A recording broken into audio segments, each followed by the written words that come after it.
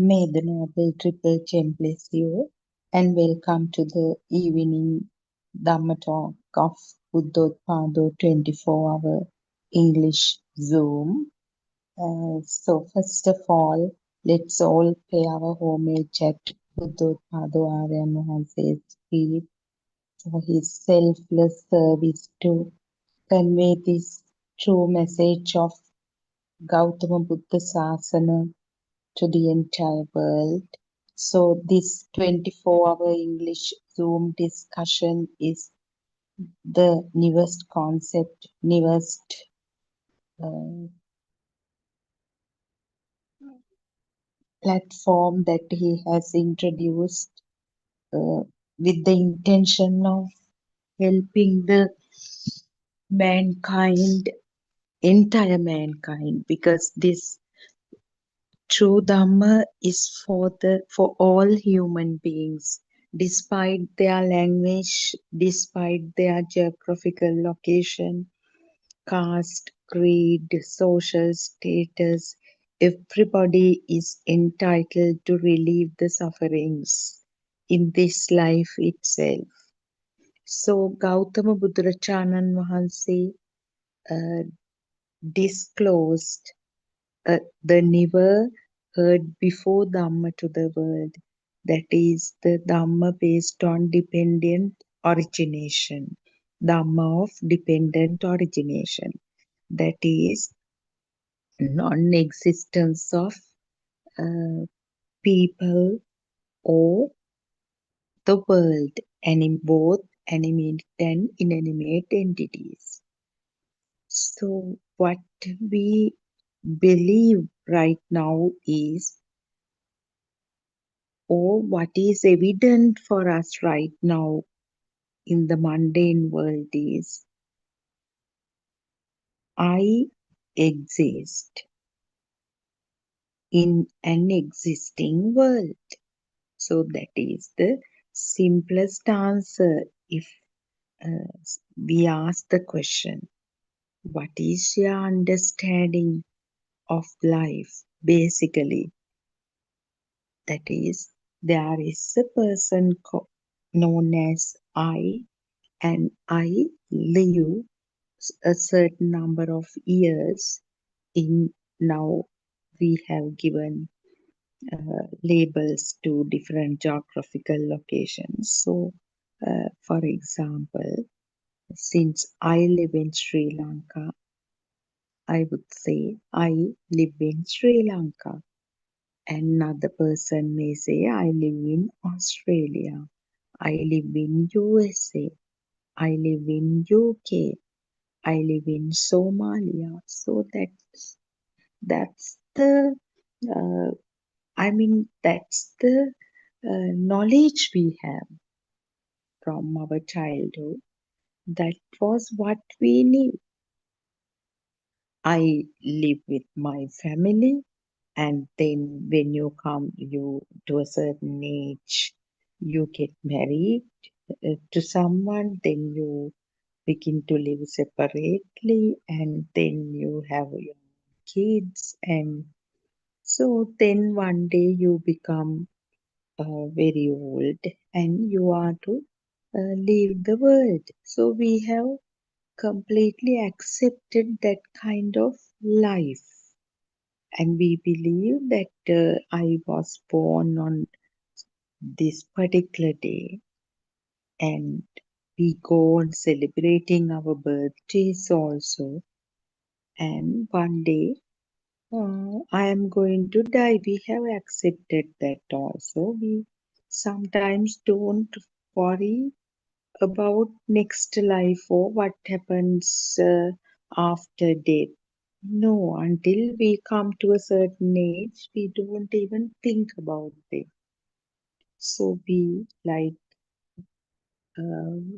first we get the love and affection of the parents, then we go to school, then we pass certain exams, then you may do a degree, then secure a good position. So that is the life.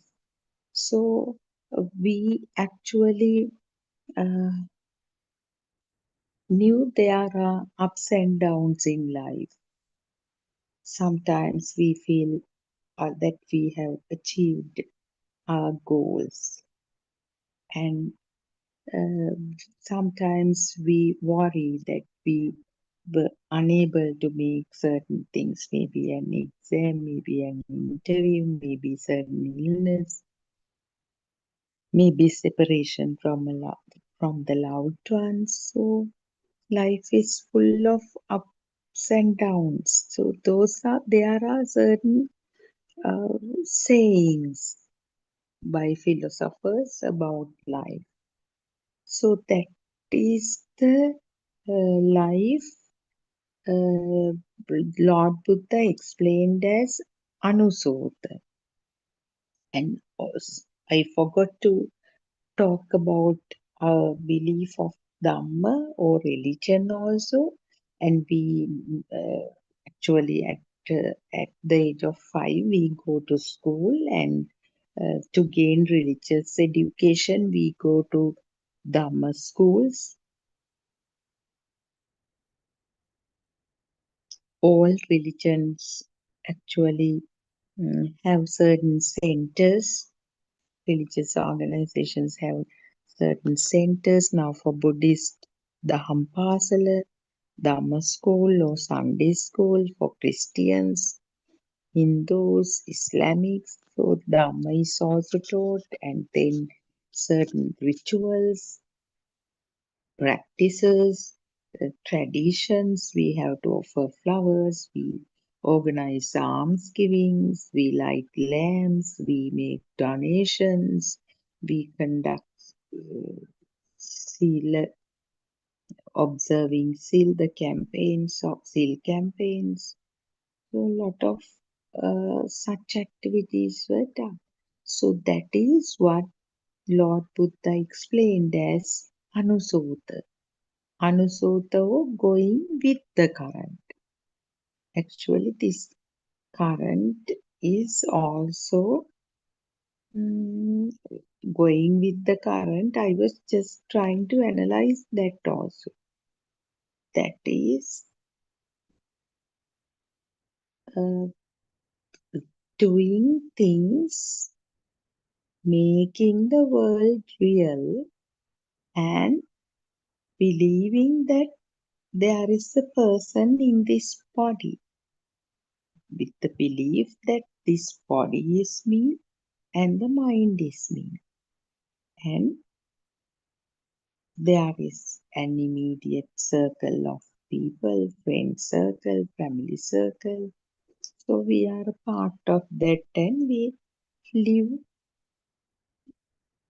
but even we are unaware of the time that we are going to live in the mundane world also, from that perspective also. But however, that was the life that we knew without this true Dhamma that we have been spending.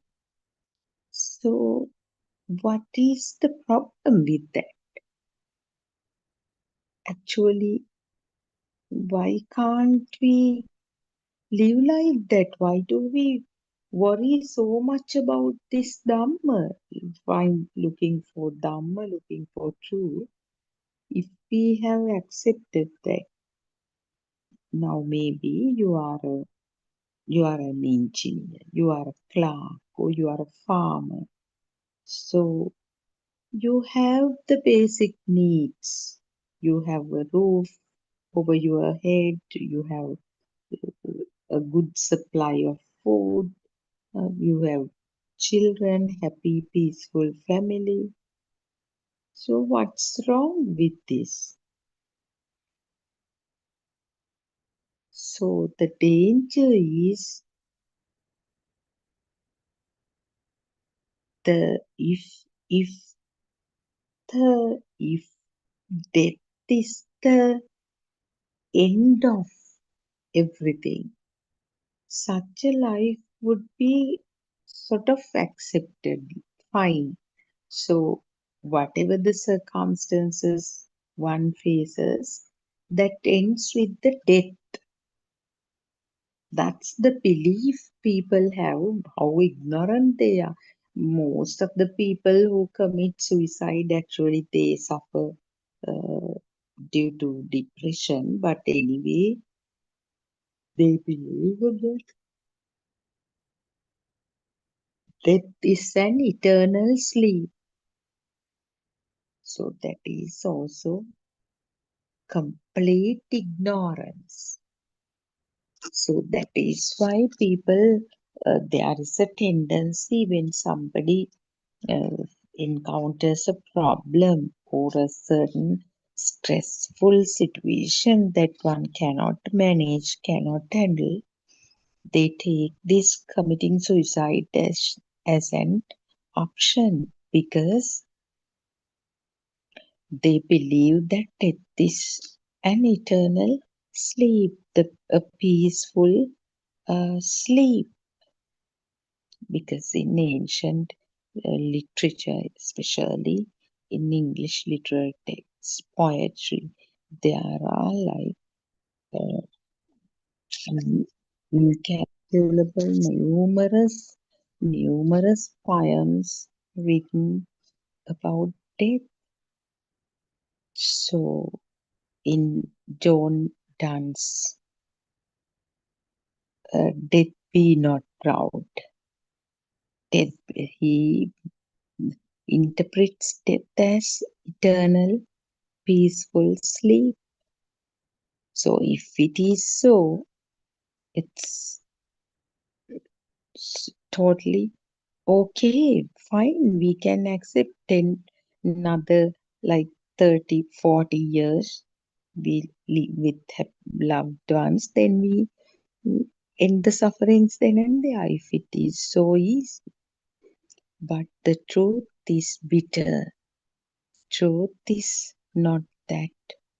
Death is not an eternal sleep as some philosophers, literarians have interpreted. So Lord Buddha, it it could be it could be discerned only by that wisdom of a Buddha fully liberated or fully awakened. We can't say self, fully awakened system like Lord Buddha. He could see how these creatures, all sentient beings, were suffering in numerous realms and uh, how they go on and on in this, continue to be in this terrifying cycle of life and death, known as samsaric cycle. In Sinhala, we call samsara gamana, the journey of samsara or the life, this cycle of life and death. This now I'm talking from mundane perspective, but this background is also important. Otherwise, you may wonder why there is a rat race for this Dhamma also. Why do you want to look for the truth? What is this truth? Why we are quite okay with this life? Why do you want us? Why do you want to force this truth on us?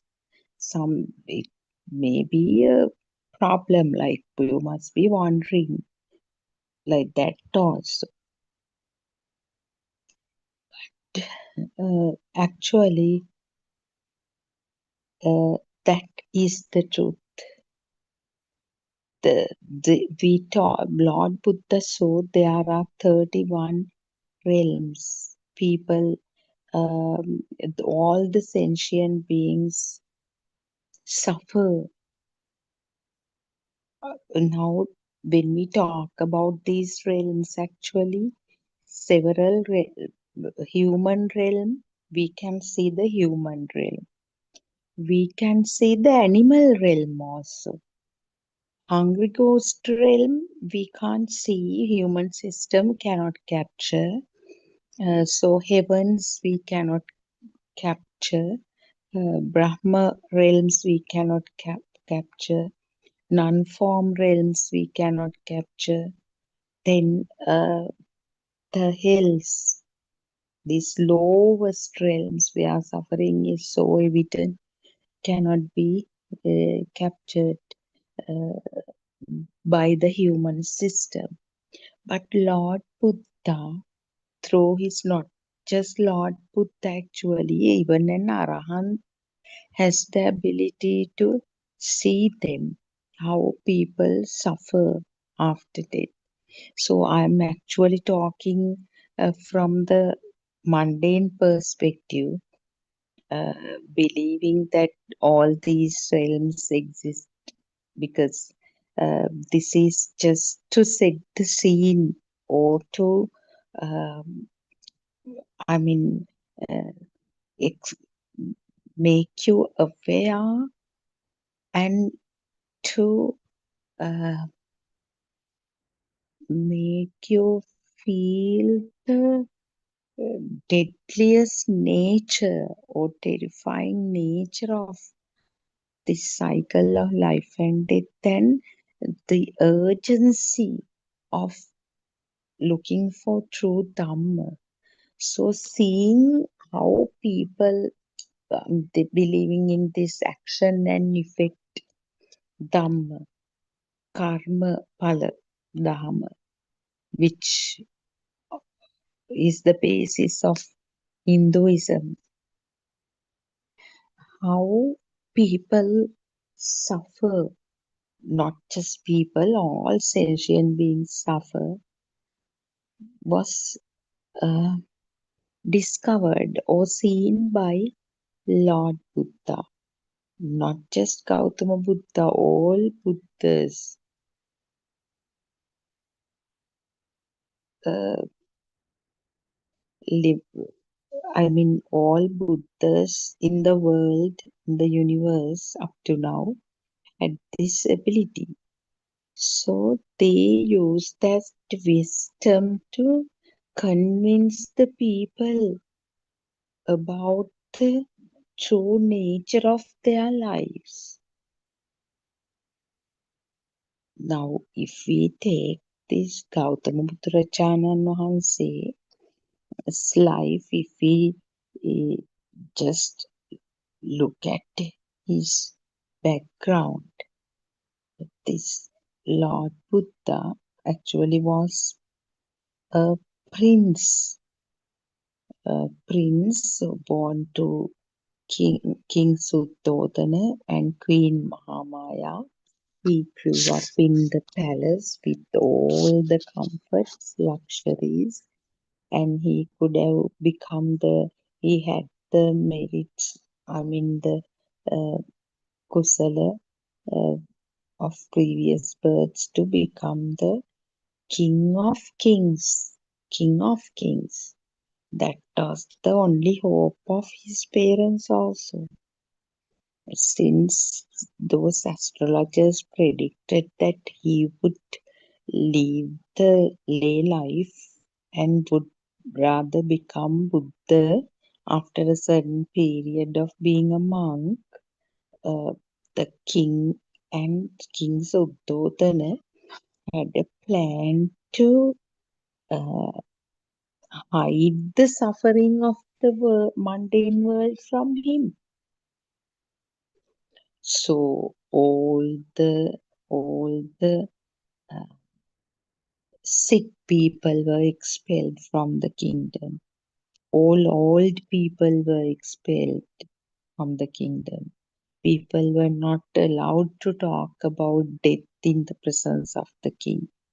So fortunately, when Prince Siddhartha uh, reached a certain age, according to those traditions of uh, those kings, he was arranged to get married to Princess Yasodhara, and they had a life.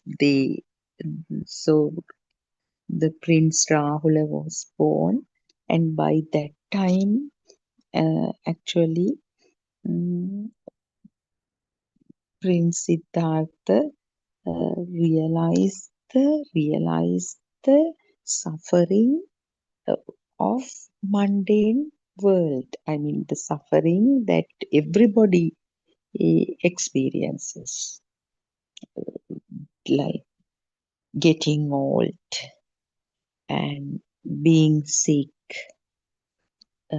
then dying.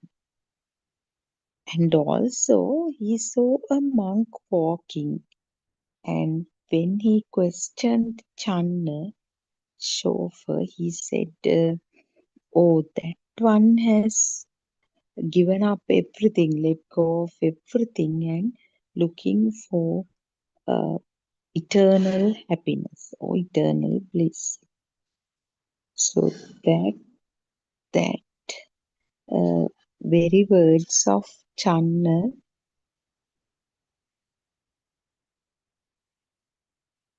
made him make a very bold decision. Actually, he anyway had fulfilled the perfection by that time. All paramitas are completed. So he makes a very bold decision to leave the palace that very night. So, will he live such a beautiful life if death is an eternal sleep, peaceful sleep? There no need actually, but death is not an eternal sleep or peaceful sleep. Death is only a thought. So he actually, after that, he started his journey. He spent some period of time, uh, I mean, going to different Hindu teachers. That's how he started his path towards Nibbana, I mean, to Buddhahood rather. So that's a long story. So, but what I wanted to uh, highlight is if the happiness or the comforts in the mundane world gives us happiness, and death is an eternal sleep as people used to believe, there is no that much of need to look for true Dharma. Whatever the suffering, it ends in 10-15 years with the day. So Lord Buddha uh, saw how people going are going on and on in this cycle of life and death. So in one life, now uh, a person is a king, and he gives examples. He shows once he was walking with his disciples, monks. He saw actually he saw a trail of ants, and the head ant or the leader was crawling in front, and the Lord Buddha was smiling, and smiling in the sense it's just smile, not that uh, smile of a person like us. So even a Buddha has those that normal life. Only thing is there's no burning or no, I mean, excitation in that. So he was smiling, and King, I think Anandatheva was asking Bhagyavatun Wahansa, "Mm, what made you to smile?" Then he reveals that leading ant was once the king of kings. So, in a previous birth, he was the king of kings, but now in the next birth, he is an ant only. So, what is there to talk about our plight? So, we have, that's why he says, there is no one, no sentient being in the universe who was not my mother, who was not my father, who was not my husband or wife, not my child. So this is such an unending journey, deadly journey. Now in one birth you be, you are a human. So the last breath decides on where you go. That is actually the the power generated in the last thought telepathizes into any system that matches, that tallies with that power. It can be the system of a crocodile, it can, these also labels, it can be the system of a lower realm, a hell. It can be a system in a hungry ghost realm. It can be, fortunately, a, a non-form realm or Brahma realm, something like that, or the human realm again, or an insect, mosquito. And can we can we imagine the the possibilities that one has to telepathize into a system? How many, I mean, countless possibilities are there, the least. So, can we, is there a guarantee that, oh, we will be another human next birth? With the thought that power will telepathize into a human system. Where is that guarantee? The only guarantee is this Lord Buddha shows us the path, and he assures, he affirms that if you step into this path honestly, you will end the suffering, this cycle of life and death very soon. In 7 lives, they have, all of them have different interpretations. But still, that's the truth.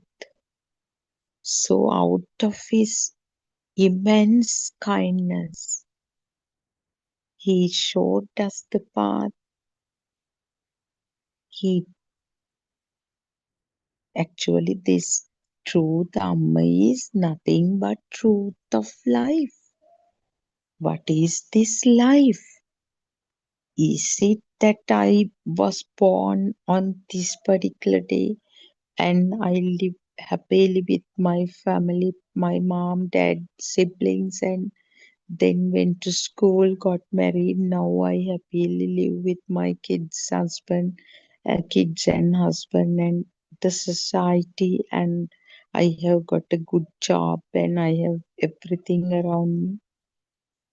No, it's only a film, only a dream created by us only due to ignorance.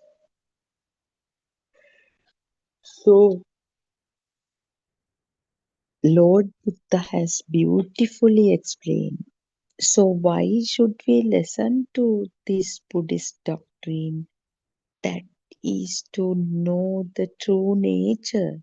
Okay, if it's not the story, it's not the truth, what is the truth? So, this Dhamma answers that question. Then, how and why do I feel as if I live? How and why I feel as if there's a world around me? So those questions, then who am I then? Does the tree in the garden ask, who am I?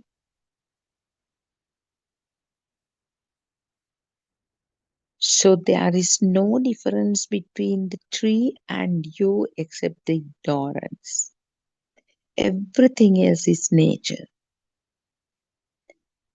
This eating, drinking, even these sexual activities, then reproduction, uh, then uh, aging, they are all natural phenomena.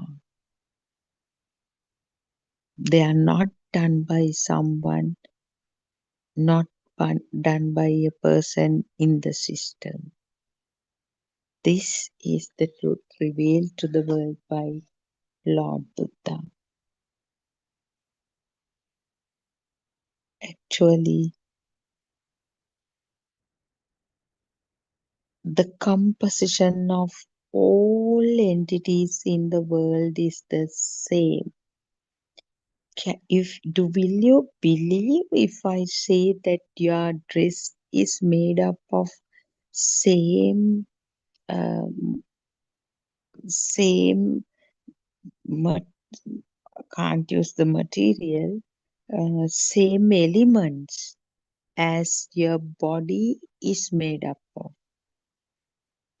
Or will you believe if I say the dog poop is made up of same elements that your body comprises of? It's hard to believe, but it is the truth.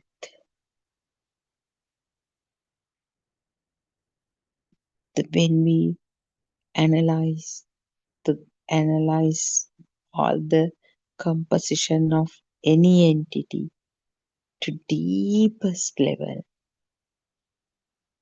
what is left is these eight pure elements, the material groups, Rupa Kalapa. Although it has this phrase as material groups, it's not a group, sim, it's the smallest segment that everything is made up of. Your shoe, your hat, the rock, the lamp, the house, uh, the your daughter, son, your mother, father, water,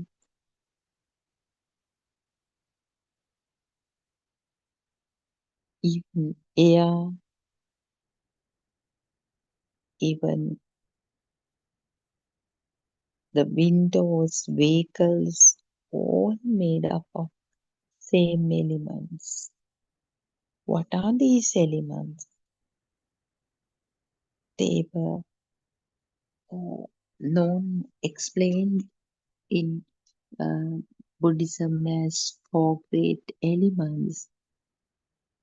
Actually, solidity, liquidity, temperature, air.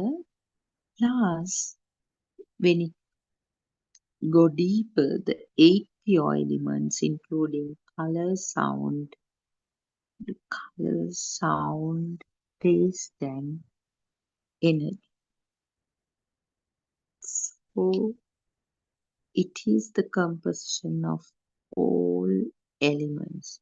Now, you may be using the branded items like Alto, CK handbags, shoes, um, really kind of branded items.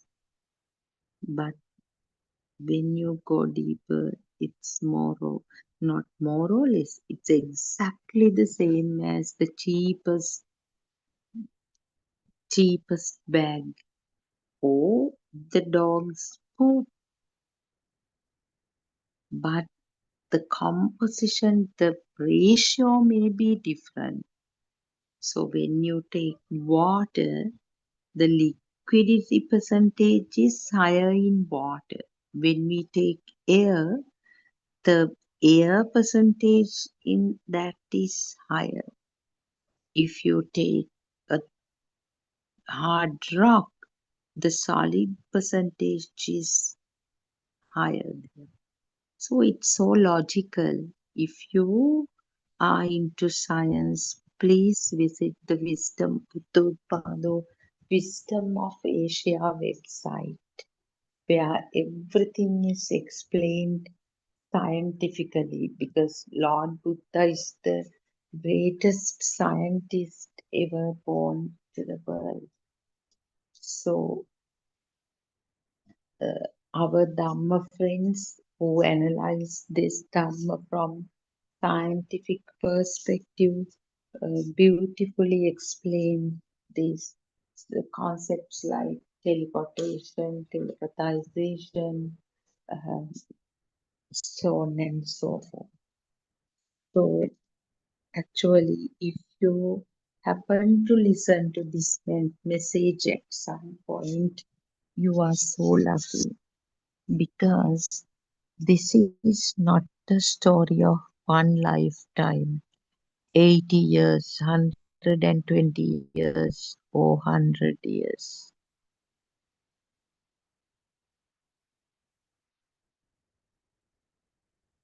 This is the story of an un- like incalculable number of lives and deaths. If we can put the full stop to that unending cycle of life and death, aren't we fortunate? So, why we are actually Buddothpada Mahansays trying every effort possible to pass this message to humans, because only the sentient beings in the human realm has the capacity to realize this Dhamma, this never heard before Dhamma of Lord Buddha, because there are a lot of misinterpretations. There are many distorted versions of Buddhism. So we are at this point, mankind is so helpless. I and because finding true Dhamma is really, really challenging. So in such a backdrop, Buddothpada Mahansa has come forward despite all challenges to share this truth with the entire world. So it is our responsibility. This is not to promote a certain dharma, certain sermons, certain person. No, that's not the point. It is the story of your life. It is your story. We have to make, build our own raft. No one can, no one else can build a raft for us, because it depends on the levels of defilements of individuals. So, what are these defilements? If uh, we talk about a small child, the radiant mind, the child in the cot, such a child does not display defilements, because It's a natural system only. Natural system in the sense the eye, ear, nose, mouth, and body functions. They create certain formations. It's like if now just let's try to understand what is meant by this when certain conditions and causes are there, there is an effect. Now you put some strawberries, ice cubes, water, and you beat it up or you blend it. Then there is a tasty drink.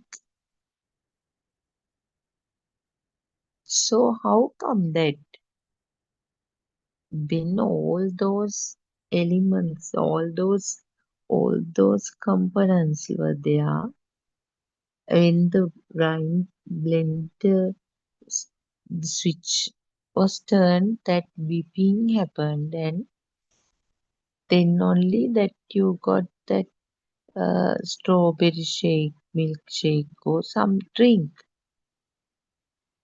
So similarly, when there are certain conditions, there are effects.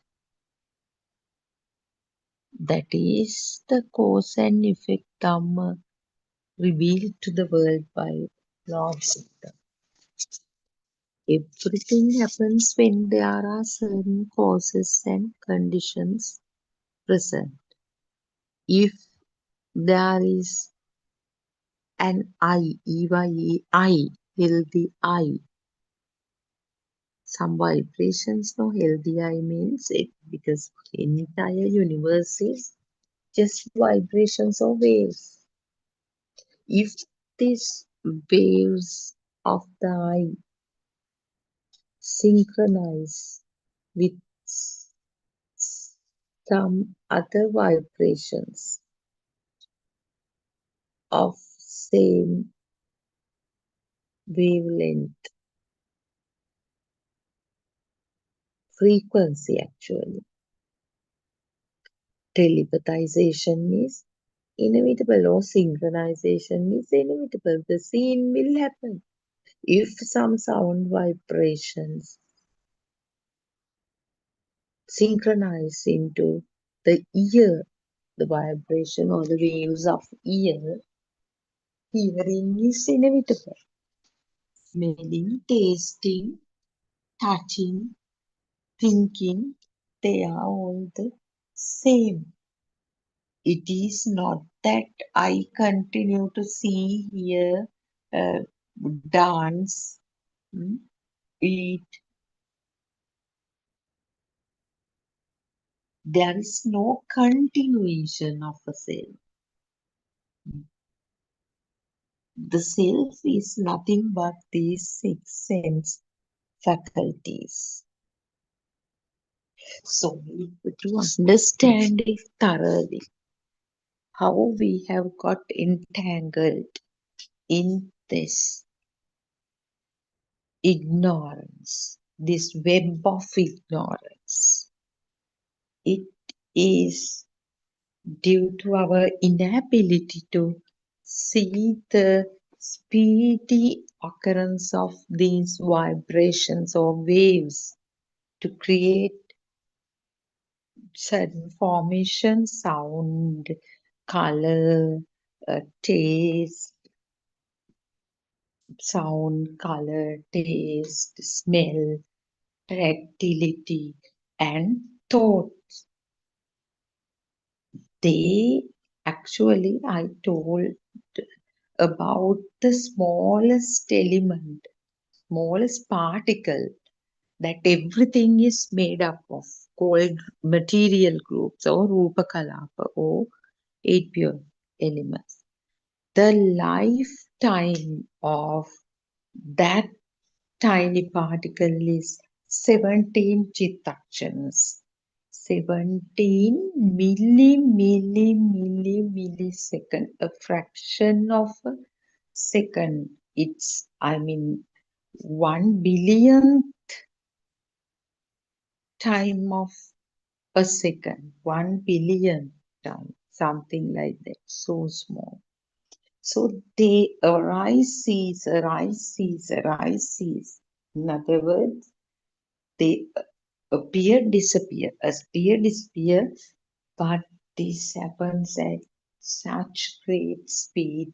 So we feel as if there is some entity, as if there is a tree, as if there is a stool, as if there is a lamp, as if there is a cushion, as if there is a body, as if uh, uh, there is a cupboard, as if there are houses, as if there are elephants, tigers, crocodiles, ponds, oceans, sky.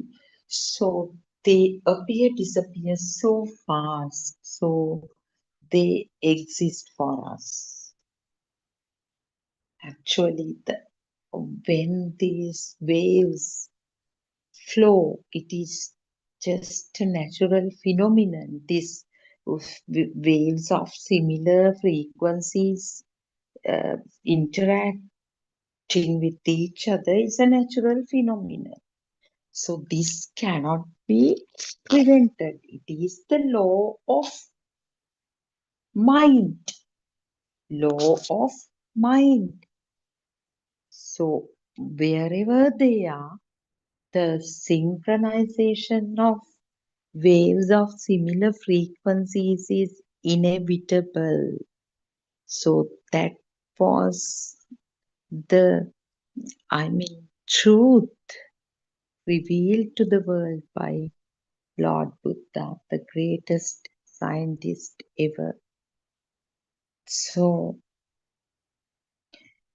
the other point is these waves of similar frequencies interact, and at the same time, this interaction generates some power, some current.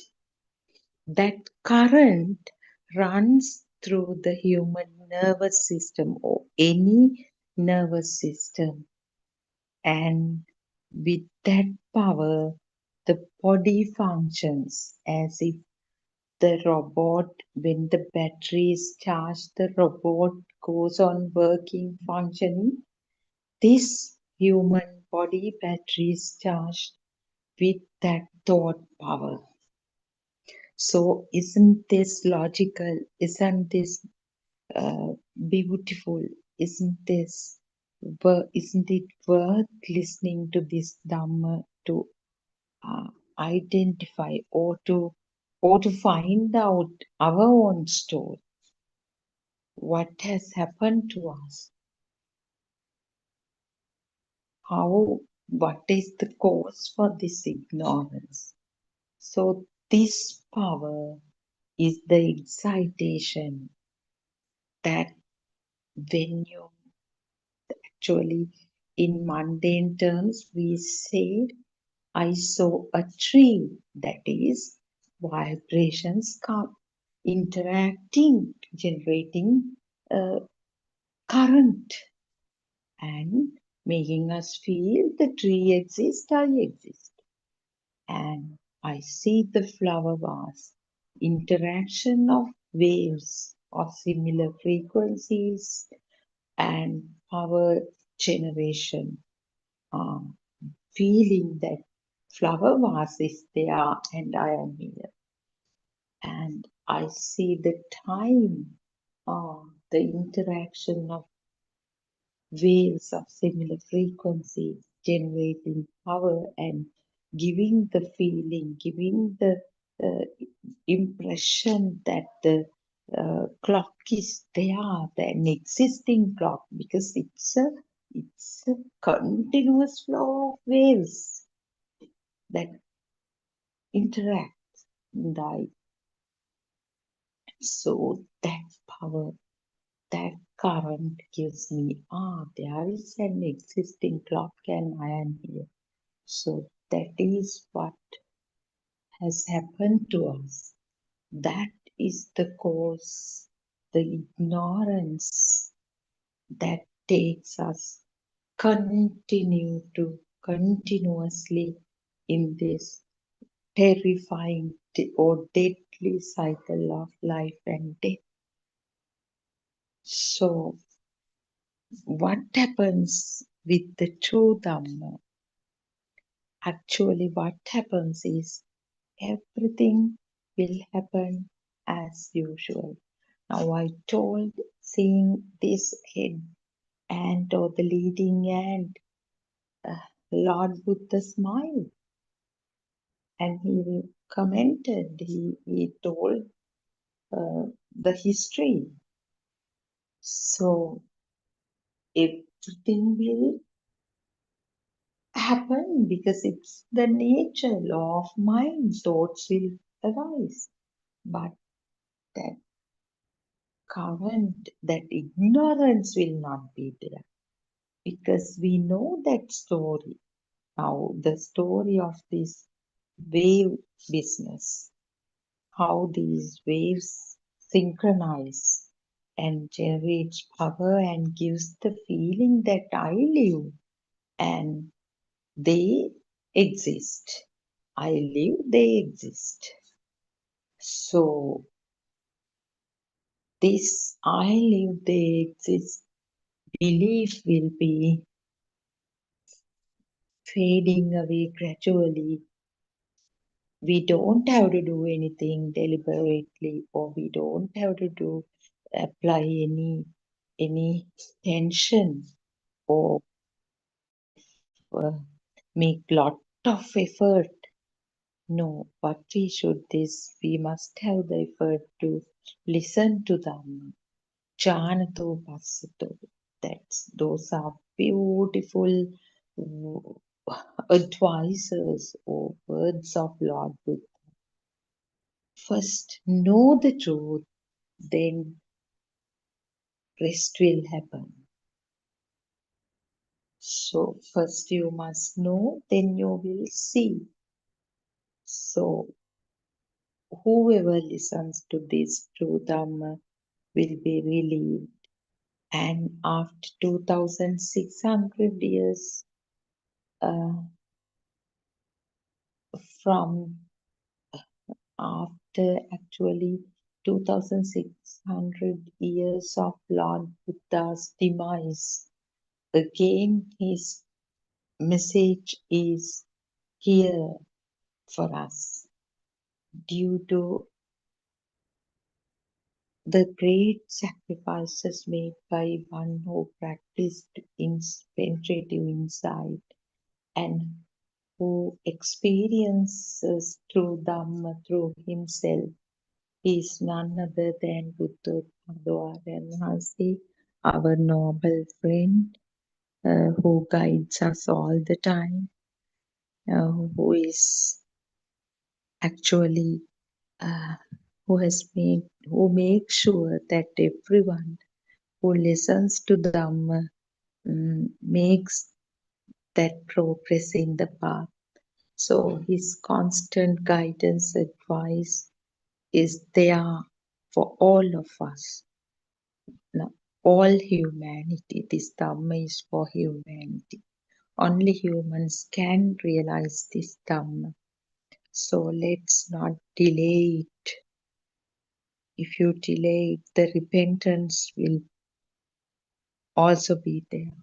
So let's work together to end the sufferings and make this life the last life of that deadly cycle of life and death. So Theruvan Saranai, and keep listening to Dhamma. Dhamma is so magical. Dhamma will do the rest. Keep listening and see you tomorrow as well. Theruvan Saranai to all Dhamma friends. Theruvan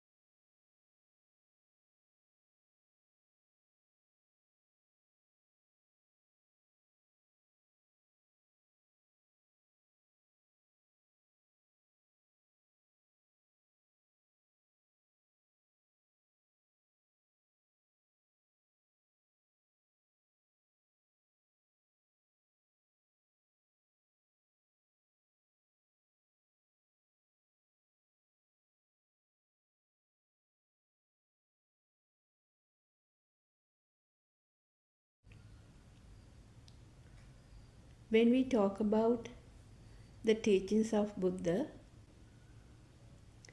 as Buddhists, we should know that Lord Buddha has preached a never heard before Dhamma. Have you actually have you ever thought about it? Why it is called never heard before Dhamma? So it must be something special, isn't it? We know that after becoming Buddha, Lord Buddha has met Upaka Ajivaka, and he asked Buddha, who are you? Are you a human? Are you a god? Are you a Brahma? But Lord Buddha replied by saying, no, I am neither of them. I am Buddha. Also, when Lord Buddha met the 5 hermits, they also actually did not want to welcome Buddha, thinking that he has given up on meditation, because at that time the practice was to do concentration meditation. But Lord Buddha told them, I am going to preach you Dhamma, which was never heard before. And after listening to that never heard before Dhamma, we know that Kondanya Tapasa became Sotapanna, means a stream enterer. So there is this other incident where Lord Buddha met the Mara, and he asked Lord Buddha, are you happy? Then Buddha replied,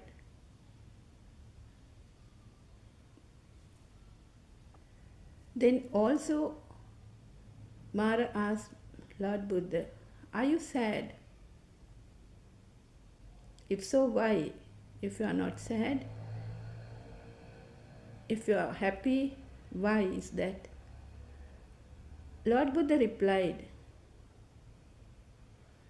if I lose something, it is the thought itself.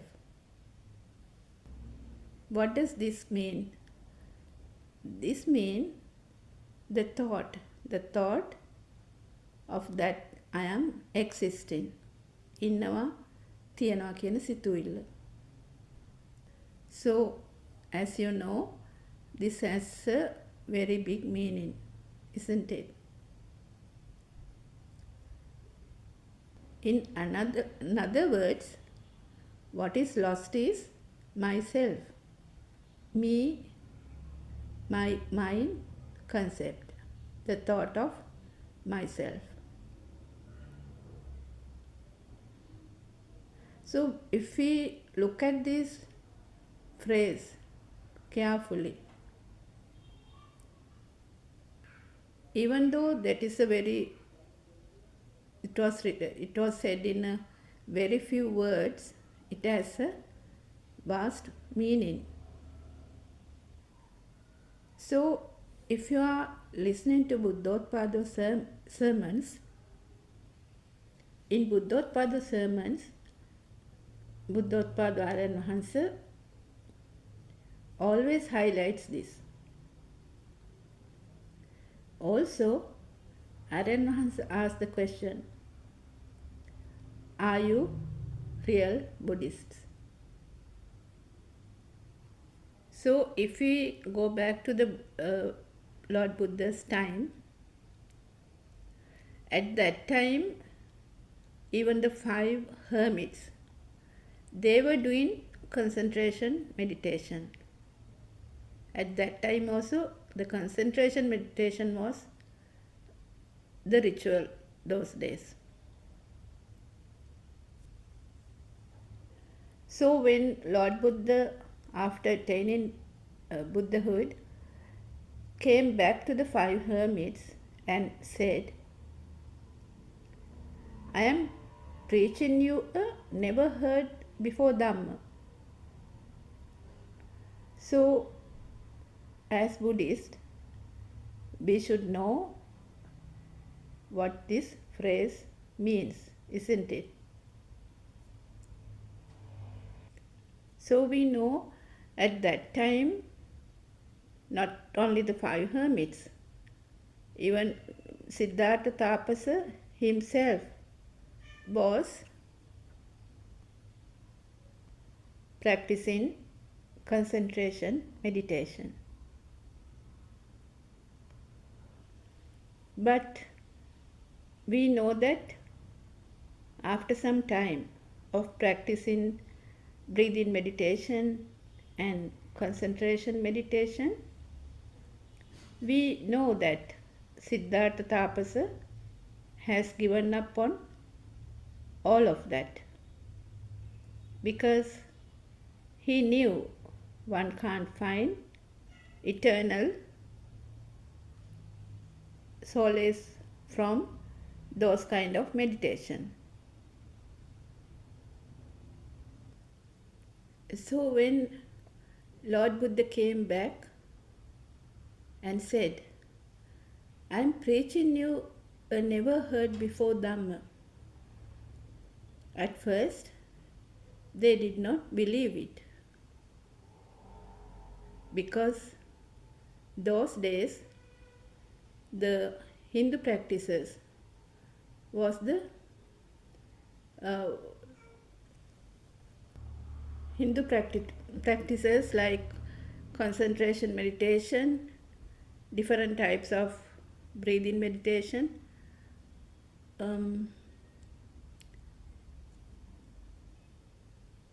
were the practices they were doing. But Lord Buddha knew that with these type of practices, no one could achieve Nibbana. But actually, they get somewhat of a inner peace. So this traditional meditation is over 3000 years old. They use mantras as well. Sometimes all are combined with practices of yoga, with meditation. Even in Sri Lanka, there are a lot of places where they practice concentration meditation.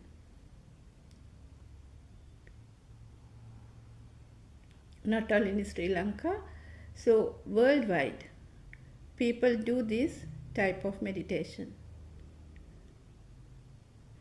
Actually, they do it mainly to relieve the stress. And the breathing meditation is very popular. It's because one might get the temporary stillness within during the time of meditation. But for this, one has to find a quiet place where you can sit comfortably and quietly close your eyes and sometimes chant a mantra within or keep your focus on breathing. So these types of meditation is not what Lord Buddha has found. These types of meditation was already there in practice. And Siddhartha Tapasa also has practiced these type of meditations and knew that one cannot see or achieve Nibbana through it. Because these types of meditation, they take the outside world as true, and the self comes up the self is very powerful.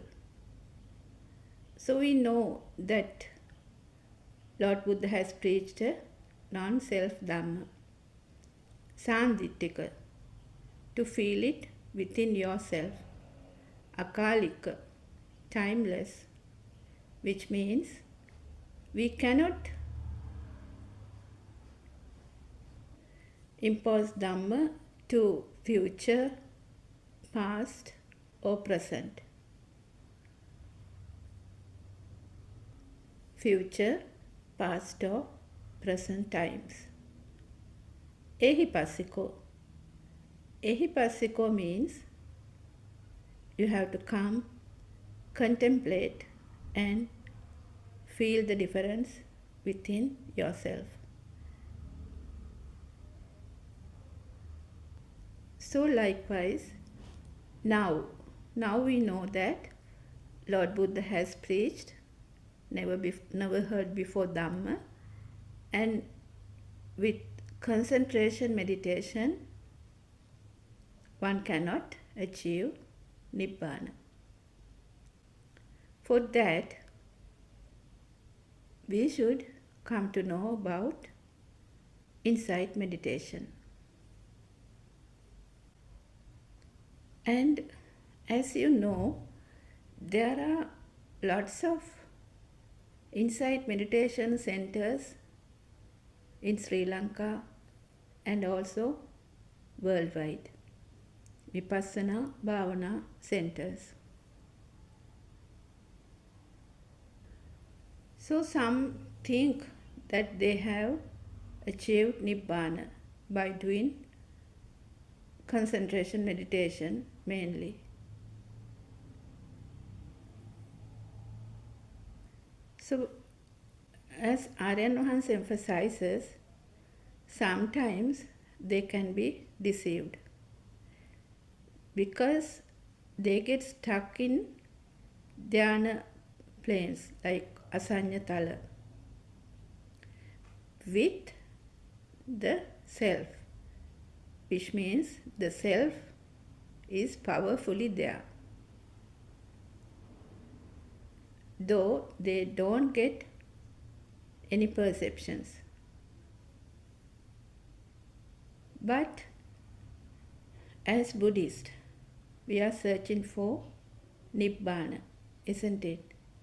Nibbana is our main goal, like Bhava Nirodha. So we have to find what is this Nibbana or Nivima or the tranquility. So we will find out what is Nibbana. Imagine there is a fire.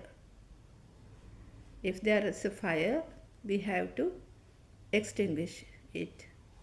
So to extinguish the fire, what do? We have to cool it down, like put in water, isn't it? Likewise, inside us, there is always a fire burning. You feel it, isn't it? Say you are hungry, you can feel it, no, the fire within. But likewise, there is a fire due to thoughts. Thoughts give you fire, the suffering. What we don't know is that these thoughts comes automatically and gives rise to fire. Fire means the burning sensation.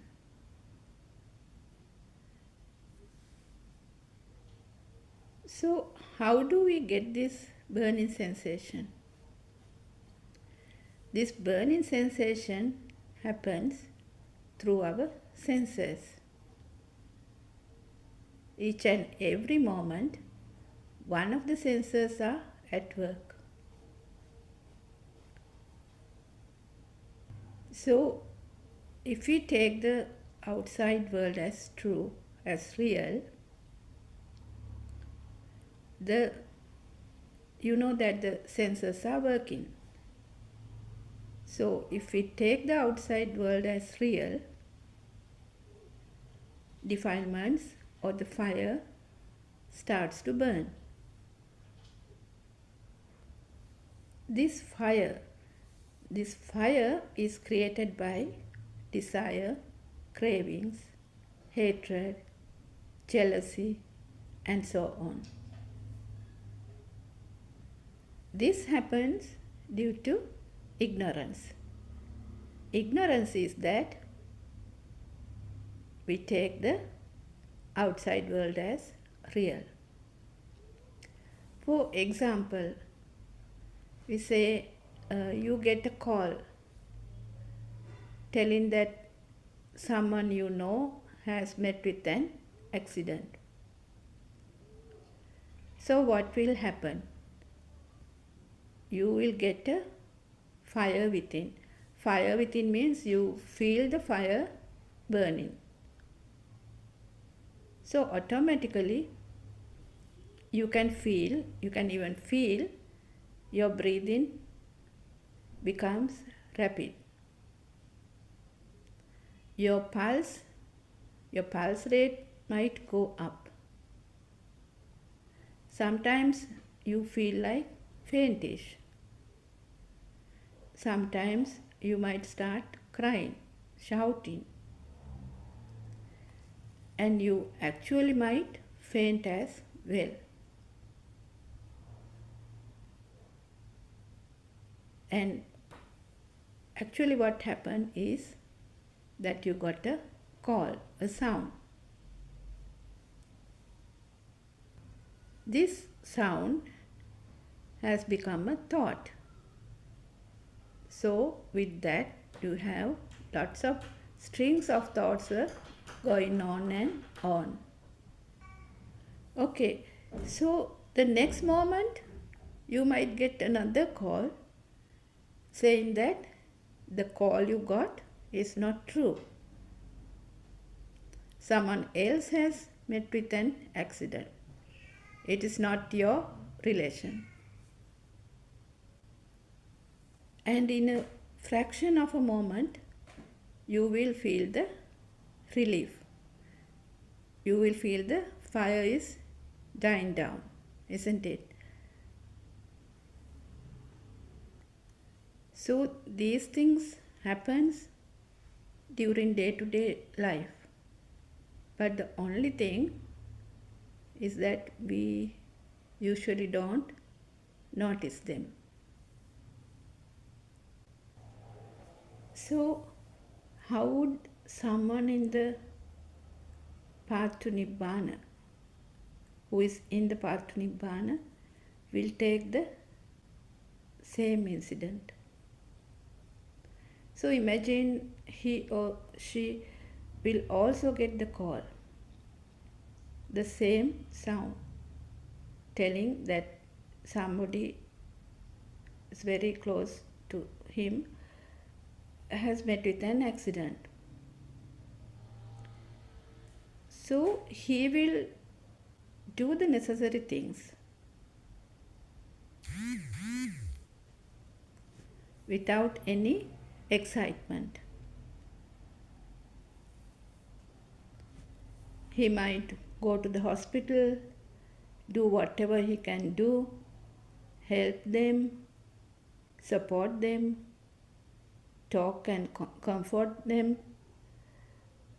They will do anything and everything but not without not going to the strings of thoughts. Even if he himself met with this bad situation, he will do the same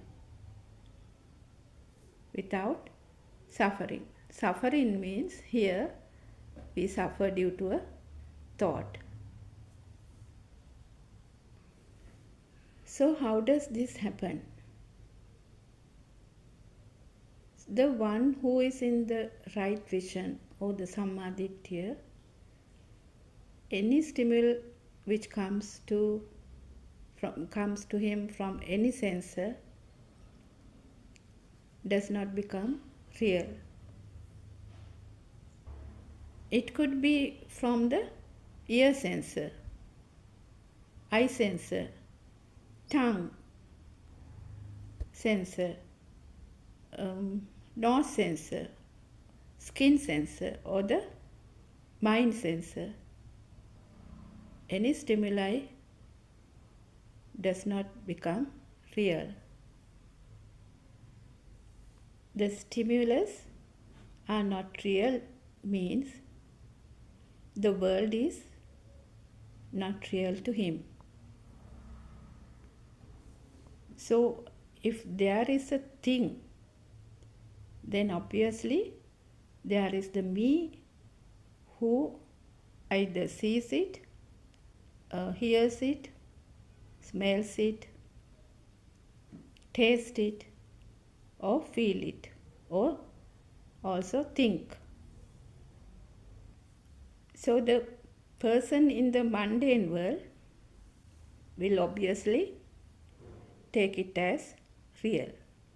So then if it is real, there is obviously me, so automatically created, and there is me who is hearing this sound or who is taking this incident as real.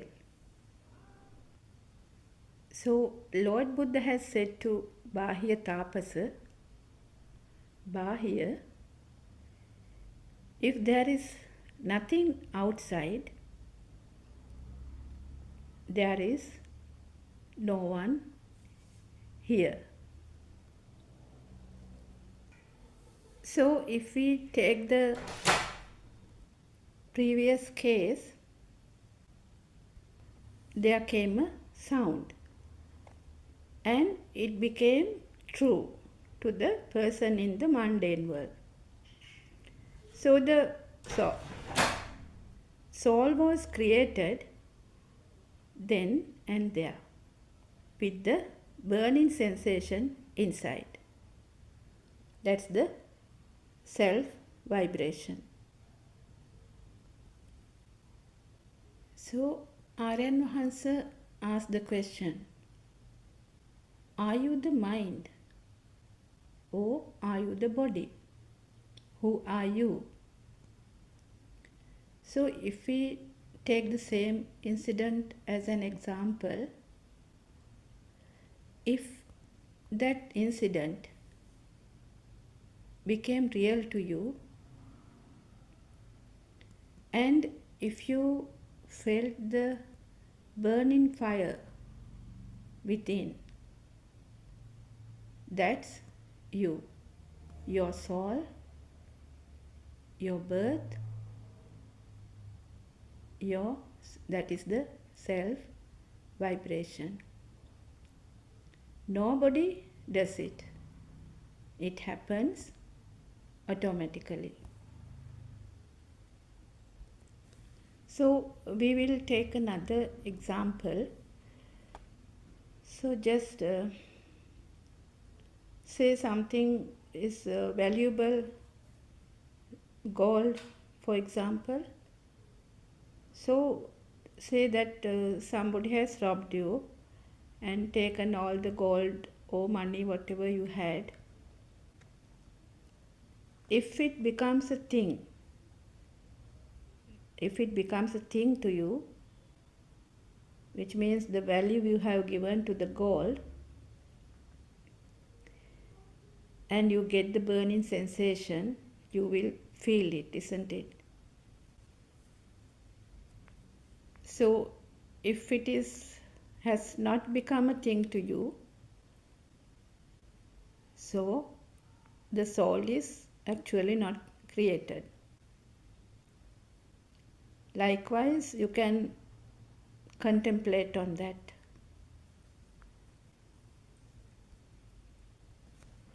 So, as Aryan Mahansa explains, what happens in this beautiful journey? Once you understand true Dhamma, what happens is that the fire, the burning sensation, will starts to diminish,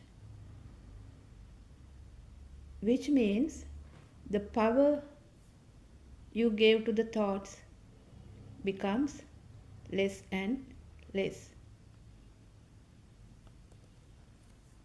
That's how you will find the solace, the happiness and tranquility. For this to happen, you have to understand and pierce through a one thought.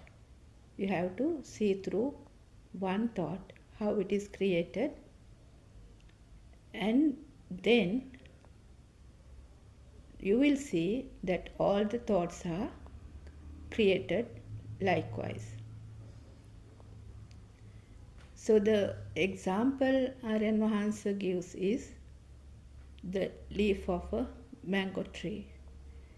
If you see the structure of one mango leaf, you will know that all the mango leaves are in the same structure.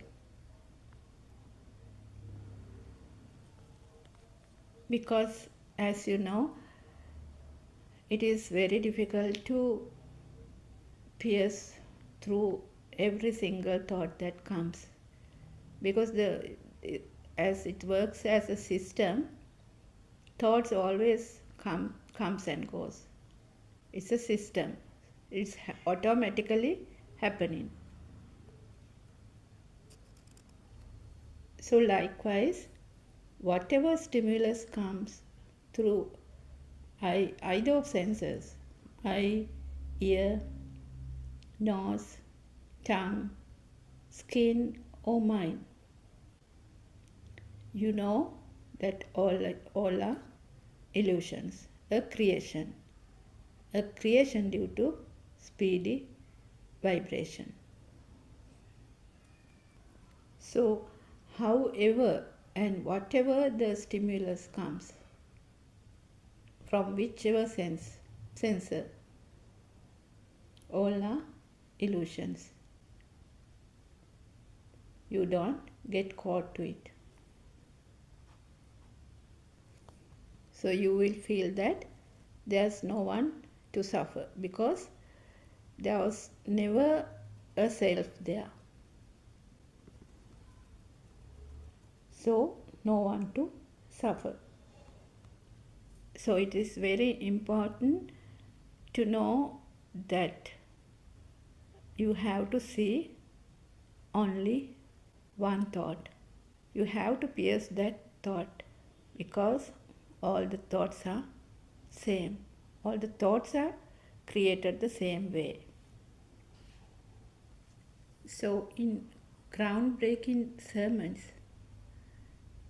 the Andolanaatmaka Deshana, Aryan Mahansa has revealed to the world that the Four Noble Truths can see in one thought.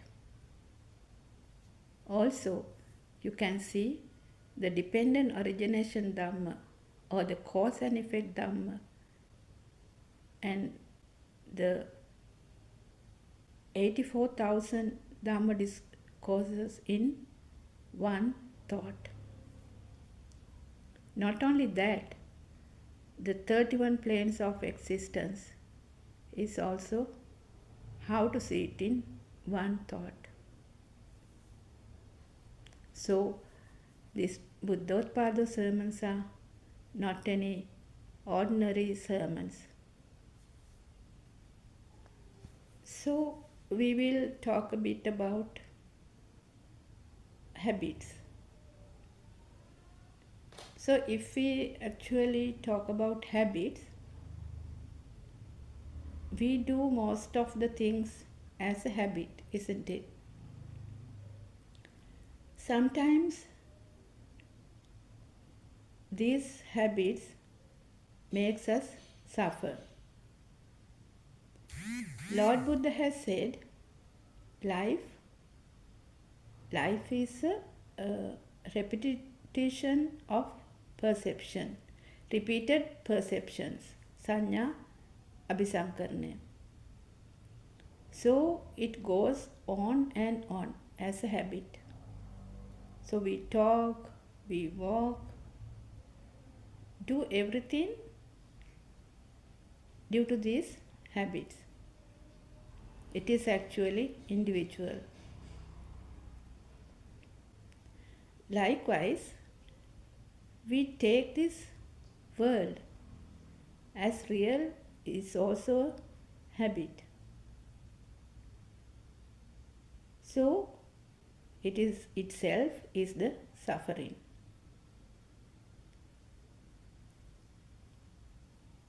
So, when you understand with wisdom that the world you see is not real, it's in your thoughts, and thoughts are also not real, the suffering begins to diminish. So what we have to understand here is that the world is separate and you are separate. No, it is not like that. You and the world are not two different entities. It's the same.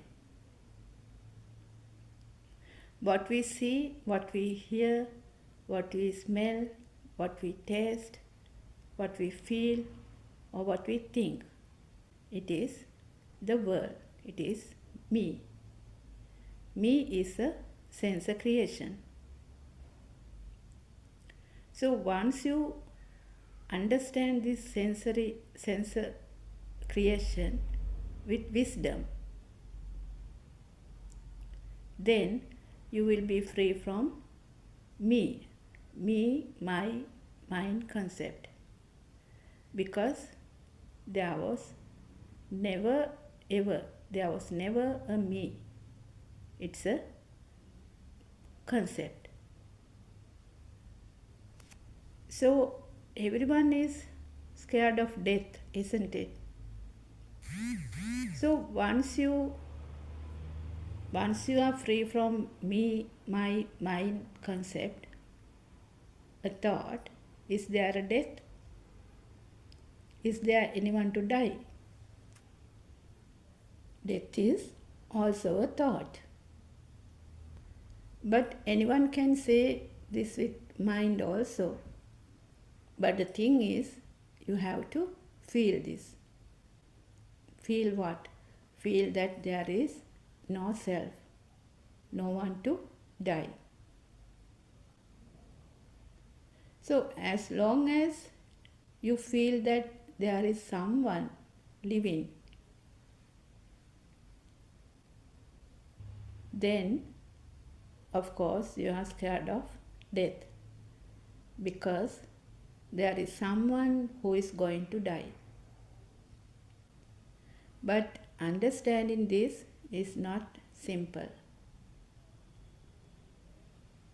So to understand this self-vibration or the itta sanya, or the feel that you are there, that you have to see through wisdom. So also we'll see why Lord Buddha has explained that this Dhamma is akalika. Say we think of something about what happened in the past. But we think about it at this moment, isn't it? And also, if we think that something is going to happen in future, it also happens in this moment. But we know now that this moment also not real. But have you noticed that we always, almost always, we live in the past? Actually, in a past thought. So, for example, so we think that if I didn't do that, this wouldn't have happened. Oh, I shouldn't have done that. I could have done a better job. Because the thoughts want something to do. Always it goes and tie into something or someone. Something happened in the past or something which is going to happen in future. So it is the usual habits of thoughts. And as you have noticed now, it is happening automatically. It's a system. Nobody is doing it. So even when we sleep, the mind is at work, isn't it? Something will come up as a dream at least. Sometimes we are very scared of those dreams. Sometimes it might be a happy dream. So likewise. Also, sometimes we suffer due to something which has happened a long time ago, maybe 40 years ago, 50 years ago. It has happened long time ago, but at this moment we suffer due to it with a thought.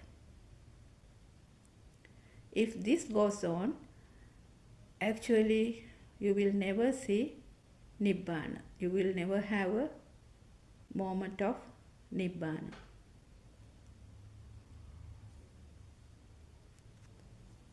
So it's only a thought. So why do we have to bring past thoughts in the present? Actually, it's nobody's doing, it's happening. So everybody has this type of experiences, isn't it? Sometimes we cry without any reason.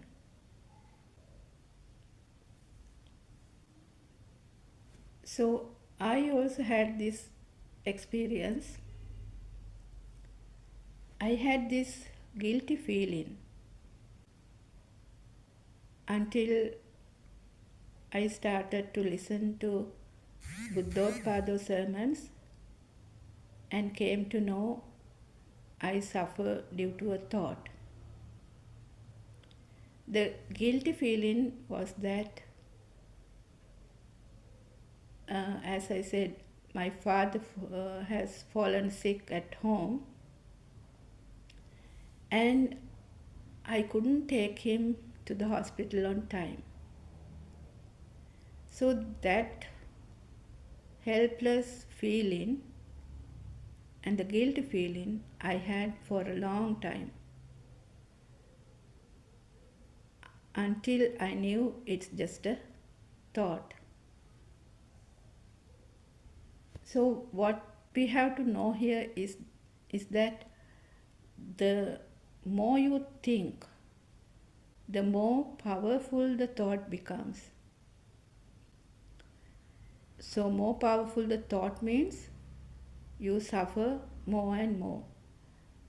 So you have to understand this one thought, how the thought is created, and that there's nothing in a thought and there's no self. So, in day to day life, you see people run and run for after many things. Actually, they run after a thought.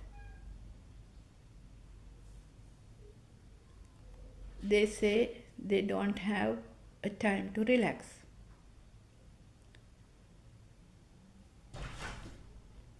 So, what they do is they go for meditation classes, do breathing exercises for temporary relaxation.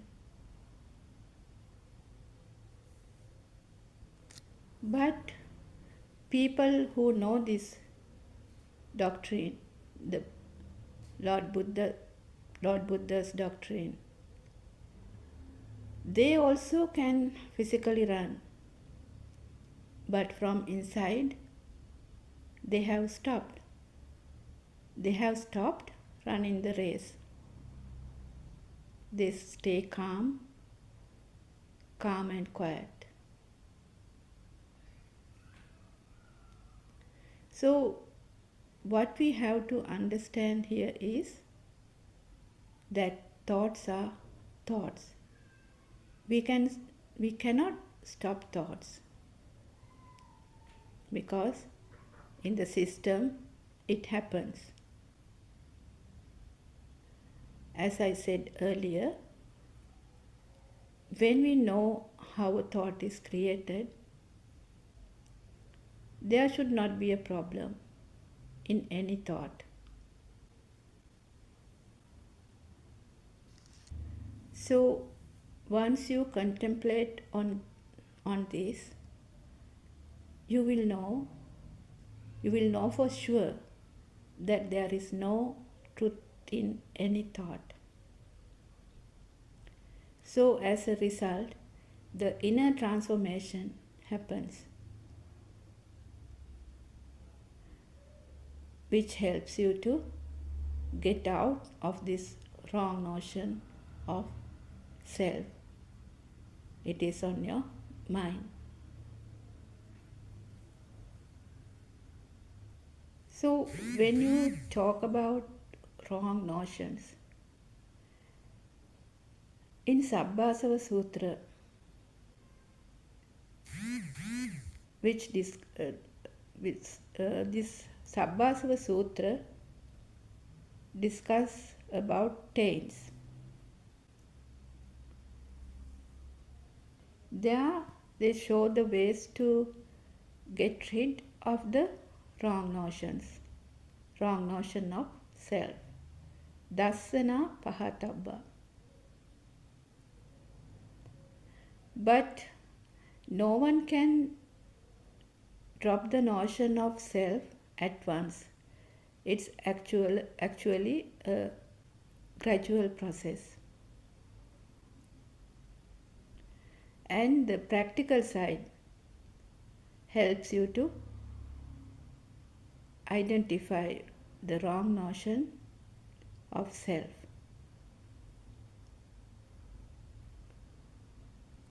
So, as we talked about earlier, for this, first one has to identify the senses, and you have to see that it's a sensor created world. So, only the sensors are working. If the sensors are not working, actually you are called dead.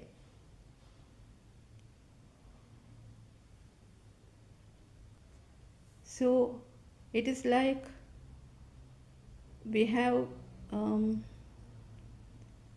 fixed the sensors to a board. So if these sensors does not work, One is like a dead tree, isn't it? So, the difference between a tree and a human, what is the difference? Difference is that a human has the consciousness, the mind consciousness.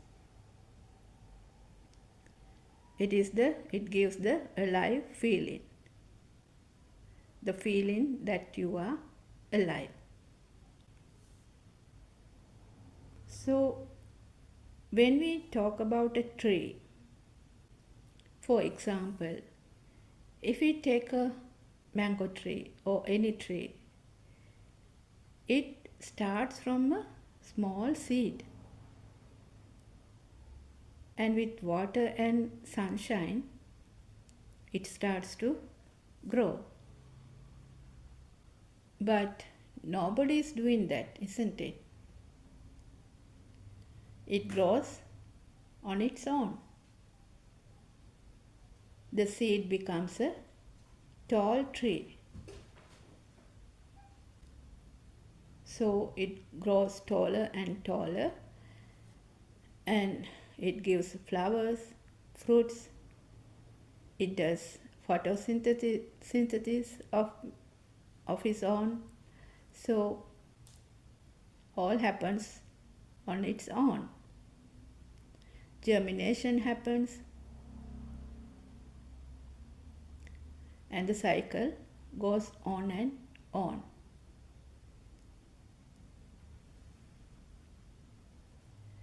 But if we cut that tree, it won't shout or run away, isn't it? So, what I wanted to emphasize is, though the human being has something called mind consciousness, the tree doesn't have it.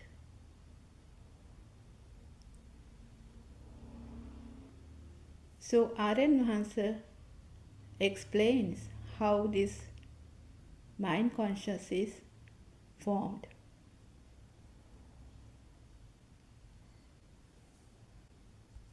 So at least as Buddhists, we have to know how this mind consciousness is created, isn't it?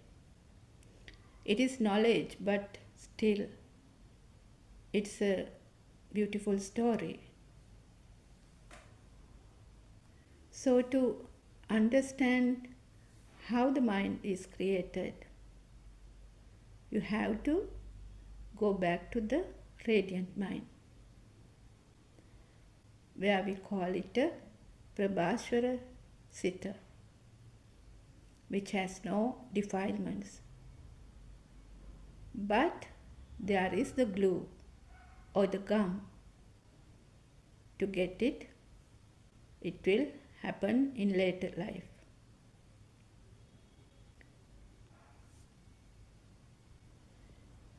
So in Buddothpada sermons, the creation of this mind is explained beautifully. So if we talk a little about this radiant mind,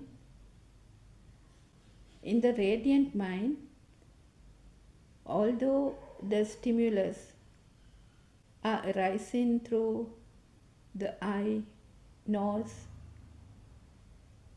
tongue,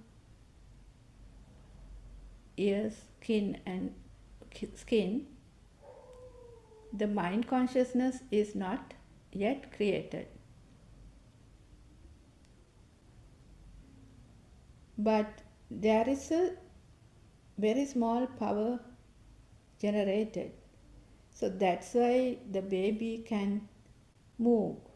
He can move the legs, he can move the arms, turns his head, he can suck the milk, cry or smile.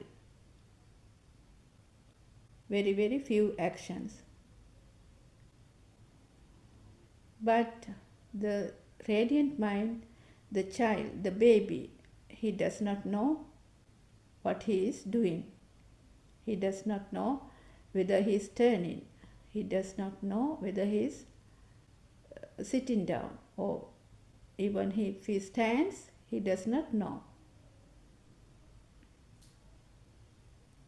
So no one has told the baby, this is the way to smile, this is the way to cry, or turn, or sit. No one has told him. But he does it on his own.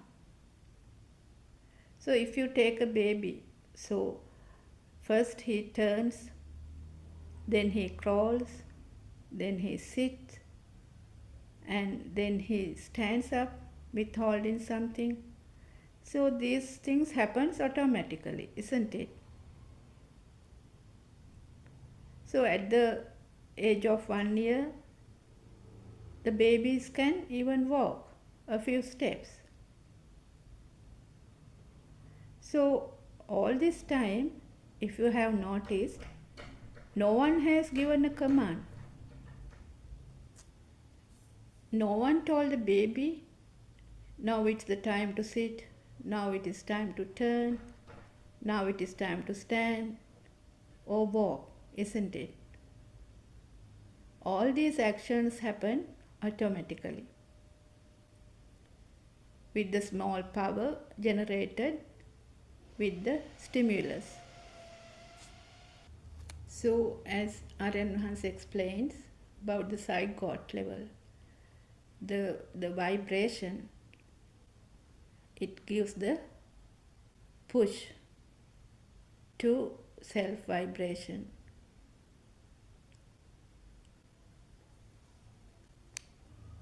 So later, when the child goes to Montessori and mind is created more and more with sounds, colors, shapes, and the mind becomes more powerful.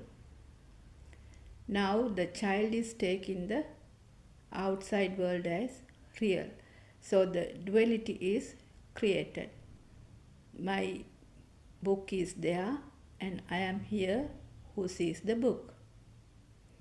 Also he can run, he can talk, and he can do a lot of activities. And you can see the mind power is creating. So meanwhile, the parents or the teachers also, they ask, so what are you going to be in the future? Would you like to become a doctor, engineer, teacher, lawyer, and so on? Now there is a target for the child, an aim. So if I work hard, study, I can become a doctor, engineer, lawyer. So the future hopes are also created. So then comes the scholarship exams.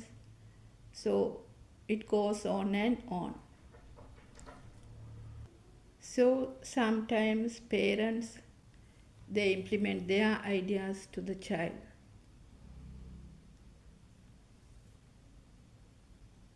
What they couldn't done, they implement it on the child.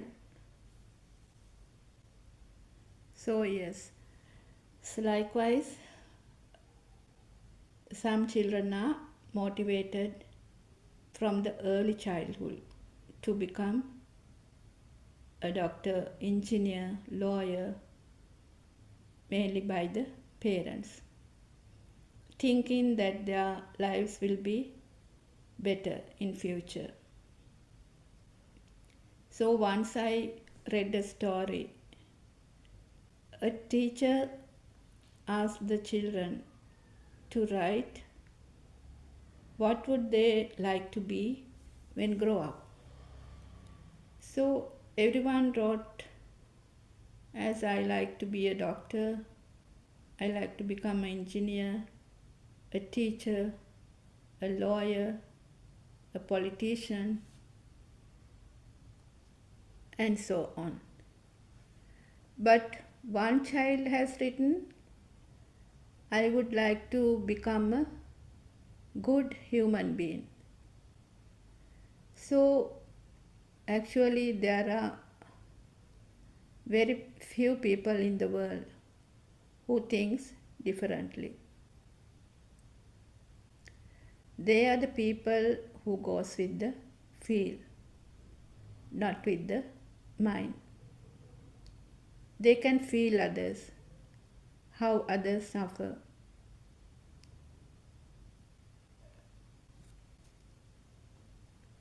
Sometimes they live a silent life, but they feel lots of things.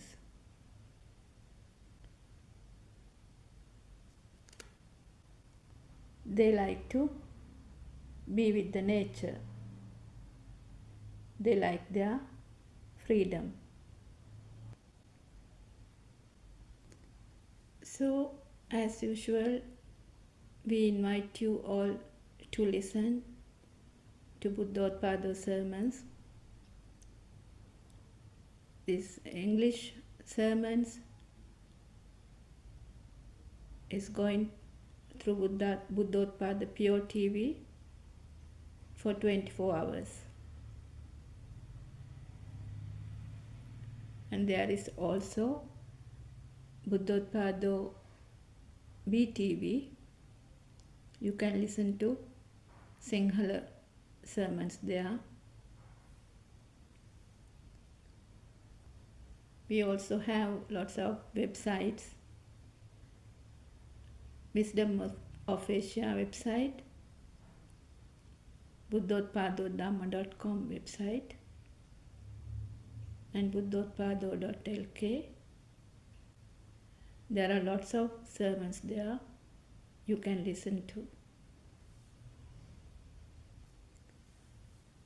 So, if you are someone who is searching for Nibbana, you don't have to go anywhere. You don't have to go anywhere in search of it. Because Nibbana is within you. That's when the fire within you is diminished. So, if you listen to Buddothpada sermons, you will feel it. You will feel that the fire within is diminishing. That's what we need, isn't it? So we are very grateful to you, Aryan Hansa, our noble friend, for giving this beautiful Dhamma to the world.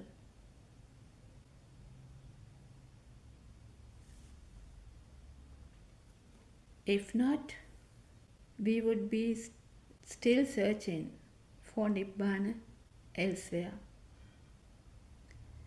And also there are a lot of people around the world who live in happiness after listening to Buddothpada sermons. Therwan Saranai, Aryan Hansa. Therwan Saranai, everyone.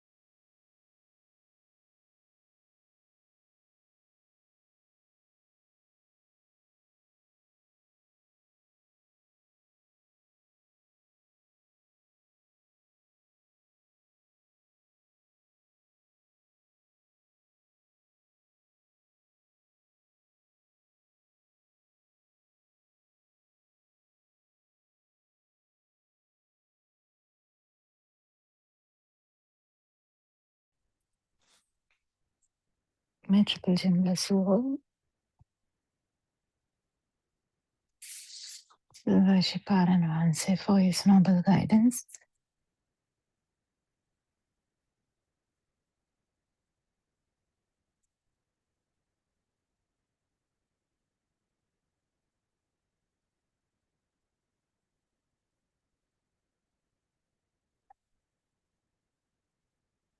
We talk about this no self angle every day.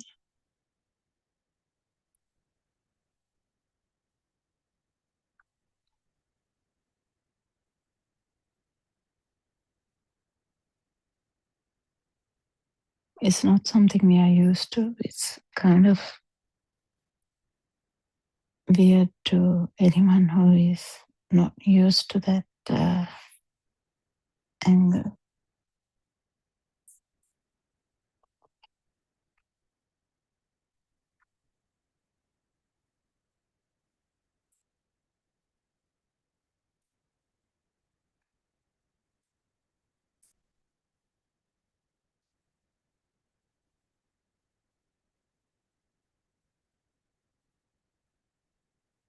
So when we talk about this no self angle, it's about mainly ourselves, nothing like not in second person. Not we're not talking about it from looking at someone or something.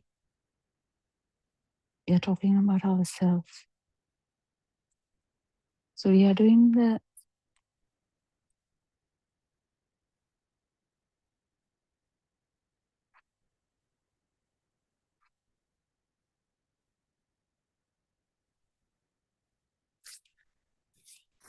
research about ourselves. We are not doing a research about anyone else or anything else.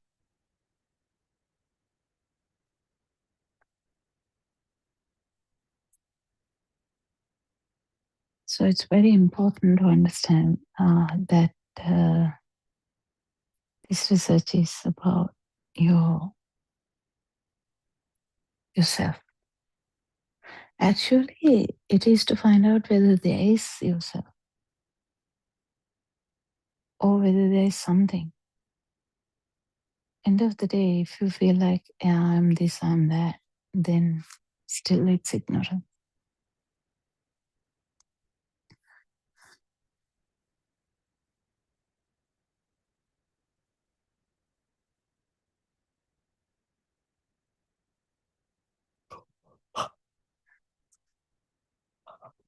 So really, the difficult part, Arananse was talking about this yesterday. No, I haven't. And day before yesterday, 7 o'clock, and yesterday 5 a.m. sermon. He was talking a lot about this vibration, reason, the power.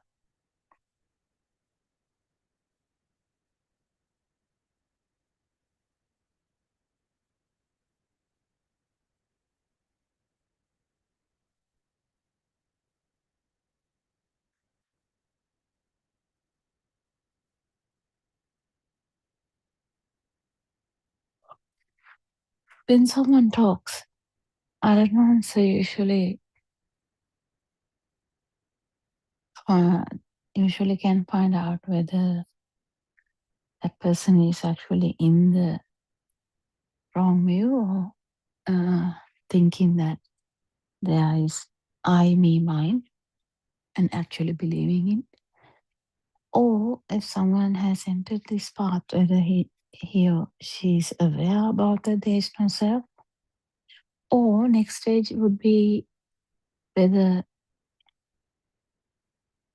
they are sure or confident enough or consolidated the idea of the no self, or actually experience it at least once.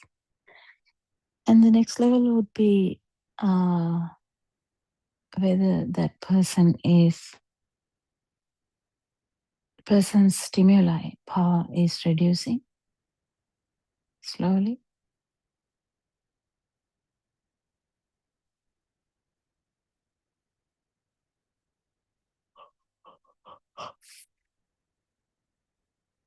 The worldly perceptions are acting on it.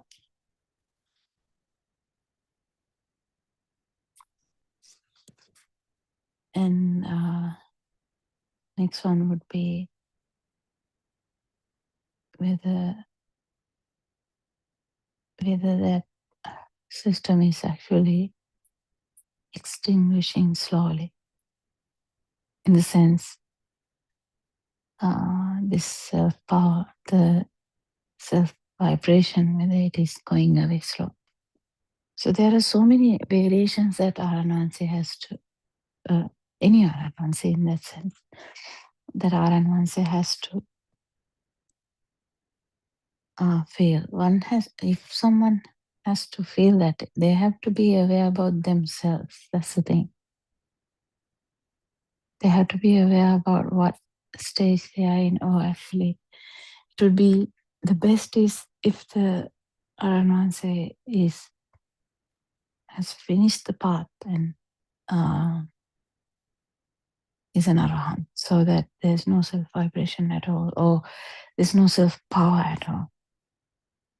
The functions will be there, the actions will be there, the seeing, everything will happen, but the self-vibration power is not there.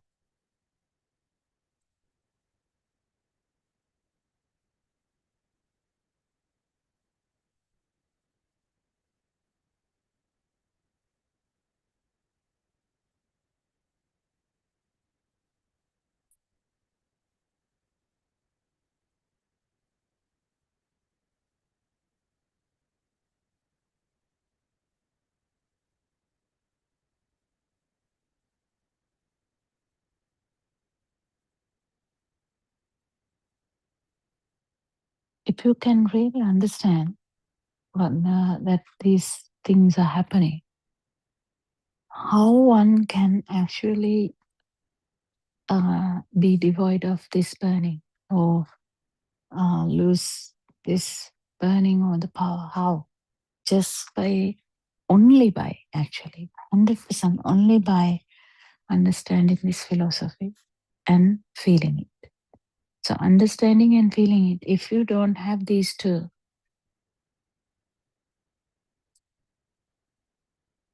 in Sinhala we say Dana Kenata, Dakina Kenata. That means someone has to know it and someone has to see it as well. That's the importance. How do you get to know this? By listening, by hearing that someone is saying, there's never a self here, but there is a system of sensory functions.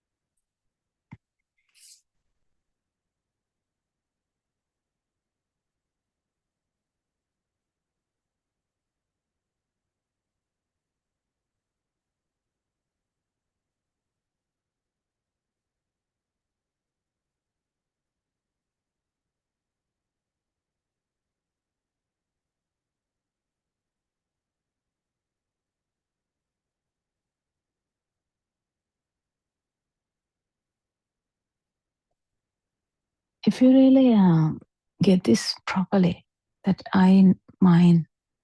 myself is just a thought, that's so good. I mean, That is the best thing ever.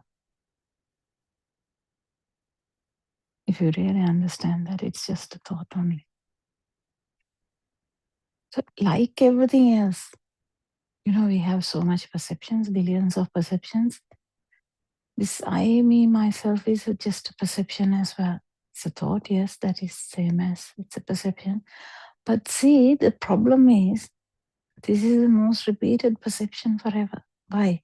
Every stimuli, this perception is coming.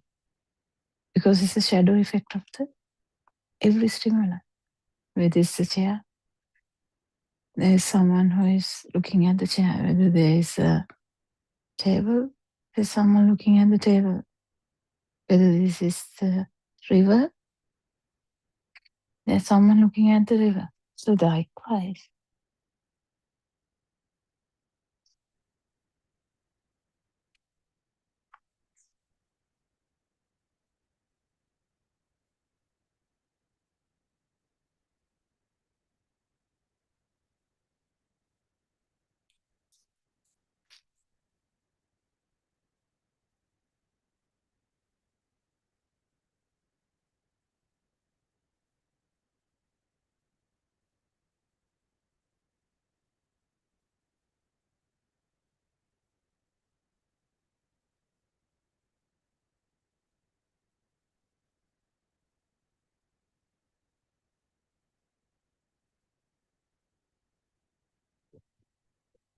this perception, shadow effect of any stimuli, self-perception, actually it is not there. That is the whole problem here. It's not actually there. At least the no, even the chair is also not there.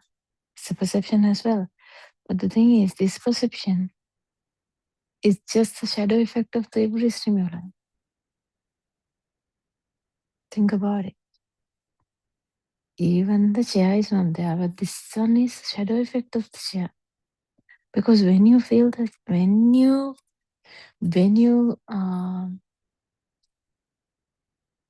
there is a feel that the chair is real, only this feel comes, alive feel comes. That's the thing. Can you get this properly? When the stimuli is felt as a thing, only this alive feel comes.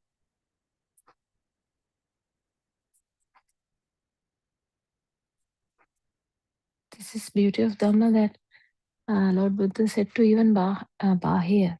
He was a kind of a monk who was trying to find Dhamma. And he came from far away, and Lord Buddha said only 4 lines, and he actually understood it and saw it as well. He became an Arahant then and there. He's very famous for attaining Arahantship in a short time, kind of by 4 sentences. What did Lord Buddha say? He said, if the seeing is a thing, you are there. So if the seeing is not a thing, you're not there. If hearing is not a thing, you're not there. If the touch, temperature, all these feelings, the touch, temperature, the taste and the smell and all that, if they are not there, you are not there. And the last one is, if the consciousness are there or not there, you are not there. Viññāte viññātamatam bhavisate. Devitamatam bhavisate. Vesutamatam bhavisate. Temutamatam bhavisate. Viññāte viññātamatam bhavisate. He said, there's nothing that you see, so just kind of, there's no self.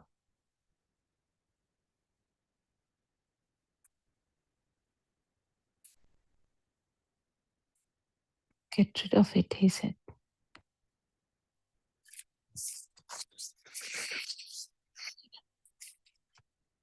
You know, it's the same thing. If the stimuli is not a thing, this problem, the burning, is not there. You have to feel it at least once to get this confirmation. Understand what it is. You have to become the non-vibration for a fraction of a second. How do you become the non-vibration? You have to first become the vibration to do that. How do you become the vibration? You have to actually, the mind bubble should be very thin for you to pierce through the mind bubble. What does that mean? The mind can't be powerful. Usually mind is very powerful, isn't it? Mind power should reduce.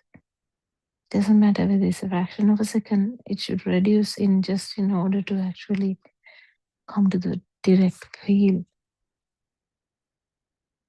It looks very bizarre in the first experience because it has never happened before. The vibration looks very kind of unusual. But when you become more and more, if you get this experience again, you'll understand this power is reducing.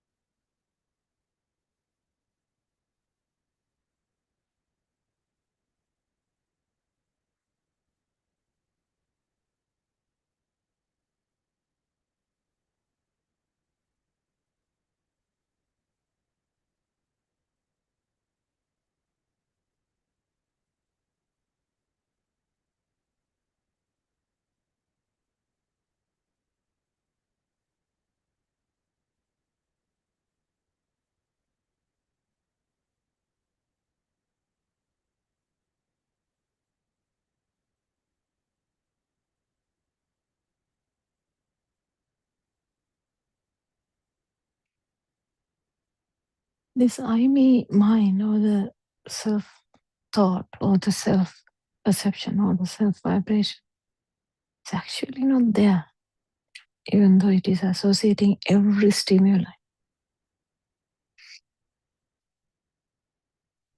But the problem is, power is there, but power, that is the power that was affecting all this the whole time, this system. That's the power that synchronized to the zygote. Yes, that's the power that actually helped manifest the whole system. And that's the power which gave the binding effect. And that's the power that actually binded the five sensory vibrations together so that there's a new vibration. That's the power which actually gave this mind so much power. And this is the power that slowly affect exponentially so that this power is getting more and more day by day by itself. No one is doing it. Someone else is not doing it. That person is not doing it. This exponential way of getting worse of this vibration or getting stronger of this vibration is normal. That's why Lord Buddha said every human being has the potential, or not the potential, like most 99.9% time, they will go to the lower realms or to the hell because of this problem. Why? What is the problem? This self vibration has the like almost always this power is going to get more and more. Why? Because that is the potential. The every data, every stimuli, this self perception is going to get reinforced, and each time there is a stimuli, there's this self vibration is getting more and more, and slowly that's how the little child has become a monster now. actual monster. No, still in the human body, but still a monster. So we can see different vibrations in a human body. It can be similar to the monster level. It can be similar to the god level. It can be similar to the Brahma level. It can be, but they're very rarely. I mean, people can have any vibratory notion, but the very like Lord Buddha said, the most rare thing is actually this human being, and then he said the further rare thing is understanding this Dhamma, and the other thing is actually awakening to the moment. When you say awakening to the moment, it involves so many things, because we have like an idea there is a self, we have like a string like effect. We feel like I was there as a child, I was there as a young adult, I was there as a young woman or man. Then there's someone who is middle age, and there's someone who is old age. Yeah, there's like a kind of a effect that shows like there's one person, like a string. It is all connected, like. But actually speaking, if you get this experience, you fully understand you are born only in one stimuli, and if that stimuli is not a thing, you are not born. It's very important. Not born. If the stimuli is not a thing, you are not born. So the cessation of stimuli is happening only at that moment. If you have never experienced the cessation of suffering, you don't know what this means. Because actually, the arising of the suffering is also within that stimuli. Cessation of suffering also within that stimuli. That's what Lord Buddha said. Skandha. Skandha means the stimuli. Skandha, seeing the arising and the cessation of skandha means the stimuli. You can't see the cessation of skandha unless you know this Dhamma. The philosophy is so strong, it can be really bit awkward. It's so strong. No one talks about anything. So any religion usually talks about what? They talk about doing good deeds and getting a better life. That is all they talk about. Or someone might say being courteous to the world and getting a better life. Yeah, it's okay. But this actual Lord Buddha's philosophy has nothing to do with extended thinking like that. Like, okay, I'll do this thing and I'll become this thing. The becoming is actually like if you are there, you can easily become things. In the sense you have everything. Basically, you have everything means you are there, very strong, very strong. So just when you understand this Dhamma, you can see the self was just a feel which arised from the stimuli being a thing. It can be through the eyes, through the ears, through the tongue, through the nose, through the skin, and maybe through the mind too.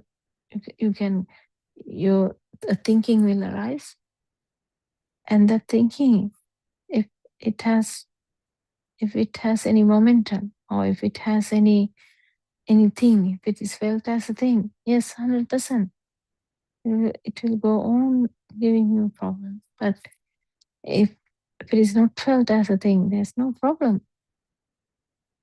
Yeah, there's no problem. Mind consciousness is very tricky. It is very has so many emotions also attached to that. But it is just the outcome of the sensory organs, that's all. That's the thing. Understanding this is also difficult, but if you actually get the essence of it, then it becomes easier.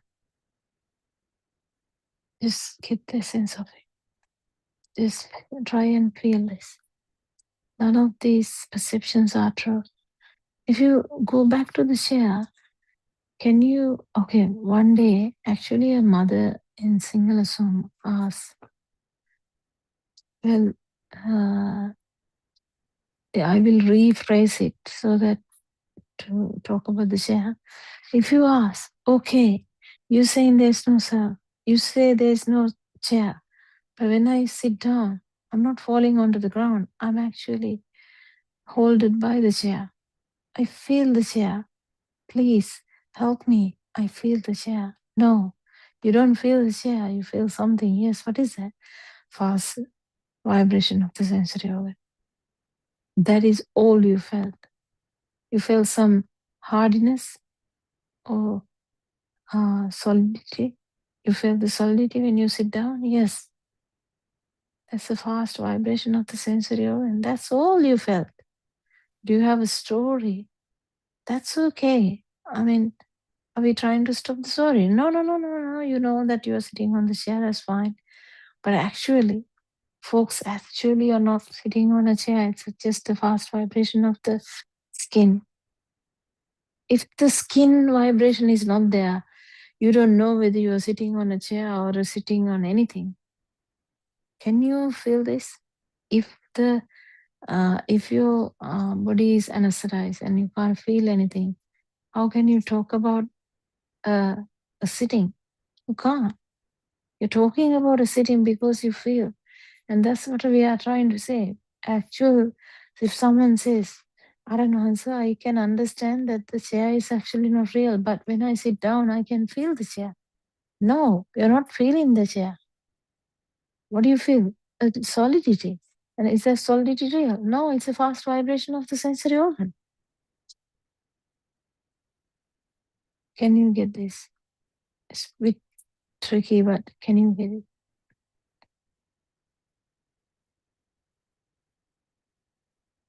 And that feel that you felt that the chair is there is you. There's no separate you. That also is difficult to understand because we always thought there's someone called you. And you always thought chair is separate to that. You always thought that chair is there. I'm here. That is the notion you have. Folks, it's really important to understand that there has never been two places, like two aspects to anything. But we felt like that.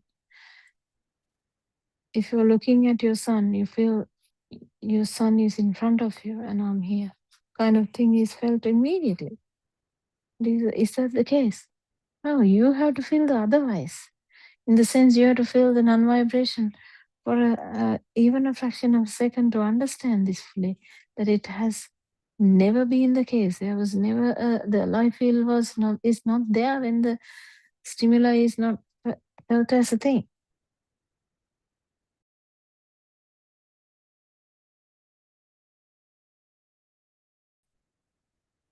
You get this? So why we feel the stimuli as a thing? Oh, because we didn't know them. If we heard this Dhamma and you kind of essentially, if you feel it, it's power, extra power that we have thinking that everything is real will go down. And one day it will actually go to zero, the power will be zero.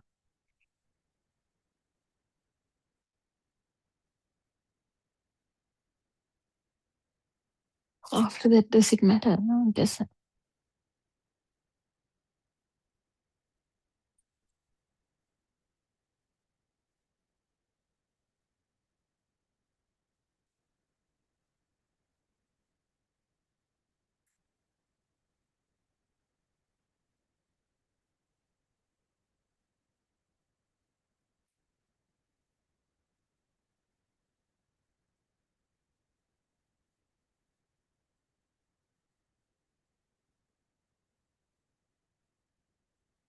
What do you think?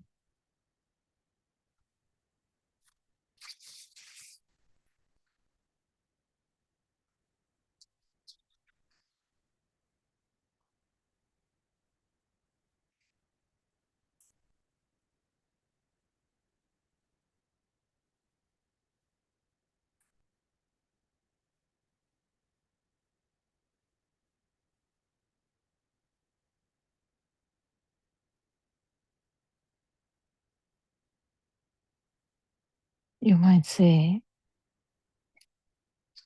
whatever you say, I feel that I'm here. It's okay. You might say that. Whatever you say, I actually understand you, but I still feel myself. This power, I still feel it. It's okay. Knowing that it is there like that, even is a win-win, because you know this is what was happening and the burning is still there. Doesn't necessarily matter, does it? Because you're 100% sure how these things are happening. You have to feel it at least once to actually fully get the sense of it, even though the power is still there. Because just because you have experienced this non-vibration for a second doesn't mean that it is going to be there in every thought I hereafter. I mean, no, because it takes time for the other stimuli power to come down.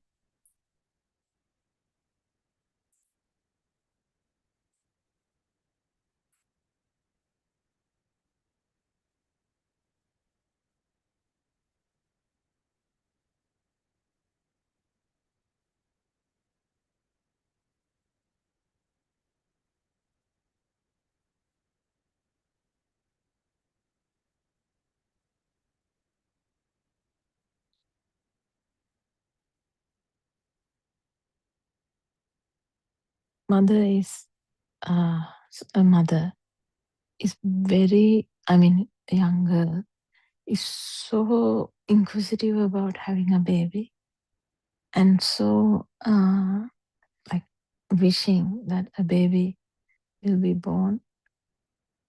They visualize it as a young baby, maybe a son, maybe a daughter. They visualize it even before birth. They visualize it as mine, my baby, my child. No way you can think of in different way unless it's like someone like Vishaka who has seen the non-vibration for a moment and is fully aware that there is no self. We call it Sotapanna, that's the stage that we call it. So that Vishaka, as a 7-year-old child, actually saw this. But the thing is, there's no way you can become it unless all the defilements come up. And each time Lord Buddha was saying Dhamma, she could hear it, but she didn't actually did the so much recurrent use of Dhamma, so that he never attained any other higher status at all. But the reassurance of this, the system is that this system, which has experienced the non-vibration at least once, will never go to a lower realm again. That's the reassurance you have. And it will definitely go to the non-vibration. That's the second reassurance. It's difficult to have an insurance like that. So this is the best insurance you have. Your vibration is never going to get worse than a human vibration if someone has experienced this Dhamma at least once.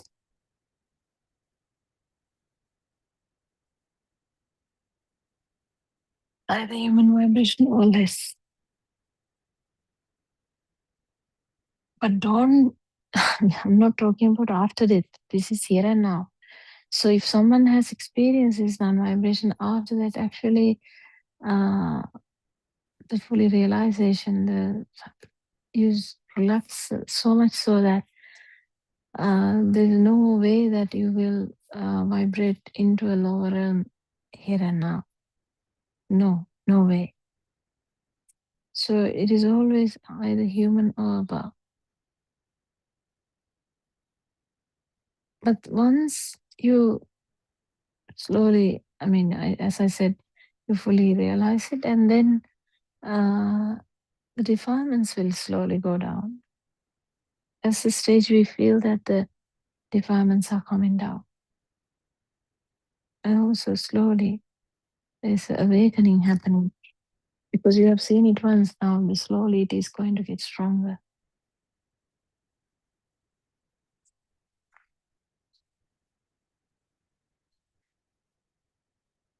That's the level which is called Sakudadam. And then comes a stage where the person is, the worldly perceptions are not a thing at all. So they directly become more towards a feel only because perceptions are not a big deal. Not even, not seeing, not even hearing, not even touching temperature, the not tasting, not smelling. They're not that valuable anymore. Why? Because that person is fully aware about the magic, and even the life feel is not true. If you knew this, then only this experience will come.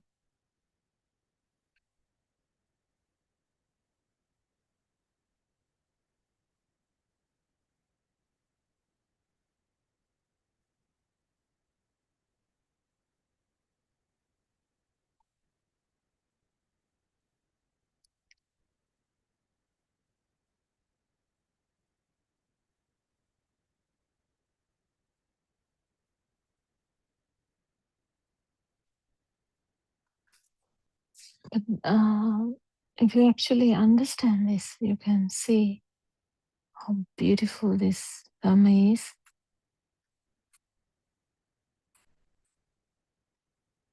This vibration, the power, which is there, but due to the ignorance.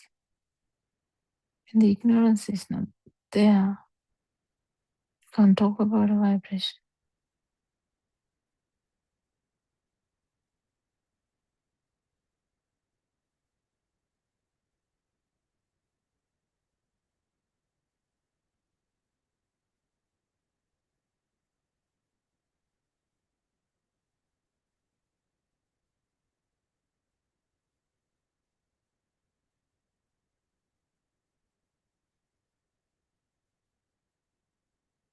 Spiritualists, scientists, neuroscientists, neuropsychiatrists,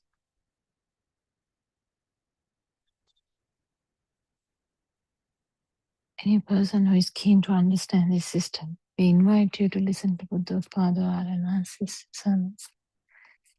Most of them are in Sinhala, that's okay. It's with great effort we are trying to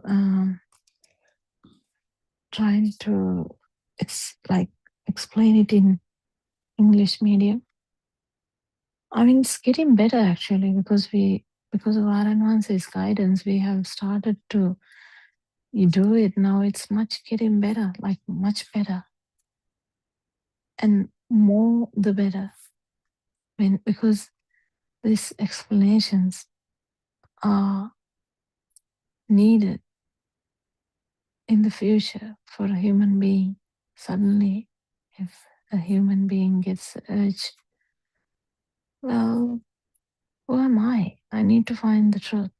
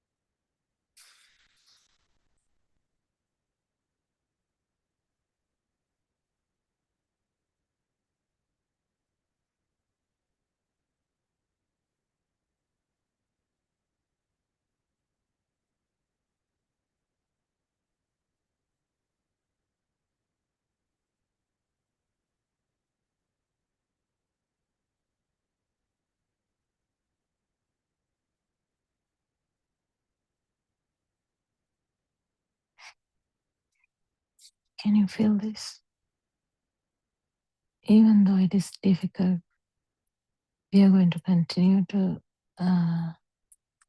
try and explain this. No self-anger. It's not a negative thing to discuss. It's actually so much positive because this suffering will be vanishing. It's a spiritual thing that is not even related to any religion, not even Buddhism, because the Buddhism, traditional Buddhism has become like any other religion, just chanting and worshipping. But this actual Buddhist philosophy is different.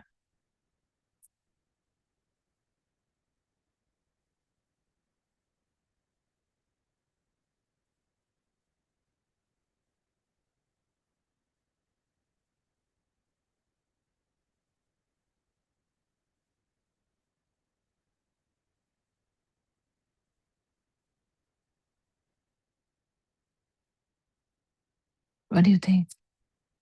I wish all of you will come to the discussion in English medium from 3 to 5 Sri Lankan time. I wish people can join. You can join through the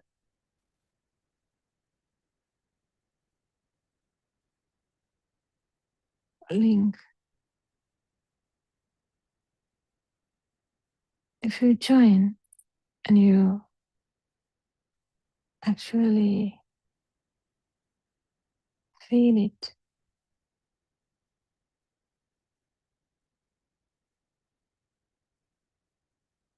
that's the most beautiful thing in the world, because that tension will be released. Tension of self vibration, tension of self views, tension of self perception will be released. That's where the Nibbana Paraman Sukhang is. The most supreme happiness is in Nibbana. What does that mean? This non-vibration. Because the tension is gone. This binding force is gone. It's like a release, complete release.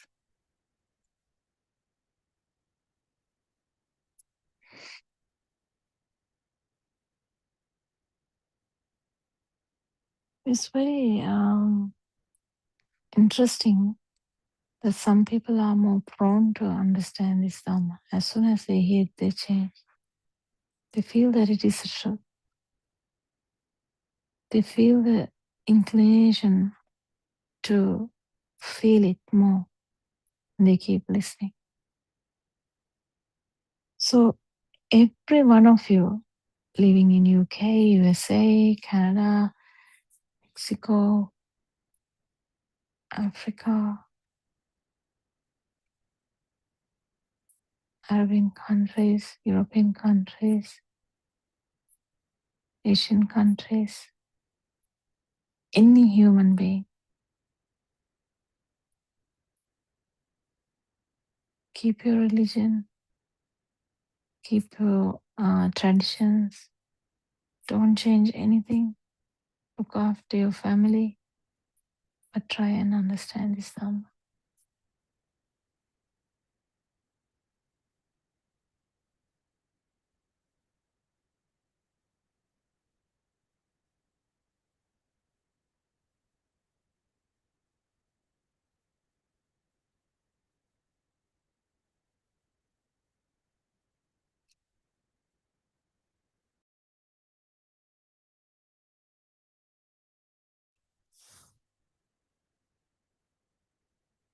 So any human being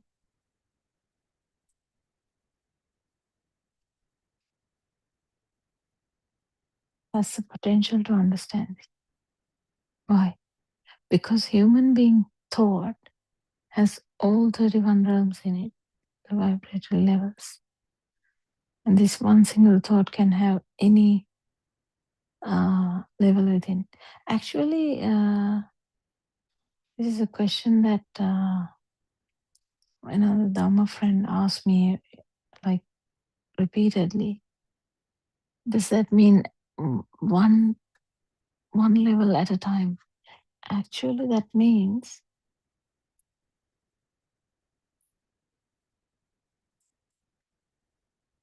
other levels are beneath that and above that.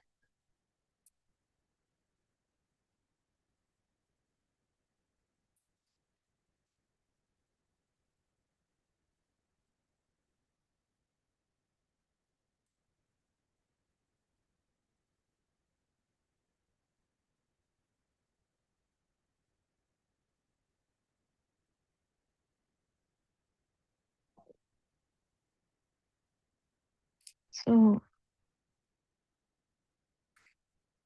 feeling this Dhamma is kind of an art, but understanding this needs a bit of patience, bit of uh, everything, wisdom, bit of feel, everything. Because just when someone comes and tells you, uh, do you know that there is no self? You'll be looking at them and like, what? And they will say, no, there's no self. There's only a system which works. And you might even agree with that, or maybe disagree. As soon as you hear this, if you feel like, wow, that's true, that's the beginning of this path. Because you might be very close to this idea even before in this life. You may have vibrated close to this idea before that. So it's not a new thing to you. It's not a new idea to you. These types of thoughts may be positive, but the piercing one thought has never happened before, unless someone is Sotapanna already. Yeah, there can be births like that because anyone who is in the first stage can have the human vibration or anything above.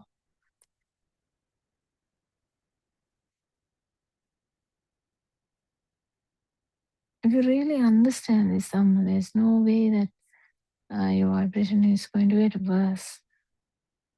No way. It is going to get better. And it is going to get into non-vibration anyway.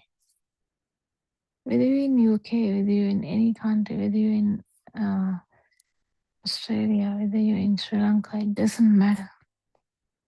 What matters? You're listening to this sound. And what's the next thing that matters? Feeling this sound.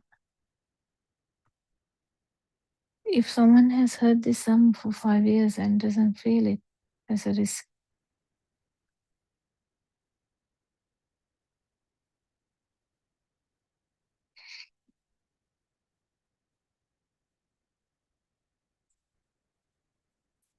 Yeah,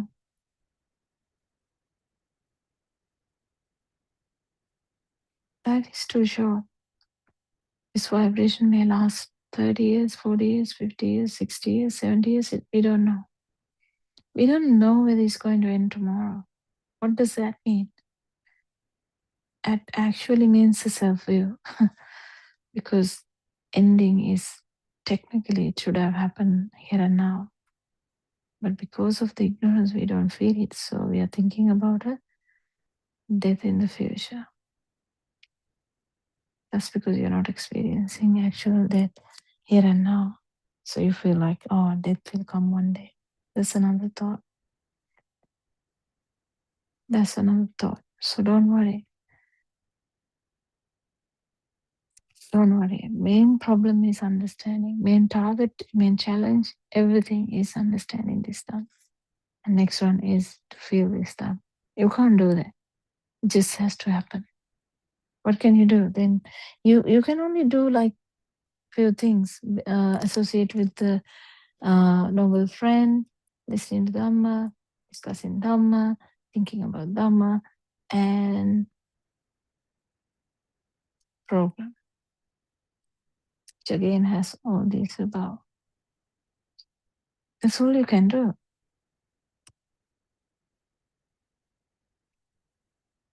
You felt as you might do a lot of things other than that, but still no.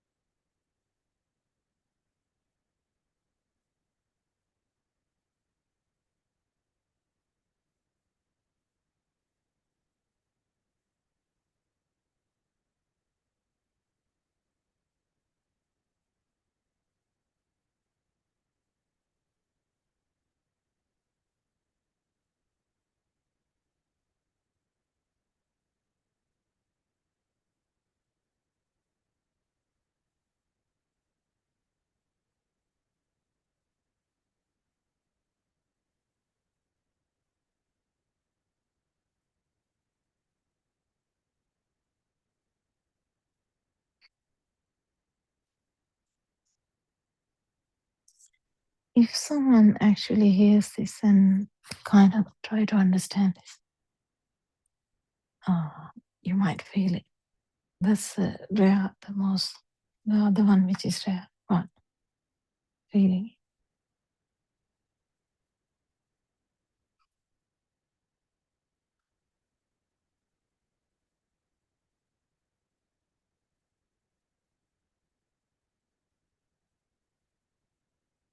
as a normal person. You have a history, yeah? What is your history? You might say, yeah, I was born in, somewhere.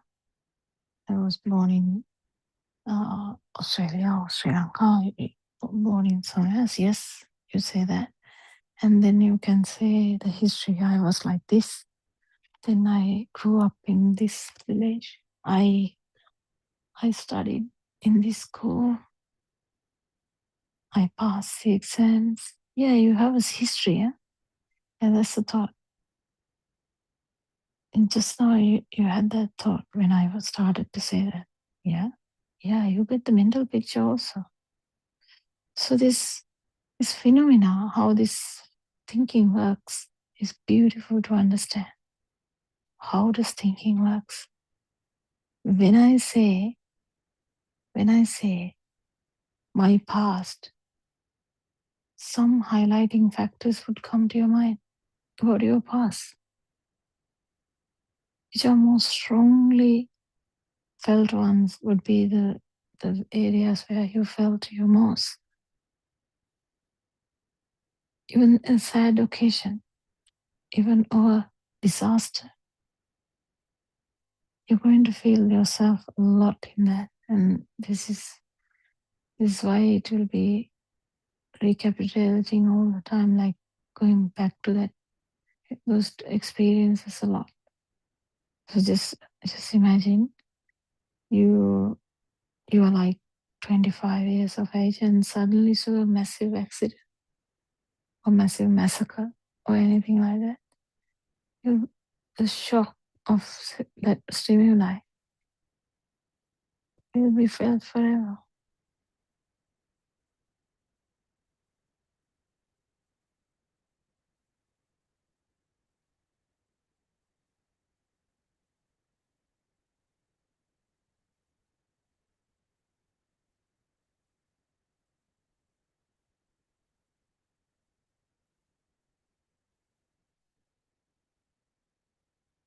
the the the history or the past that you think that was there is in one thought now, here and now.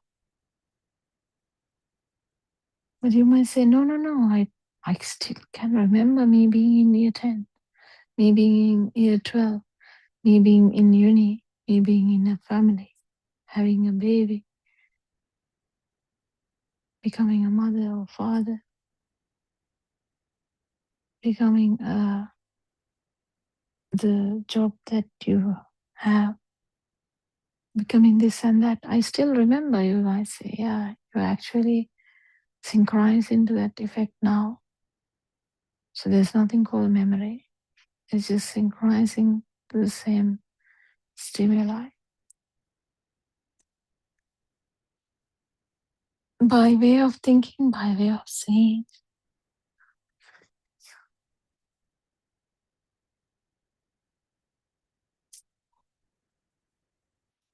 if you had a traumatic birth or difficult birth, looking at this child after 20 years will still bring that memory back. It's normal.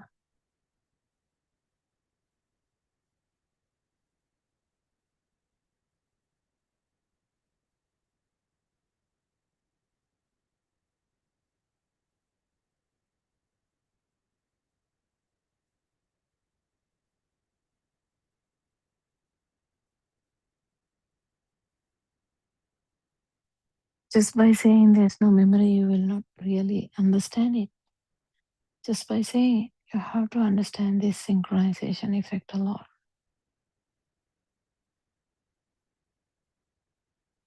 Just imagine, I would say, ice skating. What would you get? You would get an idea, isn't it? Yeah, if it is felt as a thing, you are also there as a different part of it. But do you actually feel really what is it? It's a perception, ice skating. And is it true? What is it? It is the combination of the eye, ear, and other feels. So when we say ice skating, definitely the feel would be quite cold, isn't it? Because you can't do ice skating in an area where there's no ice. And usually ice is cold and can burn as well.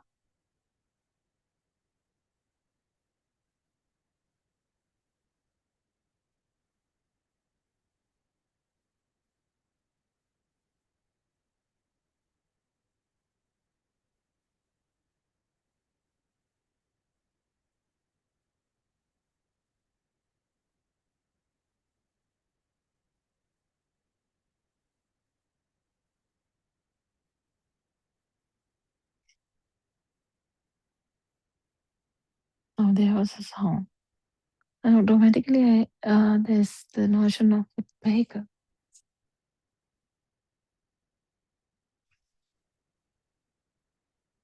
And that's normal. But the problem is,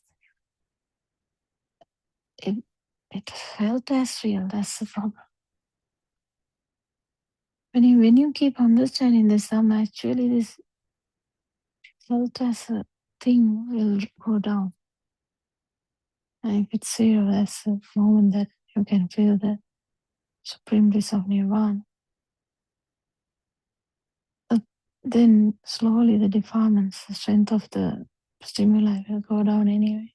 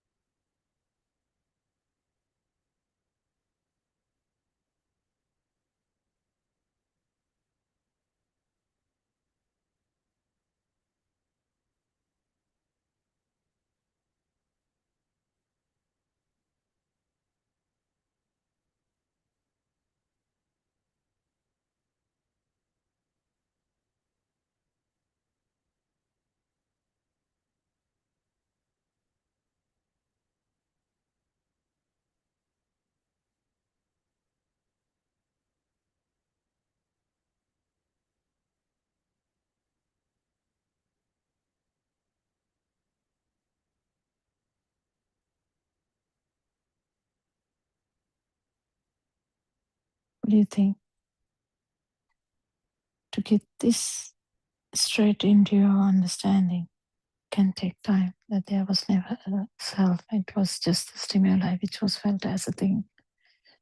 It will take time. But you might get it actually, because when I say aeroplane or plane, you don't think about a ship, do you? No.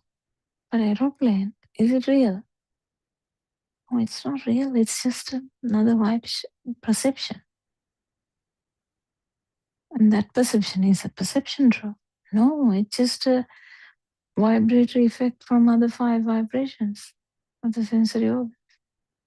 So whatever you feel is actually the speed of the sensory organs. It doesn't matter which sensory organ, so it doesn't necessarily matter anyway, it's just the speed. And you fully realize this, the power becomes zero. That's the important thing. This binding force becomes zero. The center becomes released.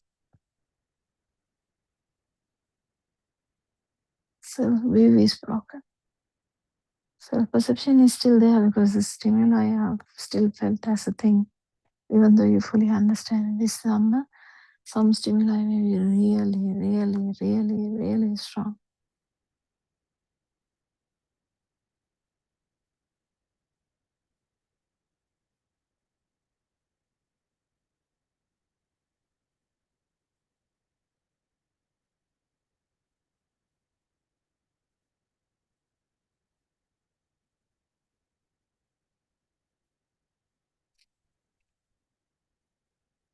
If you are keen,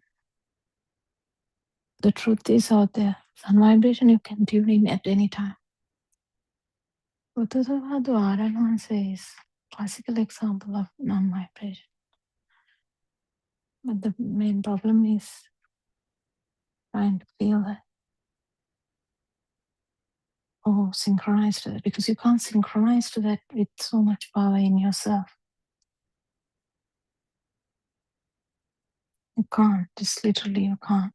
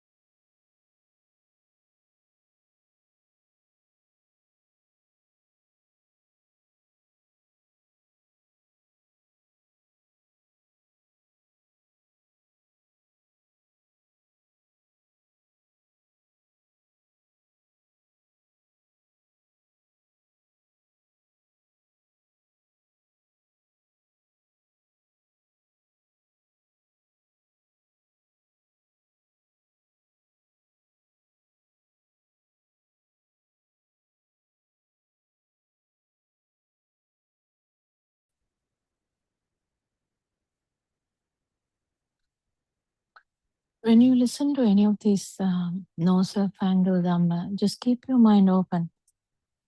Don't go to judge it.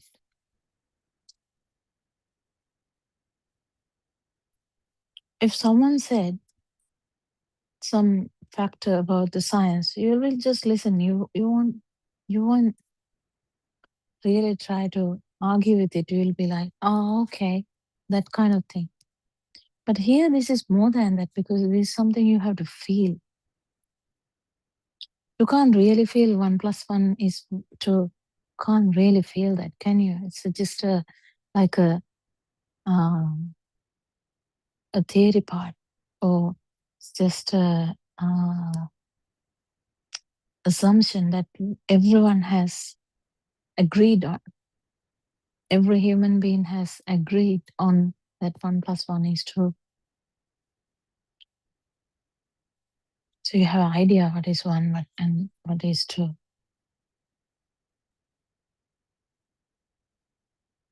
But this Dhamma is slightly different because you have to feel.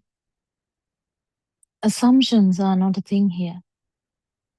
I mean, in the beginning, yes, you assume that, you kind of start to assume that there is no self. It's okay. That's how the path starts anyway. You kind of think in the beginning, you assume that there is no self, and you kind of feel it as well as through like a mental picture. That's all good. But becoming your own vibration in one fraction of a second, one in one stimuli, is the beauty of this thumb. And that vibration, becoming the non-vibration in the same thought, is like the most amazing experience ever. I mean, I'm using words here to let you know the difference, because vibration, there's nothing much in it, because vibration has no any bliss in it. It's just suffering. But non-vibration is bliss. It's like zero force or zero tension. It's as if a rubber band is stretched so hard and suddenly release. The release is felt. It's as if your side is dissolved completely. You can't feel you, but you can feel the sound. You can feel, see whatever you were saying. We have heard in Lord Buddha's time, monks have monks felt this in different situations. Doesn't matter which situation, but the actual experience is the thing which matters.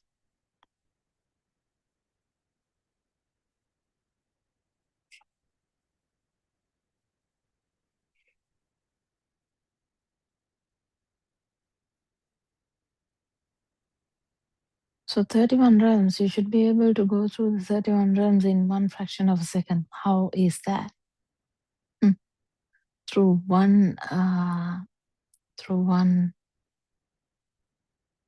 stimuli. You should be able to, and actually you feel the non-vibration. You're passing all this in one thought. Do you get it? I don't think so, because you have to experience it. You can't say it unless proven otherwise. You just assume it. Assumptions are not that bad, but assumption is assuming things is not that helpful. Next moment you will come back to the self-perception again, because that is so powerful. Just thinking about non-vibration, just thinking about no self-perception is not going to be enough. It is not going to be enough.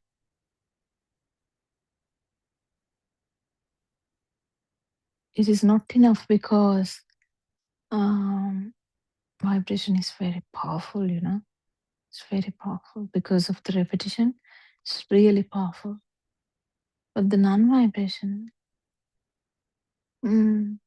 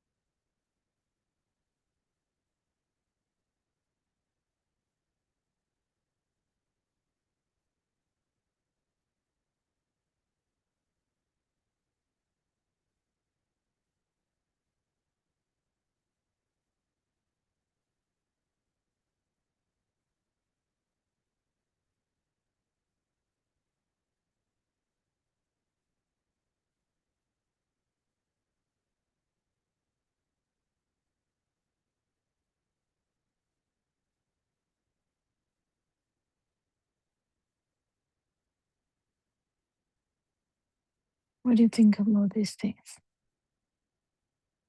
The problem is our question time. There's no, we have questions, but it's all through our own Dharma friends that the questions come. There's one new person who is actually trying to understand this, which is great, and asking questions. That is the best thing. But if you actually want to feel this, there will be thousands and thousands of questions. What about this? What about this? What about this? What about this?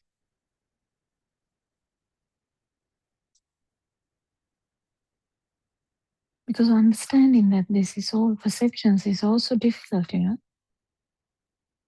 Even though we say chair is not out there, it's a perception. It's easily said, but when actual practicality comes, you feel that it is outside. That's the projection we have. But actually, that projection is the mind's projection. The duality we feel is actually a projection that is there because it's felt as a thing. If the chair is felt as a thing, and very strongly, it will be felt as if it's outside. But even if you understand Dharma and you know that it's a perception only, then this duality becomes less strong. But still, the perception will be active. That means still the duality is slightly there, whether it is a light, whether it's a sound, whether it's a feel, whether it's a thinking, it doesn't matter.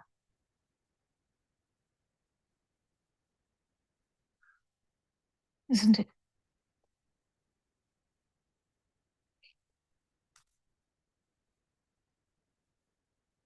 Yeah, it is.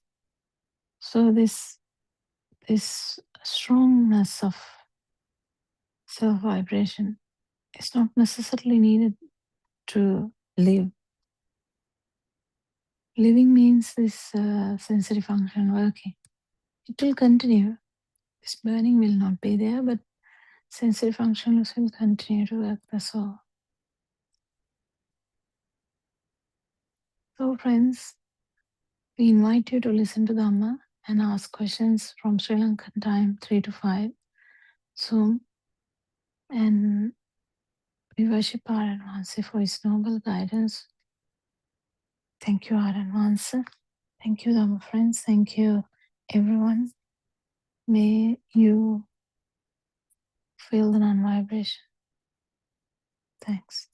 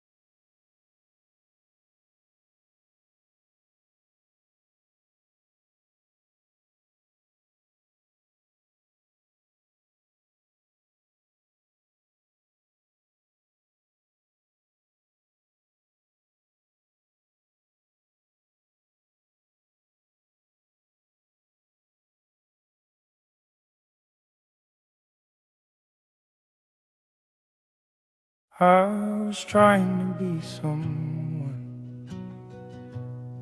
who could finally feel okay, working hard to hold it together, just to get through every day. Smiles came and they would leave me,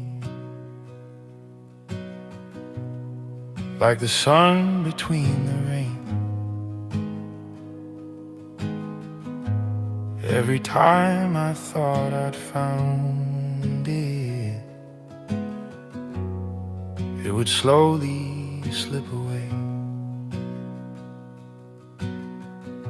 I filled the noise with more distraction, told myself that I was fine, kept on chasing better moments, hoping one of them would last this time. But the weight I carried with me showed up everywhere I'd go, even in the quiet hours. There was nowhere left to go. Then I met a quiet teacher who said, look at what is happening now. See how every thought is forming. See it clearly, just see how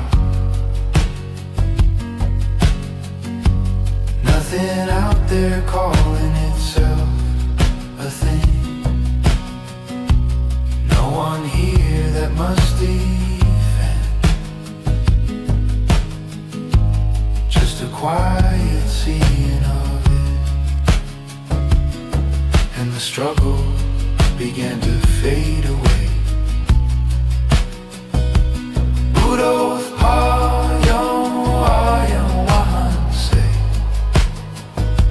showed me what I could not see, not by faith and not by belief, but by looking quietly.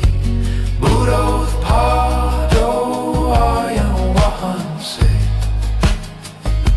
change the way this life is known.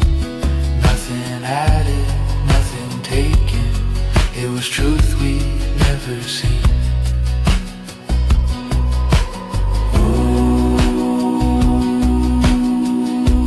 Nothing added, nothing taken. It was truth we'd never seen. Nothing added, nothing taken. It was truth we'd never seen. Buddothpada,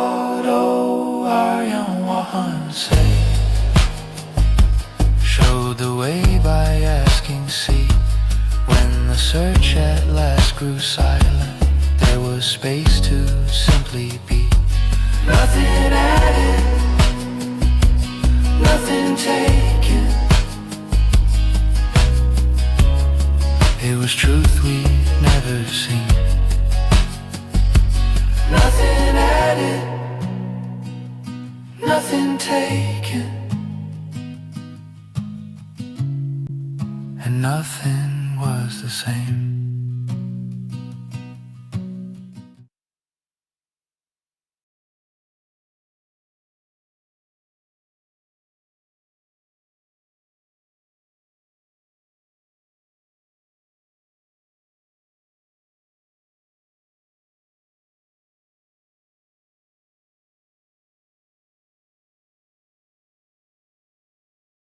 At the third stage, you have already realized that the outside does not exist, and we are already aware that any stimulus that you receive is only a thought.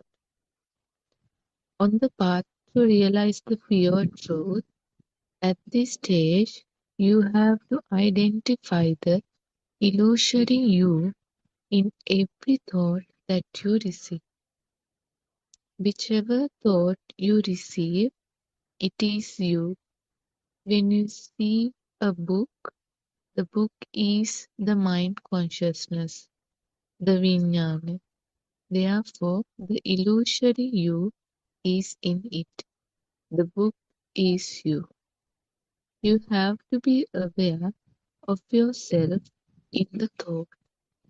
If you see a book, the book is you. The mind consciousness gives you an illusory you in every thought. The way to be aware of yourself in a thought is, if you see a book, realize that the book is you.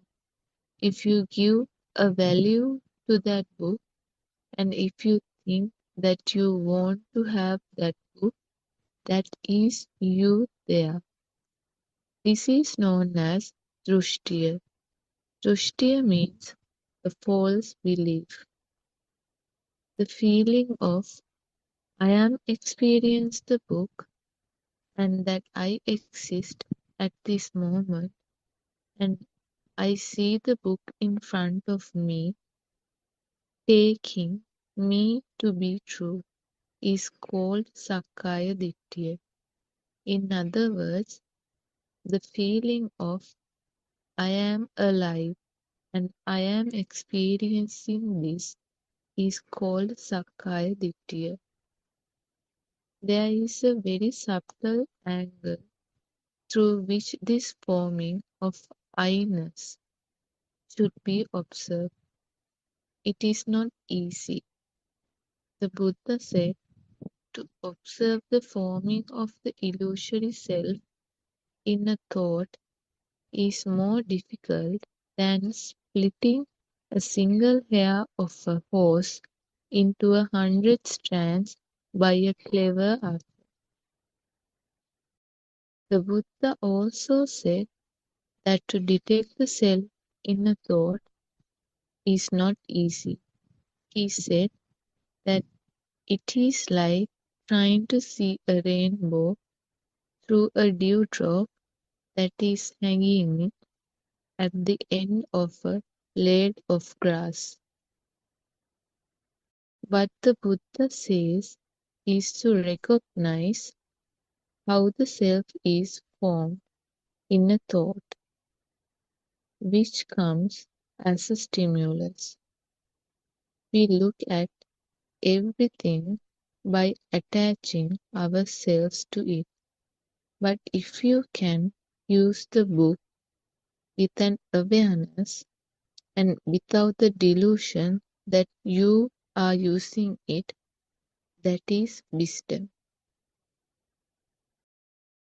Also, if you can be aware that the thought of a book arose and then after that the thought of a big ball arose, that is wisdom. Try to use things without the concept of me and mine. This is also called Prabhashvaraya or purity.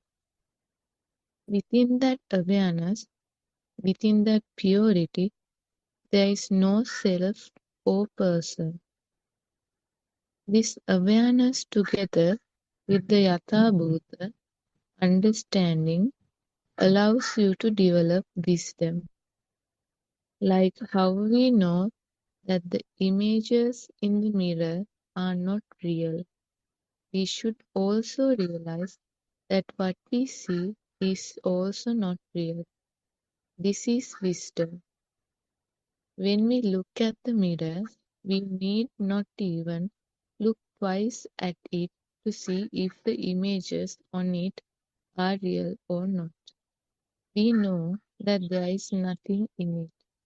The same way, when we see things in this world, we should know that there is nothing in them. In the same way, we have to come to a realization that there is a seeing, but there is nobody, no person there. It is not me who sees it, it is just a seeing. That should be the angle through which you should maintain your awareness.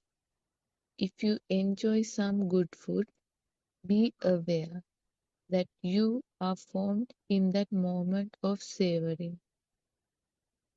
When you react to the taste in a negative way, again, you are formed at that point too. But if you see that there is nobody there, that there is no person there, and if you are aware that what you see is only sound and color, there is no thing there, that is wisdom. Therun Sanai, everybody. Teruan Sarnai Shani, Teruan Sarnai all the my friends. This is Buddothpada English Zoom discussion. In this forum, we discussed continuously the pure Buddhism, how you understand the reality of you and the reality of the world. When did you create your mind bubble, and how long have you been interacting with it? Who created it? So we are living in an illusion. Is it true or not? This is what we are discussing here. What is this life? Who am I? Where am I? Let's discuss. Dear Dharma friends, we cordially invite all our Dharma friends to join this forum. So first, we would like to invite Dr. Kokila to start the discussion. Thiruvan Sarnai, Dr. Kokila.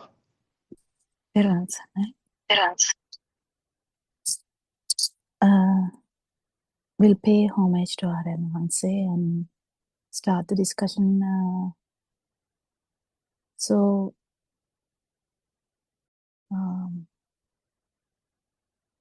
Here again, we are talking about non-self angle, which is very difficult. According to Lord Buddha, also it is kind of rare occurrence to get this angle as an experience. I mean, as a science, as a something, as a knowledge, it is common. Nowadays we hate kind of a lot. But still to experience that is a kind of the challenge. And to experience that you need to understand Dharma properly. And we have to understand how these thoughts are produced and how we kind of gradually trusted all our systems and, not trusted in the sense they became a reality to us. And the whole thing around us is a reality to us. Are we saying it's not a reality? No, it is a reality. You can see, you can hear, you can, you can feel stuff, you can think. Yes, but are you? That's the thing. Are you? Because you can think. Are you thinking? So when we question that, who is thinking? There's nothing like that. It's just occurrence of thoughts that happens, and because it happens so fast, we feel like that it exists, and that power, when that happens, that power is makes us to believe that there is someone.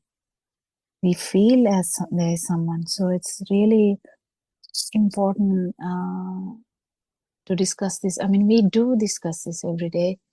We do discuss this in every angle, and Shani was reading part of the book. If Sudharma can add something according to the book, it would be good.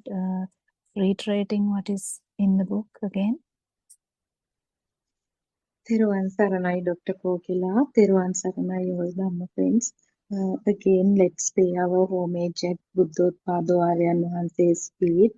Um, yes, Dr. Kokila, when you started with this, when you said every day we talk about self-vibration, this non-soul angle, what telepathized into me was like, yes, that's why these 84,000 Dhamma discourses uh, that we believe that actually it is not a secret or not a surprise because it is so hard for us to understand is not the proper word, I think, to realize that there is no self.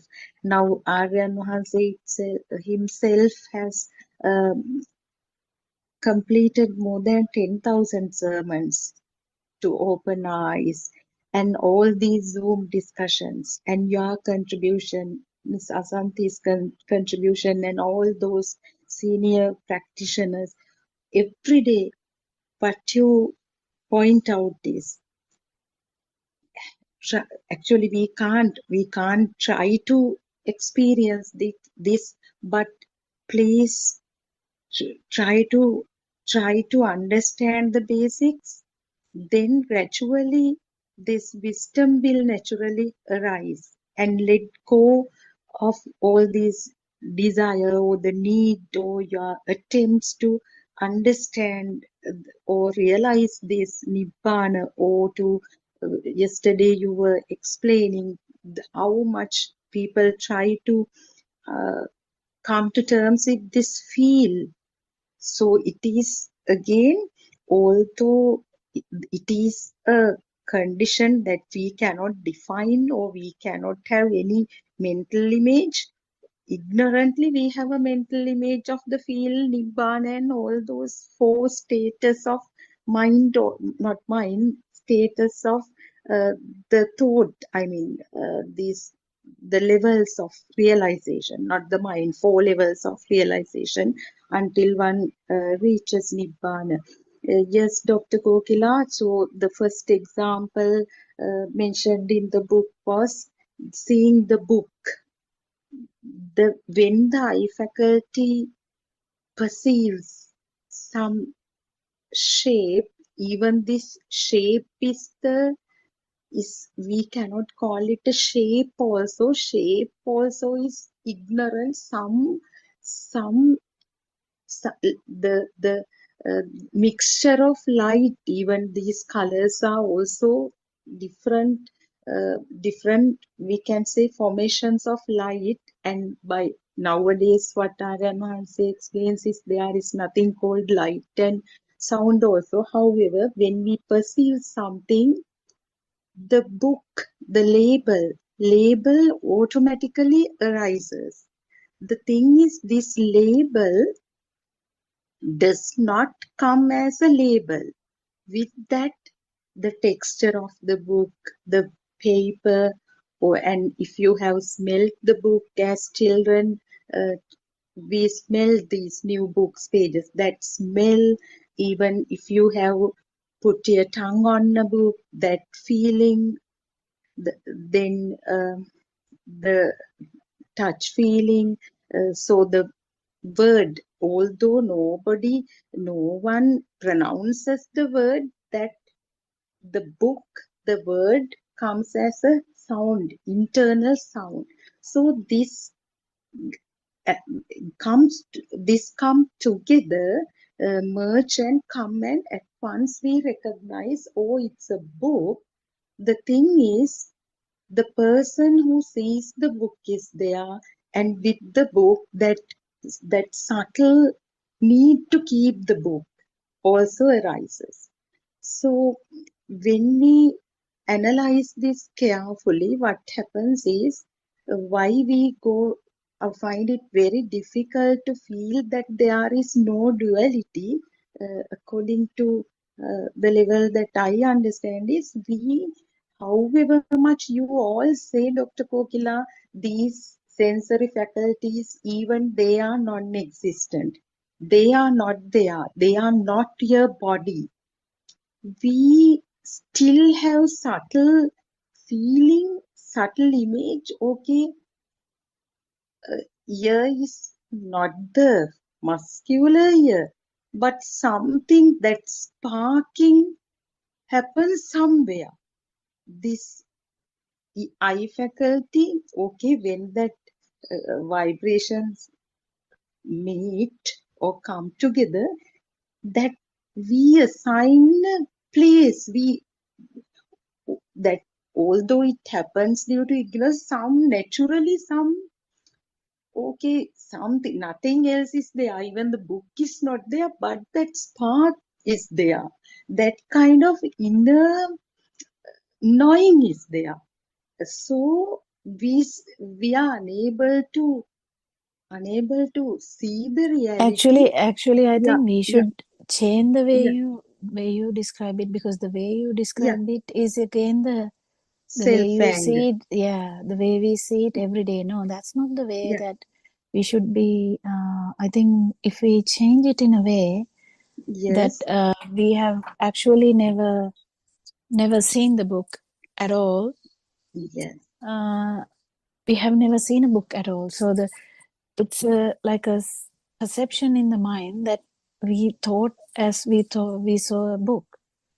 We have never touched a book. We have never read a book. We have never licked a book. We have never sensed a book, like smelled a book. Yeah, but we feel that we did everything with a book, but that's kind of we don't have a experience of outside, but we feel it as that we have an experience with outside because the projection is towards outside. That's okay. We just understand this. This is kind of Vidya Udapadi, like kind of Aloka Udapadi, kind of it's a understanding that we do with the help of truth. We understand that actually we have no experience of outside in that way. Kind of we haven't never experienced a book, but there are like specific senses we do have.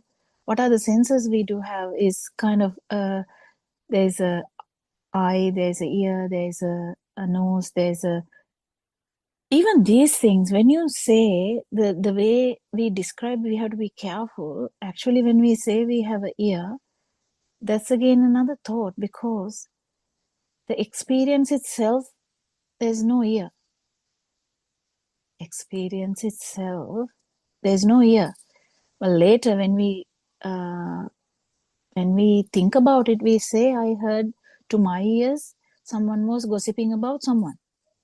Don't we say that? Matta exactly. mage kanata mahuna. I Yes, heard to my definite ears that I heard someone else gossiping about someone else. So yes, we say that we have ears and we heard something. So that's the kind of way that we interpret everything. But actually, there's nothing called ear even, because what happens here is this: the vibration itself is the only thing that happens. And that's exactly. where we keep understanding that that's only a vibration of a sensory organ. That is all. If we keep understanding this, actually, there's no outside or inside, because it's the only thing that happened was vibration of the ear, and we interpreted it in such a way that I heard it or my ears heard it. I mean, in that way also you can get another thought. I can definitely say my ears heard it. And someone might say, "Mage ඇස් දෙකටම දැක්කා." I saw it in my own eyes. You know, like you can't say it is no because I saw it. Yes, true, you saw something. Yes, it's okay. But we are not trying to demarcate what you saw and what you didn't see. Whatever we are trying to say is any human being, um, the mind, the thought, of course, there is a kind of a thought which happens when all the sensory organs, the five sensory organs, vibrate simultaneously. There is another kind of another vibration which happens, which is the book. But then we feel it as existent. We feel that is real. That is where the that power is happening. But if we don't take it as real, the power gets very weak. But still, there's another catch there, because you feel as the light, you kind of, if someone has actually understood this thought part, it should be understood thoroughly, because it understood word is also not true, because understanding can be, literally like our knowledge, we have that 2 into 2 is 4.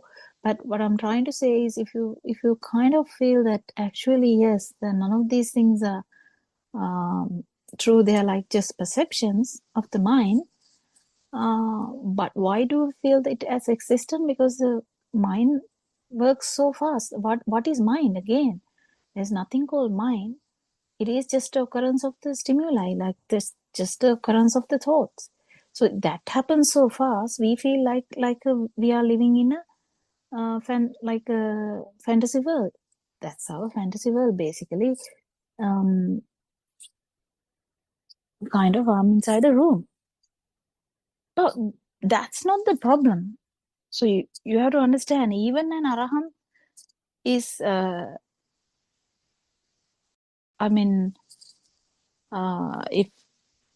if an arahant has not been sick enough to lose all the memory will be there. That you will know that this is inside a room.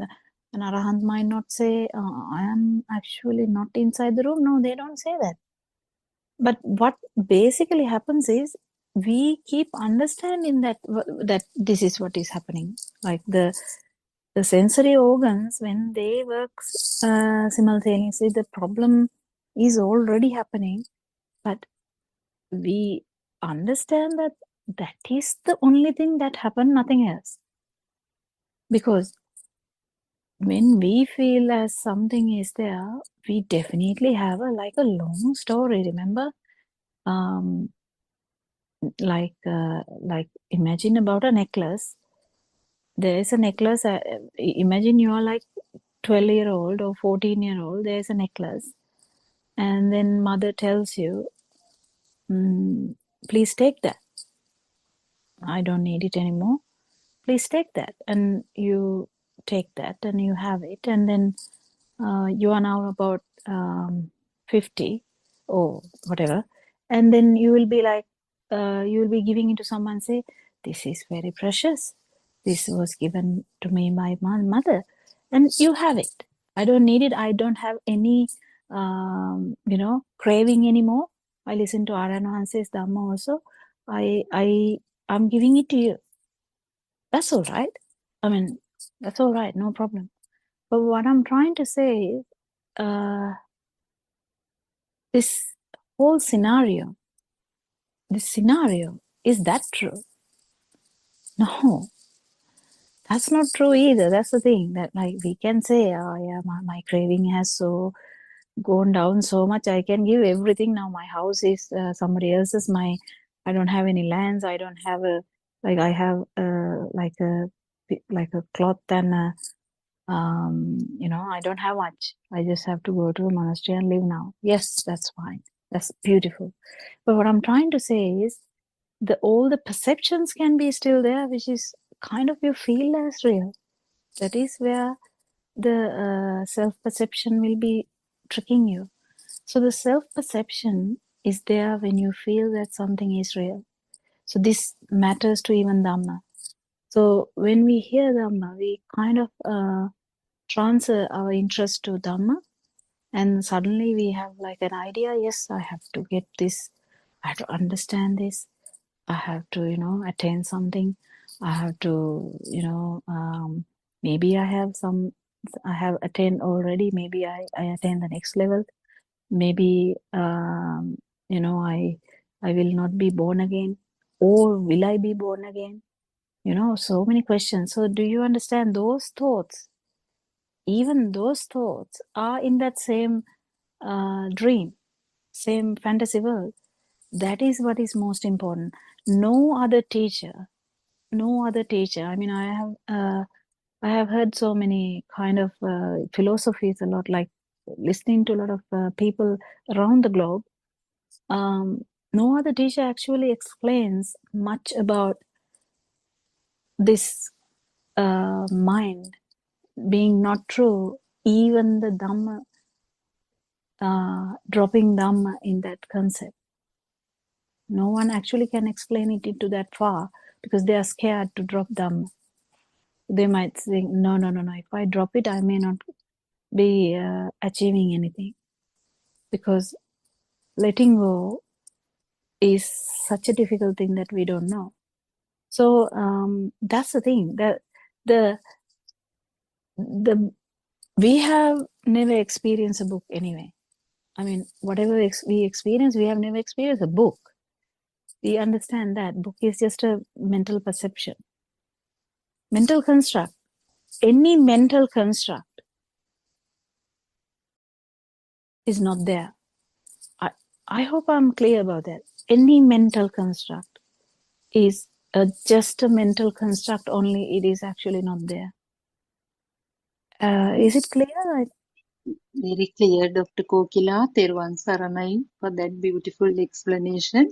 And Dr. Kokila, in that very example of necklace, it's such a thought-provoking example because somebody, if you say I, so I may give it to someone as a mark of generosity. Now I have listened to them, so I don't have any craving, so on and so forth.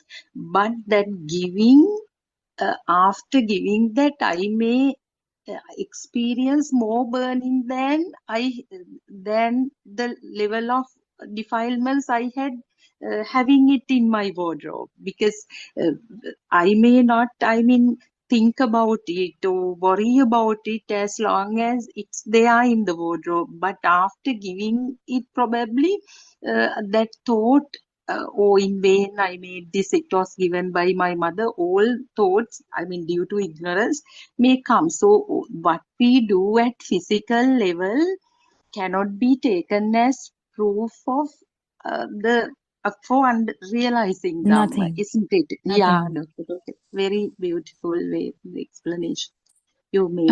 Yes. Yeah, but in the other sense, if someone has actually understood this Dhamma also, still, if even after understanding Dhamma also, still, if the mind level is still there, where there's, it's not outside, it's a mind perception, someone will actually get it properly, and then you will be feeling quite free in that sense.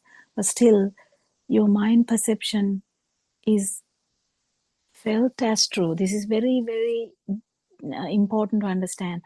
Though there is no kind of, actually, you might not feel like anything like that. You might be like, yeah, I gave it, and it doesn't matter now.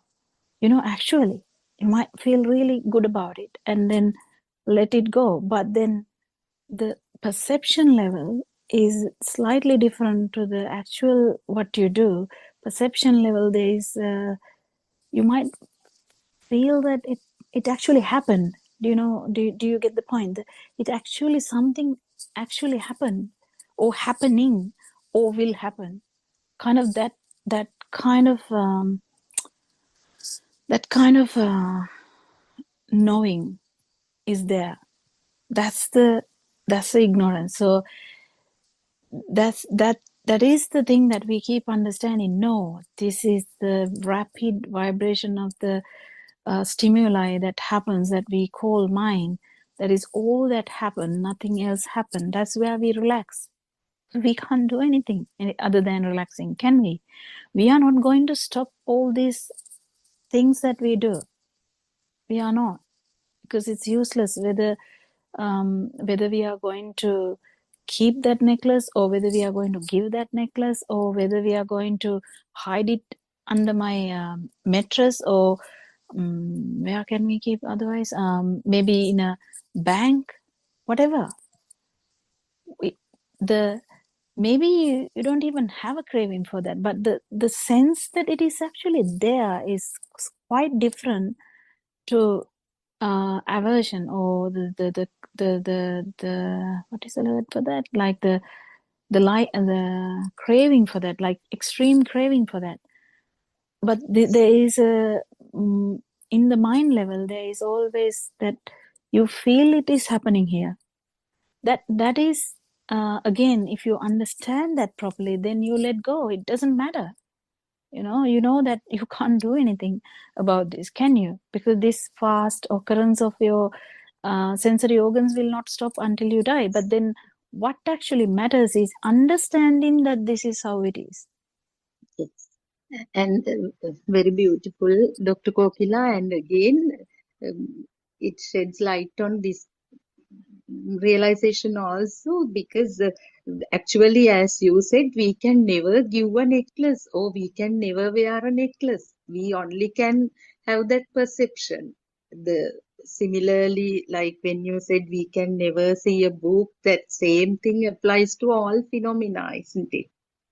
Yeah, once you put the Yeah, necklace on, you might yeah, feel the coldness yeah, of yeah, the thing on the skin. But once you yes. go around the party, because you feel, see a lot of people, you are so engrossed with their, talking, and if someone points at you and says, "Oh wow, that's a beautiful necklace. Where did you buy that from?" Mhm. Then it goes to your, then it catches your attention. That's where it arises again. But unless otherwise, do you remember that you are wearing a cloth all the time or necklace all the Not time? at No. all. But then if you touch it, or if someone else touch it, or if someone else comment about it, then this thought arises again. And with all the value of that, yeah, I bought it from here. No, I didn't buy it. Actually, this is a present from my mother. And oh no, this is so much valuable thing to me. I love it. Or you might say, yeah. You might say that too. Yeah, thank you.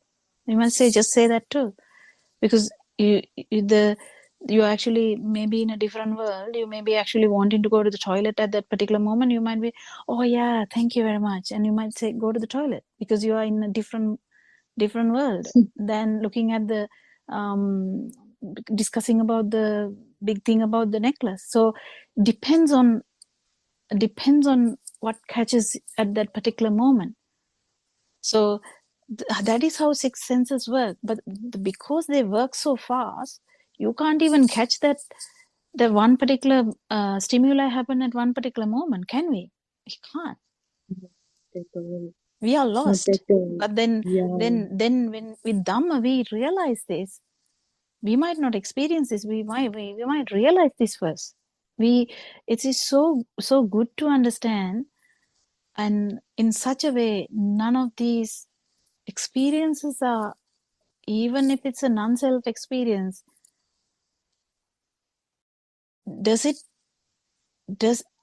is there a owner? No, No, not there's at no all. owner. There's no owner. So what happens is there are happenings. Yes, there is a self. There was a self vibration which manifested all the time, and suddenly when someone understands that there is no value in the stimuli in whatsoever level, whether it's the outside level, or whether it's the mind level, or whether it's the perception level in the basic sensory organ level, you understand, and nothing actually does matter. They just experiences. Yes, that's all that happens. So there's like experience. That's all.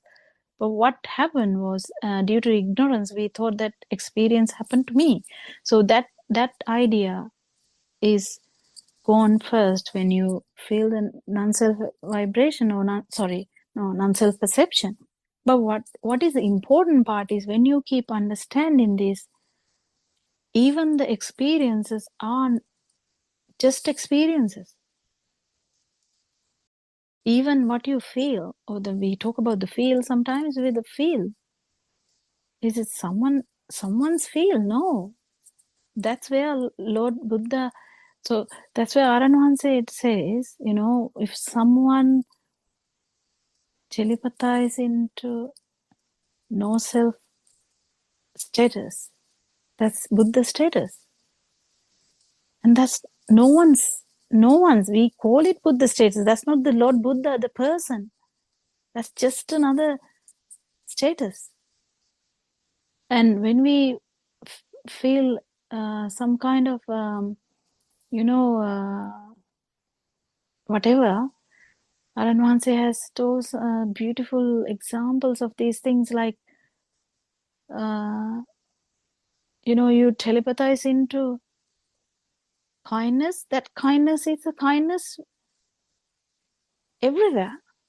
That's not someone's kindness, someone's love. So that's the beauty of this. This it goes on and on.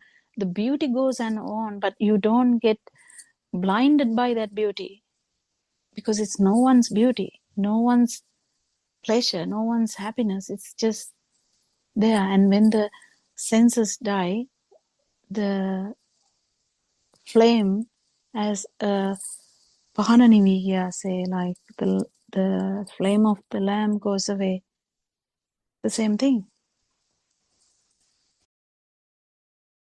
isn't it?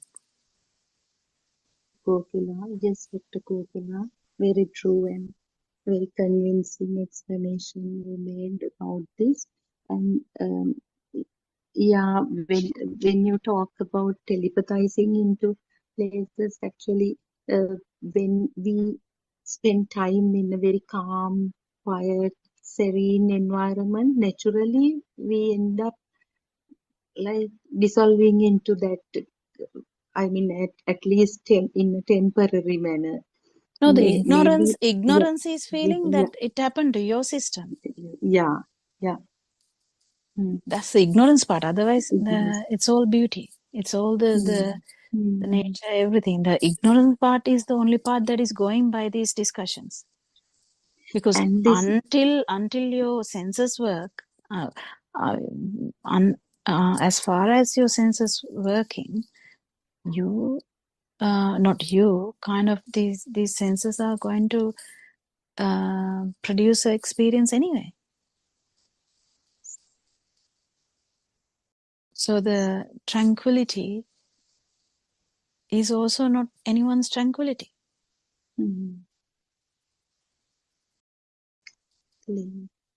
and the ignorance is, Dr. Kokila, now the birth of the sensory faculties also happens instantaneously. Like we cannot Yes, differentiate between seeing and the eye faculty and hearing and the ear faculty. you don't Ignorantly, need to. If you we keep say, yeah, understanding this Dhamma, you yeah, don't need to do any of these hmm, things. You just have to hmm, understand properly how actually this hmm, happened. That's Trividya, the hmm, understand how this manifestation blinded happen. you, Hmm, how that blinded you, and next one is how this moment is, it's kind of yeah. a thing that you How, should feel, and then you know how much more to how much what kind of strong ego you defilements are have, there? defilements you Yeah. have. Yeah, so those are the three things. So but the each time we discuss about this, the actually what is happening is the clearing of the truth, satyajnana. It is what is happening, Hmm. because we have so many parts where that is not filled. Kind of we know here and there. Sometimes it's not filled properly, and even if you're a person, some person has is we call it non-returner. Even that there is a kind of ignorance until you some system becomes an arahant. There is ignorance, so there's nothing to like. Then you feel it. That's it. That's it. And until you get proper help from the noble friend, you might continue to be like that, and it can take a long time. It doesn't necessarily matter, but it's very important to clear the path all the time with the noble friend, and but the problem is sometimes we can't understand the message underneath.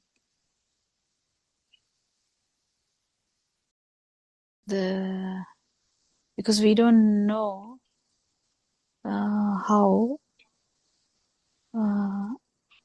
the noble friend is trying to give a message. He will shout, he might, tell nicely, he might tell it in a subtle way that he's telling it to like others, but in front of he's telling it to others.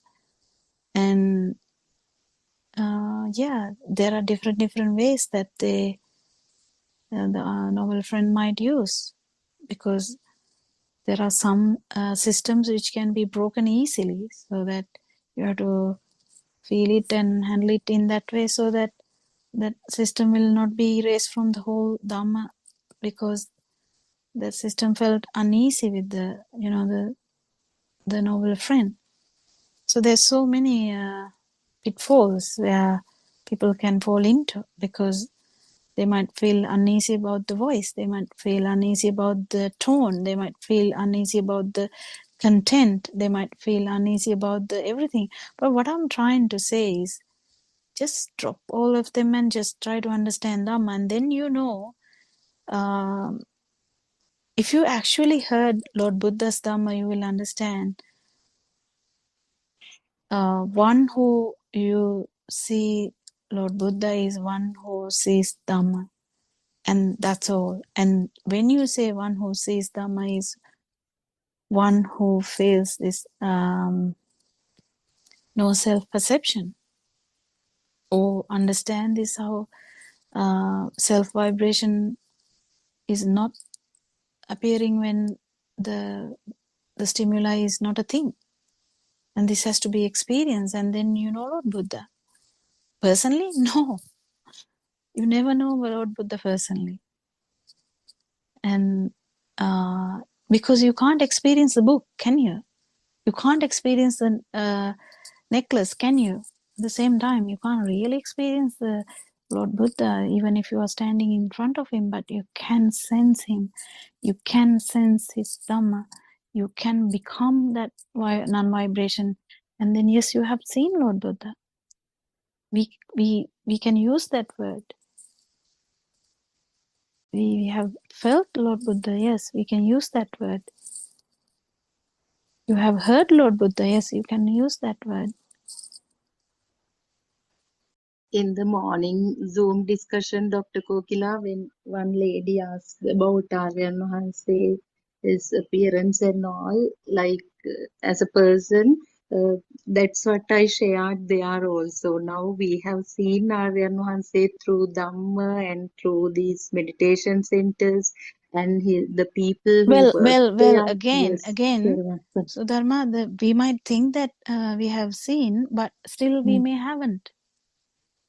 yes, Until yes. you become the non-vibration, or kind of, Yes. we might see the non-vibration for a fraction of a second, or you might feel it Mm. again, and like that. Mm. But unless you become the non-vibration, you may not fully know our advance. Yes, true, true. To So that's some level, yes. that's the thing. So only an arahant will know an arahant, or only an arahant will know Lord Buddha, and that's it.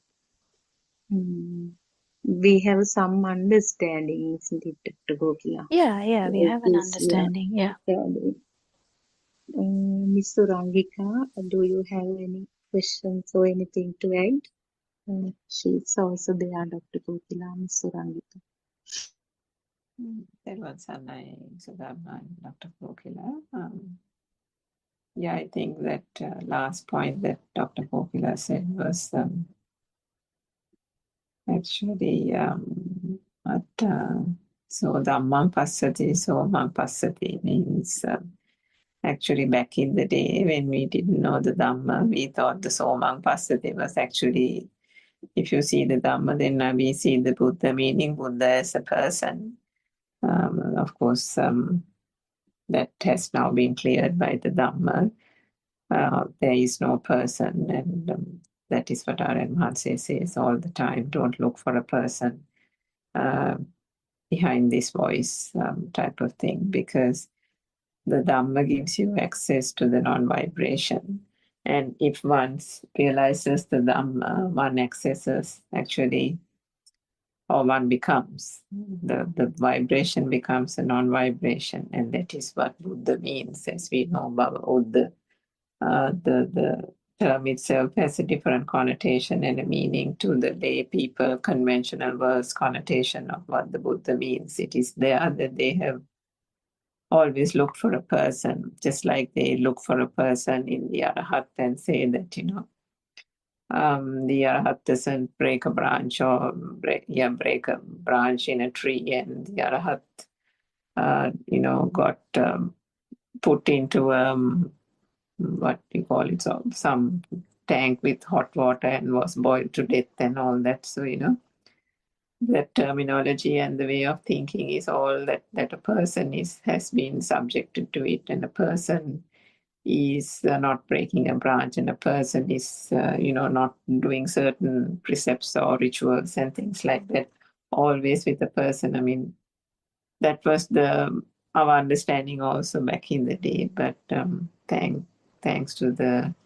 access to the true Dhamma, all those myths and misconceptions have been wiped away. But earlier, I think to your initial question as well about the whole experience and the way things are, which Dr. Popila explained, that is also again almost habitual, isn't it? Because that's what we've been used to do right from our childhood days, from the time that things have been taught to us and messages have been reinforced. This system has taken on not only facts and data and labels and names, it took on this whole I and ego and self-perception and the I, me, my concept as well.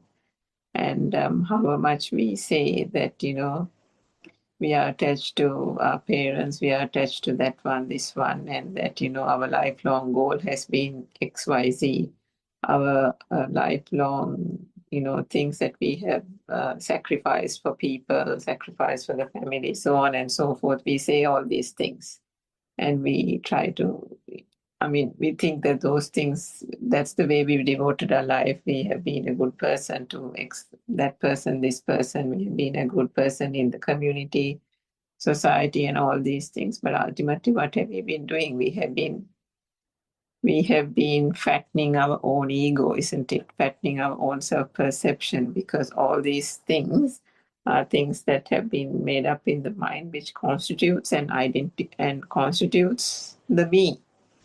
It is the me who is the good mother. It is the me who is the good teacher. It is the me who is the good person in the temple.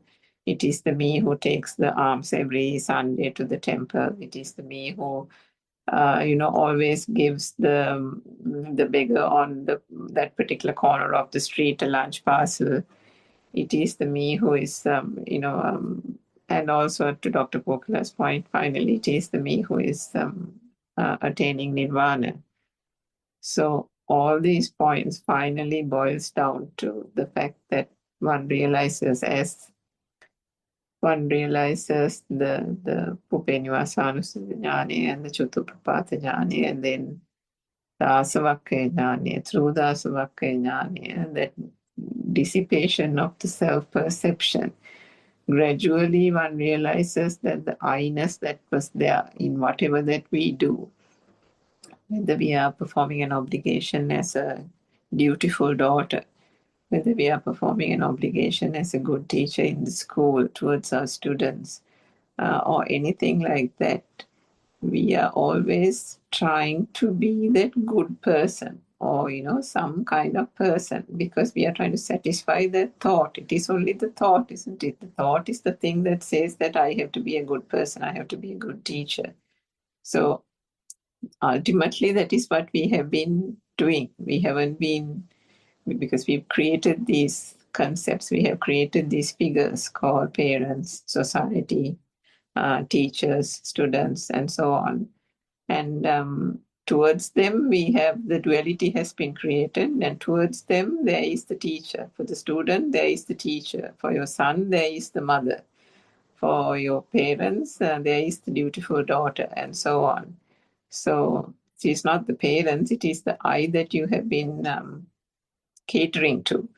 It is the I that you have been satisfying. And through this Dhamma, that is the realization that we come to. And that is where R.N. says that if one is not feeling the heaviness, the weight, the value attached to a particular moment, because all we have is this moment, and of course we know through the Dhamma that this moment is also not true. But in this moment, if that moment is of no value and you have no burning, then at that moment there is nirvana, because the I-ness has been eradicated. And how we experience this through our day-to-day things is that, wherever we feel as if we are getting stuck, worried and stressed, whether it is in a particular incident or some day-to-day other family matter, things like that, the heaviness, the value that one had attached to it, the worry and the stress, something that can perhaps keep you up, keep you awake in the night, you will experience it yourself, isn't it? The experience is that those things are gradually ceasing to be of value. Ceasing to be of value because through the Dhamma, this whole self-perception, this whole concept, how this whole concept came about, the facade of this external reality, the existent field, and finally the self-perception breaks down. And that gradually breaking down is the eroding of the ashrava, the taints. And that is the path. That is where we gradually see we are able to see through this whole misconception of this whole self-perception. And to Dr. Kopala's point, it can be really beautiful. I think we saw you at the monastery, the International Meditation Center, and all this, that whole experience. But essentially, the reality of the Dhamma is it is not I who is going and experiencing it. It is an experience, because it is an experience that as long as one has the sense faculties will have a certain experience. That's it. That's all. So to get to that, it is not easy, but it is certainly possible as one progresses on the path. And certainly those kind of environments, that teaching, that guidance, and the help of other Dhamma friends are all very, very conducive to be able to get to that realization of the fact that this whole self-perception is non-existent. Yes, Dharma. And I think I just want to add something. In the past, we used to like quickly join a Zoom, like very long ago. We used to tell, I don't know, once I felt this, I don't know, once I felt this, like such a, with an enthusiasm, we say that it's funny now, but it's not funny then. Then it was like really, like keen to say, I felt this and all that. But now you just keep understanding, yeah, that's yeah. What there's nothing important in that too, but we kind of go through all these stages, and we know, like in about the parents thing, we know that in Lord Buddha's time, actually before that, there was a person called Gatikara who actually understood Dhamma to that level that he was called an unreturner, and he looked after the blind parents without any problem. So we kind of know the example that you can continue to do all these good things, but it doesn't necessarily mean that you have burning into that. Yes, there is a part that is not uh, resolved, but still, because they call about 10 fetters, there's only 5, and there's another 5 there. So we can see how important the whole path is. We can't just say like, yeah, I understood this now, that's fine. Thank you, like that way. Just because you understood the outside is not there, it is the mind. You feel so happy about that. You feel feel contempt, like not contempt, so content, like okay with that, and just pause. But even for a non-returner, Lord Buddha said, you just came out from the pit of feces. You just go and have a wash because it's so smelly, isn't it? So yeah, it's a beautiful Dhamma though. I mean, the truth is out there. You just have to relax into that, and the more you look at in this non-soul angle, where we were trying to surface, because if you actually let if someone is letting go, you can't actually let go unless you know the truth. If there's something to let go, you haven't let go. Do you get the point? If you have something to let go, you haven't let it go. Means it's in the mind level. Exactly. Like the necklace. If you have let the necklace go, daughter, have this. I don't want it anymore. I'm so good now. I don't even need anything. But then that's kind of beautiful Dhamma it is.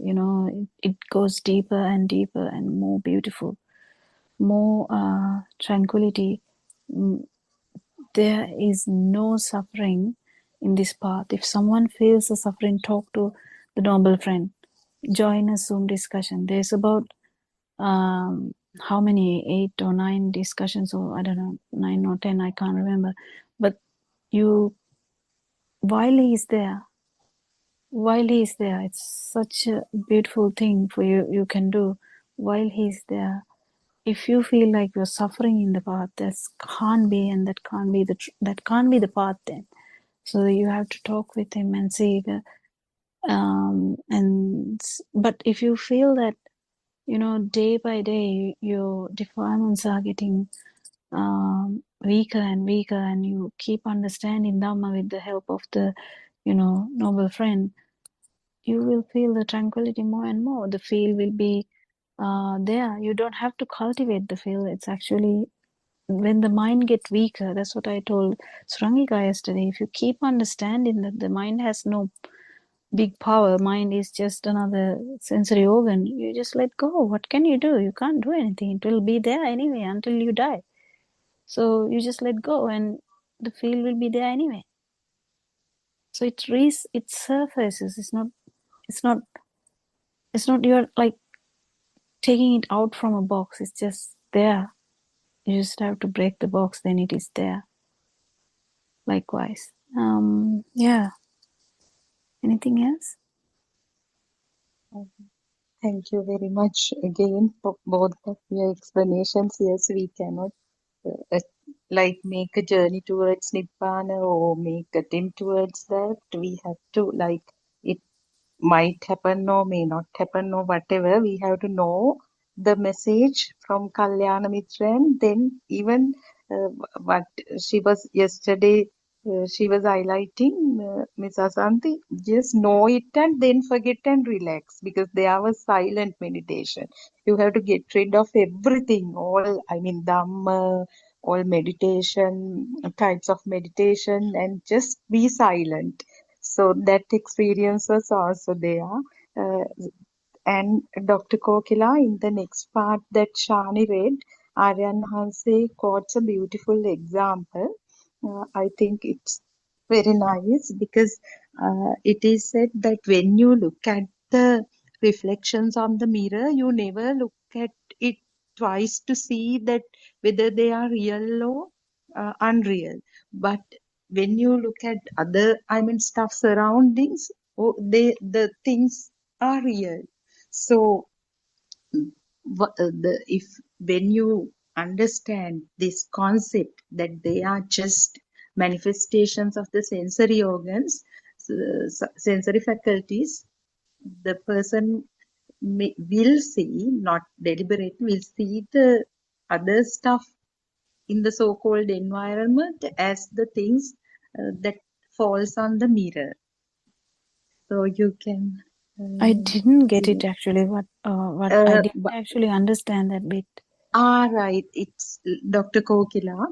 When certain reflections, images falls on a mirror, we at once know now maybe Oh yeah, in front okay. of the mirror there are Yeah. stuff, but yeah, we never see. Look at, okay, is there a But bed if a there? Yeah, monkey looks at it, monkey or the birds, usually yeah. they misunderstand. The monkeys misunderstand, but we don't. Yeah, we know that it's a mirror. Yeah, yeah. So after that, Why can't you? Not why can't you? The reality is everything else is like the it's reflections similar. on. Yeah, Yeah. yeah, So, yeah. Yeah, that's what I told. mm, I don't know whether you remember. As a child, we began to look at the world in such a way, and once you get the no self perception, what happens is the whole that self perception is getting replaced by the non self perception. It keeps replacing, and the arahant is you become the non self perception. Like the what happened to the child was okay, he didn't know anything much, but he had the taints, but he didn't know anything much. But then once the mind forms, it becomes the norm, it becomes the self perception became the normal. But then once you hear Dhamma and you actually feel this for a moment, the no self perception, then that's going to be your new normal, and it is going to actually it will be the power after that, and the with time, with help of noble friend, it is going to be the thing. Nothing is going to change though. Your sensory organs will work like similar. You will be going from temple to temple to tell Dhamma or whatever, Zoom meetings or whatever. But what happens is the child to adult, what happened was the self-perception which grew into self-view. Now self-view gets shattered when you have the non-self-perception at least once. And then with that shattering, the whole world is shaken, that particular moment. And then this non-self perception starts to work. Kind of it becomes bigger and bigger and bigger. And what we call an arahant when that is the normal thing. So there's no place for the self-perception at all. At all. But the sensory organs will continue to work.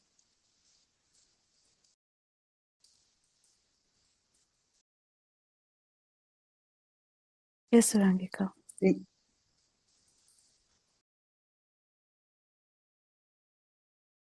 Are you there? Yeah, sorry, I didn't get that part, Dr. Gopala. You didn't get that part? No, I wasn't. Yes, Sudharma. Sorry, I think I got distracted for a moment, Dr. Gopala. Didn't get that yeah, part. Dr. Kokila, actually, in that ignorant world, people had peace. I mean, in a way, they were happy. They didn't know that they are in the self-view or self-perception, including us.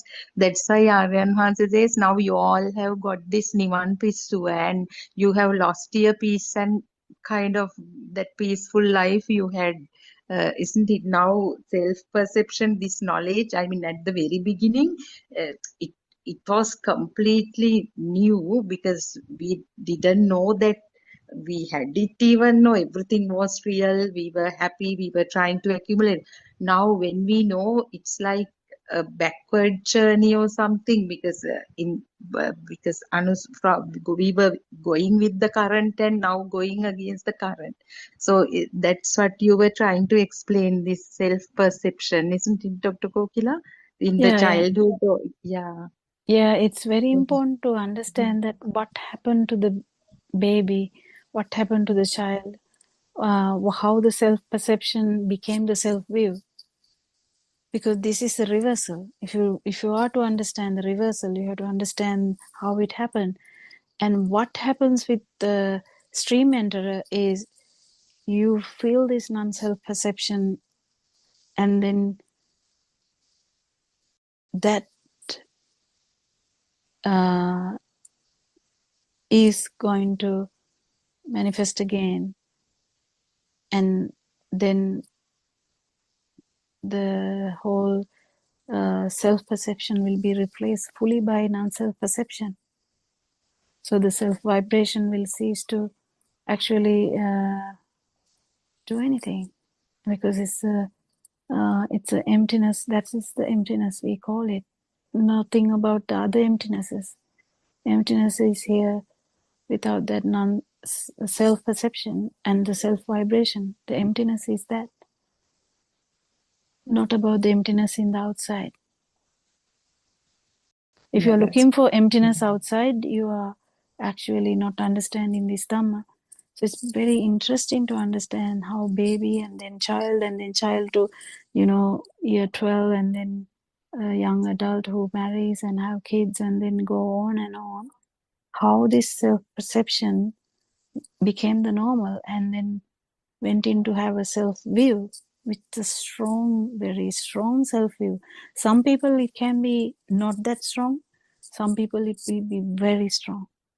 But when you hear them, what happens is this keep changing, this keep, shaken. And then once in a particular moment, you might feel the non-self perception. And that shatters your whole system.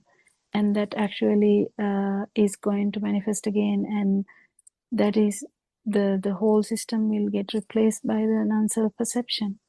That is actually the absence of self vibration. And it's such a beautiful thing. Yes, Suranika. I think You- that's where Arenvat said, I mean, there's a term saying Nisatto Nirjivo Sunyo, isn't it, Dr. Goka? Yeah. But in the past, we used to think like, maybe it is, we never understood these things. Mm. Now it is getting more clearer and clearer. I don't say that it is been cleared fully, but it is getting more clearer and clearer, vividly clearer. What happens here, and you can't do anything. Mm. There's a moment you will understand that you can't do anything. That is where you will relax. And that is what is not happening to a lot of us. Once you understand that you can't do anything, only you will stop doing everything. You will keep doing your work. I'm not talking about that. I'm talking about this, you can't manifest non-self perception by force, because it has nothing to do with the force, because the force is self-perception, or force is self-vibration. So two can't live together. Self-vibration. Yeah. That's where actually It's this like oil and water, isn't it? yeah. They won't So mingle. then like we call it self, the stream enterer. That particular moment you don't feel the self perception. After that you feel it Yeah, back in the same boat. again. You might feel this non-self perception, and again you go back to it. But the levels are different. That's all this about all this stream enterer, the one enterer, or what is it? One centerer or none Something enterer like and all that. these things. Once returner, Once Once returner. returner. That's right. Yeah, that's where all these descriptions are, because you just that's where Lord Buddha went and asked Anuruddha Thero that whether it is static, and he said no, it's not static. That means he hasn't attained the. It is not always there. May have appeared once or twice or three times, but it's not always there. And Lord Buddha says, yeah, it happened to me too. And he says a few things about that. So it's such a beautiful Dhamma this is, and I keep telling that every day. What Yeah, is that word? What do you know what obase is in English, Dr. Gokula? I can't I remember never also. knew. I never knew.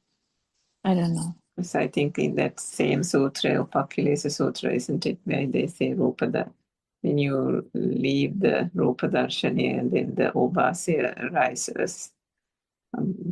Sudharma, I don't know whether you know what that is. Rupa Darshani Then must be the what form your world. explanation, then it's formless, isn't it, Miss Suramika? Yeah, but Rupa Darshani I If must be it think is form world, isn't it? Yeah.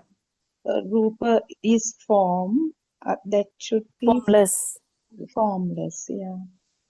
Yeah, but No, what she's asking is there a specific word for that, obase, or just It's Pali anyway, so I think there may be, if we try and get to know exactly the exact I word think I that think we obase are so. must going be with the, non-perception. since it is a Mm, non-perception, must be animitta, because, yeah. that's animitta, non-perception may be same, like Animitta is at the end. uh, non-perception. Obasya, from one, this revolutionary, this groundbreaking sermons, One Andolana vibration, one Chakrasthayana, vibration. they talked about Obasya. I think it's the path, isn't it? Oh, I'm Yeah, not it's sure. I think the one vibration status Yeah. Mm. where someone has understood that And all the forms are forms only. Then it comes to the one um, vibration. Yeah. and it's interesting to know that it's not the gifted children in the school that always like realize this first, because maybe the most careless, irresponsible, they have the less kind of less strong or very weak self vibration, probably.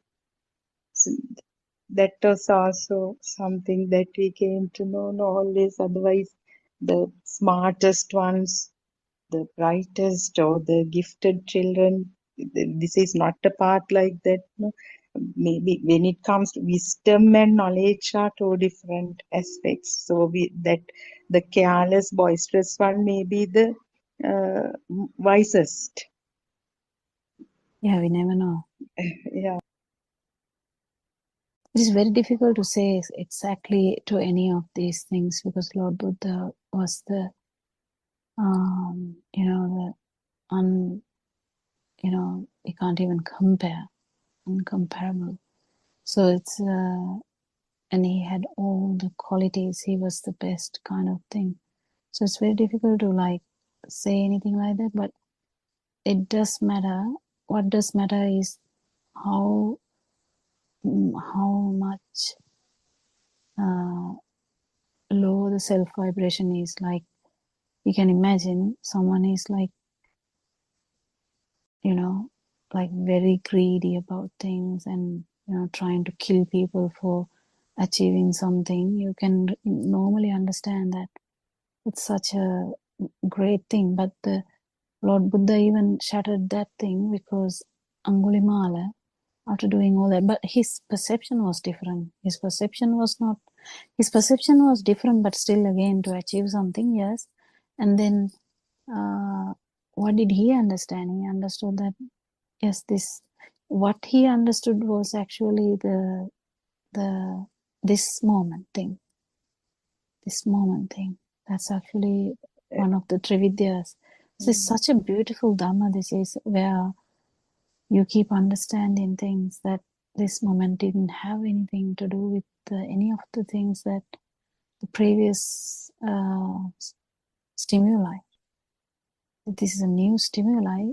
We can telepathize into something, yes. It doesn't necessarily mean that it is the old one. This is a new one. Thiruvang Saranai, Dr. Kokila, we have reached Oh Four, yeah, it's yeah, 4 o'clock. Yeah. yeah. We'll hand over the Zoom discussion to 4 o'clock Zoom. Actually, I thank Shani for reading the book and Mr. Bernard for giving the summary, and also our Dhamma friends who join every day. Otherwise, it becomes really boring, and making it so interesting and so lovely, so that we can actually transmit this vibration, the the effect of this Dhamma to everyone. We worship Aran Vanse. We don't worship Aran Vanse as a person. Actually, we worship Aran Vanse. So beautiful Dhamma, and yes, we worship non-vibration actually in that sense, but we can't really say that. So thank you everyone. We'll talk tomorrow. Tevon Therun Saranai. Teruvan Saranai, Saranai, Dr. Dr. Kokila, Kokila. Therun Teruvan Saranai, Saranai, said the Lalpa, and friends. all of you. Worship Parayan. Teruvan Saranai. Thiruvan Sarnayaran.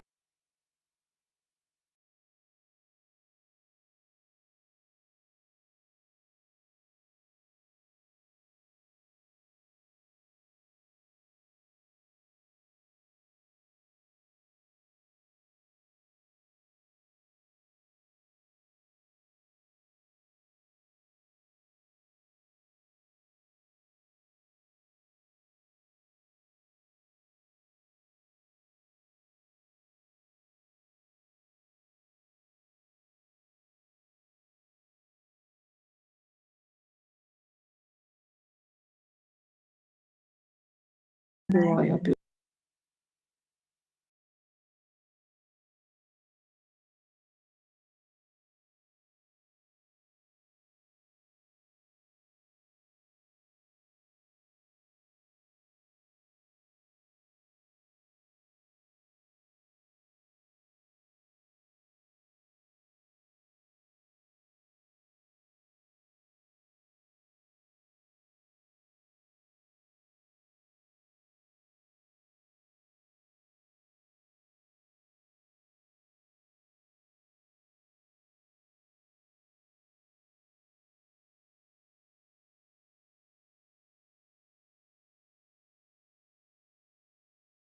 Good afternoon, everybody. Therun Saranai sir. Therun Saranai, everybody. Let's continue with the book reading. The Truth Dhamma Has Awakened, Volume 2, page number 26. Even though you have this knowledge about how you don't exist, you do have another problem. And that is, how are we to realize this pure truth? What should we do to realize this truth? Isn't this your problem now? Many people request me to teach them a practical method on how to analyze the formation and the cessation of the five aggregates or the skandha. They want to know how to develop the Udayavaya Jnana. Therefore, we are going to teach you how to go on the path. Now, we are going to reveal to you the way we practiced the analyzing of the Udayavaya of the thought. Even though we present this to you in a day, we had to practice this for a very long time before we realized the truth ourselves. We realized that our I-ness and our mental fetters dissolved a lot during this time period of our practice, and we realized that there was an improvement in our path to Nirvana. Now we have realized the truth. Therefore, we are able to let go of the thought. We are at ease with our thought. We know how to let go of the thought. But at your stage, you might not find it so easy. This is a very deep and complex philosophy which is difficult to understand.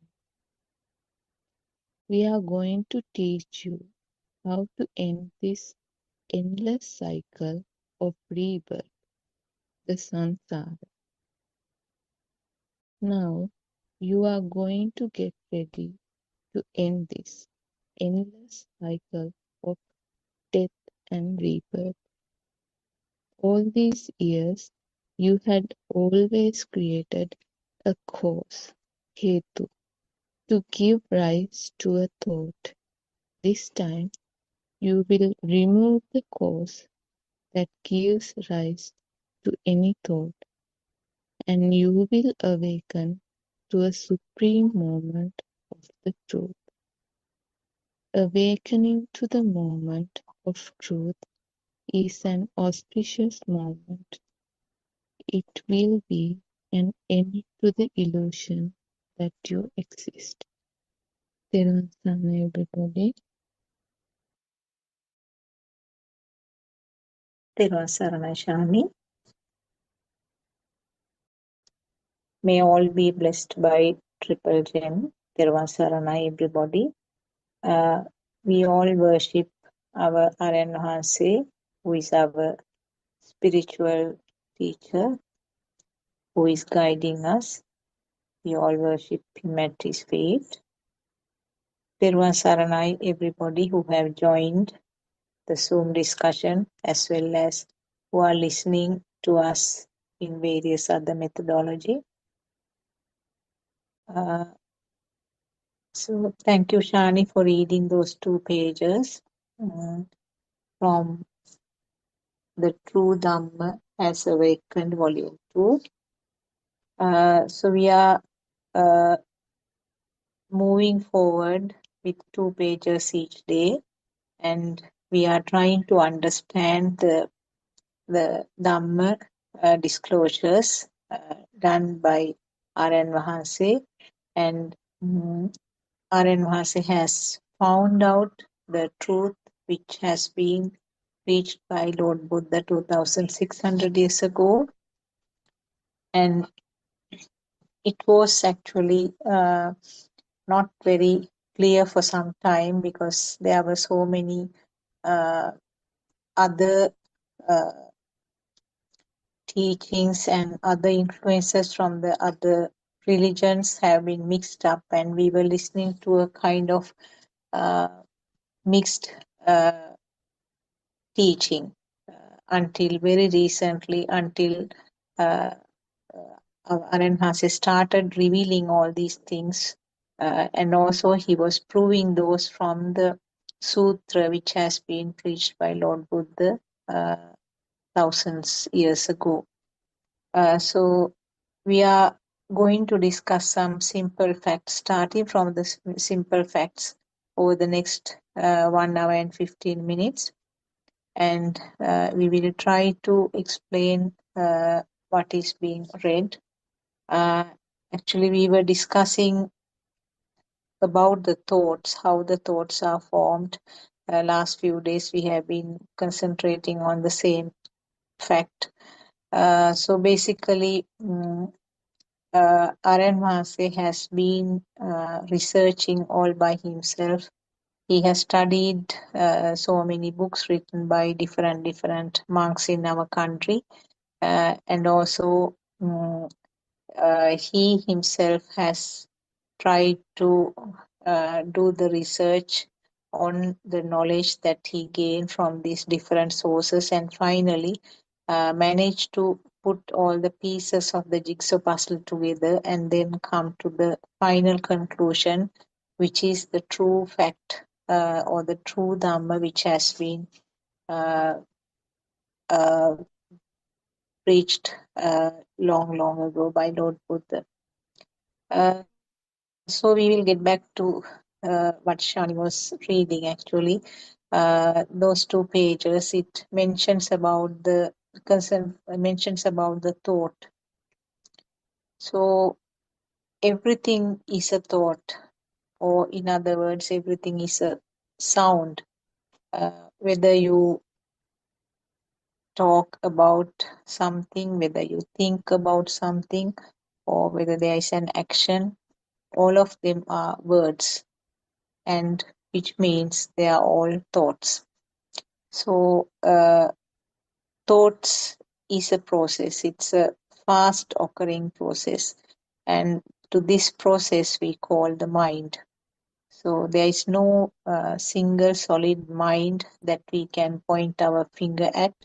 It's just some flowing thing where at a very fast speed thoughts are occurring, and then uh, the it's something an example or a metaphor that is given by Lord Buddha, and also it has been disclosed again by our Aryan Mahanse. It's similar to a river which is flowing. When the water is flowing, you call it a river, and when the air is blowing, you call it a wind. But when you try to hold the flowing water, it's just some water in your hand, but you label it as river only when it is flowing. So similar examples we have had. The wind is another example given in one of the sutras. So similarly, there is no thing called mind. Mind means just a flow of thoughts. And the speed is one of the very decisive factors in most of these facts that we are trying to explain now. So the process of formation of the thought is something that we have to understand, because as long as the physical body is persisting, or the physical body has the breathing mechanism, there is sensor function. The 5 main sensors are active, and then there is a simultaneous uh, action of these sensors. We label it as a thought. So thought process is not something that is controllable, or a person or a system cannot change the pattern of thoughts. So this is called Chitta Niyama in Pali and Sinhala, which means it's a kind of nature's law. So the formation of the thoughts and the way that it flows and the types of the thoughts which arise, they all come under this law, which is a nature's law. There are several laws like that in Buddhism described. So one is the Chitta Niyama, or the law related to the mind. Similarly, we have heard thing called Bija Niyama. Bija means the seeds. So the nature's law related to the seeds. An example is that if you plant a mango seed, it will give rise to a mango tree, not some other tree. So that is the Bija Niyama. Then there is something called Ritu Niyama, that is a seasonal variation. Again, it's a nature's law. So these are described in Buddhist teaching. because these are not controllable or not changeable. So you can see that the thought is something,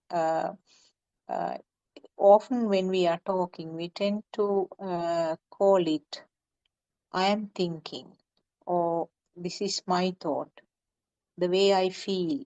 We use it in different ways. But always we can see that there is some form of ownership to this thought. But really, can you say that there is an owner? Can you label it as my thought? If you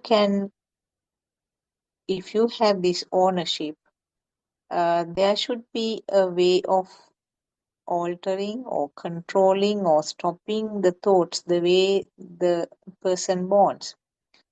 It doesn't happen like that. So then can you say that my thought or my mind? No. There is no owner, there is no way of controlling. So therefore, it is just an independent flow of thoughts. I can see Surangika also has joined. Teruvan Saranai, Surangika, are you in a position to add something?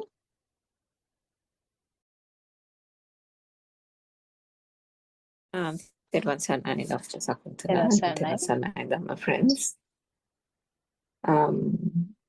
I didn't listen to the full reading of Shani's. What was the Yes, it was beginning of actually, it, Dr. very basic things about the thought and the fact that our Aran Mahanse has been sort of researching on that for a long time, but didn't start about the proper mechanism of forming thoughts. It's just some very basic facts about the thought. Okay, right. So I think we heard in the Sinhalese Zoom yesterday, or in the last couple of days in the groundbreaking Zoom discussion as well, in the Sinhala medium as well. Quite a lot of profound explanations and an expansion of the true Dhamma, isn't it, in the last few days. And I think even today, R.N. Mahansa, our noble spiritual teacher, always elaborates and gives us a very deep and meaningful talk on this aspect of how the mind works. Is there any such thing called the mind? And the identification through ignorance with the thought culminating in this false sense of I or ego or self. So that is fundamentally the teachings of Buddhism, by understanding, as R.N. Mahan say, if ever he comes on to the Zoom discussion, he starts off with just two things. He says, who am I and what is the truth? The two key questions that you can ask anyone is, for one thing, everyone is entitled to the truth. It doesn't mean that it is for Buddhists or for a particular type of people. Everyone in this world is entitled to know and know the truth. So it's irrespective of religions, caste, creed, and so on. And the simple question he asks is, are you in the body, or are you the body, or are you in the mind? And if you're not the body, is the body you, or is the mind you? And he always says that, can you control anything? Can you call any aspect of your body yours? Is that anything within your control? Old age, sickness, and death, and so on. That is the fate of this physical so-called body, as we call it in a conventional world sense. Is there anything there that that is within your control? There isn't. And then if you think about the mind as well, the thought process, Dr. Sakuntala spoke a few minutes ago about the fast occurring speed of various factors, which through misconception we name as, for example, the wind. The fast-moving air current is called wind. But is there anything called the wind? There isn't. The fast-moving flow of water is called a river. But is there any such thing called the river? There isn't. Similarly, it is just the flow of thoughts. If you think about the word mind, it is just a terminology used for the fast-flowing thoughts occurring in a series at such a rapid pace. But you call them your thoughts. You say, I think, or I thought that, or I this is what I think, and this is my opinion, so on and so forth. But if you actually try to control your thoughts, if you try to sit down for meditation and say, no, I want to now be silent, and my mind needs to be silent so that I can concentrate on a particular object, and so on, can you actually do that? Do the thoughts just stop based on your request or based on your wish? No, it doesn't. At some point, most of us have tried to engage in silent meditation or through concentration meditation, and we have always grappled or been challenged with the thoughts, the fact that they constantly disturb, and they are irrational, they are random, they are unpredictable, and they, whether you want it or not, they keep streaming through and they keep coming at whatever time, at whatever pace that it does. So in that sense, can you actually call those thoughts your thoughts if it is not within your control? So then if the body is also not you, and none of your limbs and heart and all these things are within your control, then clearly the body is not you. And you take the thoughts. So are the thoughts yours?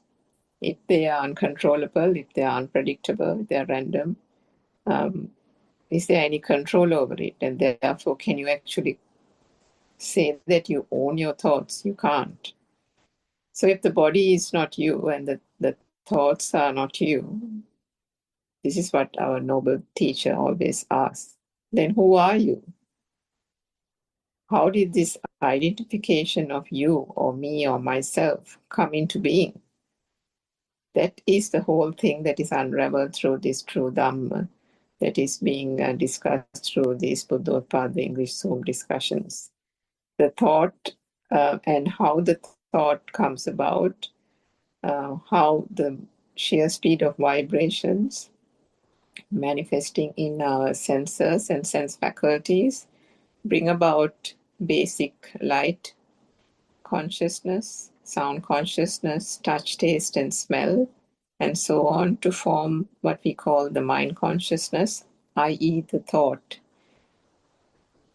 is the way we unravel to find out how this whole thought pattern occurs. When these thought patterns occur, these thoughts bring about what we call or make a reality of this external world. What is only made up in the mind and the mind consciousness is projected out to the external world, and suddenly there is a world, and suddenly there is an existence feel, and a sense of being alive, and a sense of self or I or ego is born. This identification is the result of this sheer vibration that is happening at a speed, but only through our sense faculties. This false ego is the thing that is driven, and that is driven only through ignorance. There isn't anyone actually doing it. It is just a process. It's a mechanism. To understand it, one has to have a full understanding of the sense faculties and see how this whole mind consciousness comes about. The identification, or when one actually considers the thought to be real, in every thought, it is actually a mind object, whether it is your mother, whether it is your father, whether it is the chair, the table, the house, the car, your favorite, I don't know, your favorite football club, whatever it is. If you give a value to an object, if you consider it to be real, you invariably give a value to it, you think it exists, and in that existence, in that belief that that exists, the I or the self is born. And that is where the duality occurs, because of ignorance and because of the fact that there is an unknowingness of how the consciousness actually works.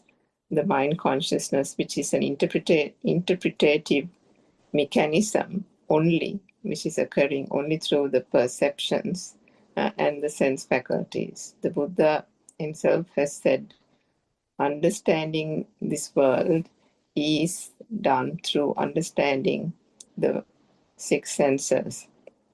Why? Because it is through the six senses that the so-called world is created. Without the senses, there is no world. And in order to gain full realization, liberation of the mind, the complete understanding of the sense faculties is absolutely important. So maybe if there's someone else who can contribute from that point onwards, everyone's online.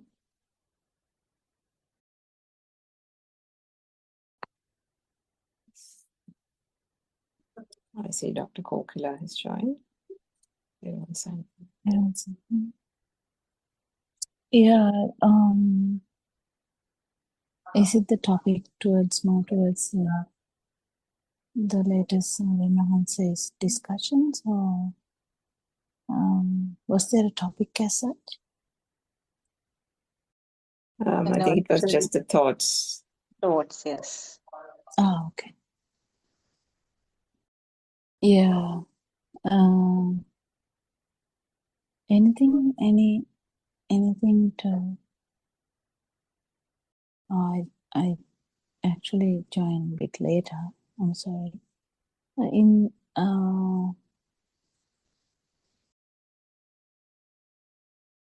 So the thoughts. I mean, it's very difficult to understand that we are thinking about Dhamma. I think that is highlighted even today morning thing. I heard, I couldn't finish it, but I heard how Nancy was trying to tell some others how, when mother is talking, that mother, what you are thinking, mother, in that sense, it's a bit difficult for us to understand that. Yeah, I am thinking, and when you understand that, you just like, oh, okay,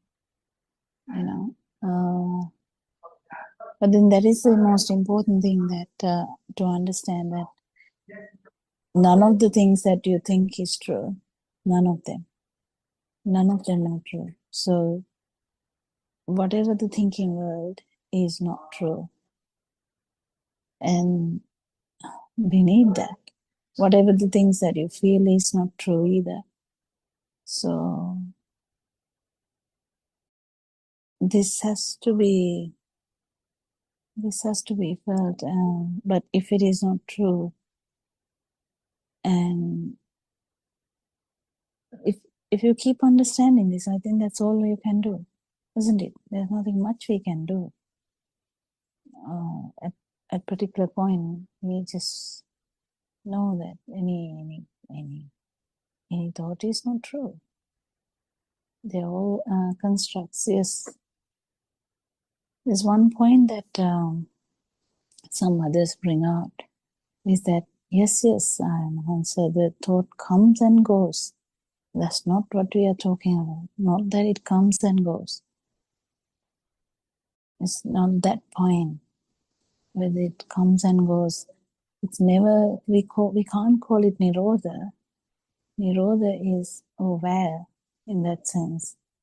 When we see cessation of suffering, it's not comes and goes because there is something to come and go. That's not what it means. What it means is thought is just a construct, that's all. It's not something there, but we use thoughts all the time, it's fine. But So the power behind the thoughts is reducing. What is the power? Power is it's coming from the feel that thoughts are true. It's like the same thing as the light, because you feel the light is true. You feel the sound is true. You feel the touch is true. Similarly, you feel the thought as true. This is all that is happening. And that is all due to ignorance, that's all. Because this all are due to the speedy vibration of the sense of faculties. That's all that happened, nothing else. And the power we were talking about, that Suranga was trying to educate us, was all about that power. That power, where is it coming from? It's coming from the sense of faculties with the ignorance that otherwise, if someone has the wisdom, it's all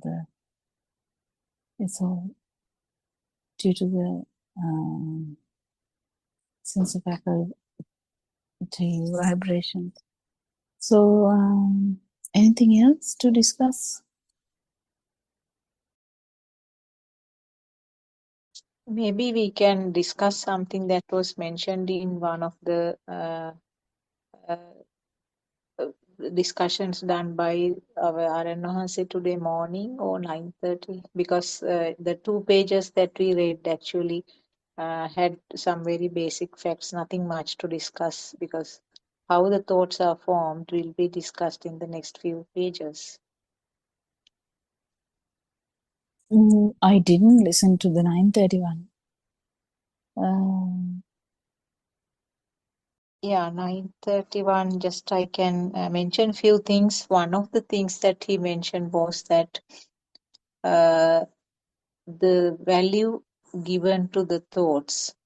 Actually, when I use the words value given, there is no person who is giving the values. It's just a part of the process where automatically some form of value is given to some of the topics or some of the stimuli.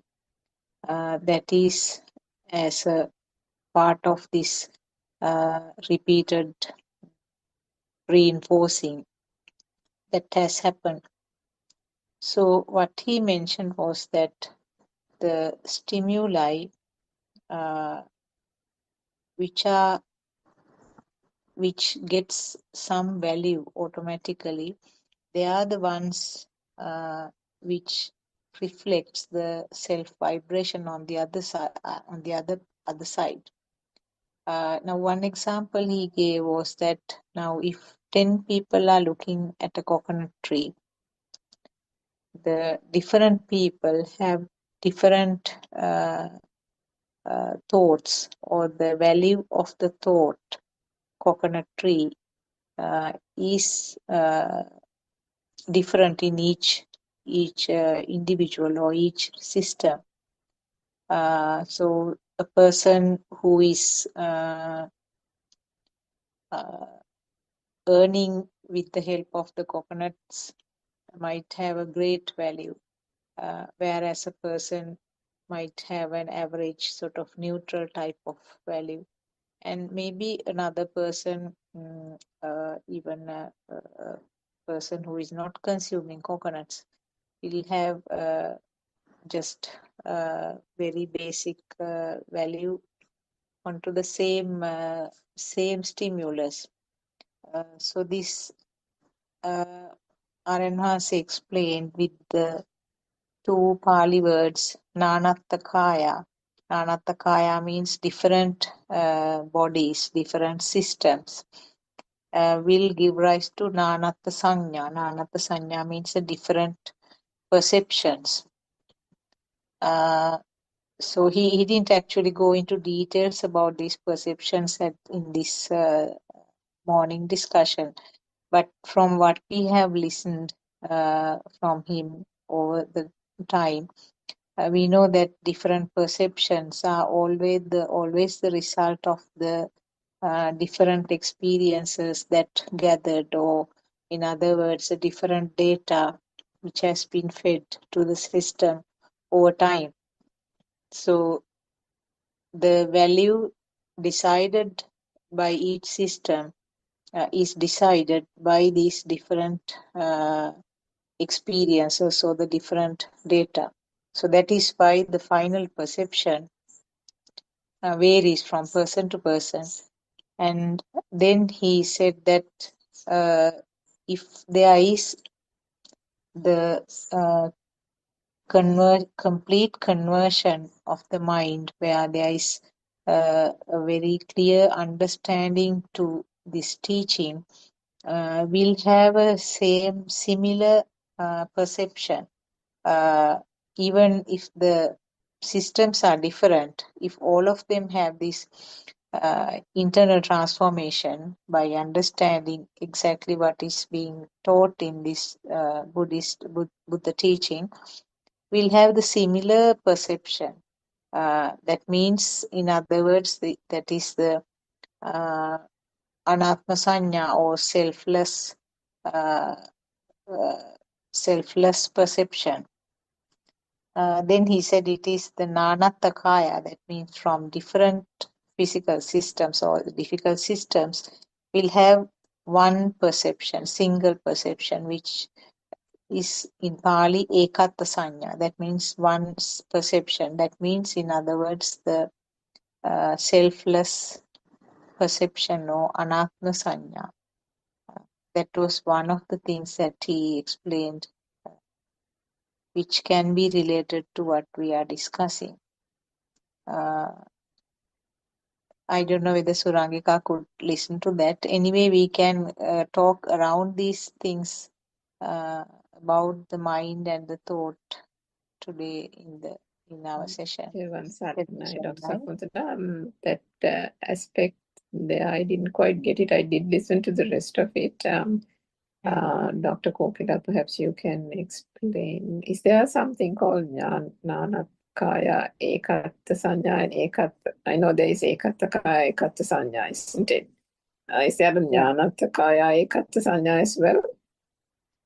That is what I mentioned. Nanattakaya ekatta sanya means when there is internal transformation, when all the systems, the people, Okay. now this was, all of them sort of come Yeah. to this internal transformation.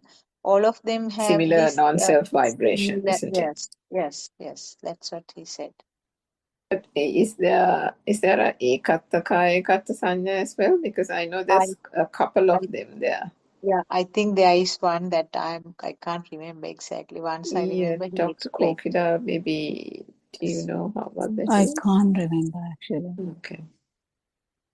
I No, can't we can remember talk because around these same topics about the thought and how the thoughts are behaving, or the behavior of the mind, Yes, something and I around that. think the reason why he started that explanation was there was, I think you were trying to answer some other person's question, wasn't it? Yes, And yes, I think it was revolving around there can be thoughts where we don't really pay it. There can be thoughts or mind objects where there is no real attention being paid to it, and if that is the case, are those thoughts actual volitional formations, or was that also part of the discussion? Because I think at that yes, point R.N. Mahansa said if you are focusing on something that then has a volitional formation or an abhisankarana, isn't it? yes, And the person can perhaps feel as if there can be other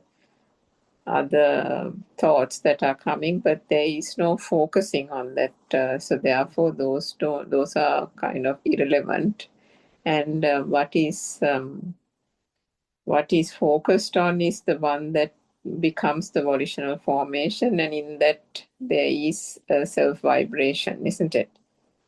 yeah. That's what he said. Yes, only when you focus, uh, it becomes a volitional formation. And also he said now as a reply to what I asked, he said that different levels of now when you focus on something, the value given to that can vary, and not only from the same by the same person. If you say, for example, if you are seeing different objects, the value given uh, to the different objects can vary. So depending on that level, the self vibration also can vary. I'm talking about one single system, one person. Yes, that's why I don't know whether I the was clear. 31 planes is there in every thought. I mean, in a thought, and then depending on the next thought, it can be another course vibration, isn't it? Yeah. Maybe Dr. Poplar, you can elaborate on it. Yeah, actually, I have to listen to it because I have listened to this before, but it's not in my. At the moment, I can't get around it, because if I say something, it should be really relevant to those words. But anyway, apart from those words, like the Pali words you said, yes, we have so many thoughts in that sense. The value is so different. Imagine your family and a neighboring family. But the neighboring family also can get so important if there is anything happening with the neighboring family. Imagine something like having an argument about the margin of the lands. Then suddenly the neighbors are very important now. Unless that time, neighbors are not important. So this the amount of importance, or the amount of attention can be very very difficult to understand. And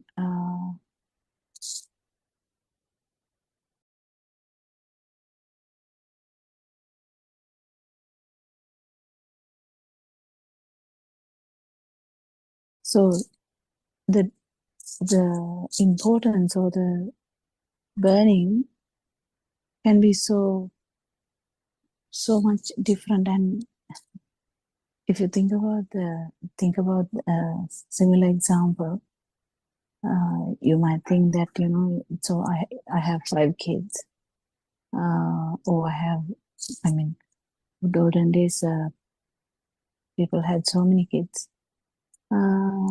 Whether you felt all the kids are similar? No.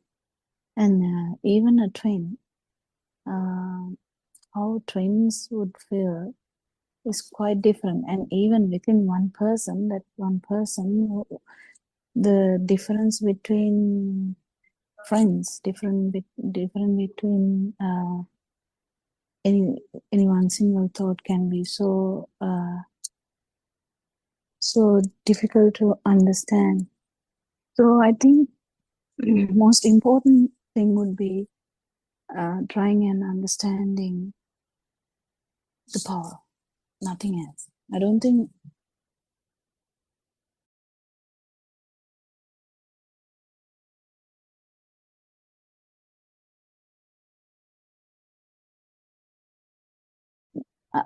nothing else does matter, because the power at the end, what matters is self perception.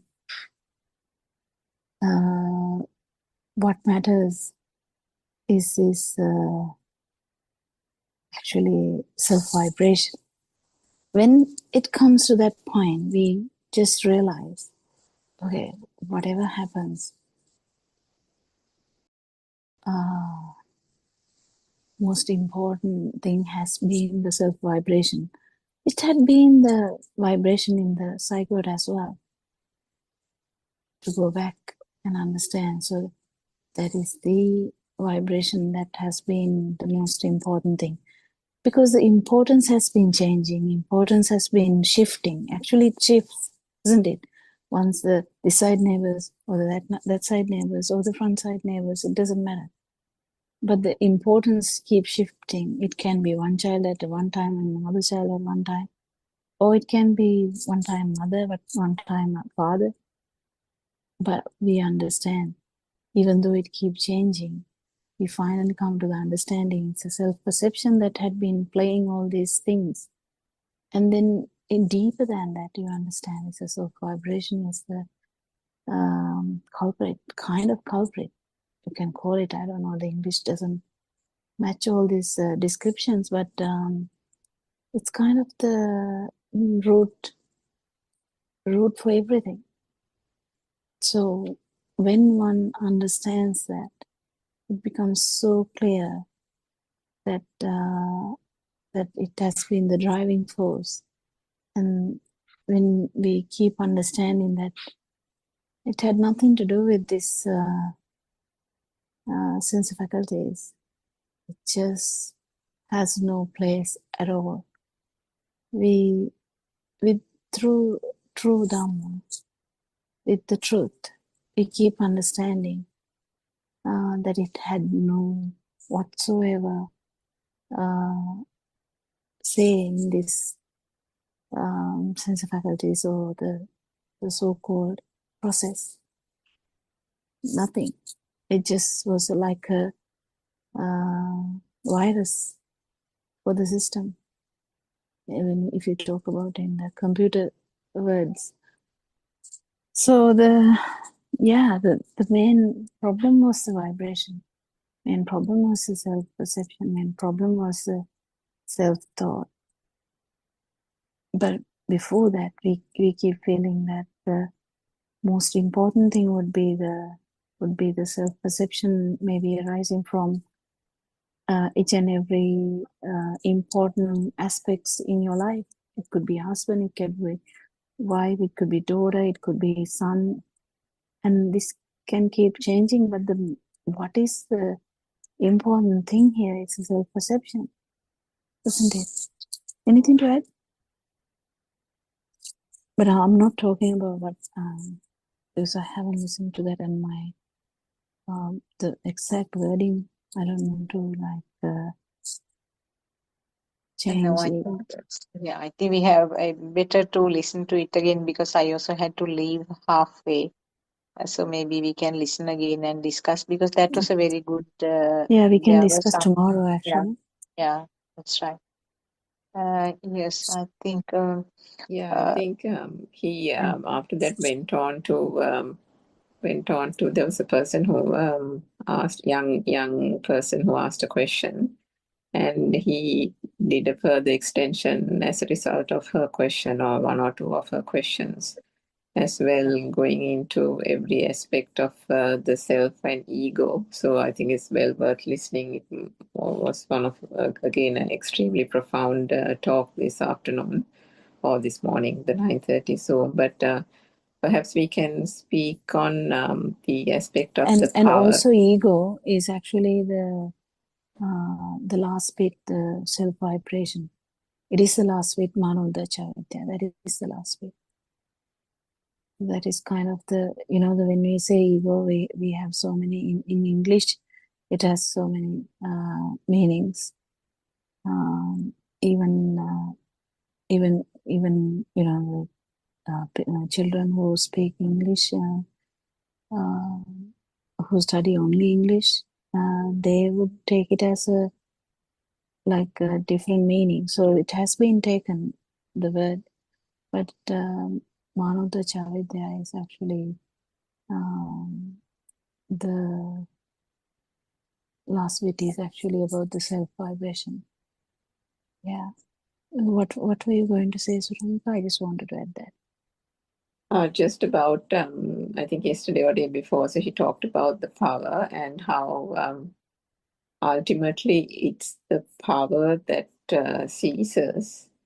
And when the power ceases, the vibration becomes non-vibration, because I think all this time we've explained it, saying the vibration has that underlying power, and it is the vibration that almost causes the power.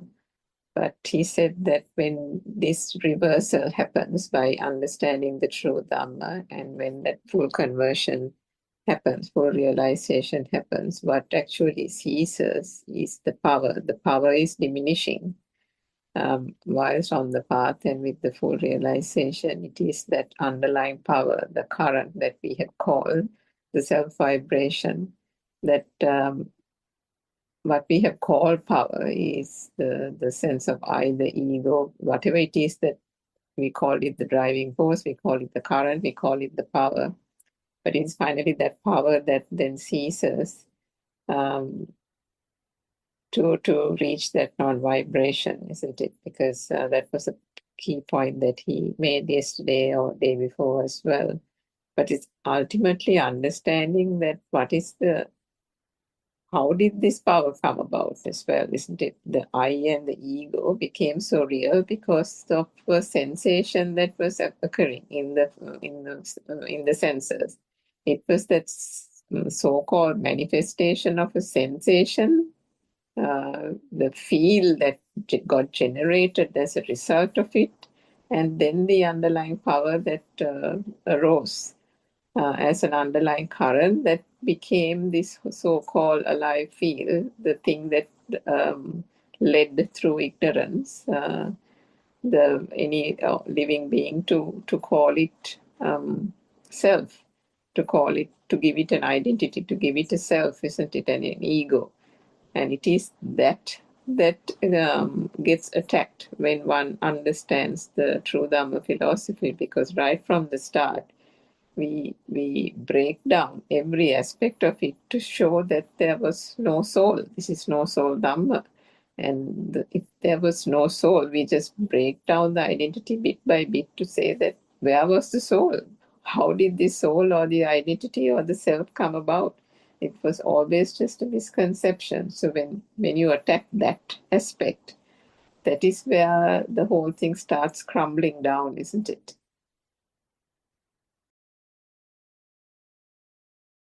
Yeah, and also I think he mentioned when there are two opposite ends, the current or the power is there. And wherever there is a current or power, there are two opposite ends. So it's just sort of, it's a circle like. The vibration or the wave means that there are two opposite ends, and then there is a current created.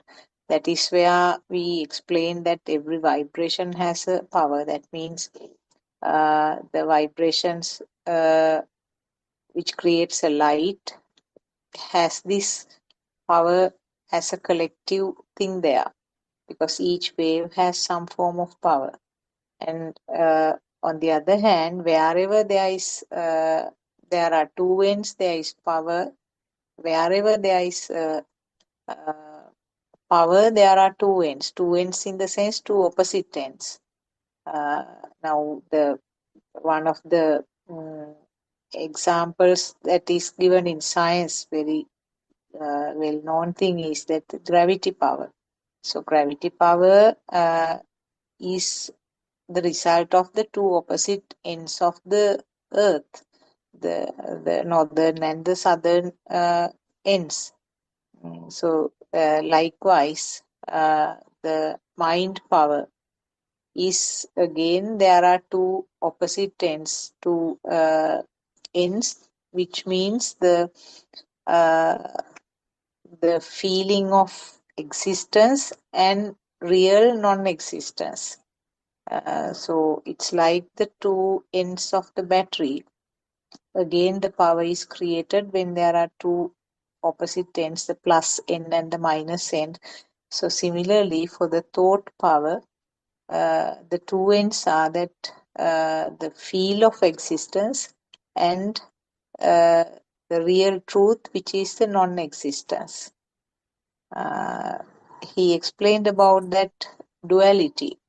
I think in the same the Deshana that you mentioned, Surangika, the duality means, in other words, when there are two opposite ends, the current or the power is there. So the feeling of existence or this self-feeling is a result of the two opposite ends. Am I correct? Yeah, it has to be felt though.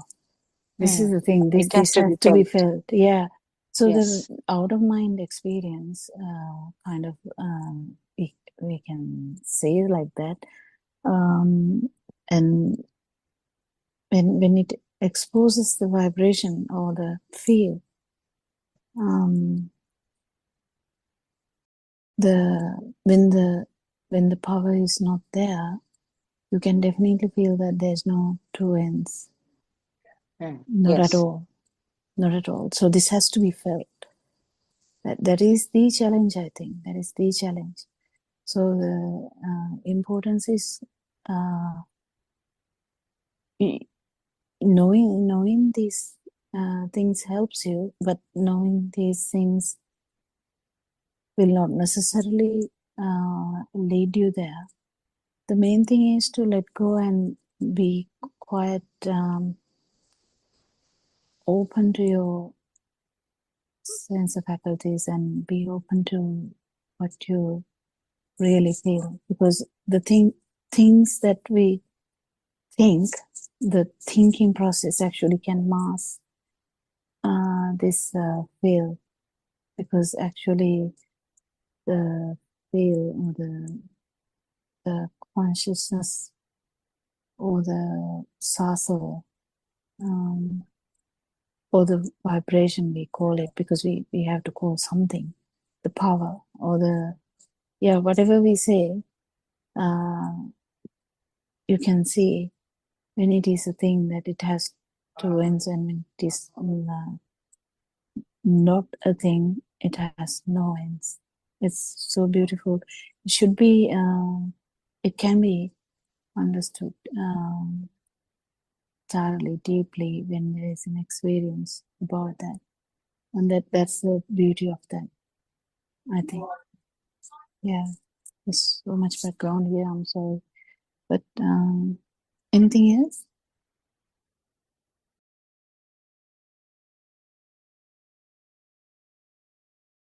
And he kept saying that, I mean, so this is something we obviously know, but, it becomes, it gets reinforced so well when he, elaborates on these points. So, how he says about no birth, no death kind of thing, but when he was elaborating on how those thoughts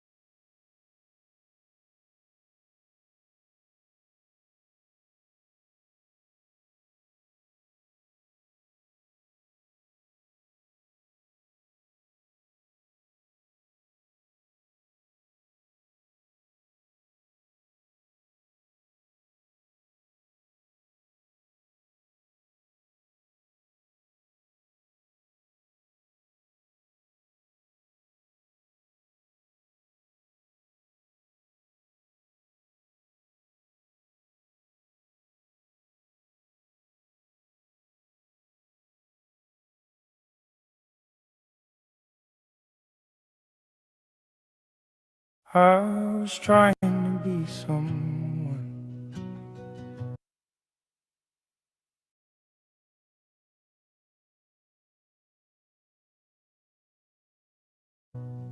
who could finally feel okay.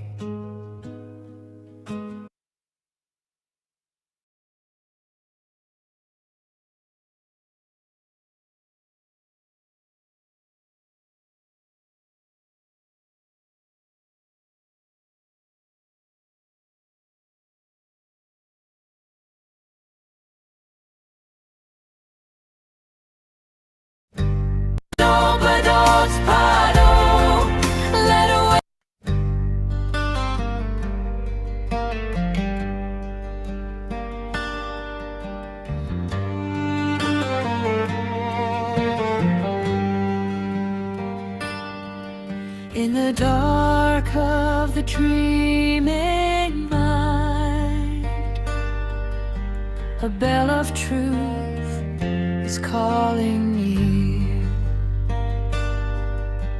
Through the smoke of fear and time, a single word makes the path appear.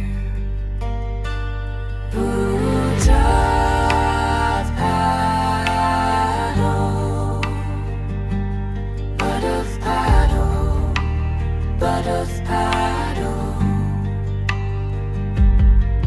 It's time to rise. Open your eyes, break through the night of lies. It's time for Nibbana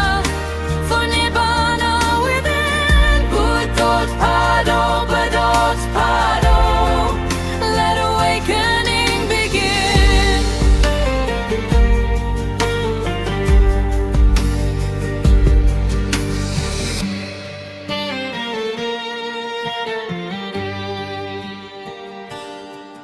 When the last breath falls in peace, the storm of the self grows still.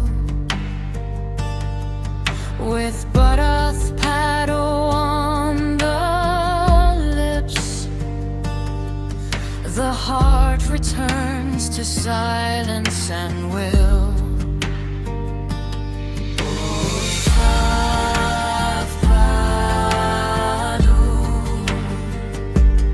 Buddothpada, Buddothpada. It's time to rise. Open your eyes, break through the night of lies. It's time for Nibbana within. Buddothpada, Buddothpada. Let awakening begin.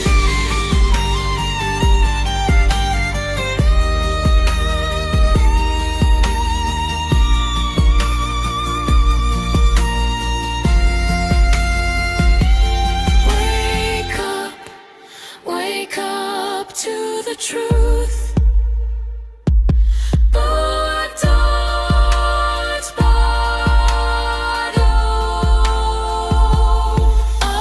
Awake, humans, be awakened humans. Buddothpada, Buddothpada. Let awakening begin.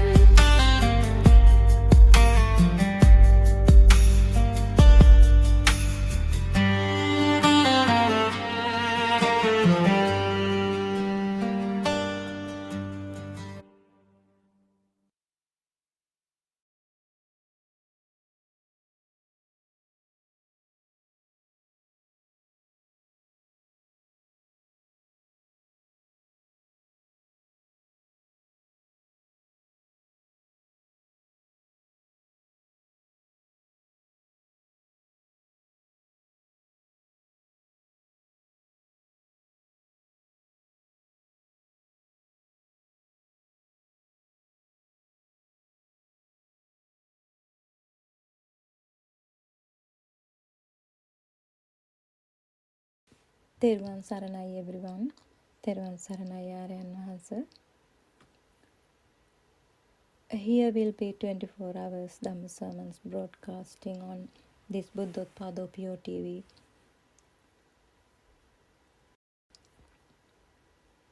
Via Zoom, YouTube and Facebook as well.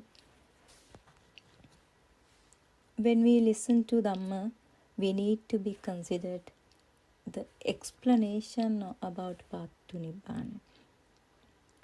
Not every sermon we hear actually leads us out of the cycle of samsara. That's why we need to consider what we are listening. Some teaching may sound beautiful, but they keep us turning within the same cycle without giving us the wisdom that frees the mind. If we are not careful, we might end up listening to Dhamma that comforts us emotionally but does not guide us towards liberation. The purpose of the Buddha's teaching is to help us step out of the samsaric cycle, not to settle more deeply into it. So we must pay attention to what kind of Dhamma we are listening to. We need to consider, does it reduce our defilements? Does it help us let go? Or does it point towards Nibbana? If not, then even if the sermon sounds pleasant, it is not truly helping us. This is why wise attention is essential when we are listening to any Dhamma sermons. With the right understanding, we can recognize teaching that genuinely led to freedom and avoid those that keep us bound to the cycle of becoming. That's why our noble friend Aryan Mahanse and all Dhamma friends make effort to spread this message about through Dhamma to this world. So we often misunderstand about this Dhamma when we don't have a understanding about a Samma Ditti or the right view. Our noble friend and all Dhamma friends spoke about how we often misunderstand about this Dhamma when we don't have understanding about Samma Ditti or the right view. And we always explained what the Buddha actually mean by the right view, and how every tangle point in our practice can be understood when we explore it carefully and let go of everything we are holding on to. Why it is important for us to understand what Samma Ditti or the right view really means. Because when we listen to a Dhamma speak or Dhamma sermons, we need to examine carefully whether are we only hearing ideas about Dhamma, or are we recognizing the Dhamma that arise within our own experience. And we need to think how we should listen to Dhamma sermons, with what kind of mind, with what kind of attitude, so that the Dhamma truly guide us. We tend to accept things without really exploring them for ourselves. We keep trying to gather knowledge from outside and fill the mind with information, instead of applying the Dhamma directly to our own experience to understand. We always try to fill the mind with information. Because of this habit, we never really want to practice ourselves.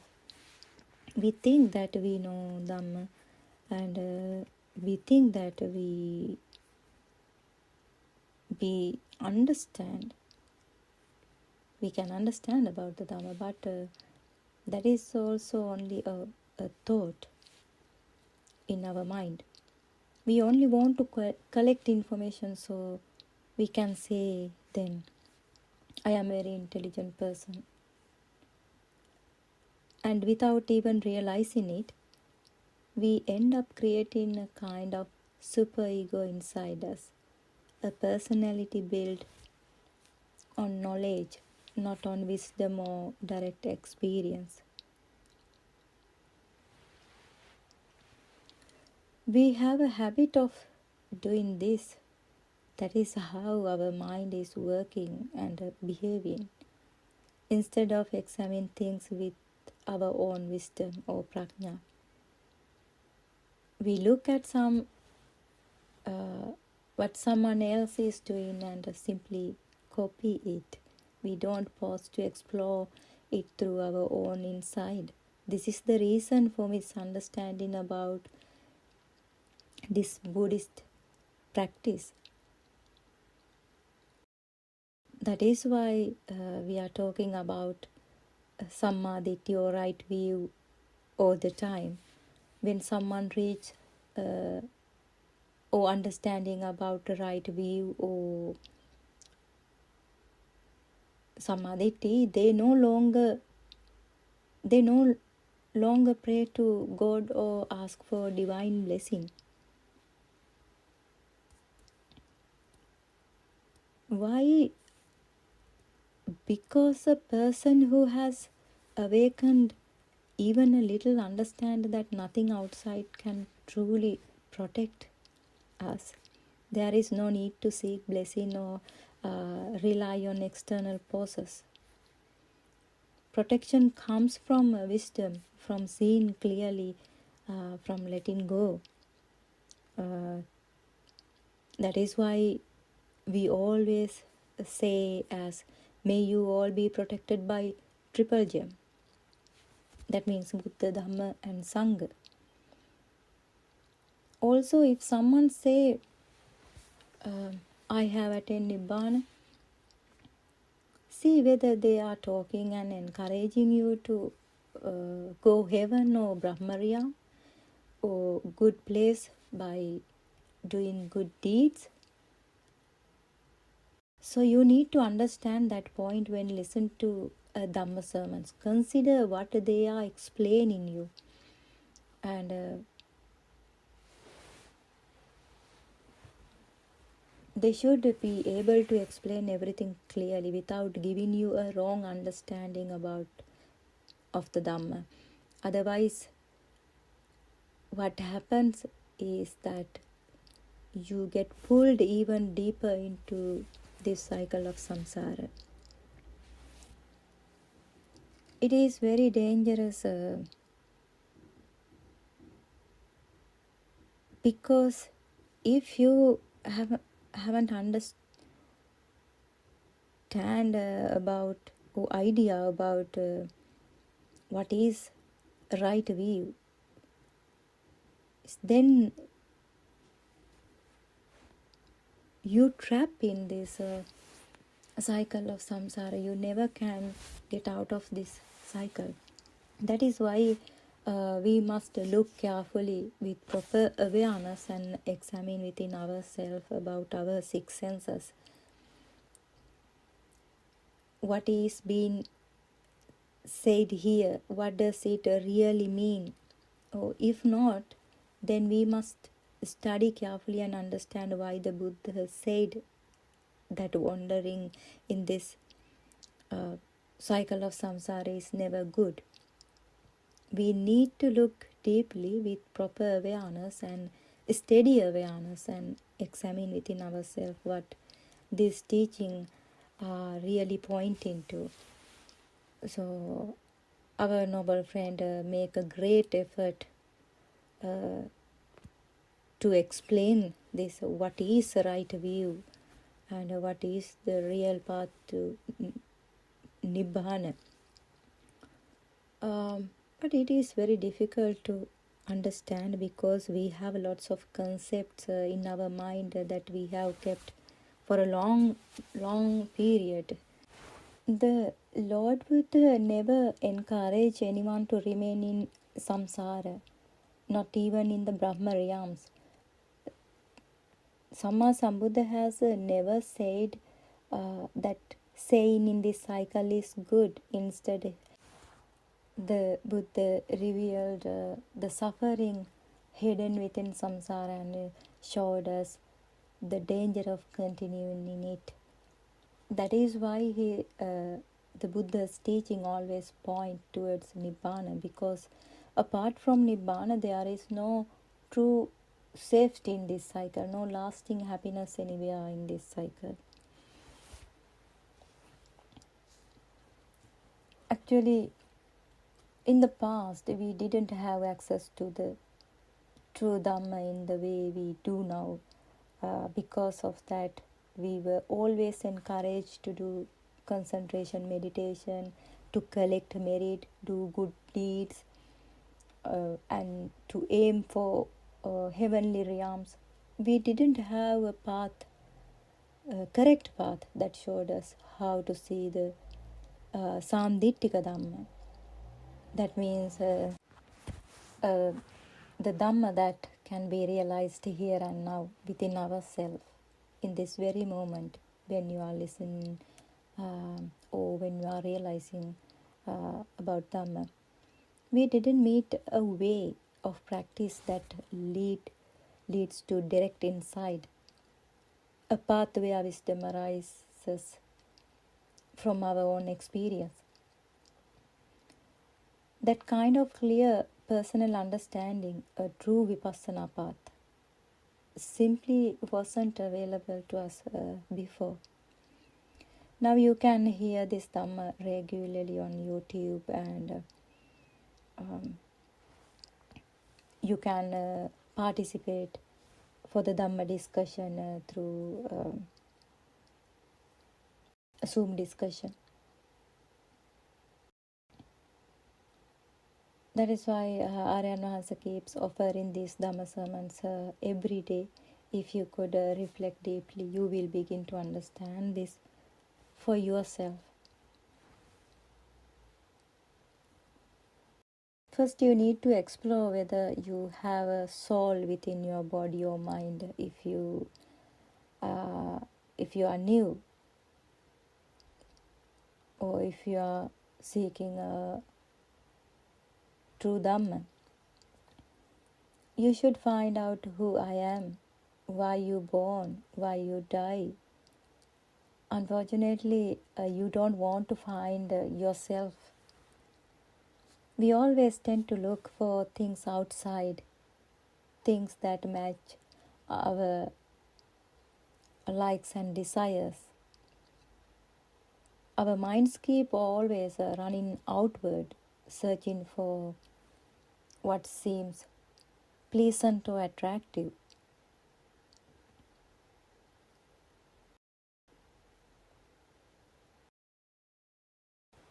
When we think about today, nowadays in science and psychology, they clearly understand how visual perception and hearing perception arise.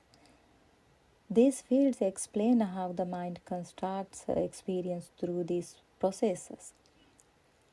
It's the process by which the eyes detect light and the brain uses that information to create an image of our surroundings.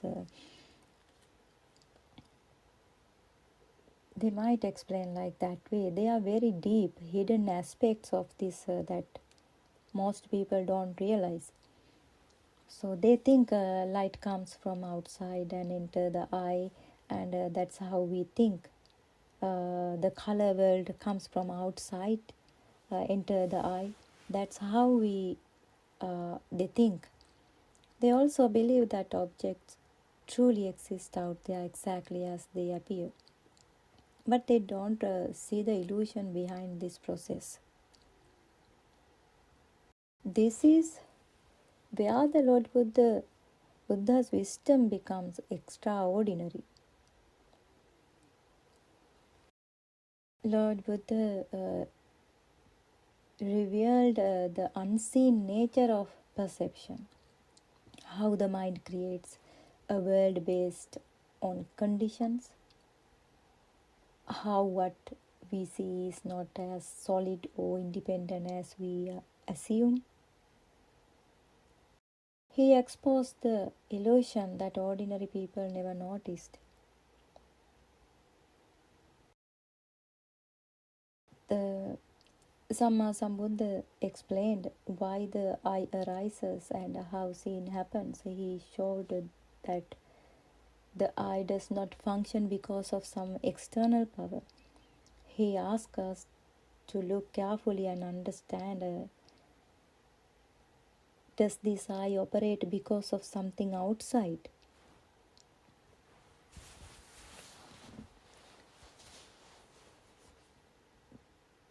The Lord Buddha revealed the true cause that sin arises due to condition, not because the external world poses anything upon us.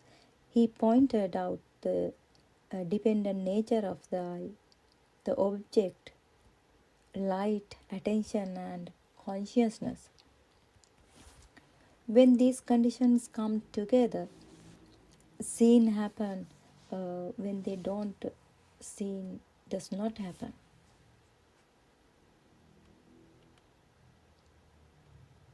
In the same way, we must investigate carefully and wisely how does an electrical impulse become something we called a flower or a car. How does this tiny signal turn into the names like mother, father, tree, sun or moon? We need to look deeply and honestly at how this process is created within us, how we experience these mind objects from outside. Only then we can understand how the mind constructs the world, how raw sensory data becomes a whole experience filled with names, shapes, and meaning. In the same way, we must carefully examine how taste arises on the tongue and how sound arises through the ear. These are not simple processes.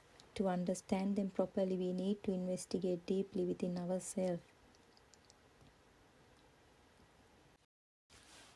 Only through honest and careful observation we can see how these experiences are created, how contact becomes sensation, how sensation becomes perception, and how the mind builds a whole world out of these signals. We have a habit of doing this. When someone teach us a bit of information, we simply memorize it and repeat it so we can pass an exam.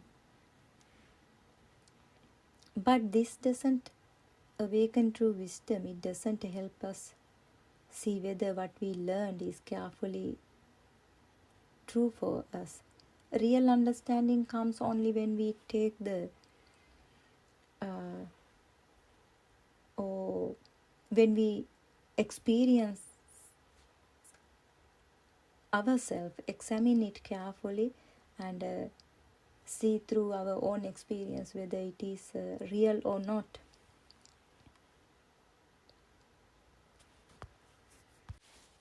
If you are a young student, actually you can see this Dhamma everywhere. When you learn sometimes,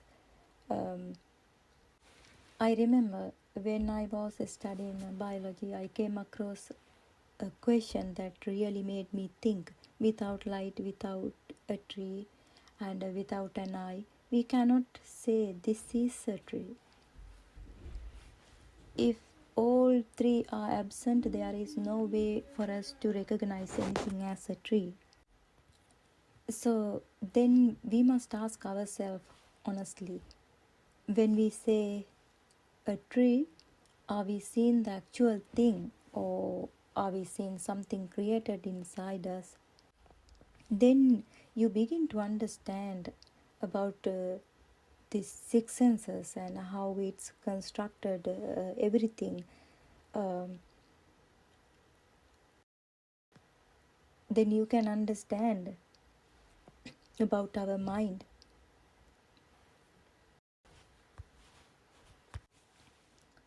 What we call a tree is not simply an external object, it is a mental formation built from conditions coming together. So then we cannot say that a tree is something permanent or independently existing. The experience of tree arises only when those three conditions comes together: the eye, the object, and light.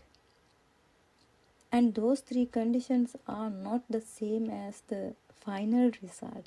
The eye is not the tree, light is not the tree, the external form is not the tree. Yet when these three meet, the mind produces the results we call tree. It is the condition that arises and from those conditions the results appear.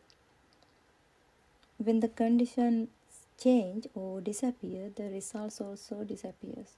So then it becomes clear the cause is not the same as the result.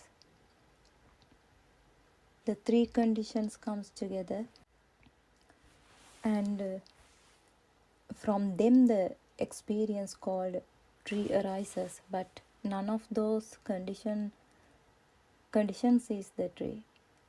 The eye is not the tree, light is not the tree, the external form is not the tree. Saying this, we begin to understand that the cause and the effect are never identical. The effect is something newly constructed, something that arises only because the conditions support it. That's how I started to explore the mind from the very beginning through study biology. You can try, you can see this Dhamma everywhere. What you are learning, you try to understand about this process. But in the end of this path to Nibbana, you won't see nothing. It is very deep. In the same way, when you taste something, think about mango. How do you actually experience that taste? If there is a problem with the taste buds on your tongue, you will not experience the taste of mango at all. So then we must ask, does the taste really exist in the mango or in the taste buds on our tongue? You can see by exploring yourself. When you are eating anything, you can explore everything, how your senses are rising in this very moment and how it works with awareness. If we look even more deeply, we can ask why does a dead body still have a mouth and a tongue, yet cannot experience any taste? So we need to reflect carefully. Does the tongue produce the taste or the mango produce the taste? Where in truth does this experience of taste arise? There is also an electrical signals happening in the taste receptors in our tongue. So then we must ask ourselves, how does that tiny electrical impulses become what we call the taste of mango? If the taste buds are damaged, the electrical signal doesn't arise properly, and then the mango taste completely disappears. So where exactly is the taste then? Only when all these conditions meet does the experience called taste appear. So we need to think, and we need to see very carefully our six senses.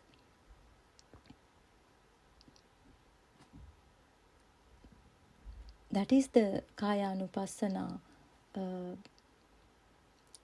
You need to understand, or you need to practice. Sometimes we get infections, or virus and bacterial attack this body. Then different kind of cells inside us begin to fight back. But we are thinking this is our body, but we never can fight with those virus or bacterial infections. Can you control that process? Even when immune cells attack the parasites inside the body, you don't know how it happens either. You don't command it to functions yourself. Yet the body cells continue their works on their own.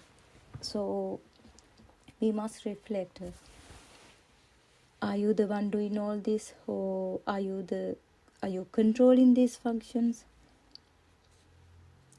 Actually, this process happen naturally and not automatically according to nature, not according to a self. No one can control it.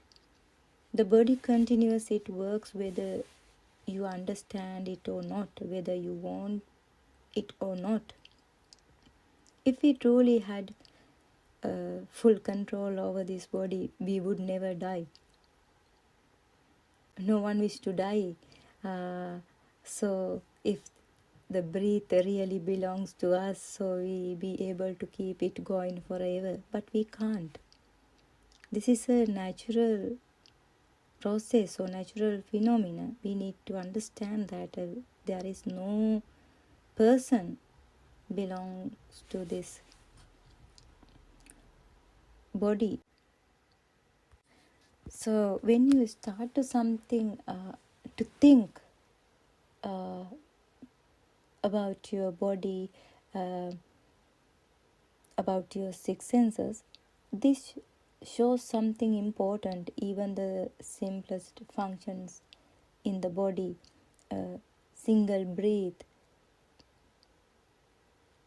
is not under our command. We need to look honestly. We cannot control even one cell in this body.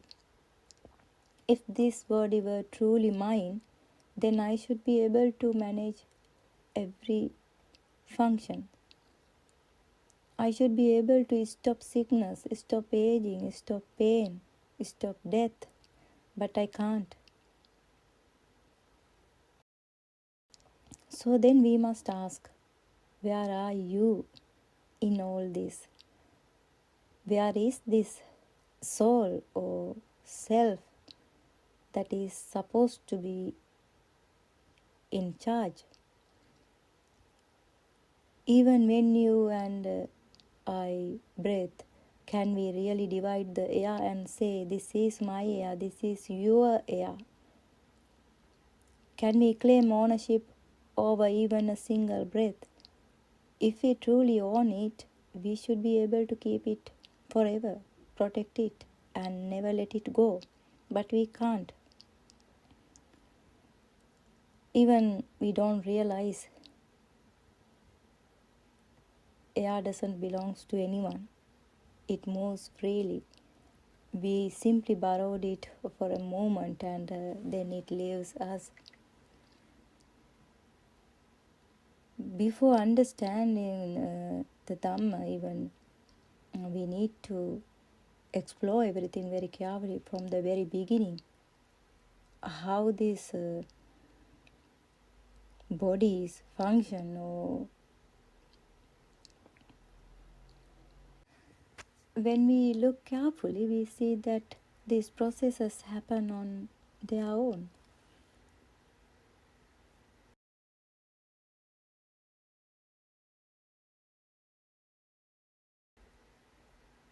Then we have to think what we call I is not a solid owner or controller.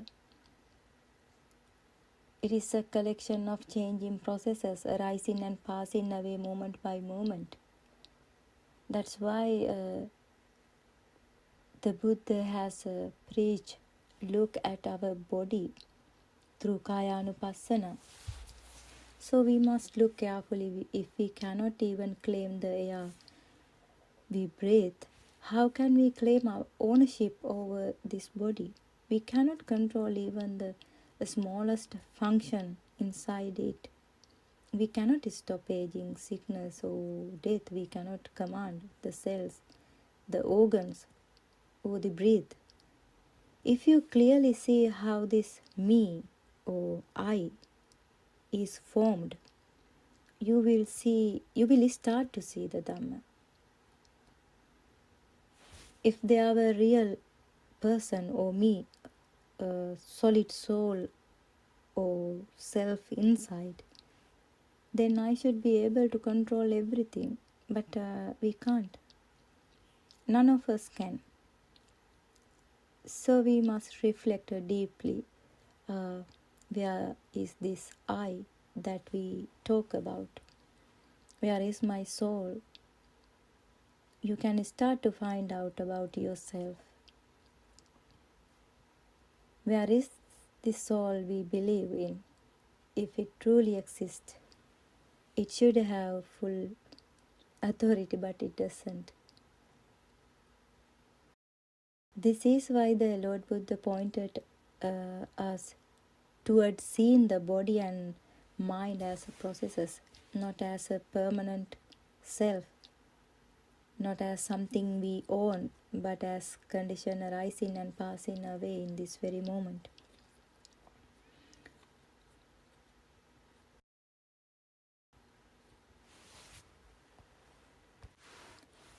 That's why the Buddha explained where real birth and death actually arise.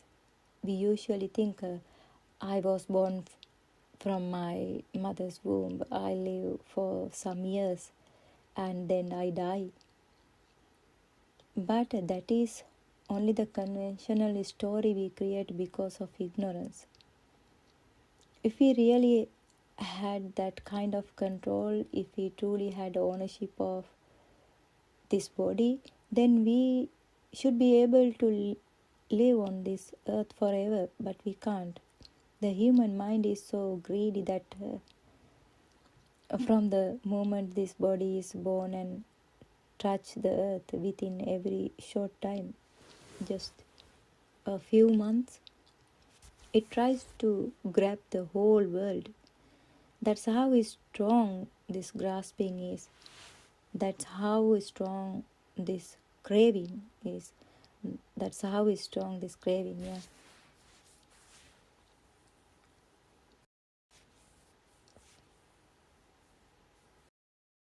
In truth, the Lord Buddha pointed to something much deeper. What we call birth and death are happening right now, moment by moment. Every time a sight appears, that is the birth of seeing. When the sight appears, that is the birth, and when the sight disappears, that is the death of seeing in this very moment. The same happens with the hearing, smelling, tasting, touching, and thinking.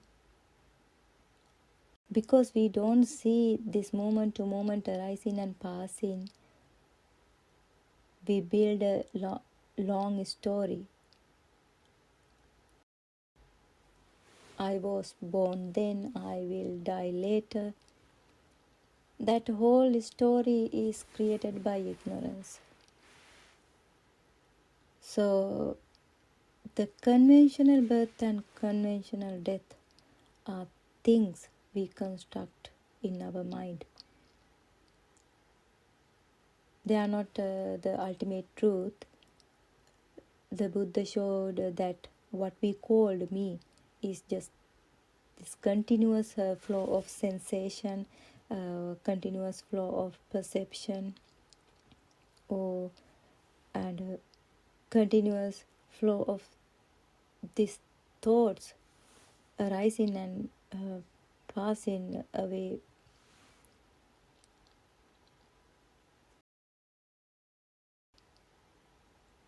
In reality, the eye, the ear, the nose, the tongue, the body, and the mind are being born and dying every moment. Every moment there is a new arising, a new sight, a new sound, a new thought, and in that same moment it disappears. In this way, each sense dose is constantly producing tiny impulses and tiny sparks. Every moment something arises right here, and every moment it ends right here. That's how our birth and death happens in this very moment. That is what the Lord Buddha explained about the death and birth.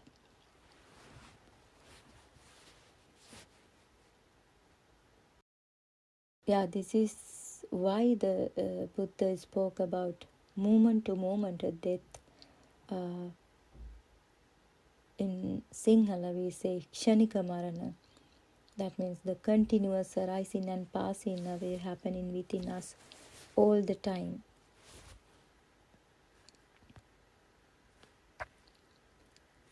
If one can see this instant birth and death of the mind,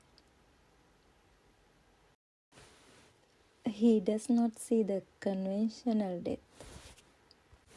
The Buddha explained that the highest mindfulness is when a person can see death even in the short gap between inhale and exhale of breath is supreme.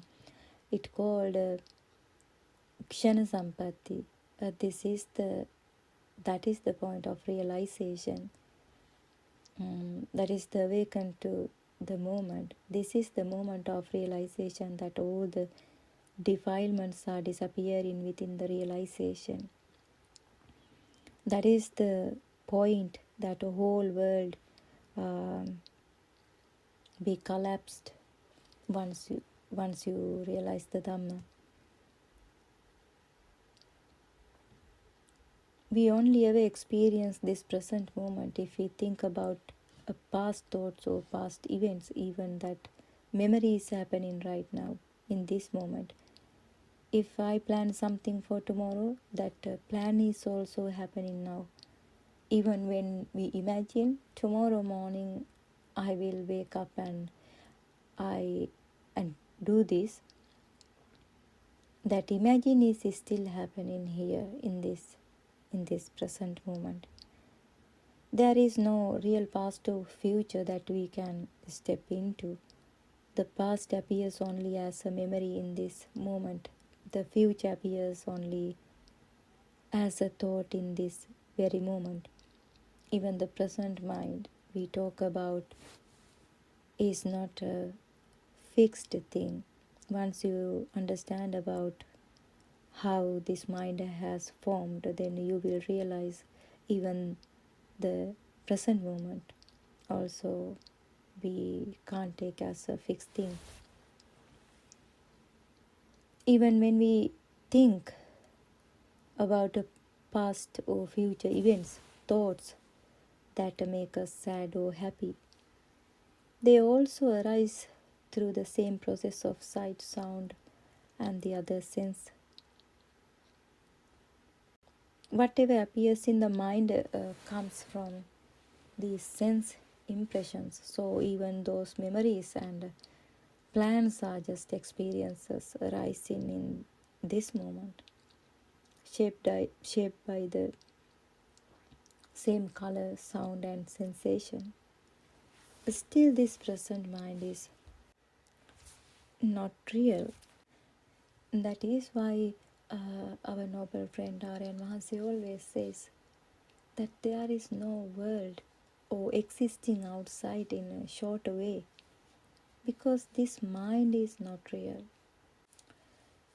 As long as you don't step out of the world, you cannot realize Nibbana, because what you call the world is nothing other than the six sense bases. When these six sense bases are taken as real, a world appears. As long as these sense bases keep functioning, a world continues to arise. The world is not something you escape from physically, actually, it is something you see through. As long as the world exists for you, as long as the sense of I exists for you, and as long as the six sense bases function as something real, there is no possibility of Nibbana or liberation, because the world, the I and the six sense bases all arise together, and as long as they arise, the world continues.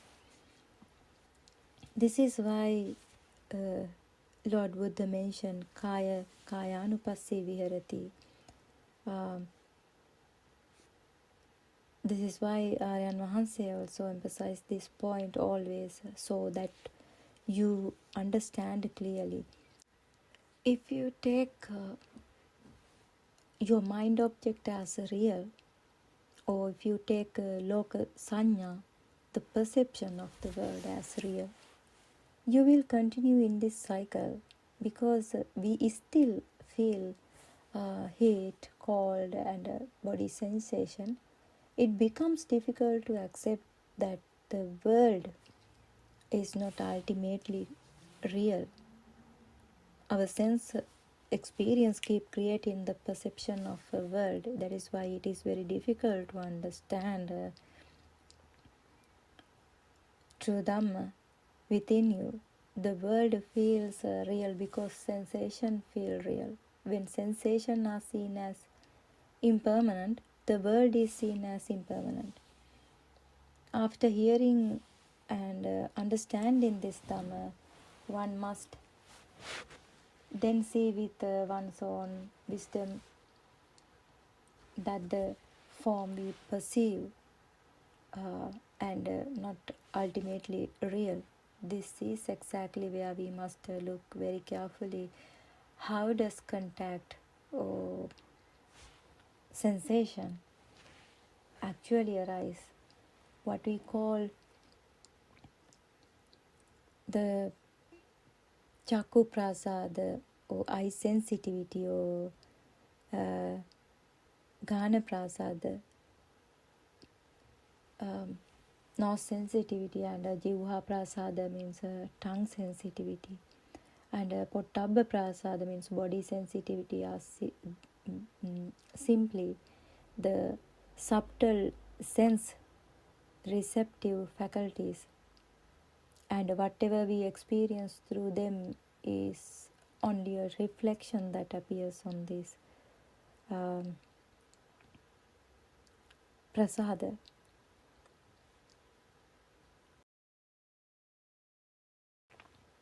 When we talk about eye sensitivity, nose sensitivity, or tongue sensitivity, and body sensitivity, we are not talking about the physical eye, nose, tongue, or skin. These are the very fine, delicate sense receptive elements, and whatever we experience through them, whether it is a sight, a smell, a taste, or a touch, is just a reflection arising on this prasada rupa.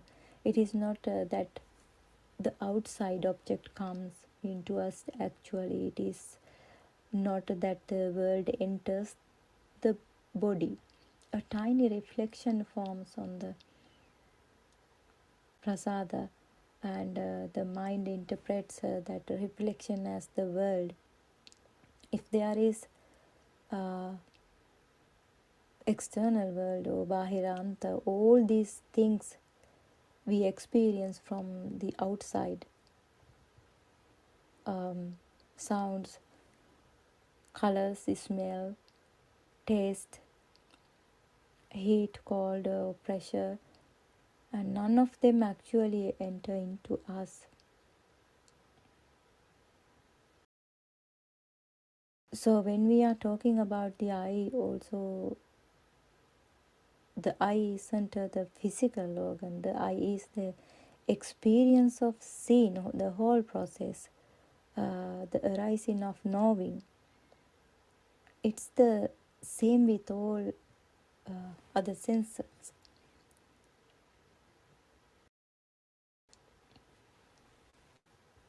When the Lord Buddha said the eye is born, Lord Buddha wasn't talking about a biological eye. The Buddha meant the moment of knowing of seeing arises. That's why the Dhamma points us inward to the experience itself, not the physical organs. But from the very beginning, we are looking around the physical body, physical organs to understand step by step. We feel as if there is a person living inside this body, as if someone is sitting in the heart area experiencing everything. We are thinking like that way. That feeling is what we call the life form.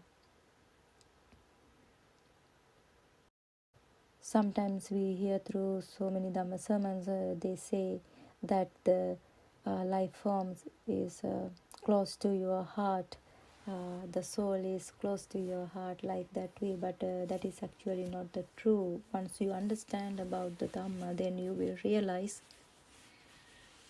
that non-soul Dhamma very clearly. Because of that feeling, it seems like I am in here. But if we didn't have these five sense bases in the eye, ear, nose, tongue, and body, then where would a world arise? This is exactly what we need to look at carefully.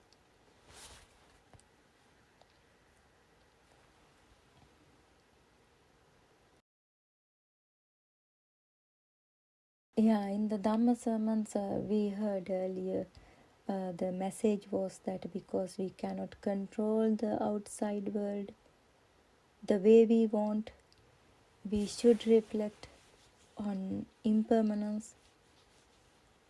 But actually, that understanding is still incomplete. We must investigate whether an independent outside world actually exists to control as we wish.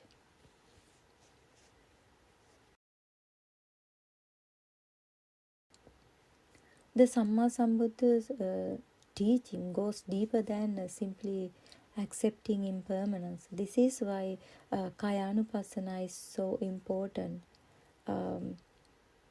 It helps us see whether there is actual a person or a soul inside this body who can control anything outside.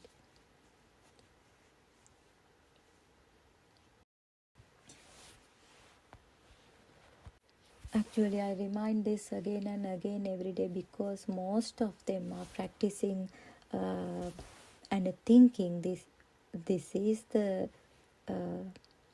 right path to Nibbana, and they think all the time, and they practice in saying anicca, dukkha, anatta through memorizing those words. they think that is the way to escape from this cycle of samsara or escape from this ignorance. So actually that's why I remind this point all the time. In those days, when we truly practiced, whenever suffering came from someone outside, we would say it's impermanent, it's uncertain, like anicca, dukkha, anatta. But even then, there was still an outside person and inside me who was experiencing the pain. There were two sides, or nothing can be controlled the way I wish. And this is what we were told is Dhamma, but that understanding is not complete. The Lord Buddha taught this Dhamma from a much more profound perspective than that. It goes far beyond simply saying nothing can be controlled as I wish. The Lord Buddha pointed to something far more subtle and vast. Even though it's extremely hard to realize, the entire samsara is actually arising in this very moment.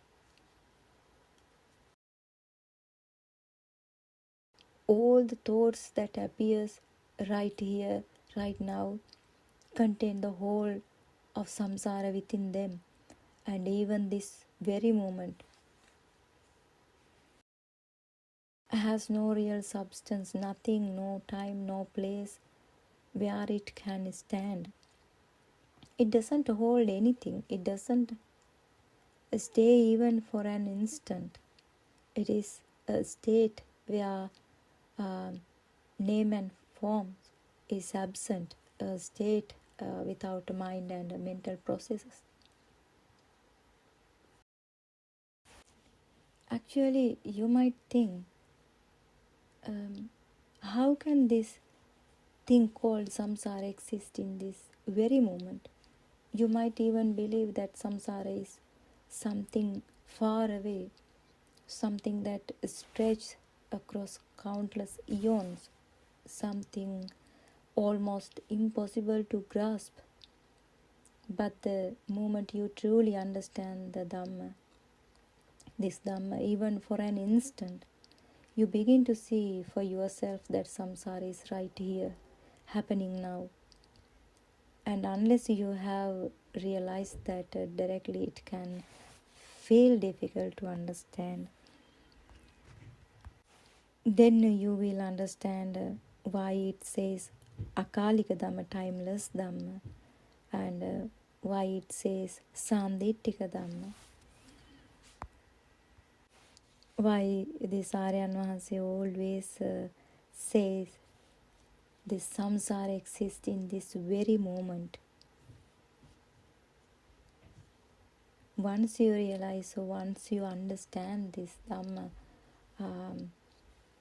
for a moment, then you will realize why we say this samsara is also exists in this very moment.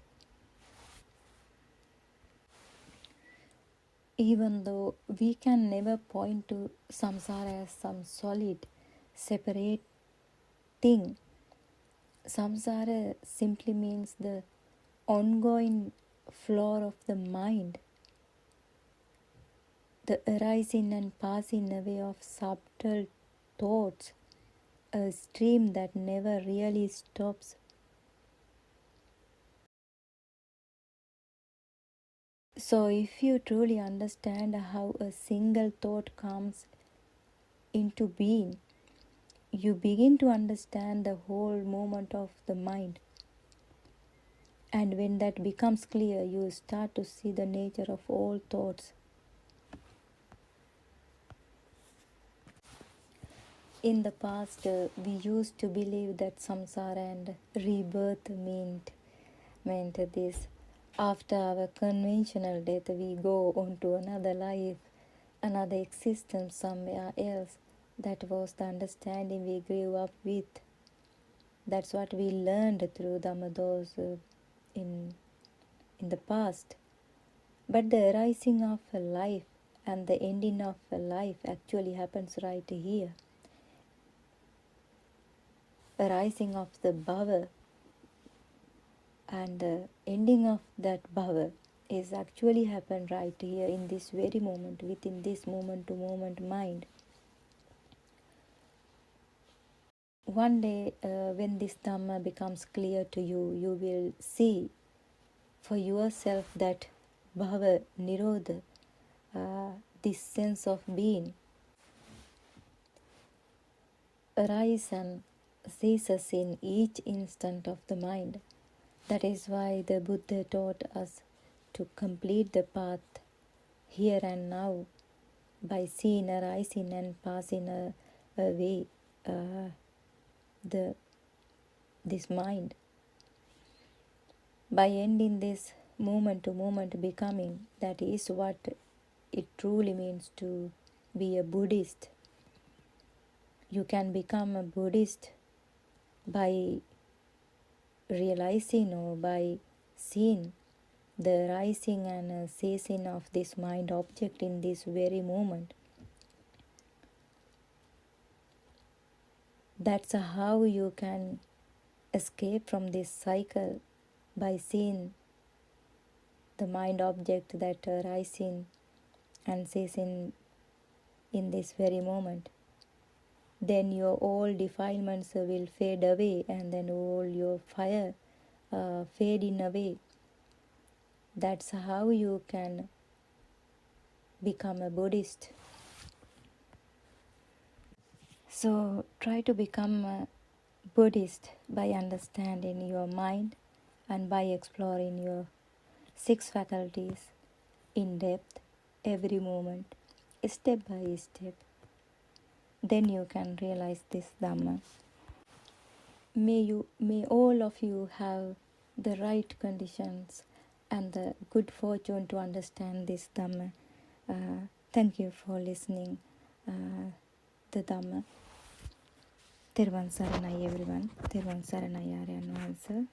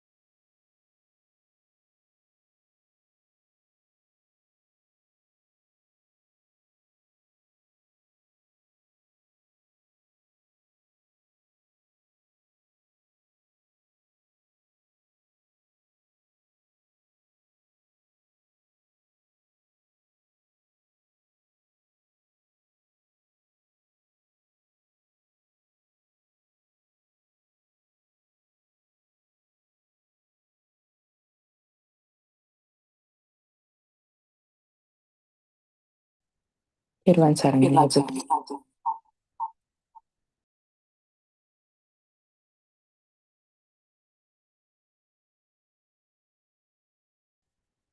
Irwan Saranga, everyone. Apologies for the interruption. There was some problem with my sound. I will start with the discussion, today's discussion. Um,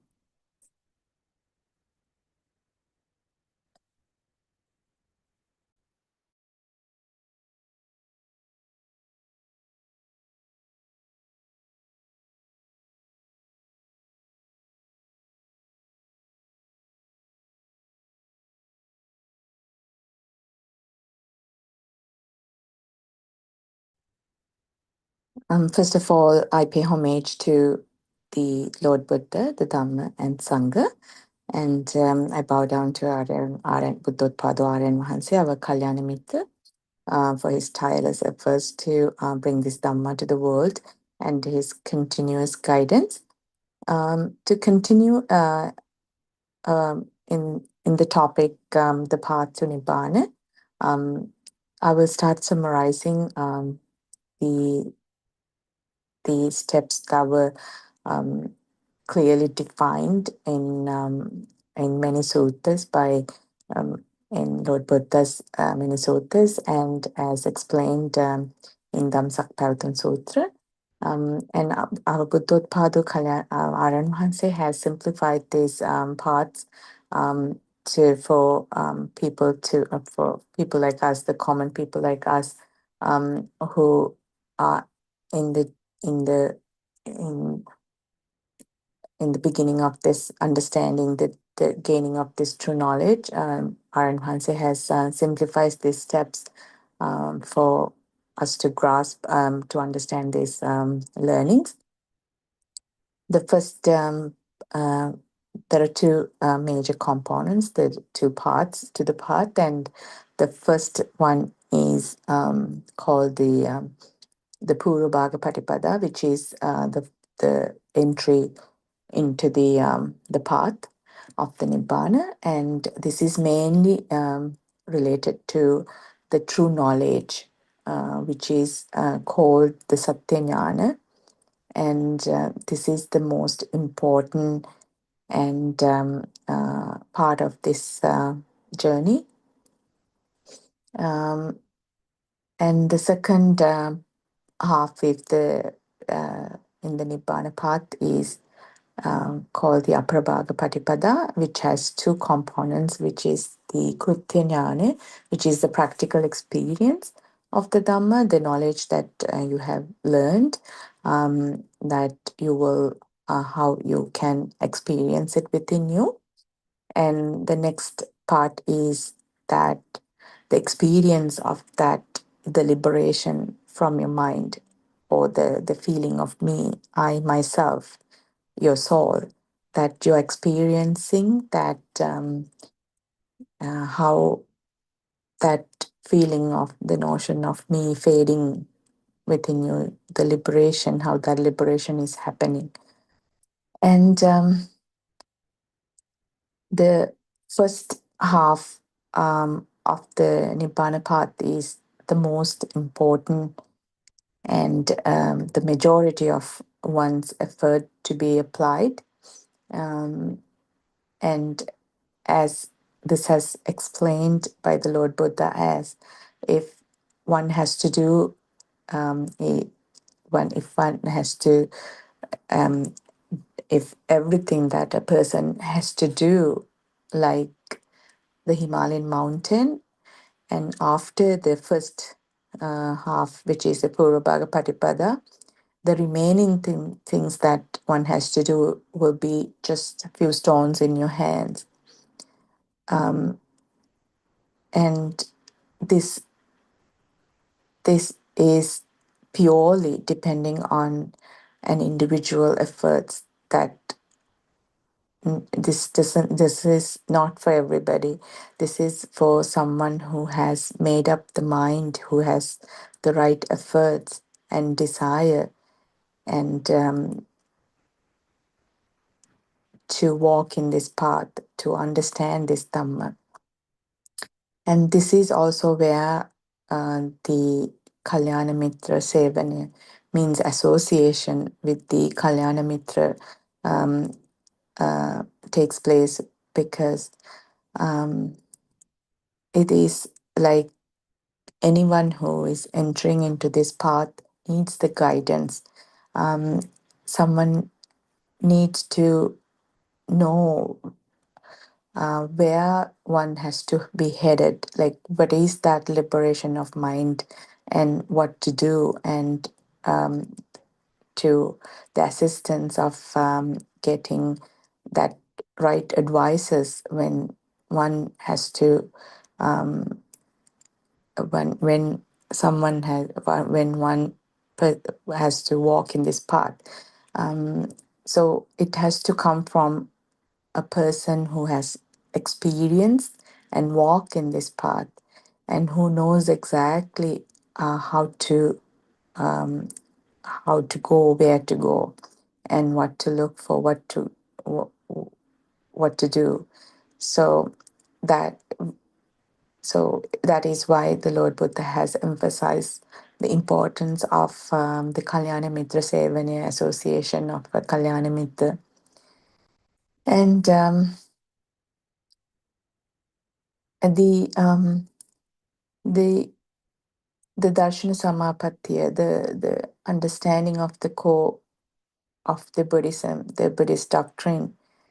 So it has few steps that the main thing is, the first step is like one has to understand how the mind is formed. That if you take, like, if when you really look at individually, like look at our own self, we know that we live our entire life in our mind, in our thoughts. So one has to understand that how the mind is formed, and also needs to understand that mental formation is an illusion, that what you experience as yourself, that what you see, everything in your thought, that is an illusion, and it is a combination of thoughts. And it is that you associate everything through a thought. And then one has to seeing that truth of a thought and not get deluded by it. And then one has to understand that how that notion of a self, myself, mine, that the burning if sensation when you get diluted, like your soul, how that soul is created.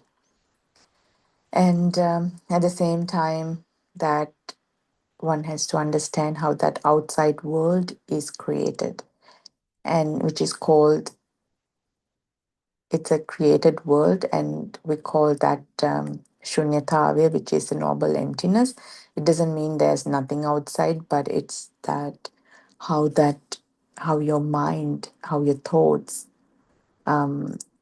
make you feel like there is an outside world existing. Everything that you perceive, thinking that there are objects outside. And when you start in this journey, that when you start learning and absorbing and grasping this knowledge, and when you start applying those knowledge within yourself, that you are awakening the intellect, the knowledge, this wisdom, and which is called Trividya. There are three types of jnana, the wisdoms that takes place within you. Pubbe Nivanisati means the wisdom or the jnana that knows how illusory things are created by combining sounds and colors. So you start seeing, you start realizing that how your mind illusory, how your mind is creating this outside world. And then the next jnana is the Chatuppapada jnana, which is the wisdom of passing away and reappearances of thoughts at the present moment. Your awareness, your here, the wisdom that you start seeing, and that which catches that reappearances of thoughts in a present moment. You have been awakening to that this moment, the being mindful in this moment. And then the next jnana is the Asavakya jnana, which is the wisdom of knowing the destruction of the taint. So you start seeing everything clearly. So when you are opening, you're awakening your super wisdom, and then Lord Buddha has explained in this Dhamma that the four things that help you to stay in this journey, which is listening to and understanding the messages from the Kalyana Mitra, a noble friend, which is the association of a Kalyana Mitra. And then Sadharma Shravana, you need to start listening to Dhamma. Only when you start listening to, you will understand. So one has to commit that time and effort to listen to Dhamma. And then the next step is Yoniso Manasikara, which is that analyzing and investigating that knowledge within you. Everything that you have heard with the association of a noble friend and by listening to Dhamma, you need to start analyzing and investigating within you.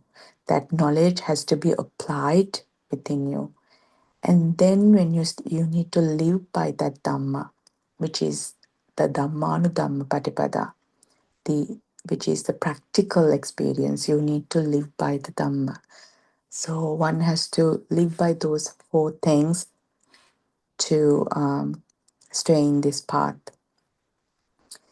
And when you start following the the the process, this method, the steps as explained by the Lord Buddha, at that time that one will realize that fading of a self, which is the Sakkaya Ditti Prahana, the perception of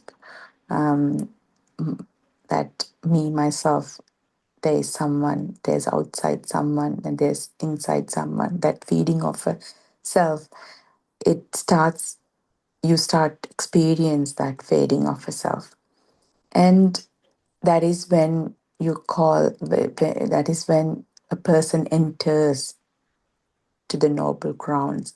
Then you know that there's no there's there's no individual call me myself. That's the soul, the existence of a soul is not there.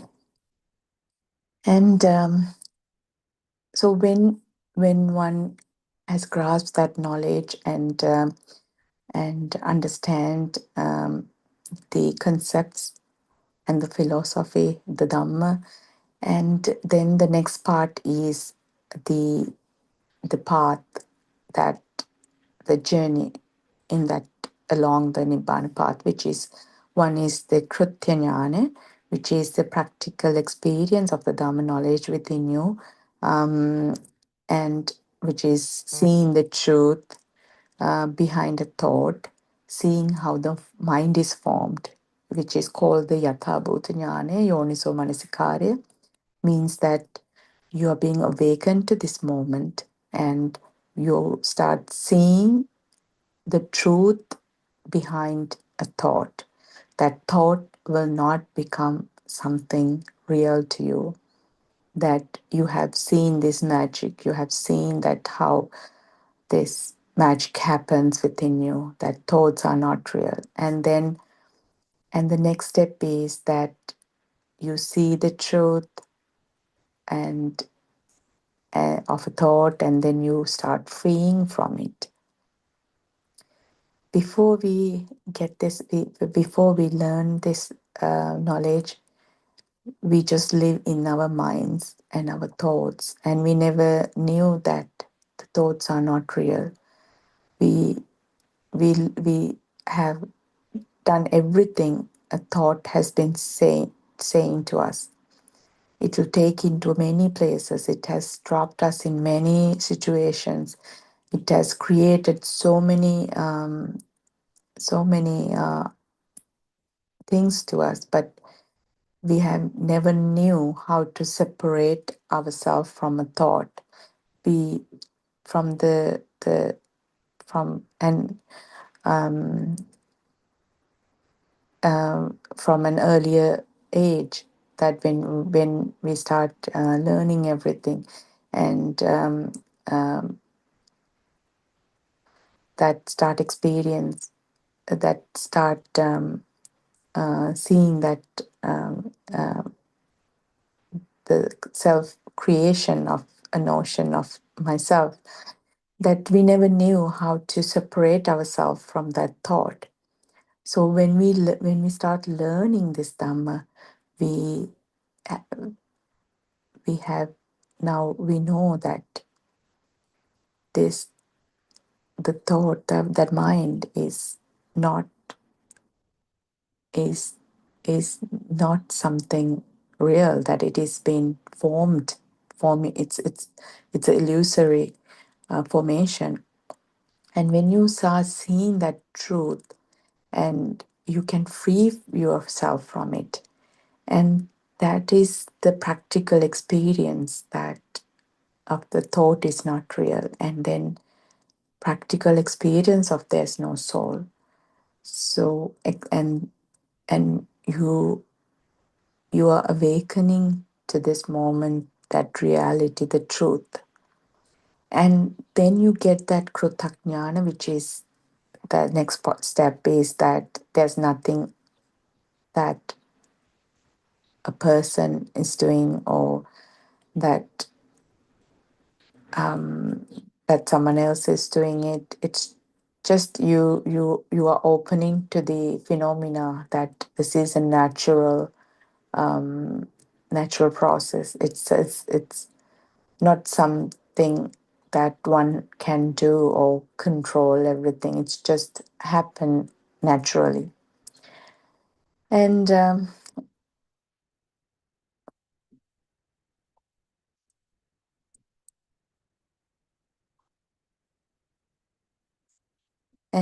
so when that true knowledge is grasped, and then you start you follow you experience that practical experience within you, and with this Sukrutya Jnana, and then you start seeing there's no doer, which is the Krutajnana. And if you follow this process, then you will experience that fading of the Sakkaya Ditthi, which is that the no there's no soul existence, the selflessness. You start experiencing that.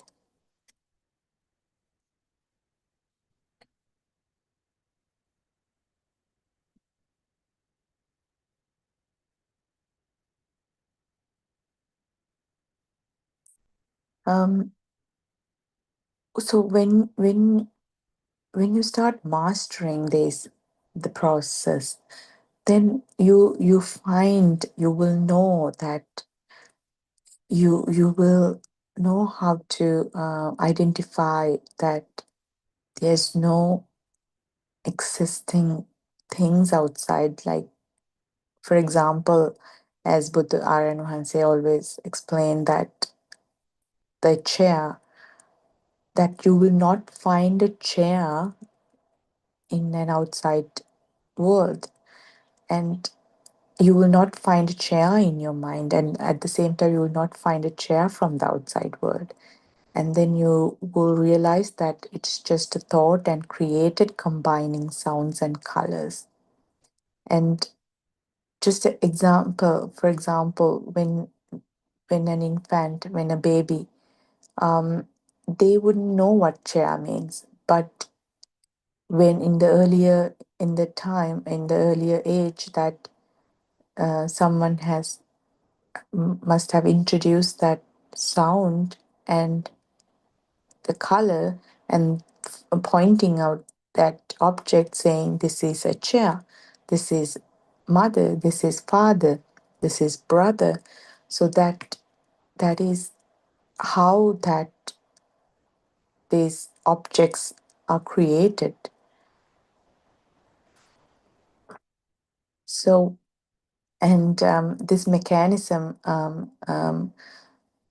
has clearly simplified by Buddothpada and Mahan saying in most of the discussions. So, and this is the most hardest thing for anyone to understand and realize. So it is that is why Lord Buddha has mentioned that if if one has if one has to do everything that to walk in this path, and the understanding this true knowledge is like the Himalayan mountain.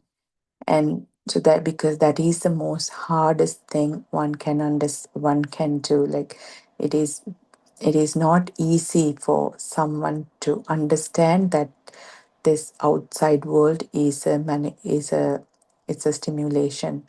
It is just a creation. It is not something real. So Arun Vansi has explained, simplified this in so many ways, that how this vibrations and movements are connected with our six senses.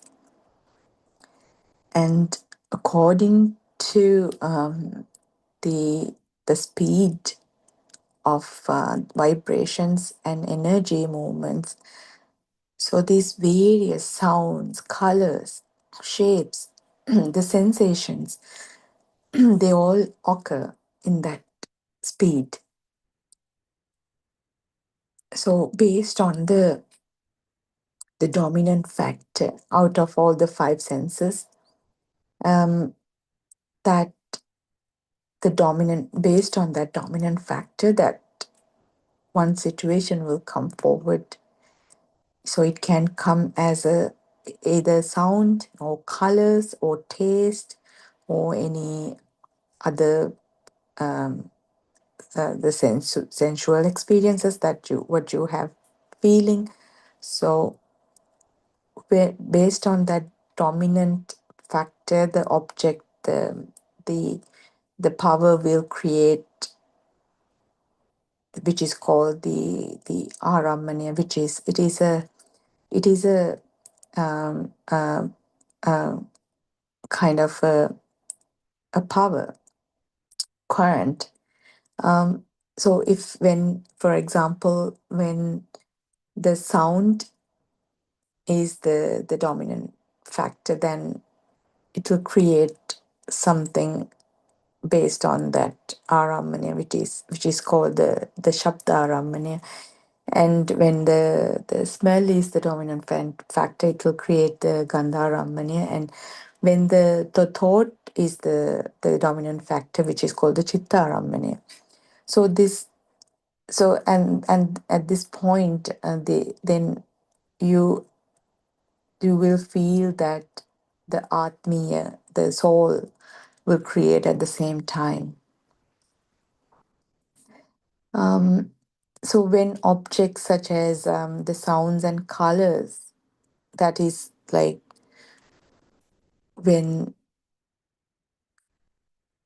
we are experiencing that notion, it creates that the consciousness.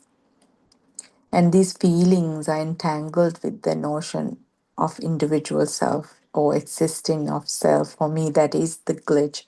So one will ask that why do we have to worry that there is outside things? So why do we have to know how they are made?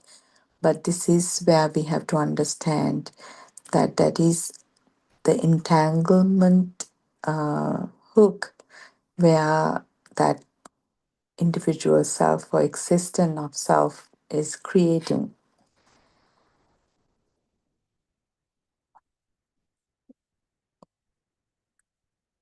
So this is why we need, why the mindfulness, the awareness is coming into the effect, the how important it is.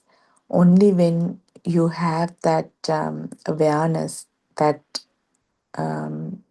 that God in front of you, it's like you. That is when you start seeing what is that process,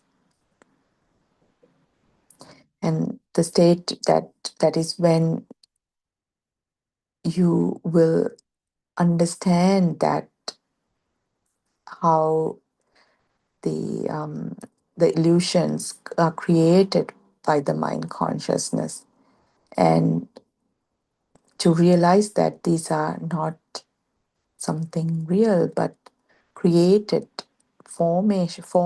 mind is the formations, how that mind formations happens. So when a person is able to fully understand that illusions in the mind, that is when he will when when we know that, when we understand how that illusion in the mind happens, that is when you have that super wisdom to understand this reality.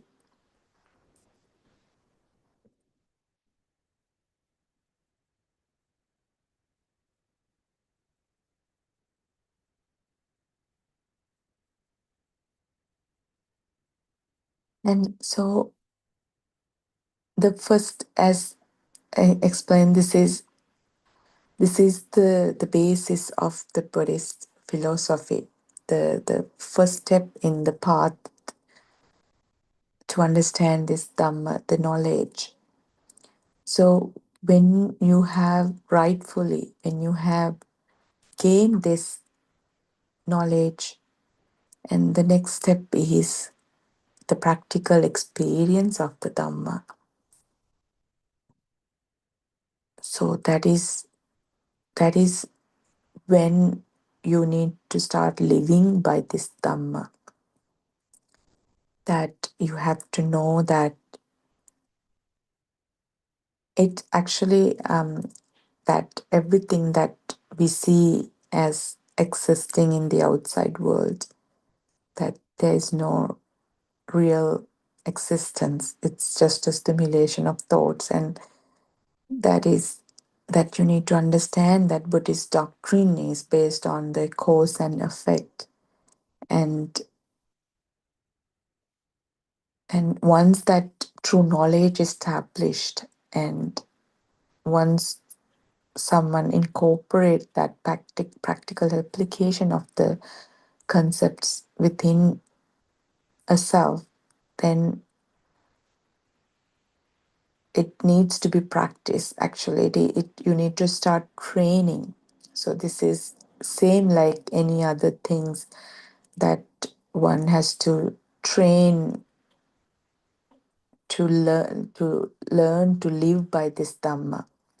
So one has to be consciously start incorporating this knowledge to the day-to-day activities, to live by that daily activities. And then this happens once you know once you have that true understanding, and when you start incorporating these concepts to your daily activities, and to start living by this Dhamma, and it's gradually, it will internalize within you and it become part of you. and then one will not this this then then you will not you will see everything as clearly, and then we know that everything that we see outside, that which is called the book, house, chair, red light, green light, mango, tree, apple, and all these names, we start seeing, we know them. They are made with the combined combination of sounds and colors, and these are just perceptions. And so the mundane people, the common people, we have that inner sense of, oh, we call it a power, that charge, that always, that tells you that there is someone existing, and it is everything that happening to me, or I am doing it, and it is mine. So this is the perception, the self perception called Sakkaya Ditthi. And all thoughts that derive everything that happening, that is because of that, um, the power, the Sakkaya Ditthi. So as much as how strong that Sakkaya Ditthi, that power, that much you suffer in this world. So when because when you really look at it, like the when you turn into your own self, you know that how much you are holding on to yourself, how much you you give um, that um, importance, that much you're suffering. So the getting freed from that inner power, that the charge, that aropana, that power, as that tells that you feel like that yourself. And that is when you have that knowledge, you are able to get free from that notion. This is the seeing of the reality, the truth. So at that, when you reach that point, there is no intentional giving up, but it just happened naturally, and because you have recognized the truth. And this is what is happening when when you stabilize that recognition of the truth within you.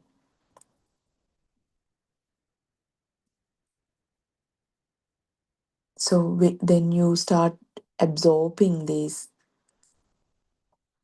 into yourself, and you start living by this truth.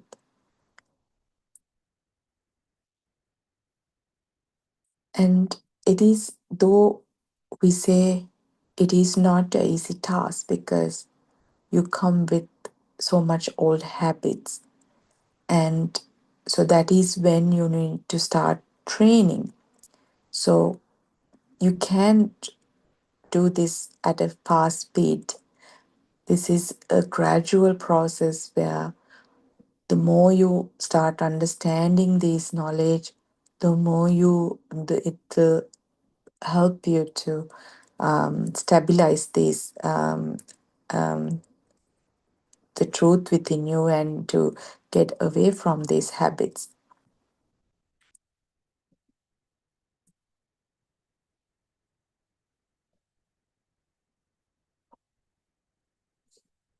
So when you slowly, when you start establishing this dhamma within you, and then you will experience that fading away of the Atma Sanya, which is that feeling of the notion of myself, me. and which is the illusory of me created by the power of the aropane, that power that happens within you. And Aran Mahansi actually explains this in a very in different examples. One is when you rub two sticks together, the power, the heating, the power that creates, it doesn't belong to the wooden sticks. It doesn't belongs to the environment, but there is a power. So it's the same way that our soul, that power, that atma, the sanya that is created inside you, are based on that six senses. The and then that the soul that creates within you, and you hold on to it. There's something existing, but it is just doesn't belongs to any of the senses, or it doesn't belongs to anywhere. Just power within you. It is just a feeling. And then when you go through your day, when you start doing day-to-day work, you will recognize every time that feeling, that burning sensation, or that uncomfortableness, or some eagerness, you will start recognizing your karmasthana, everything that um, makes you feel like I am existing, my soul, me. You will start seeing that, and those are the defilements. So those are the the the raga, dvesha, moha, the defilements. The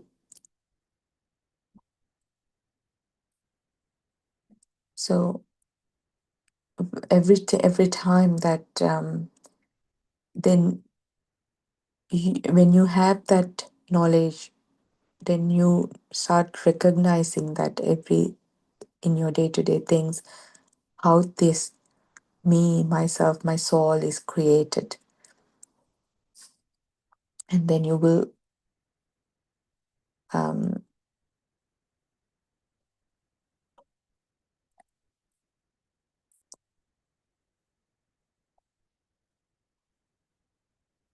so this is clearly this, explained by Aryan Mahanse, that this isn't a believing system or a prayer.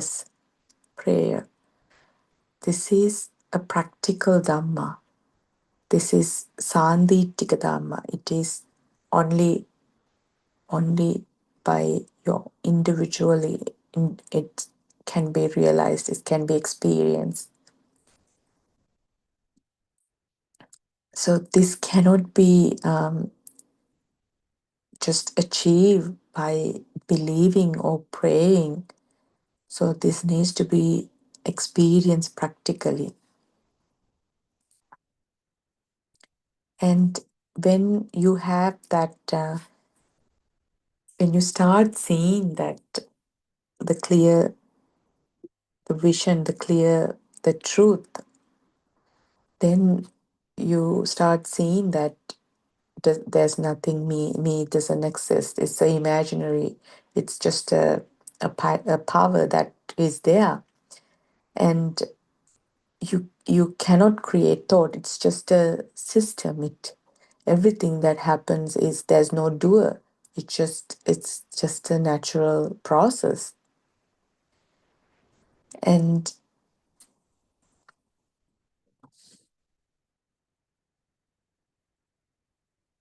then you start seeing that there's when you start experiencing, when you start seeing that there's no doer and nothing can be done by yourself, even you cannot even you cannot show that truth to yourself, because that you think you are is imaginary, not existent. So there is only one has to only there's only a realization or revelation of the truth, which is the Nibbana.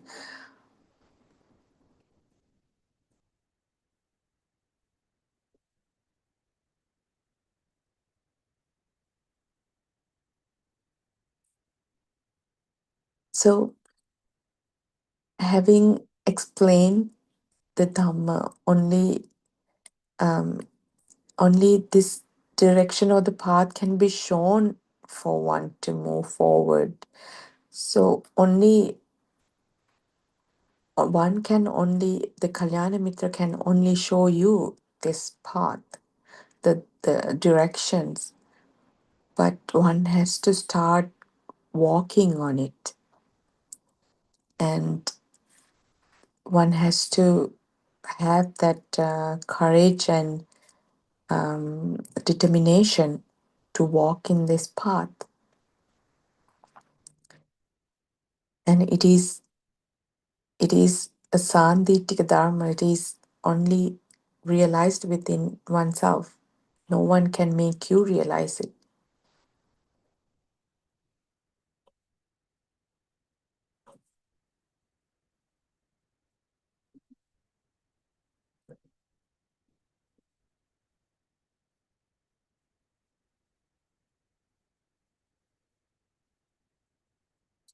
Um, we Lord Buddha's Dhamma is mainly about the Paticcasamuppada Dhamma, which is the dependent origination, that how this cycle, the birth of the eye, the senses, start spinning this wheel,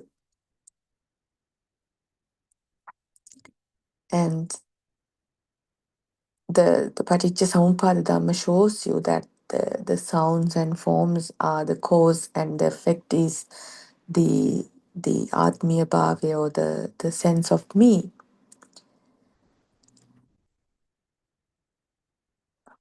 So the main Buddhist doctrine is based on that how the cycle happens.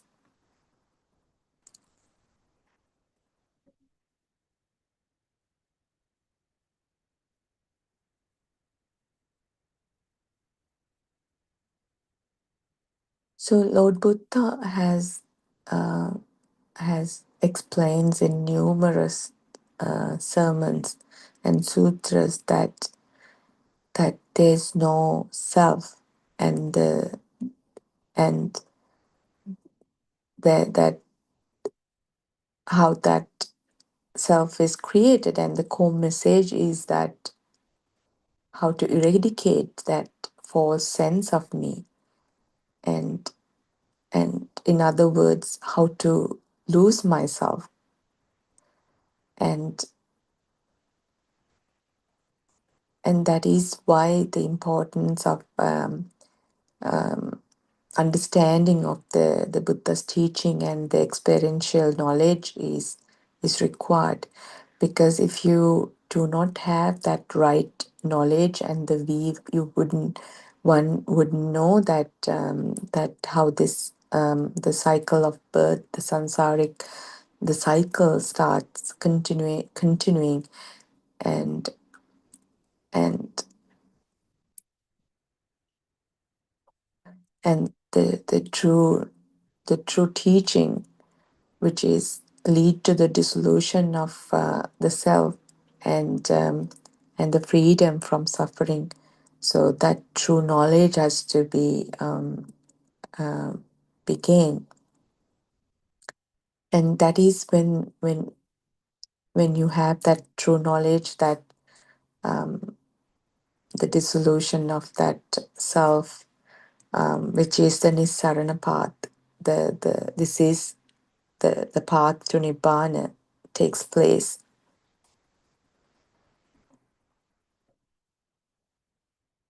So the existing of me, which is that we have lived our entire life with the feeling of myself, and that is that is the wrong view. So this is the wrong the concept, and because it has been so long, we have conditioned to believe that there is myself, and it is it is very hard for one to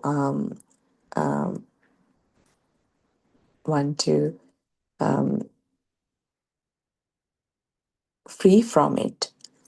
And as long as there is the Atma Ditti,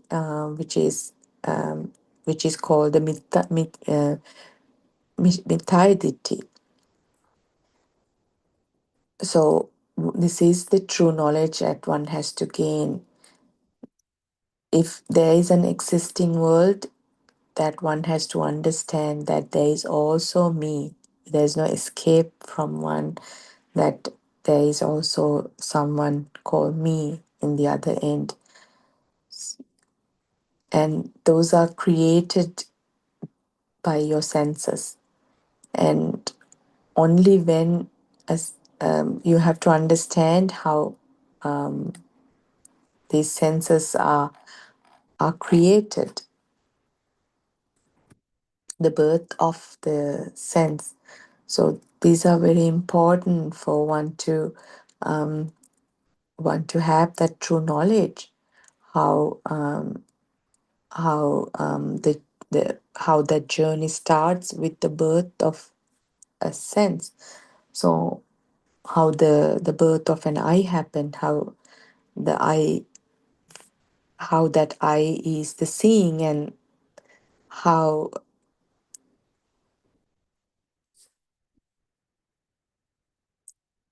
the image that form from that vibrational speed, how we are thinking that how the sound, colors, and smell, taste, and all these five senses, when how we send how one sensor, then one can understand how these senses are formed, and the way eye is born, and the sound, color, all these five senses are also born.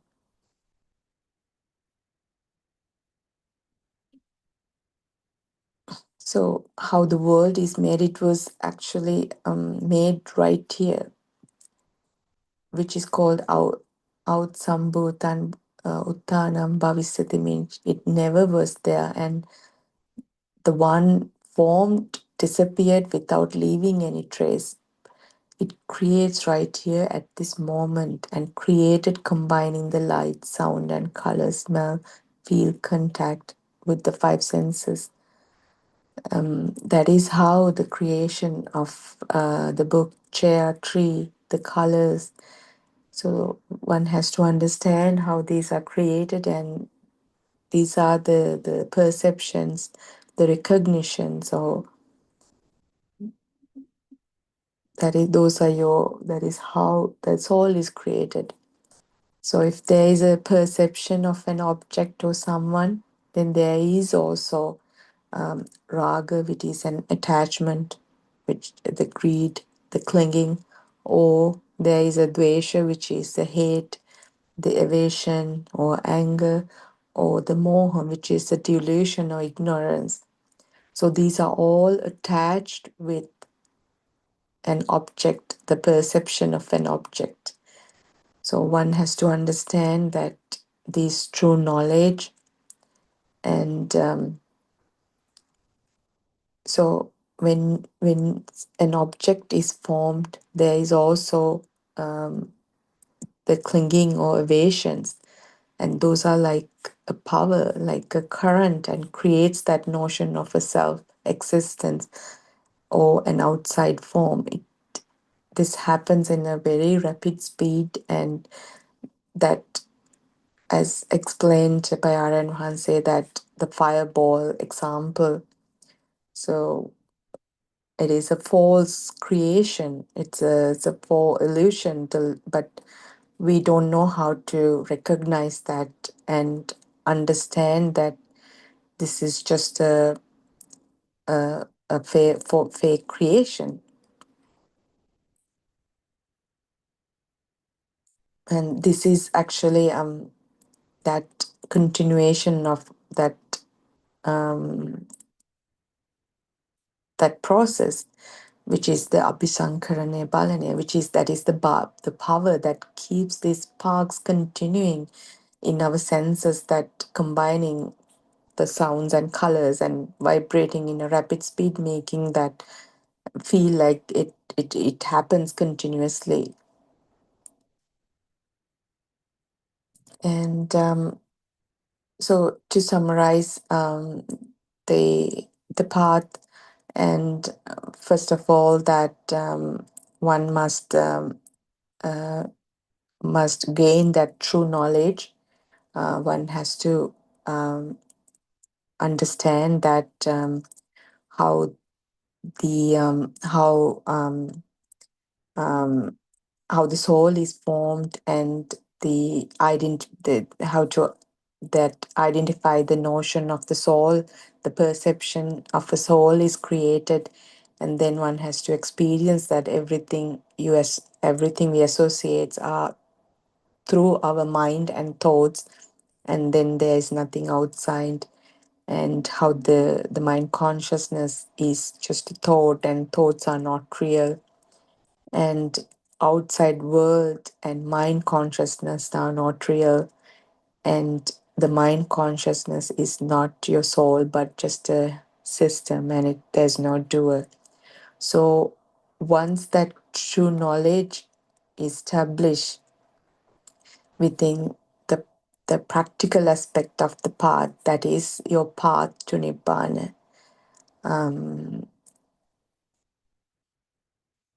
and I'm gonna end my talk today.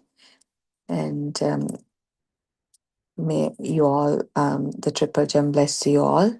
And I bow down to our Kalyana Mitra Buddothpada and Mahanse for his noble guidance. And may you all be happy and peaceful. Thank you. Peruan Saranai.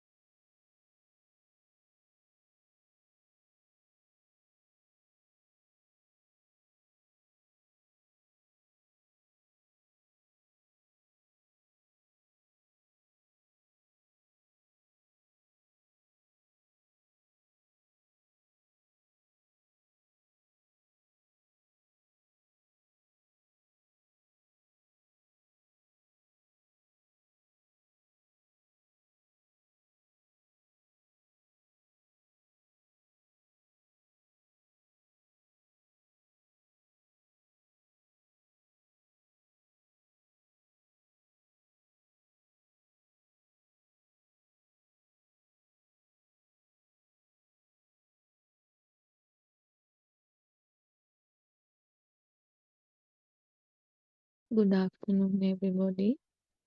Peruan Sana Master. Peruan Sana, everybody. Let's continue with the book reading. The True Dhamma Has Awakened, Volume 1, page number 83. Awareness has a profound effect on developing wisdom to realize the pure truth. The Buddha said about how important developing of wisdom is to achieve enlightenment, to stop rebirth. But wisdom cannot be developed by thought or thinking. Wisdom is developed only through awareness and applying the Yathabhuta Jnana for everything. This was explained by the Buddha.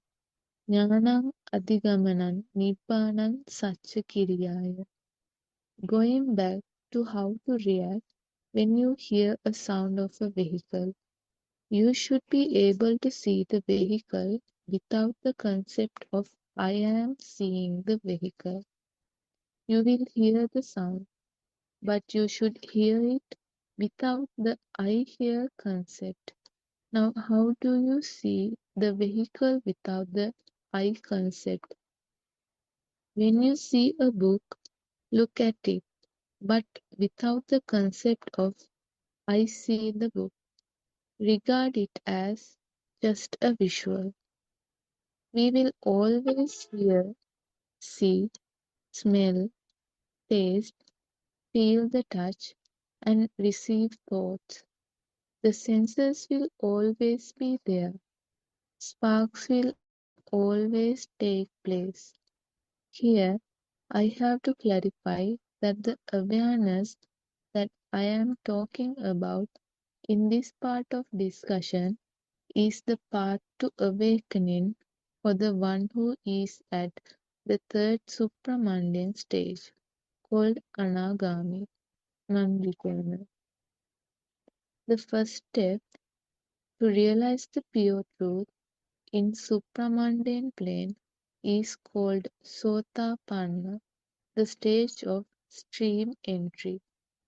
To realize the truth in the first stage, we have to have an understanding that we see and experience outside is not real, that they are only thoughts. We let go of the belief in the outside world using the Yatha Bhuta Jnana. The outside world is also known as Bahira Lokaya. To arrive at the awareness of the first stage of the supramundane plane, we bring ourselves to the inside by being aware that everything we experience outside are only thoughts. Since we have the understanding that the outside world is created only by thoughts, we stop believing in the outside world. We see that it is alive. Ashrutavat Pruthakjanaya means the person to whom the outside world is true. It is real. Sotapanna means the person has realized the illusion to a certain extent, and he does not allow his mind to go in the direction of mind wounds. He goes in the direction of the Patisotaya. Patisotaya means you have realized the pure truth, and now you see the pure truth in all stimuli you receive from your senses. You won't get tricked. You know that all what is seen outside is only thought. Now, please understand very carefully. When we were on the path to Sotapanna, the first stage in the supramundane plane, we let go of the outside, saying the outside is all made up from the thoughts inside. The third stage, we did not discuss about the second stage yet, but more or less it is the same principle. On the supramundane plane is called Anagami. All these stages are all levels of wisdom. They cannot be developed by force, by learning, or by thoughts. Wisdom develops automatically according to how much awareness is maintained. In the Anagami stage, we also let go of our thoughts. We realize that thoughts are all lies. Then whatever we see outside, we have to maintain our awareness that it is only a seeing, only a hearing, only a taste. Meaning Mahatse, yes, Honorable Sir. Aryan Mahatse, later, at the end, beyond the stage of Anagami, you realize that there is nothing as thoughts either. But to arrive at that realization, you have to identify the formation of the illusory self in each thought. Nirvasan, everybody.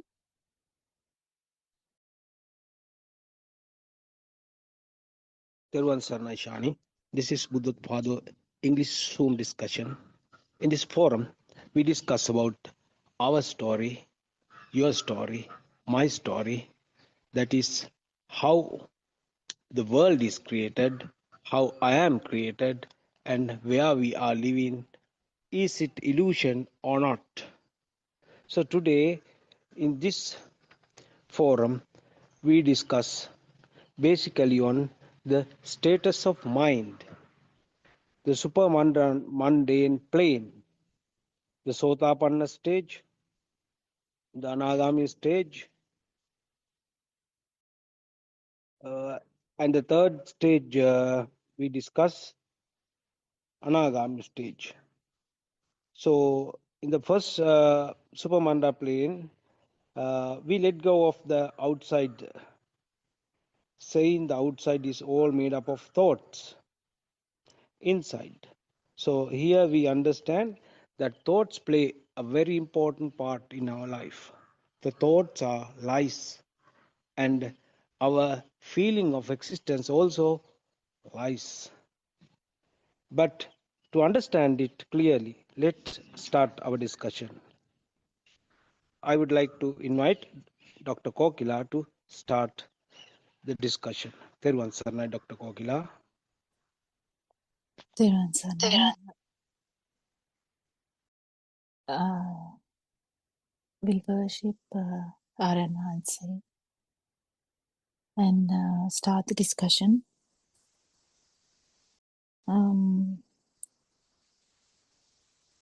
So I think we are talking about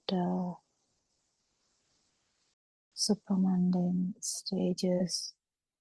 Actually, these are described in order to understand several stages in wisdom. Nothing much other than that. But it's nice to know. You can't force it on anyone, or you can't force it on any system, including the system that you think you had. So nothing can be forced on. That's the most important thing. And how then someone will actually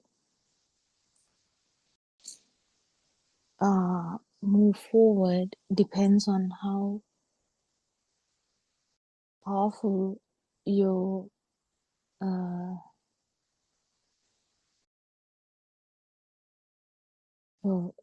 actual keenness to become the non-vibration, and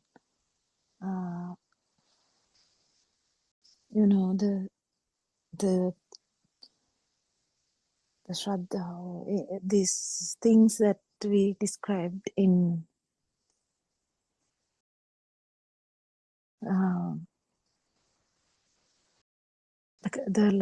the how much we feel that the non-vibration is good, and I can't even remember the other two. So how much research you would how much research you would do, how much deep you would go into insight meditation, things like that. I mean, it depends on all these things and how much awareness you have. Like, this is not the awareness that we have, the things is happening around you. It's not that one. It's about the kind of awareness that there is no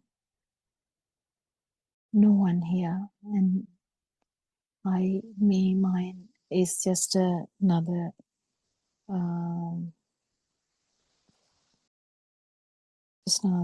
thing that is not true. So I would invite someone else to start the discussion if possible.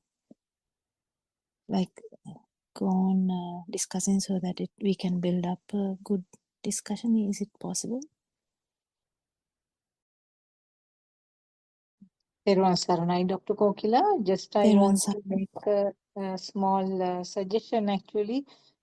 You did a very good explanation to one of our Dhamma friends who talked in the last night, that is your early morning discussion, where she wanted to clarify about the self vibration and self perception, the different levels that a person will build up and finally end up having a so called a thick mind bubble. Uh, is it possible to make some, I mean, for our English speaking friends, I think some explanation like that will be more practical and very helpful. I don't know whether it is something. She Okay. actually took it out. So is it Mm. possible for you to actually lead it in that way? Because it's a true feeling you get. You know, sometimes when you try to discuss like Yes, yes, I know. superficially, it doesn't really happen sometimes. But then Yes. when someone actually has a problem, like when you try Mm. to, like, you know, if you actually ask me a question and I'm trying to actually like give Okay. the answer to you, then it becomes more shaped and more, I think, better. I have experienced that. Like I think it happens to everyone. Like, you know, you're you're trying to help the other person, and the Yes, yes, it I will. flows naturally. Okay, I'll try.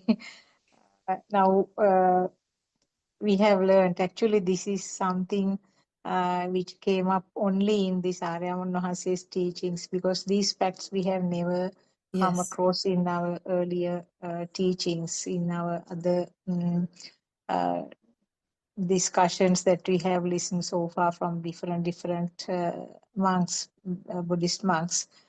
Now we know that the when a baby is born, uh, baby has very sort of primitive level. I will use the word primitive level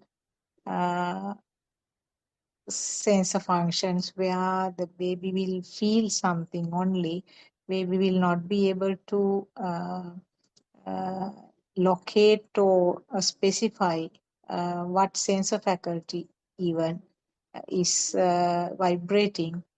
And with time, the baby will have more sort of uh, ability to localize to the different sense of faculties. But still, there are no thought formation at that level.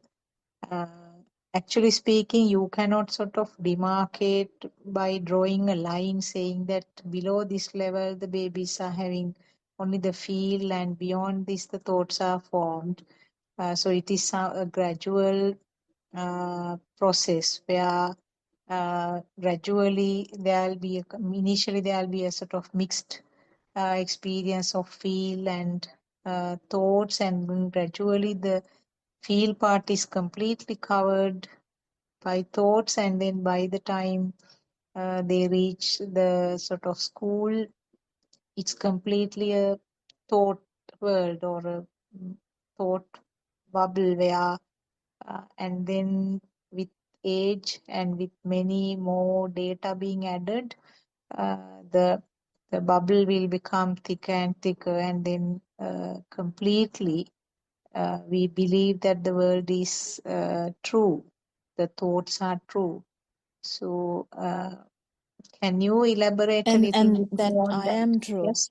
The Yes, each exactly. Yes. each data being confirmed as true, Mm. that it's the problem is not the data. Actually, the problem is each time that specific one stimulus become true, the the the the underlying Me. problem is actually the me Mm. getting reinforced Yeah. all the time. That because all the time we feel like this is the tree, I am here, this is the river, I am here, this Mm. is my brother, I'm here, this is my son, and I'm here. Kind of the whole me being the center, it's kind of the center. this weird thing that we feel that such a center. And if you can actually, this is kind of the vimansa that you can do. Vimansa in English would be, we can put it into research, we can put it Research. into, I'm sure Suranka would have a better words, but the exactly how on earth this problem started, like to feel that this everything happens here and everything is the subjective objective thing that is there. I mean, it's we feel that it had been the truth forever. Like, I mean, we never feel that there was a status before that. We can't even feel that because it's only mind bubble we can remember. We can't remember anything before that. Usually, we know child will remember roughly other previous births before that, but as soon as this bubble get stronger, slowly these other fields will go away, and this one we can't remember anything else. We can remember me being punished by mother or punished by a teacher, specific stuff. If you go back in the childhood, you will remember only specific stuff like receiving a beautiful birthday cake or something. Like, what else? I mean, it's everyone's feelings are different. I specifically I have like vivid memories of going in a train, like stuff like that, like as a small child, like that. So which must have been like a beautiful kind of thing at that time. So it is this reinforcement what happens with time, because each time we feel that this center, this I-ness or this self, there is a world. And that's where the death is a big problem too. Like that when you're dying, you feel like you are shrinking and you are like dying, leaving others to live. And this truth is so beautiful, and I don't have words to say that, but it's so beautiful that how it happened, how did it happen? So it happened slowly. It happened, this reinforcement happened every time when the stimulus is true, whether it's the waterfall, whether it's the tree, whether it's the train, whether it's the cake, whether it's the mother's kind words or mother's rude words or anything. Yes, It excuse me, doesn't. Dr. Kokila. Sometimes now there are incidents, sort of selectively certain incidents telepathize off and on without remembering the things in between, isn't it? Yeah, It that's because it brought out the self vibration the most. most at that time. Okay. Yes. Yeah. It have been the highest one. So imagine PTSD or the traumatic events are working like that, because you play every day, suddenly someone is coming behind you and making you to you know do a joke, and you startle. It's, they didn't mean to make you startle or like make you difficult, but sometimes it can be that purposefully someone is trying to actually harm you, but sometimes even a joke that you become so startled, so worried suddenly, and it goes away when you understand that it was just a joke, but then that you might remember forever, like that specific vibration. remembering is that the specific vibration has the power to come back at every moment that there is a vibration similar. But there has to be a vibration similar to come back. Doesn't, like when you go to a cold area, you will remember how coldness has been experienced prior. So it's everything is like beautifully experienced with kind of a high vibration will be kind of carved into the system, and that's how it is. But how this mind bubble keep forming and how strong that is the problem. And Lord Buddha once said, if you came, if you, no, I can't specifically remember how he worded it, but he worded it like if he came before, he would have been an arahant. If he come a little bit later than that, he would have been an non-returner, or like then he would have been like that. He has mentioned something like that. Yeah, I think The that was chances. somebody who left the discussion. I think if I remember correctly, somebody Yeah. who was in the discussion, he just left, isn't it, without waiting until the end. And isn't it happening now? Yeah, it is. Yes. Yeah, it is happening Yeah. now because everything is felt personally. Mhm. When a strong Dhamma is being said, sometimes it attacks the self-view so strongly you feel like vomiting when you hear that. Someone would be so keen to listen to that. Someone who has the keenness to listen to that would keep on listening like it's like jam in the tongue. Oh no, that's not a good one. Or like honey, I can't remember the exact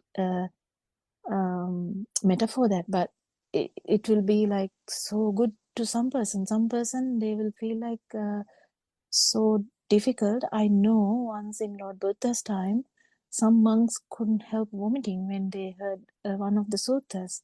So you can really understand how this how this strongness can affect the self view so badly, because self view is the view that we have cultivated with that bubble that we were talking about. How it has been cultivated, how it has been reinforced, how it had been like gone into such an extent that you don't want to even believe that there is no self, and also there can be some instances where you have the ability to understand that, but you just left, you just left some kind of feel that you didn't have that particular moment. You can't really do anything about it. That you can't really do much, but we can only heal someone who is keen to be healed. So it is one kind of another thing. But going back to the reinforcement that we get, the reinforcement is actually is going to dwindle, or like it going to slowly get less stronger each day when you listen to Dhamma, because Dhamma is it's like completely different. You hear a Dhamma saying, truth saying, actually what you felt is the vibration of your sensory organs, and then you had like kind of a sensory organs vibration simultaneously or simultaneously at the same time. Then it has the ability to work as a different organ, and this mind is formed, but there's no actually a mind organ. There's nothing like that. It just the rapid formation of one stimuli to another. That is what is called mind. There's nothing called mind. It's like the falling of water is called waterfall. It's the same thing. Like falling of water is the we are having like the fast running of water would be called river, like that. The fast happening of stimuli is called the mind. Stimuli, we call it mind because it's easy to say that. Nothing other than that. There's nothing actually called mind. But because it's flowing so fast, we feel that the mind is existing. Isn't it a beauty to understand this? I think that's the most beautiful thing ever, to understand how this, if you want to know the truth, if it is the right to know the truth, everyone in the world, if it is the right to know the truth, because they call about, right to know, knowing is the power. And yes, the humans have the right to know that the mind is something like this, and it's not true. It's just another manifestation of stimuli which is arising from five senses. And when you understand that more and more and more, you understand that your wisdom will rise, the super awareness will happen, and those stages that we were talking about will pass. So what? Nothing. And you getting dissolved, is that something that you can be proud of? Not really. That's the whole thing, is you getting dissolved is not like you achieving something. This is completely different scenario. But the more you lose your kind of you idea and you perception and you vibration, the tranquility is immense, and the serenity is immense. We don't have words to say like anything about that in English words. Actually, I mean, it's beyond happiness. It's super happiness. I don't know. So how can we say? I mean, we can't say this is something for you to come and experience, isn't it? And is there anything about how to explain the feel that you will get once you become you feel is dissolving, your perception is dissolving, your vibration is dissolving. It's all happening at the same time. Don't forget, when once the you feel, in the sense you thought or self thought is shattered, everything starts to dissolve, and it is happening in such an order. That's why Lord Buddha has explained such an order. Yeah, you too can add on now. Anything else that I missed? Yes.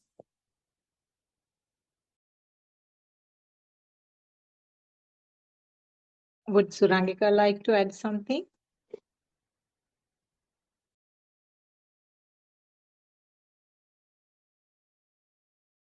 Thiruvan Saranai. I can't actually think of anything.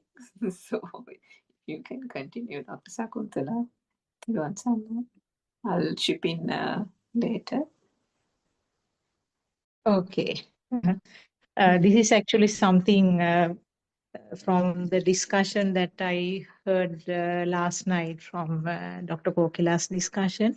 Actually, it was, she beautifully sort of explained right from the beginning.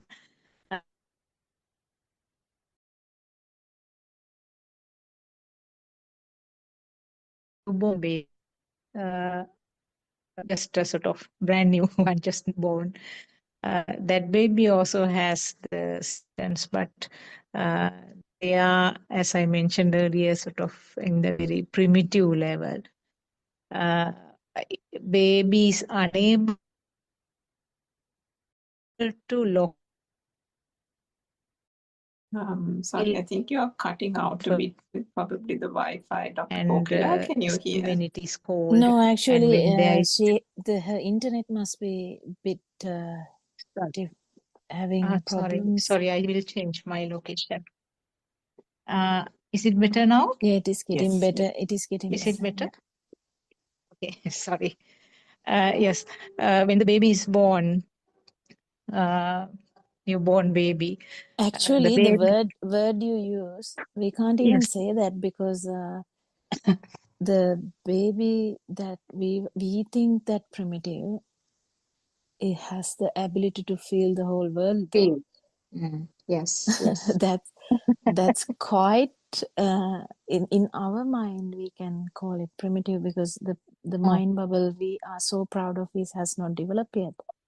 But okay, yes. the feel is immense, and even though that they don't know anything about the feel is immense. So the we can't actually comment about the feel. There can be the feel can be different from the system to system, but the because some vibrations have felt the ability to feel more than others. So it we can call it something. That's why we call it. We look at the baby and say, "Baby's crying," because baby has past tools or the feces, but the actual thing is the feel of wetness that they felt because they don't know they don't know that it can be even the different smell, but usually it is the wetness because they feel the difference of the temperature very well. That is really developed because they are used to the temperature, high temperatures. We know all this.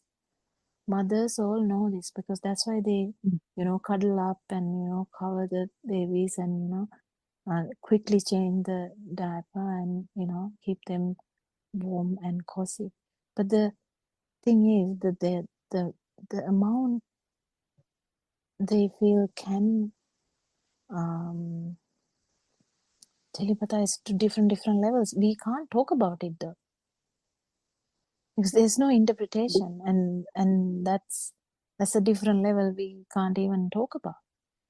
I mean, I'm not even in a position to even talk more than that. But sometimes I don't know, say brings this beauty about the feel and how feeling can extend to other, the the fields that had been not within this time, and that's something completely something I would just keep for our advancer to discuss. So it's beauty of this Dhamma, how how how deep it can go, how beautiful it can extend to, and we are not in a position to explain some of the things that Lord Buddha has explained, or we are not in a position to explain what Lord Buddha felt. Same thing, we will not never be able to explain some of the things Aranwanse feels like. Same thing, it's different, it's difficult, and it's at the same time such a beautiful thing to even understand, isn't it?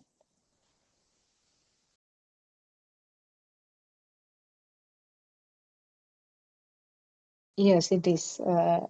So actually, as you mentioned, the mind bubble is it becomes sort of thicker and thicker with the time, and simultaneously the image of self also becomes thicker and thicker on the other side. So in other words, this is a sort of gradual transformation from the small age, where with the maturity of the physical organs, I suppose this transformation also gradually becomes more and more obvious. and in the latter part, the feel is actually uh, is not recognized. I would say it's completely covered by thoughts. Yes, And yes. when we learn these facts from our Aryan Vahanse, only we start digging back and trying to look and find out where this field is. So as long as this thick thought shell is there, And Dr. Sakuntala, I should add yeah, here, yeah, someone will look forward to the field, that mm, person will never get it. That part is understood mm, with Dhamma. You mhm, know, yes, if you are looking forward to something, it is still in the mind bubble. it's in the So thought again. when Yes. it's again still in the thoughts. That's where the trap is. I Mm, think I couldn't actually finish the last night Andolanaatmaka Deshana mm, due to few things happen in the morning. But I heard someone actually asking that question, Aran sir, how would you come to feel or something? I can't remember the question, but there was a question, something like that. And the answer is quite straightforward, he said. And you know, it is not even, there's no quite answer, but we can only help in sideways, like give some tips to say the the the moment that you are able to understand this, all this theory, all the Dhamma part is also in the mind bubble. That's where the most relaxation comes. The you will be so relaxed. Actually, that gives rise to the penetration of the mind bubble in one particular thought. But it will, after that, it will quite, it will happen very easily. You will be, you will, it's very easy for you to understand um, all about this thing. Not necessarily you will be looking forward to anything after that. You just, go on with your life. You understand about the vibration because now you know that particular vibration is the reason for the defilements now. Because we can see the defilements. I think Lord Aranwanse actually explained in such a way that he was explaining about, the way you look at things, where you shrug things, shrug the shoulders, the way you turn, the way you talk, the way you do stuff, where the muscles in the face moves. There's so many subtle things that can manifest with the self vibration, and um, but the thing is, the question arises where the satyajnana or the truth is not fully understood. So the part which is very important here is to understand that the understanding we get here by listening to Dhamma and discussing and everything is still in the mind bubble. But what you understand from that there is no self, will be something that will be experienced. To experience that, even to go to the field level, or to the know the vibration level, it is very important to understand that the thought can't actually be true that at that particular point. So to happen to that, you should be able to even be able to relax so that even the thinking of Dhamma won't come. Because now the problem is thinking of Dhamma comes. Thinking about the truth, it manifests quickly. So you telepathize into one particular if you say tree, you will understand quickly the tree, and then in another thought you will think about Dhamma. That's not exactly what is going through and through the mind. It's just not finding the tree and directly finding the feel and understanding that the feel is, or feeling the feel is. It's very interesting. Feeling the feel is actually from the sensory organs, because that is the turning point. If you can't turn it, it will be always your vibration. It will be the self vibration.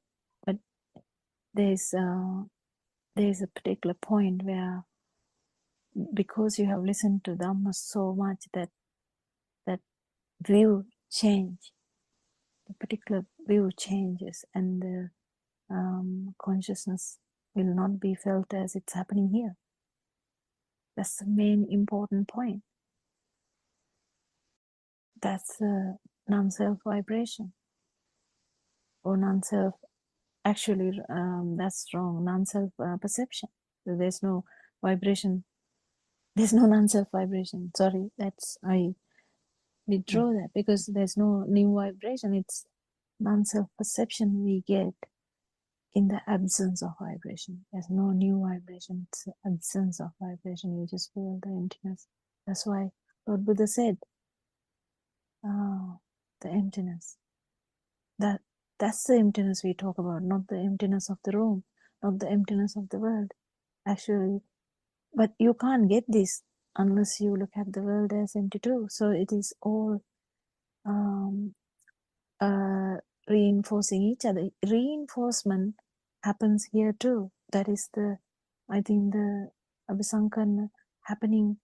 The word I use for Abhisankarana is the reinforcement, where actually non-self vibration, non-self perception that we've felt just for a moment will be getting bigger and bigger due to that reinforcement. That same way, that the same thing that happened to the baby. It is the same way, but this is a different path. Do you get the point? Because in child's path, the baby's path, everything felt real. Everything felt there, happening here. Everything felt as true. And then it went on to a mind bubble where I'm here, you are there, kind of thing. And it went on and went on and went on. And there's such a great story there. You can even kill someone. To such a degree, it will go. But other way around is also the same way. The non-self vibration. Oh, I don't know. I am keeping that wrong word. Non-self perception will get stronger, because you know that there is no one here. It's only vibration of some sensory organs. Yeah, you can add something. Yes.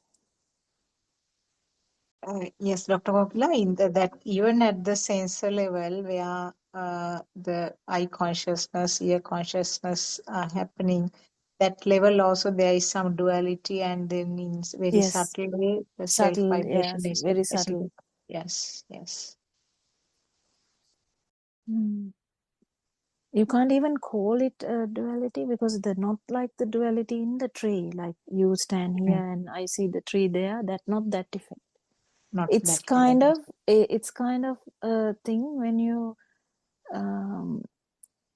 when you put your hand on a something,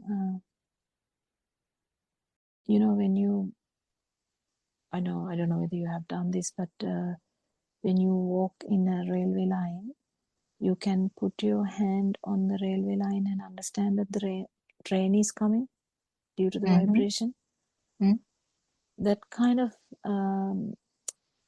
that understanding, when you put that hand there, the vibration we kind of, you can't really say that it's felt anywhere, but it is the consciousness that gives that trick, because it's happening so fast that it's felt in that way. But within the mind bubble, it's a train coming, and that's a different thing.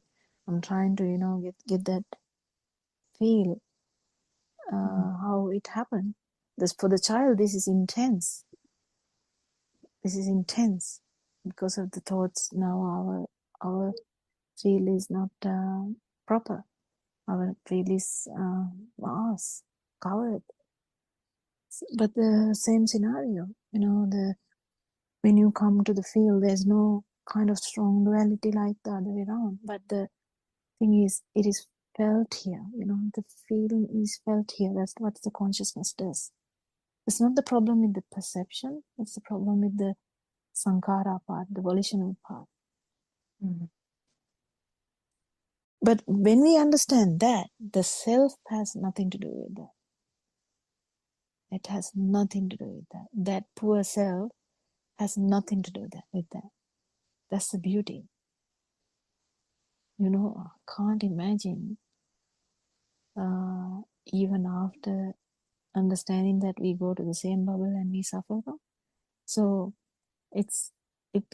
we can't imagine how this suffering is brought upon by ignorance. I don't know. I think only a Lord Buddha can bring this truth into the world by telling it by himself, by understanding this whole thing. But it happens. It happens when a lot of vibrations are close to non-vibration. It happens. And that's another phenomena, just another phenomena. Nothing personal, nothing specific. That is a prerequisite for the vibrations closer to the non-vibration. That's it. Not a person is achieving anything. You know what I mean? තෙරුවන් සරණයි Dr. Gopila. I think Maran Mahanse in the Andolanaatmaka discussion last night also said how important it is to understand the vibration in that one vibration and the power that is there in that one vibration, which is the Shashsava at the zygote level, because from there only the projection happens, isn't it? From there only the building up starts, and that is because of the sense faculties, and then from there it's that momentum gets built out of ignorance. And we can see that clearly in the way things are being taught to the child. We take the Montessori time as a milestone because it's easier to explain that way, because that is a significant milestone in a person's life where a lot of learning is fed to the child. But even before that, when the child is 1 year or 2 years old, there is this, initial words of mother, father, mama, and baba, and all these kind of things continuously reinforced, isn't it? You show the person and you point a finger and you say mama, and you say father, or tata, and they will react, and then they react. and it's reinforced. Yeah. And unless the Lord Buddha comes, or kind of this message surfaces, this dream will continue. And that vibration, which had the power to keep vibrating everywhere, will continue. That's samsara journey. Yeah. So this, another thing that Haren Mahansi always says when these mothers call on the Zoom is, without just saying vague things, what do you have to do? What is the path?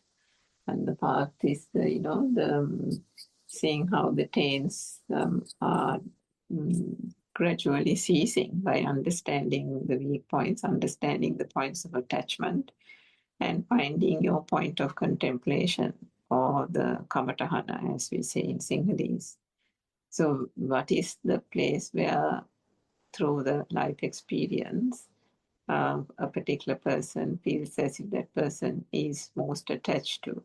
And that is a good point of contemplation whilst understanding the Dhamma, to see as one progresses on the path, the extent to which that feeling of attachment, that feeling of stress and worry about something or person is gradually reducing in value or validity, and ceasing to be important.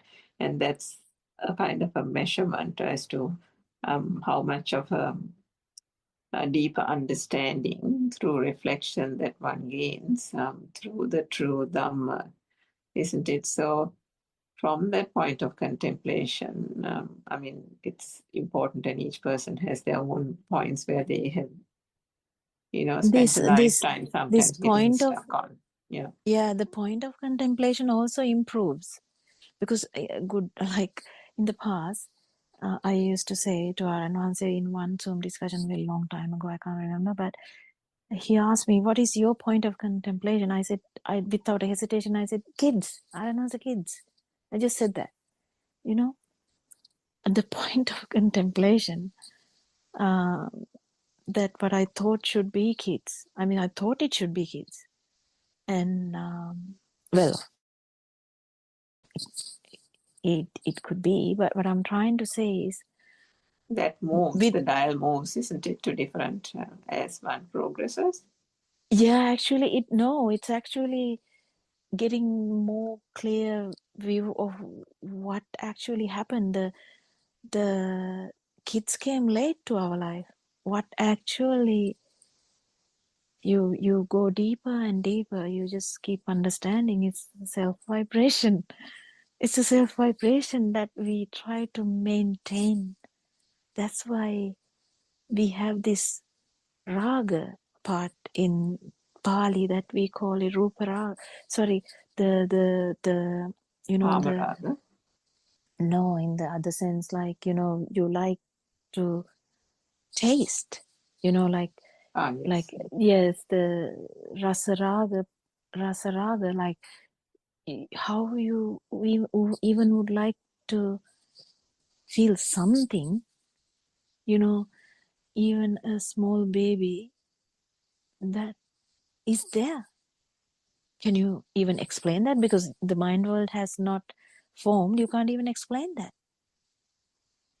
There is a tendency for the next one, even in that level, the field level, like that's how it actually manifested till the mind forms. Yeah, that's where Hanuman says that sense of being alive is the motivating force behind it, isn't it? Yes, then you understand. Actually, the point of contemplation becomes more clearer and clearer and clearer. Finally, it comes to only one vibration. Initially, we kind of, put our hands up and say, yes, it's kids. Oh my goodness. And be I happy actually with that, remember listening to that talk, Dr. Kokila, where you said that. Yeah.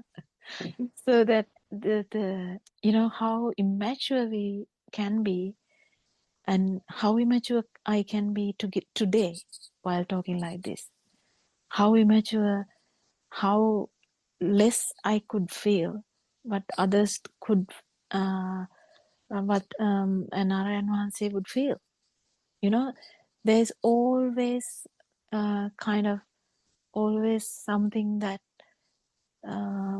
there can be, stuff that, but we don't need to feel everything to attain this understanding. It's mostly about understanding your own vibration. The ability to feel everything is kind of like a thing that is evident. Even Arananse explains how Lord Buddha's disciples had different abilities, isn't it? So that's different. It's completely different. It's that, but main point is they are all around, where their self vibration has no that projecting power, no power, Yeah. no power for manifesting, for that manifesting to happen again.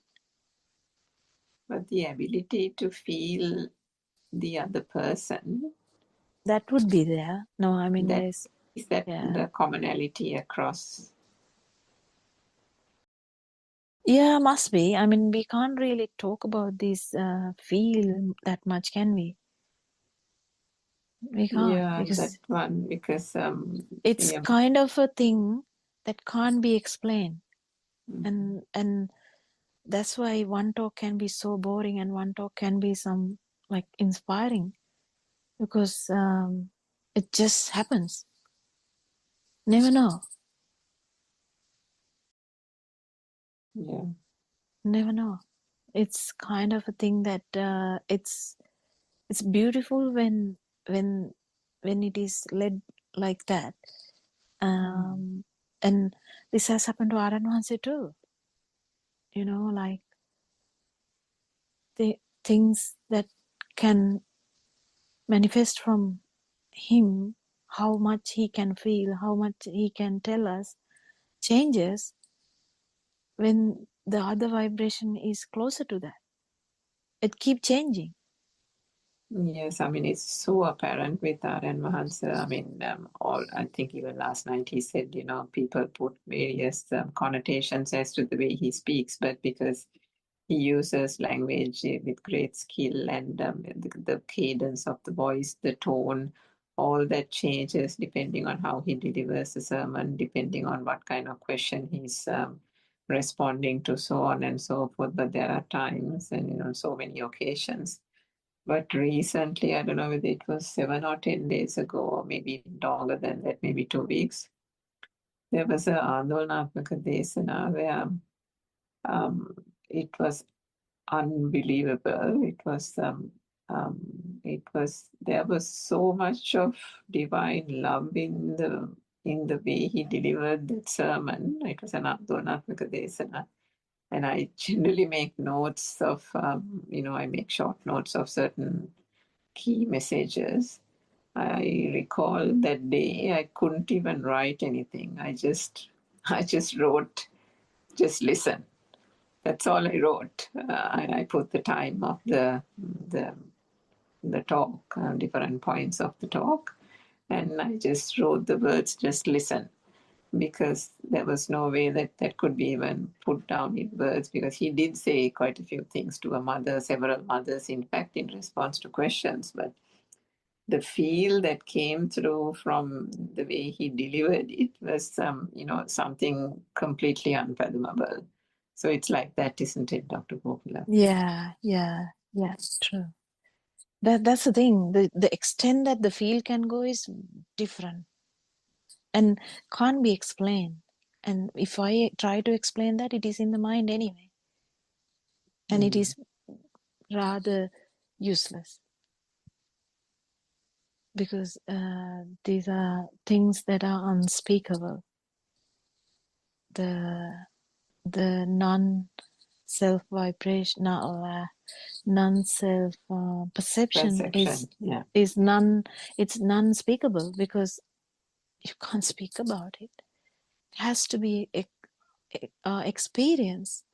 Then only you will know that what this is all about, and that will start. It will cultivate the way of thinking. It will change your way of thinking. It will change the way you look at life. It will change the way you it will completely change you. So the And thing that I was trying to say about that point of contemplation was, so I mean, we have these big rocks, isn't it? Like yes, particularly when yes, we come into this yeah. Dhamma, like somebody will have the kids, somebody will have the husband, somebody will have something, something. And so like that, I recall from my experience as well, the big rock was my parents, and doing the duty by them and that kind of thing. And looking after them was such a big deal for me. And I remember saying to our advances so many times on different Zoom sessions about this whole parents' business. And then one day, I think he said, Trangika, I think he was used the word duty in Sinhalese, which is Yuthukama. And he said, duty is just a word. He said, and that's all he said. And then he paused and he said, duty is just a thought. And that's all. I don't think he said much that day. That was it. And that struck me like lightning. And that is the thing, isn't it? It's the delivery of something which is, you can talk 1,000 words, but you won't get it. And then that one thing that is delivered straight into the point where the Dhamma reflection needs to happen can have such a big impact that can even, turn the person around completely, turn that whole cycle completely on its head, isn't it? And that's how even the Buddha, with his Parichitta Vijnana Jnana and all these ability to be able to see and feel the vibration and the wave of the other person, was able to touch exactly the point where that person will get jolted into the point of reflecting on the Dhamma and catching that wave, or you can't say wave, catching the non-vibration, isn't it? Yeah, feeling the vibrations that are closer to non-vibration, maybe. But these things, when we try to put into words, it becomes useless again, because these are nothing to discuss even. But we try to discuss because people are inquisitive. But still, I Yeah. don't think it is something that we can discuss, because Yeah, feel. and then sorry, just continuing on that, another point that I wanted to get to just discuss in this forum was so once the big rocks, once the focus is there on the big rocks, and those then gradually dissipate, and to a point where sometimes even one wonders how that became a big rock. And then, but still, that low voltage thing, Dr. Kokila. So when it is below the 100 watts and things are like, you feel as if things are cruising along, so that those finer points of then the points of contemplation itself becomes finer, and as a result difficult to catch or difficult to note. But I mean, you brought out the key thing, which is finally through every point of contemplation, one is propagating the I, and that is the zygote level at which one finds the root cause. But that other point with the low voltage thing and the finer points and being able to see it, I guess, there should be an awareness that those things will arise, and there'll be a realization that those were in fact places where one would have kind of got stuck on. But if one, what shall I say, Rangika, in yeah. there, I would just add this for you. You know that we talked about the stimuli thing. Because it's happening so fast, you feel as this mind is existing, or these thoughts are existing. It's happening so fast. Even though the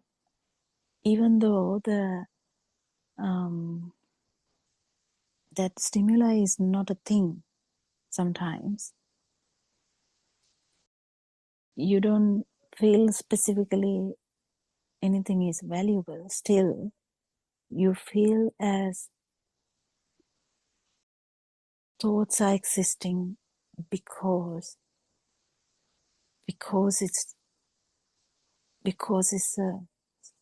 it's acting as another sensory organ. You have to get this. You have to. That's another point, that you have to get it, because when you understand that, you relax to the point that just the feel is there, because you relax so much, because you don't relax until you keep thinking about, you're still thinking about how this happened, how this low level can be there inside the mind.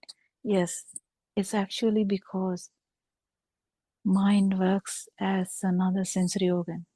It works like that. It's not actually organ, but it works like that, and it happens so fast.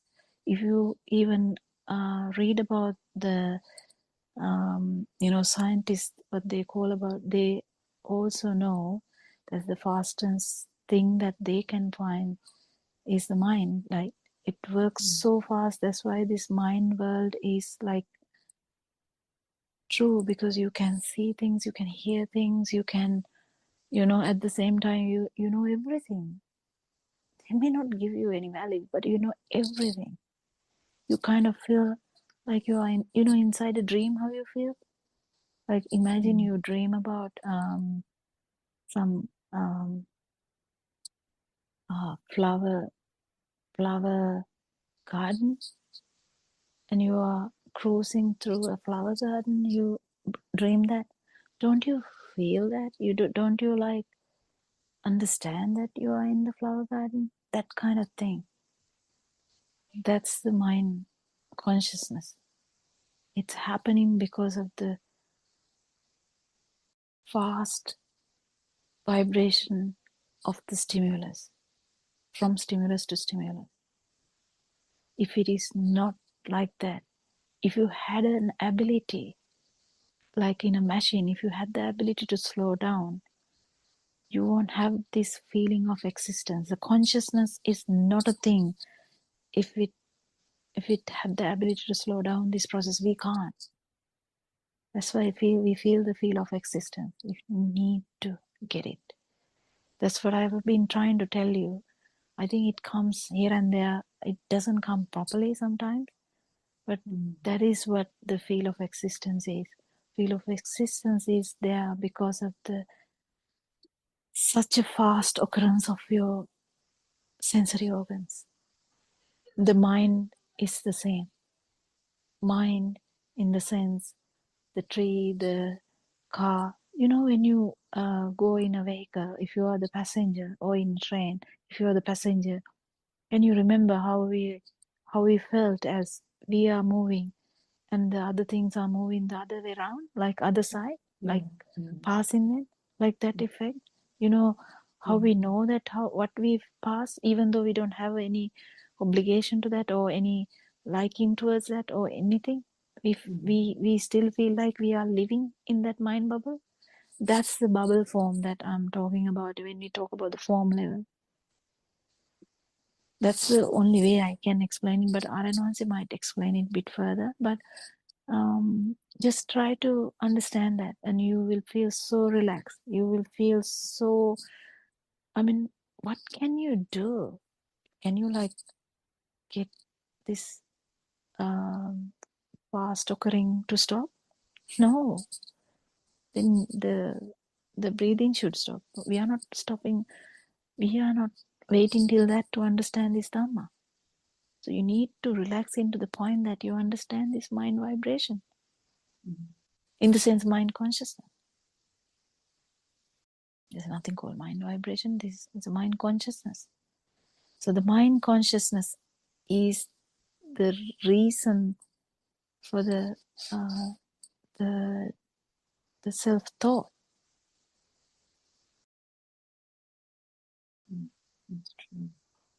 So when you keep understanding that, what else can you do than relaxing? Because it is all due to the rapid vibration that this magic is brought upon to us. In the sense that us feeling, the words can't win. Words can't win because every time we speak, there's a bias. Because That's I, true. we, all the words are in, say, Uttama Purusha. In Sinhala, I don't know, what is the word in English? Yeah, I There's, don't know. Yeah, it's always giving that self-identity, self-view, isn't it? yeah. And you feel like when you tell the other things, they are in the other other feeling. You get the other feeling. Yeah, it's not here, but the other type, anywhere else.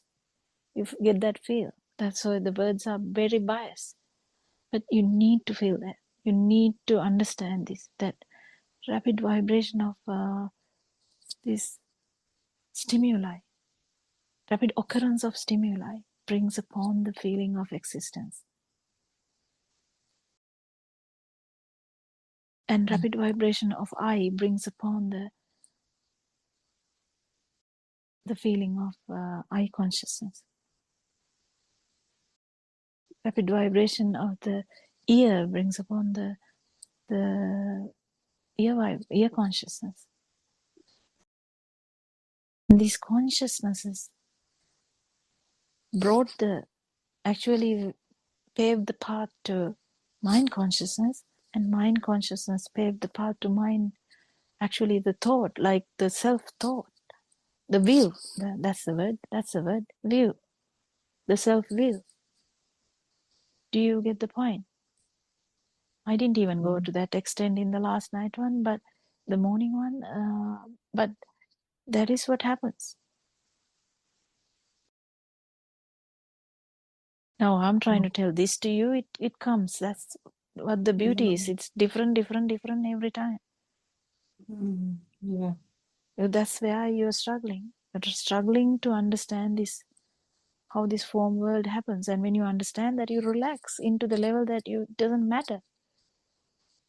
And that's the feel. That's the beginning of the feel, because the mind can't play tricks on you. Mm-hmm.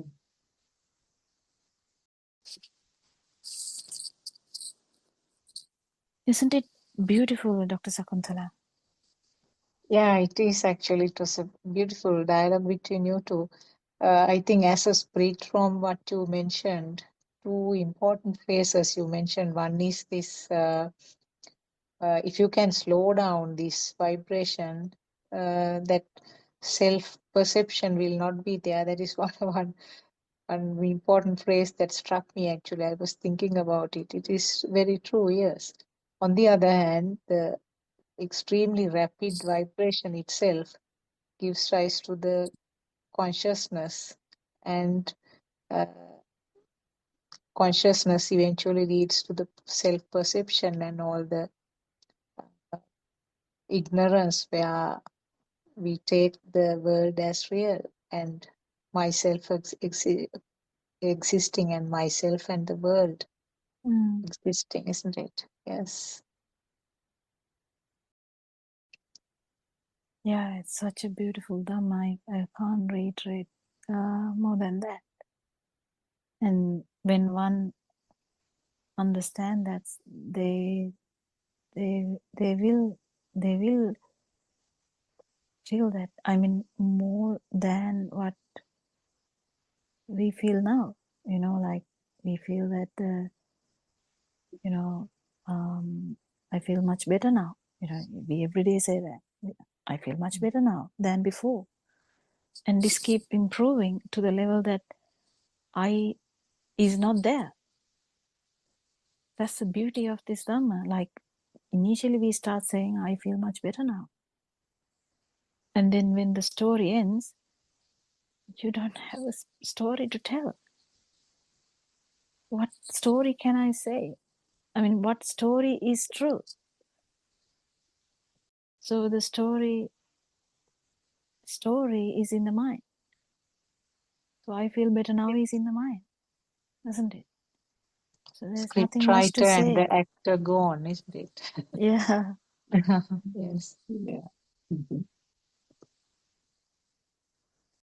Yeah, I think it's I think we are running into 4 o'clock Zoom meeting in Sri Lanka. I thank everyone for participating into this Dhamma discussion, because it's very difficult to just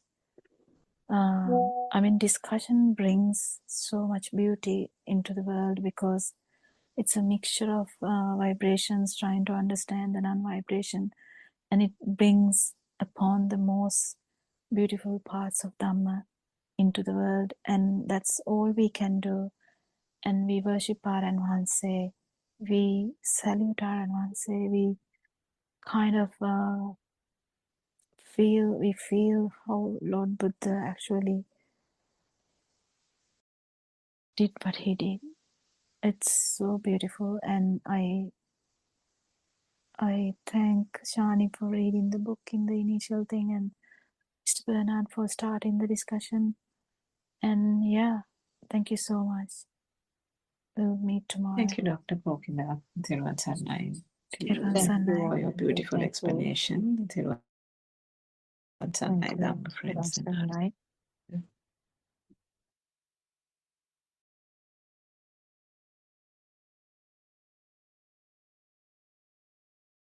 All stimuli that we receive from our six senses while being in any posture of this body.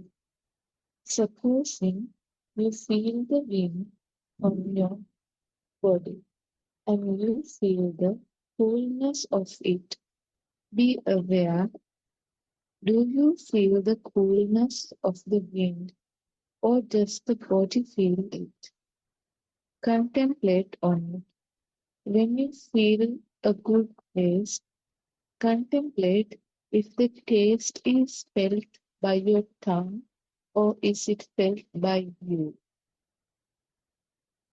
Contemplate if it is you who is enjoying the taste. Now, where are you? Why do you relate the taste to you? When the breeze was felt by the body, why did you assign the coolness to you? The feeling of you is a concept, a belief. This false belief that it is you is called the Sakkaya Ditthi. It means that you have an impression that you exist. The belief that you exist is because we live within the uncertain. Uncertain means that we believe that the outside and the inside is true. This belief that all is true gives us the impression that we too exist. Now, we have to learn how to look at the world without me. That is called Kriya Sifat. This is how a newborn baby sees the world. He has bodily movements and actions, but he does not have any taints, greed, ill will, delusion, anger, jealousy in his mind. He does not have a me or mind concept. He does not have feelings of greed, ill will, delusion, jealousy, etc. He has a very pure, untainted mind. As we grew up, we were tricked because we were taught that we are individual beings. We added the I did it or me concept to every action we perform. That was our delusion, the illusion of the mind, Vijnana Manava. When we don't believe the outside and the inside, and when we stop believing in the me concept, the mind creates, then the thought ceases to exist. This point is called Vijnanan Anidassana. At this point, you also lose the me concept and you realize the pure truth.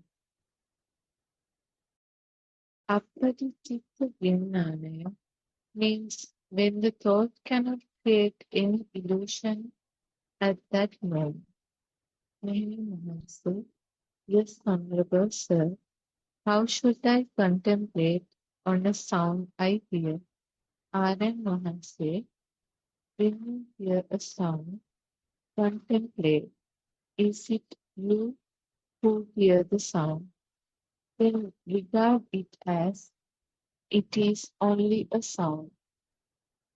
The Buddha said, Sute Sutamatta. What you hear is only a sound. When you hear a sound and when you turn towards the direction the sound comes from, you need not like it or dislike the sound. It is just a sound. Meaning Mahansa, yes, Honorable Adam Mahansa, you have to be aware and question. Am I here at this moment? This awareness is very important because through this awareness, you begin to develop wisdom, which will finally make you realize the pure truth. You will realize that there is no you. Karan Sanari everybody.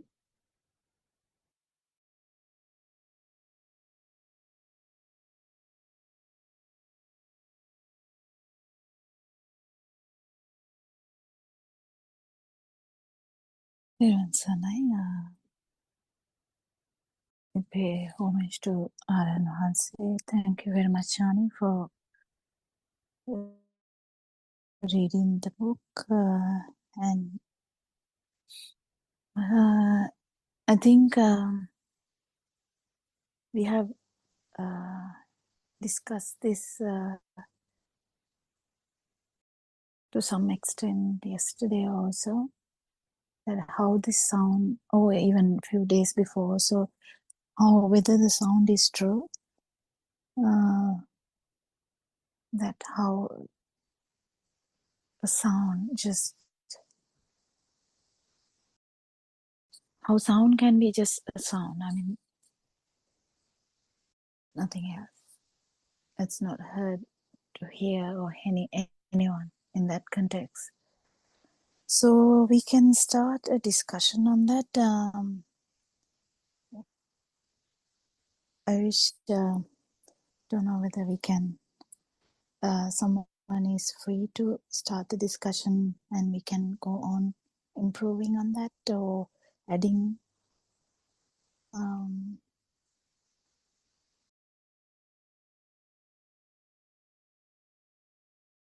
Is Dr. Sakuntala?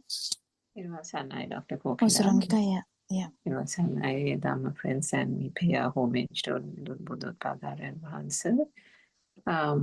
Dr. Kokila, I think on the theme that Shani was explaining, before we get to a Vijnanang Anidassanang thing, I think the deeper one goes into the analysis, and the more one progresses on the path, the importance of understanding the basic consciousnesses, the light, the sound, and all that has been repeated over and over again by R.N. Mahansa as well as yourself.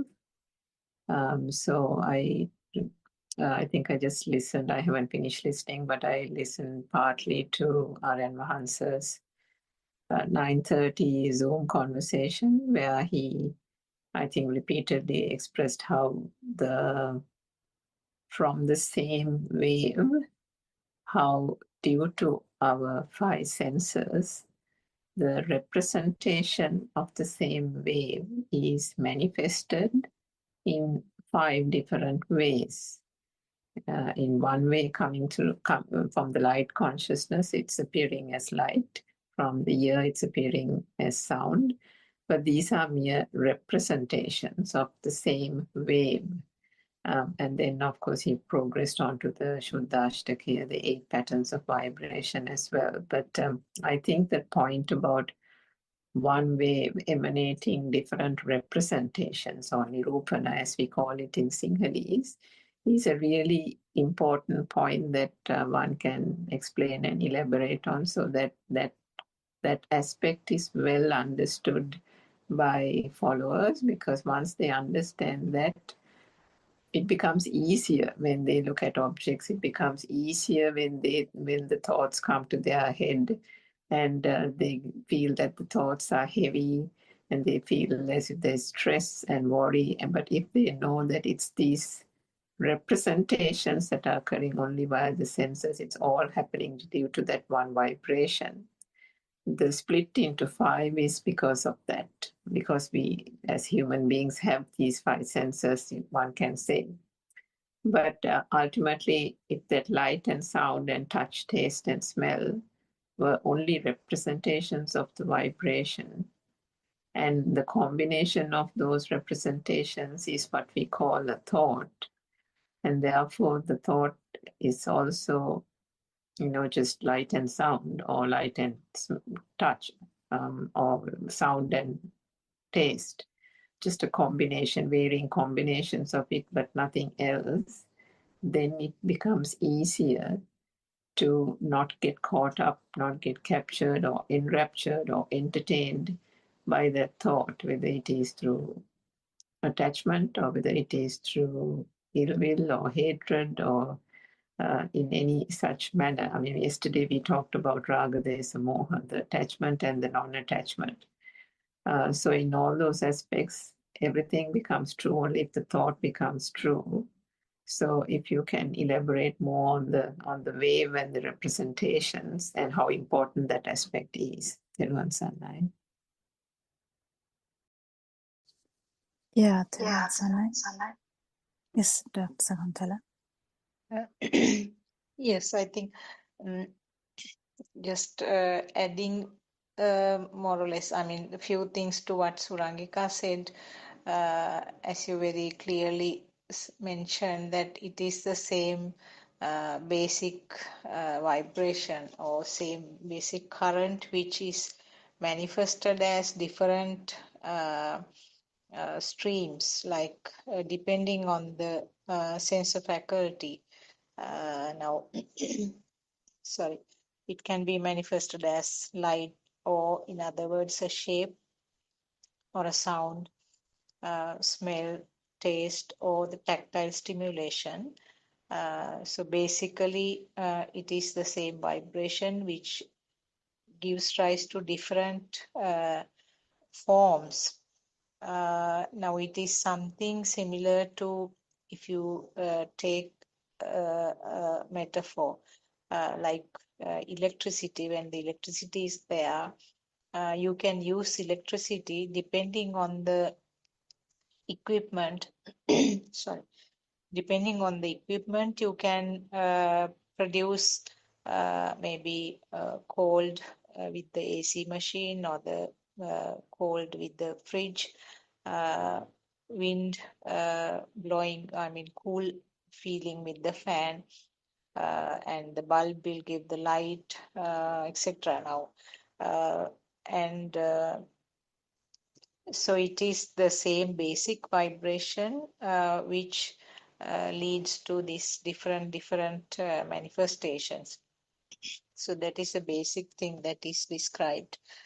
And depending on the level of the current, the manifestation also can change. So in other words, when the vibrations are at a very high level, the manifestation of it as a word or a function or a thought could be in very sort of rough or crude or harsh level, whereas when the current or the vibration is at very low level, the manifestation could be very smooth. So for this, actually, you need the physical part also, because if the eye is not there, or if the ear is not there, if that physical part is not there, there is no manifestation at all. So as the baseline, you have to have this physical component. But the vision or the sensor faculty, the eye faculty doesn't mean that the physical eye. Eye faculty indicates that the function of seeing. Ear faculty means the function of hearing. But for that function, the basic materialistic part, the organ which is made up of the blood, bones, and flesh must be there. So this is applicable to thoughts also when you talk about the mind sensor. A beautiful example has been given by our Aryan Vahase, that is the battery, vehicle battery, where as the components, as the physical part, the battery cells are there, then the acid is there, water is there, and as a collective function of these, the current is produced, but you cannot locate where the current is. And also current is not a part of the battery. So that is, in other words, the brain is needed in the background for the thought formation, but thought you cannot locate any part of the brain, and thought actually is not a part of the brain. So when you talk about the memory, now some time back, sorry, some time back we had the idea that memory is kind of something stored in the part of the brain. But when you sort of go into the Sutra Deshana of Lord Buddha, and also those have been very simply explained by Aryan Vahase, and there it clearly says that there is nothing called memory. So it is something telepathizing, or some spark happening, something like a spark which happened in the past is getting repeated here. The same spark is appearing at this moment when the suitable causes meet together. Anything else to add to what I said, Surangika or Dr. Pokila?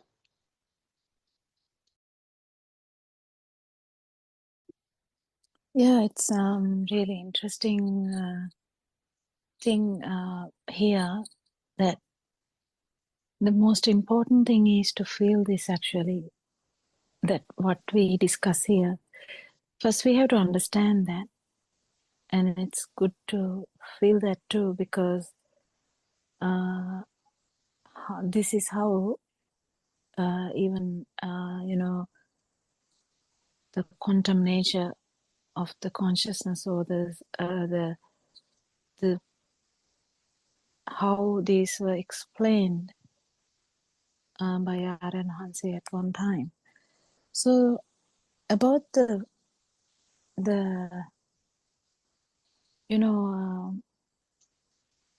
one kind of vibration thing. This is again, if you can remember, we talked about the continuity, like we feel, because in the mind we feel like, I am the one who slept yesterday. I woke up in the morning, I went to work, I came back. I had a tea, something like that. In that film we talk about, we feel that the mind bubble, that continuity. The same thing is with the feel too, that due to the ignorance, how you feel that the continuity. But if you actually feel the no self perception, or at one particular moment, if you feel the non-vibration, only this thing can be understood, because the continuity is broken as well, because you understand that this vibration, if it is not taken as a thing happening here to anyone in that sense, to a person, then at that particular moment that vibration is not there. That's the exact thing which is important to feel, the non-vibration. And that won't happen until you understand that this, how this works, like Surangika just said, and Sakuntala just added. It's very important to understand the vibration of these sensory faculties are felt as happening here because of the sankhara part, or because of the fast vibration of these sensory organs, but because of the ignorance, we felt that it's happening here, like in this system. But actually, what it is uh, it's just another vibration that happen in this sensory system. So that is where the anidassana state is felt. Patita novana, or the consciousness is not based on anywhere. It's just another consciousness. It's just that organ vibration. So that's the absence of that vibration that we talk about. So that's the importance of feeling that, so that that is understood, that actually is such a beautiful understanding that we get through these experiences when the whole samsaric journey, we only knew that it's something is happening here, something is happening here in the sense this system, like happening to me kind of thing, even though the words are not there. Just imagine the baby, they don't know, the 6-week child or few weeks child, they just have no idea what is happening around, but still they feel that it is happening to that system. That's the same vibration we are talking about. That's the same vibration that will be understood by a person who listens to the Dhamma. But remember, don't forget that when it comes to the adult or child who has the mind, what you see is directly the flower. You can't avoid it happening. You see directly the flower. But actually, if that mind bubble is like deep understanding happens, it will lead to the level of kind of without any specific mind consciousness. If you it will be there, but it will be not taken as a thing, and then feeling will be there about this vibration. And definitely, if you feel it, you know that it is only a vibration of sensory organ, and you know that it will be the similar thing if it happens in the other sensory organ too. That's why when you understand one system, you understand kind of everything. And we understand few other things too. We understand that there is no I, outside I, or I consciousness. Actually, there's no 3 areas. We just keep understanding these things, which is great. And there's something to be felt, though. That's the important thing I was trying to tell, so that you give the system a chance to feel that. That is the main message from Pratipada. What is the big thing about Pratipada is to give a chance to this vibration, um, to feel the non-vibration underneath. Because non-vibration had been there, but it has never telepathize before. The ability to telepathize into non-vibration has been there all the time, but it never did. But with Dhamma, you can do this, whether it is the eye or the ear or the skin, nose or tongue or the mind consciousness. First, it's very important for you to understand the outside is actually not, we don't have an experience of this mindful world because we have, tree, all these things, but we have never had an experience of a tree. We have experience of these senses though, yes, but even that is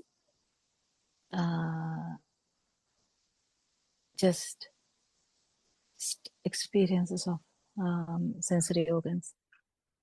But the underlying what happened was this, when it is a thing, because of the fast vibration, when it is a thing, it always felt as here. That is the self vibration. That's the same vibration that we talk about that in previous one, the electricity. It is the same vibration. It can go down and up, yes, in the frequency, in the strongness, the power, but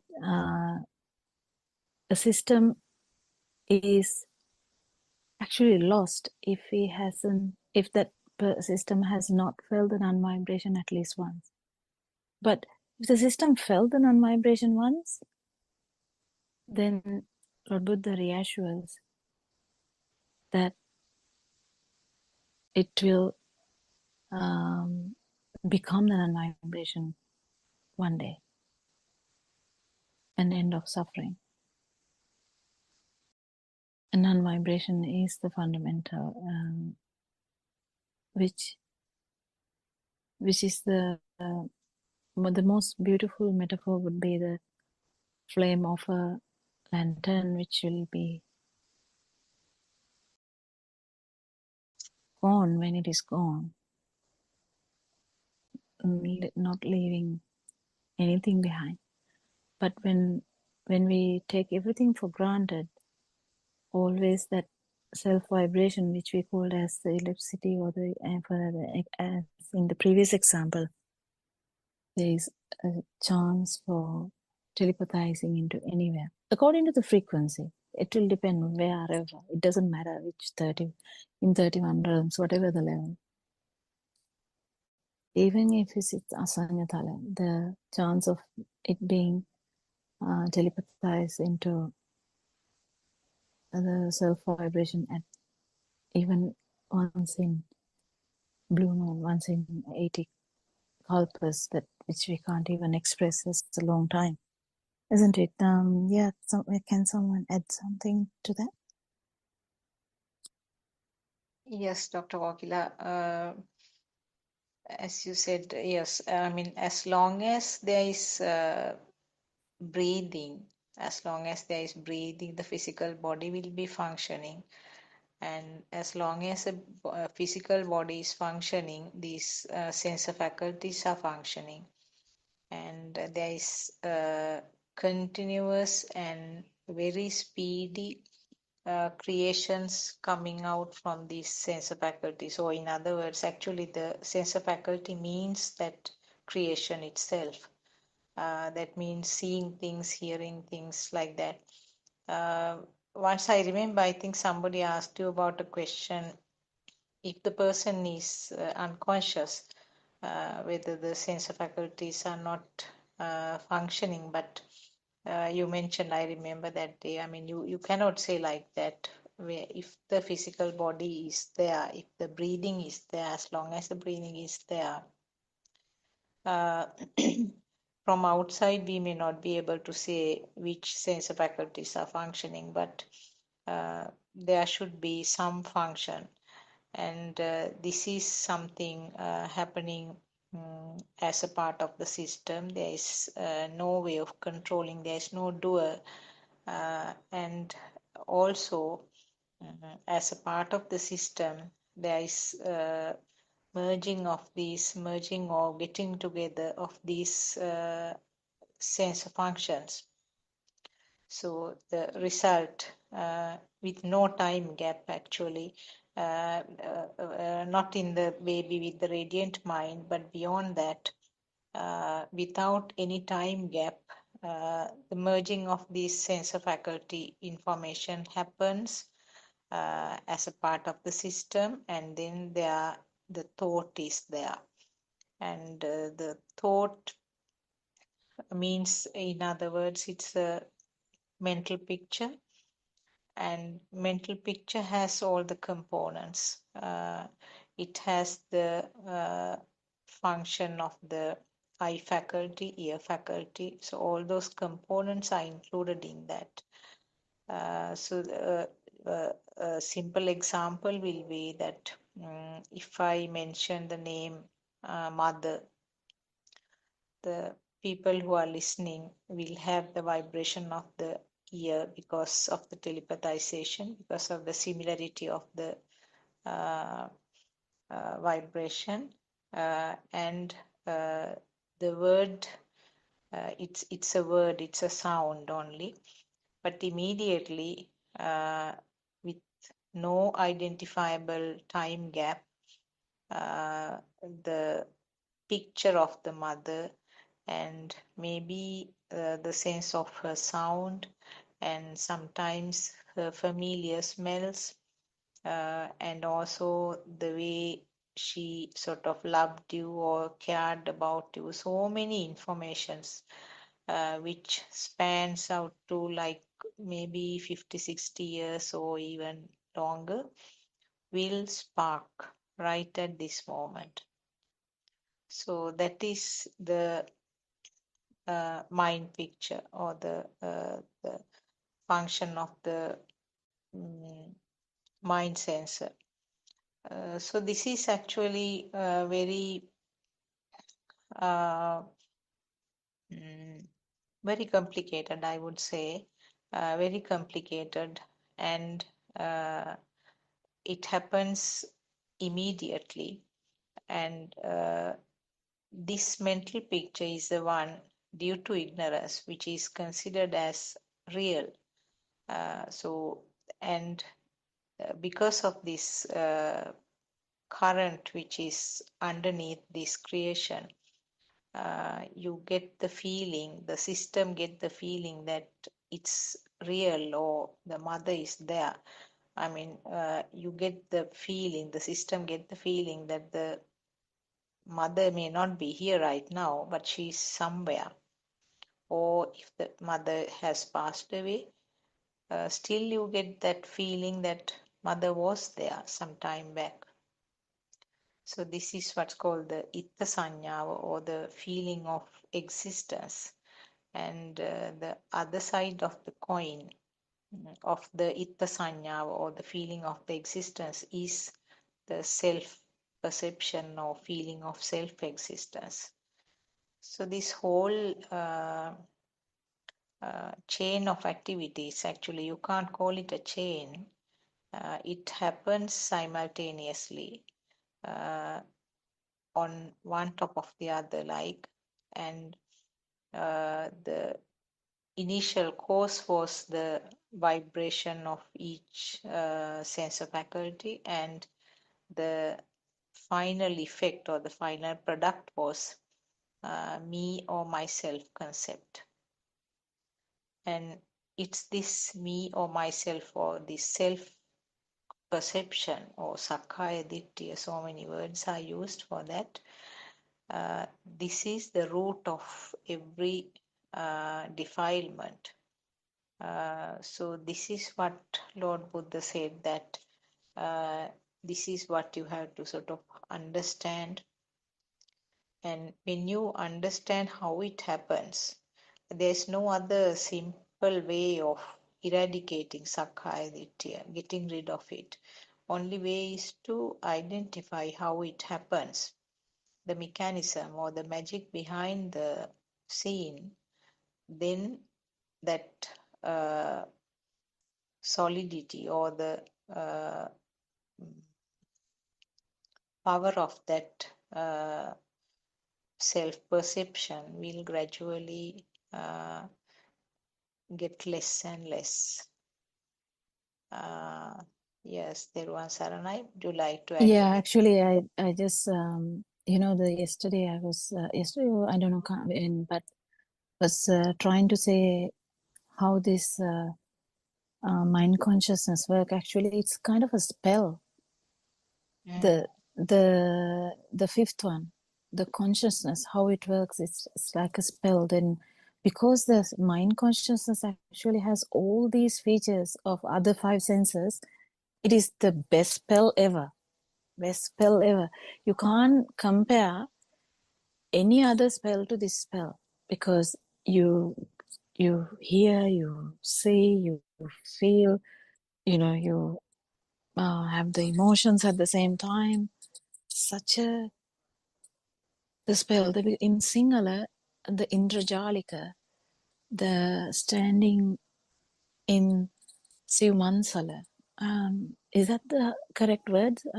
Yes, I think you can use that word, yes. Yeah. So how this happened? How this consciousness actually made it so difficult for us to come out of that spell. But once, like in a dream at night, we come out of it just because we get up or someone shakes us up. Get up. Why are you shouting? And there's nothing happening. Same thing. Narana is like shaking us like very hard, shouting, blaming, and, kind of telling lovingly, wake up, such a beautiful thing, because this spell, it's a really big spell. And the most dangerous thing is that the love towards the spell, like you kind of want the spell. That's where you find it difficult to die, because you don't know the spell. It's a spell. You kind of want the next thing, but you didn't know that it was a spell. So unless you wake up from the spell, once you wake up from a dream, you won't be like, you will think, oh, I wish I go to that beautiful dream again. You might think like that, but it is a dream underneath. It's such a beautiful thing to know, once we are awakened. At the same time, the spell that we are in with the six senses is the most beautiful as well as the most dangerous spell we are in, because it's very, very difficult to wake up from that. Very difficult to wake up from that. And once, if you wake up once, at least that it is a spell. At least you are in the spell again. You are in the spell again. Nothing has changed. But the stream enterer at least knows that it's a spell. At least. That's the beauty of this Dhamma. Because only Dhamma can change the view, the way you look at this dream or the spell. Because if you don't know it is a spell, or if you don't know that's a dream of six senses, you will be happily in that and ever wanting the next one. What do you want? Like, I want money, I want to be in a with my children when I die. I want to see Dhammadeva before I die, or I want to see I don't know, go um around the world before I goes like before something happens to me, before my strength goes away. I want to attain nirvana at least, you know. Yeah, you want something, and but that is in that spell, inside the spell. You're still inside the spell. That's what Aranwanse is saying. Wake up from it, because actual actually it is difficult to wake up from it. That's why you are being pampered. You are being you know being told multiple times, you're still thinking, you're still thinking, you're still thinking, because the thinking world is very dangerous. And because it gives the idea that the feeling of me is a part of that spell, so feeling of me is the normal thing. That's what it does. So the spell itself feeds itself, you know, like the, you know, like when we say that the catch-22 like thing, that it's something feeds itself. So the spell feeds itself. The spell feeds the wrong vision. Spell feeds the I-ness, or spell feeds the idea of self. And it continues forever, and has done so far. And we don't know forever. How long will that vibration will continue? That we were talking about, how this self vibration, it has never changed. You know, it's funny. It's funny that this same vibration, like in string theory, how this same vibration managed not to change, even though the vibration pattern changes, the same vibration, the vibration doesn't change. How come is that? So this is I mean, just try to imagine the spell changes, you know, like imagine I die now and become a dog, kind of, but in that sense, don't take it in actual way. I'm just telling you an example just to imagine. So you know what the mind does? You just interpret as, I was a man before, like a human before. Now I think I may be a dog now. A dog can't think like that. I'm just telling an example. But you know, the spell changes. The actual outlining of the spell changes. How? The one animal will be saying only red color. So the spell should be different. You understand?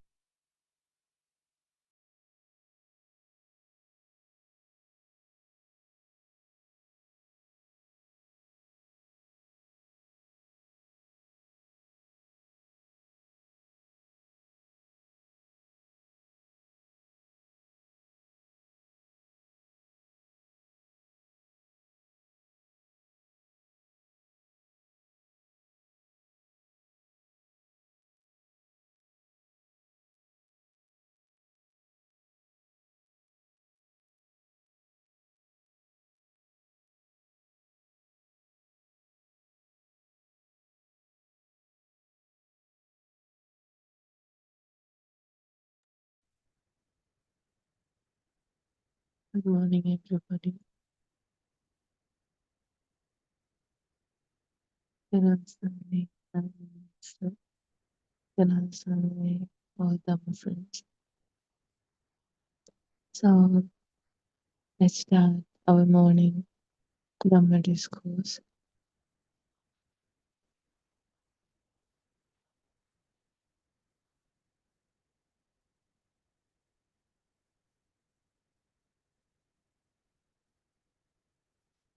So let us begin very simply. Everyone, everyone in this life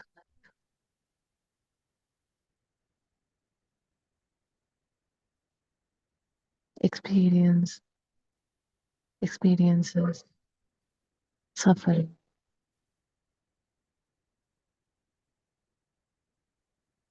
Sometimes it's very obvious.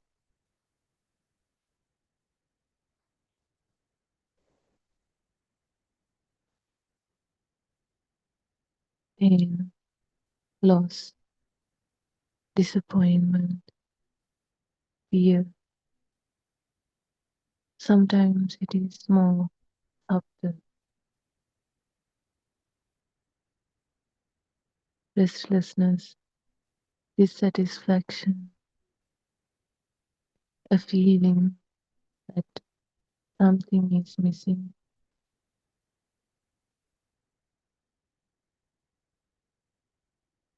Even when everything seems fine, there is only there is this often a quiet uneasiness,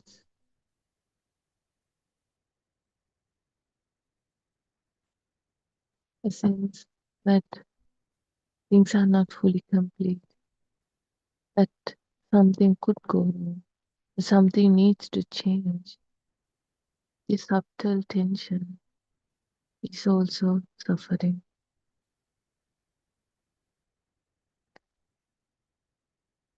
When suffering appears, we usually look outward. We think this situation is the problem, that person is the problem. If this changes, I will be okay. But if you look properly, is this suffering really coming from the outside? Let us look carefully.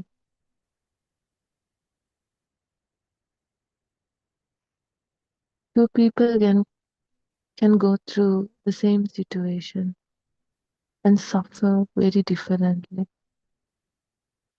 or give opposite impressions. One feels deeply hurt, and while the other remains calm. Why? If suffering came from the situation itself, both should suffer the same way, but they don't. So where does this suffering come from? Let us look closely. Something happens. A word is spoken, and an event occurs. Then a thought appears.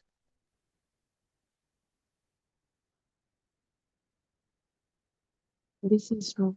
This shouldn't happen. This is unfair. And with that thought, the suffering begins.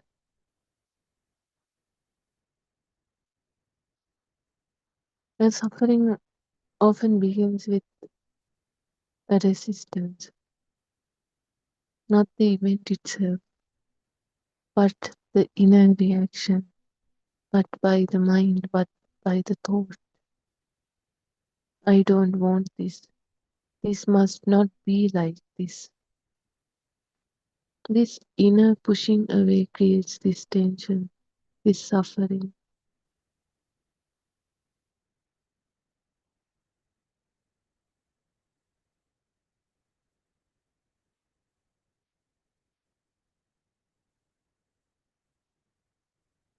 So let us go deeper.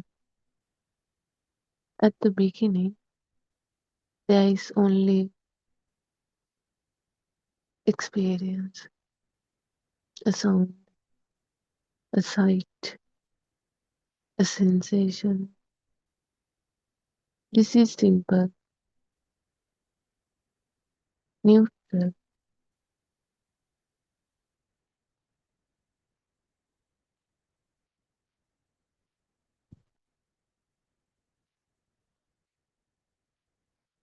It doesn't stop there.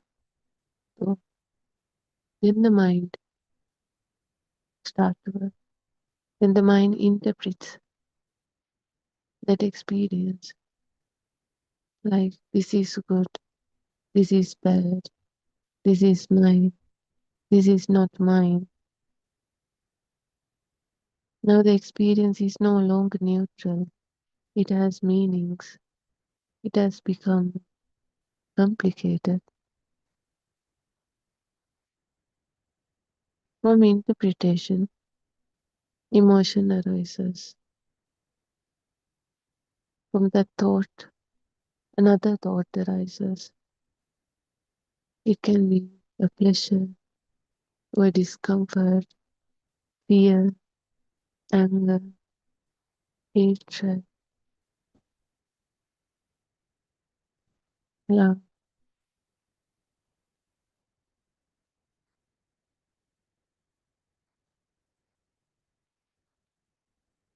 And the mind consciousness doesn't stop there as well. Then it builds a story. This always happens to me. I am not respected. My life is like this. When we keep thinking, when there are keep thoughts are being generated, this power becomes heavier, stronger. Now the suffering becomes strong.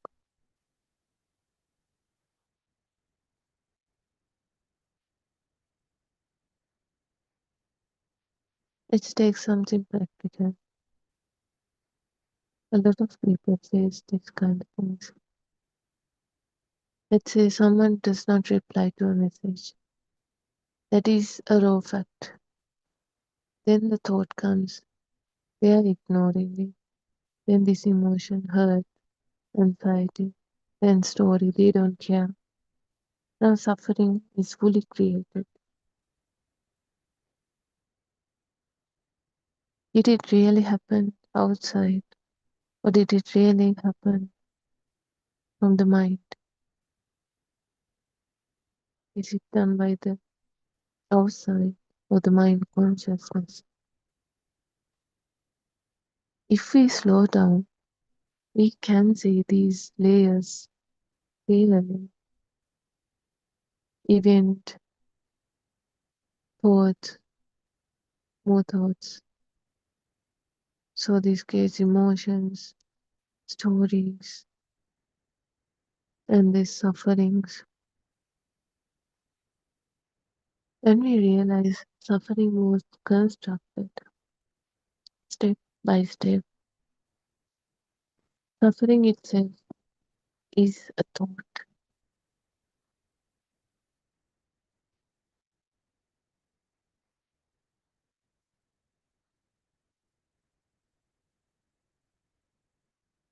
Now let us go deeper into the root. We want pleasant experiences to stay, whether it's happiness, love, or comfort. But everything changes. So when it changes, we suffer.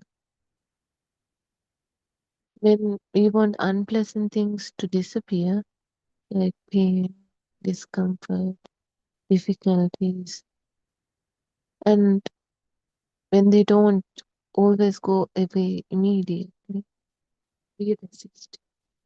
And that resistance is the suffering.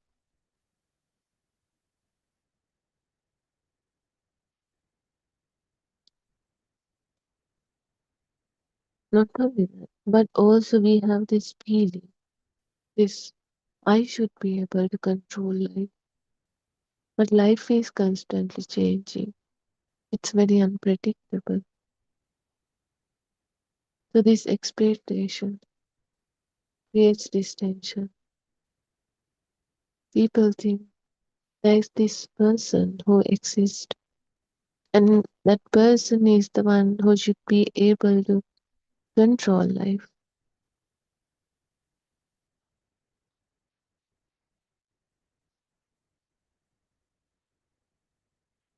So this self, we are also attached to this self, this sense of self, this I-ness, this concept of me, myself, mine, like my image, my importance, my story. So when something challenges this, we feel hurt.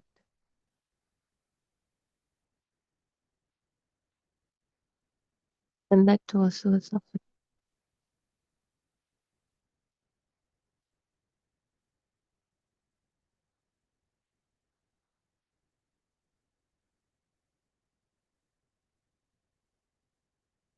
So, how to end this? Now comes the most important part.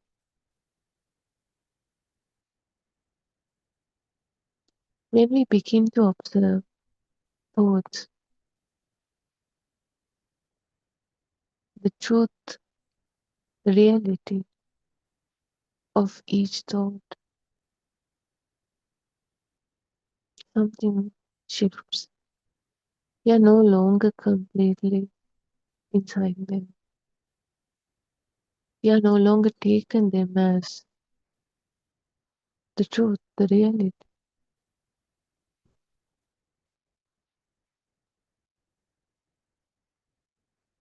An event happens, we notice it, but we do not immediately add a story.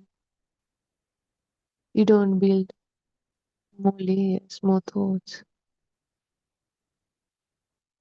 Then the power that suffering has, it doesn't grow.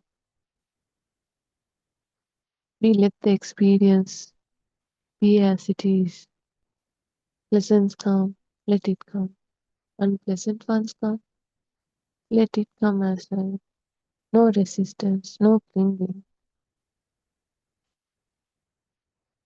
Let it come and let it go the way it came. Everything arises and ceases. When we stop interfering, the mind becomes lighter.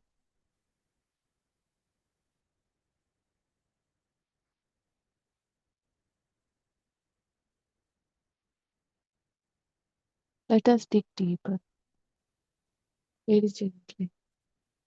Because even when we understand that suffering is created by the mind, by the thought, it still feels very real.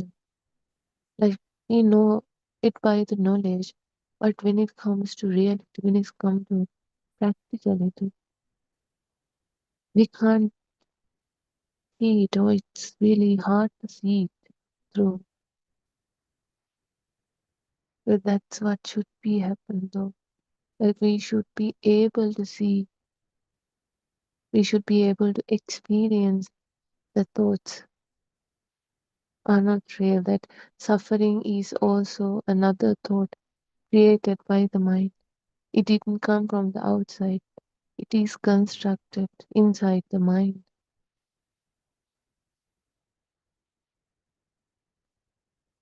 So this suffering, it feels very real, very strong, very personal.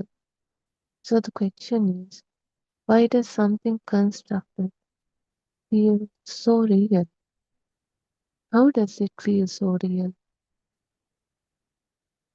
So let us observe something simple. Let's say if a thought appears once, it may not feel very strong. But if the same thought appears again and again, that power it has, it gets very strong. When it keep repeated, keep strong. Then it begins to feel real, true. A perfect example. Someone thinking I am not good enough. But if we think it once, it's just a passing thought. But if this thought repeats many times, it starts to feel like a fact, like the reality. Then it doesn't become a simple passing thought. It becomes a powerful thought,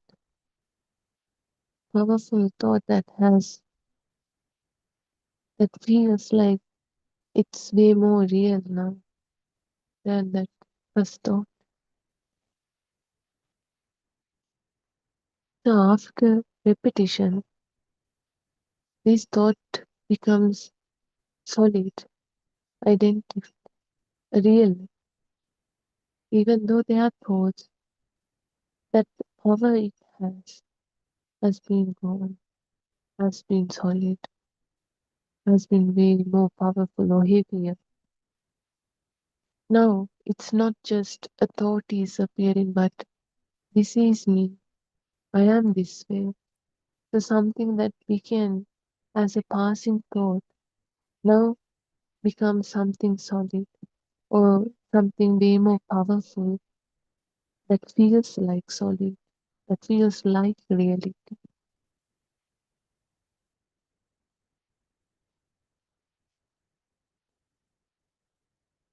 Now something even deeper happens. This body begins to respond. Tension appears, tightness in the chest, heaviness in the stomach. Now the thought is no longer just a mental, it is felt physically. Now the illusion feels way more realistic because now it is not just a thought, it is a thought, sensations, emotions, way more powerful altogether. That combination feels real, solid, and unavoidable. And even you want to stop it, it's hard to stop it because it's way more powerful.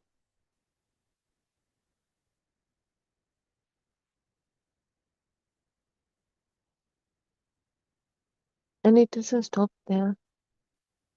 There's this loop. Thought creates more thoughts, which means more emotions, more suffering. For example, someone feeling anxious and his body feels tight. That tightness comes first, yes, I am anxious. And now that cycle continues. More thoughts, more suffering.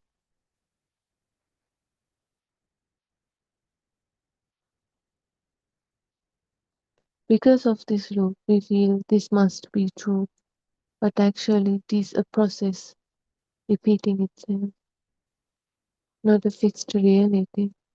But we think it exists, it's continuing.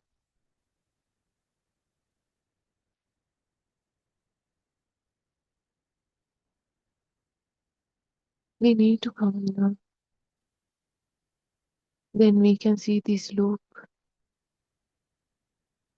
not by fighting it, but by observing it. We see every thought is a passing thought. It doesn't stay, it's a spark.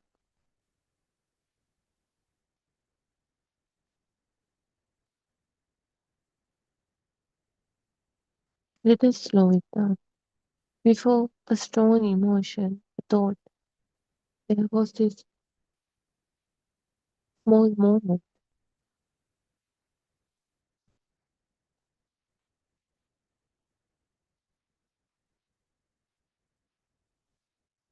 Let's take thought,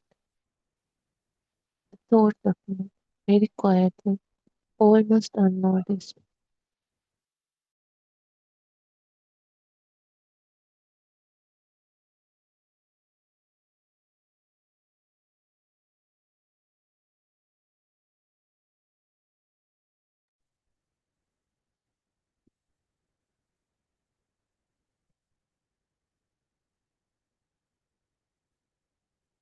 We usually don't notice the beginning.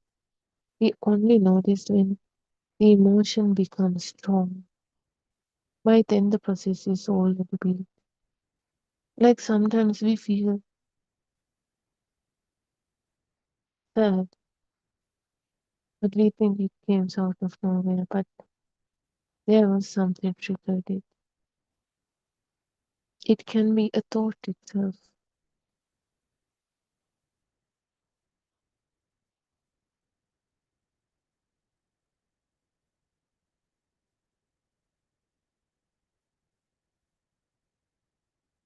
With awareness, we begin to notice a small thought appears, a small reaction begins.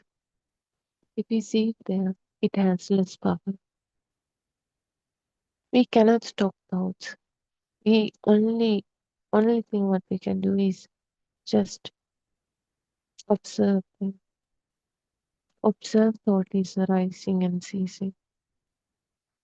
That's the only thing we can do. Because we don't own the thoughts, we cannot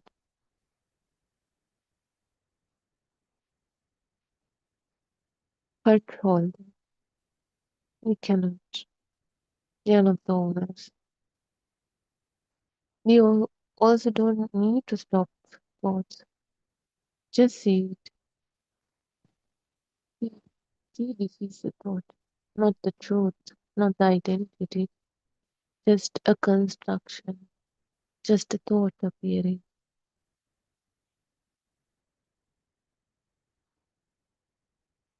When we see thoughts like this,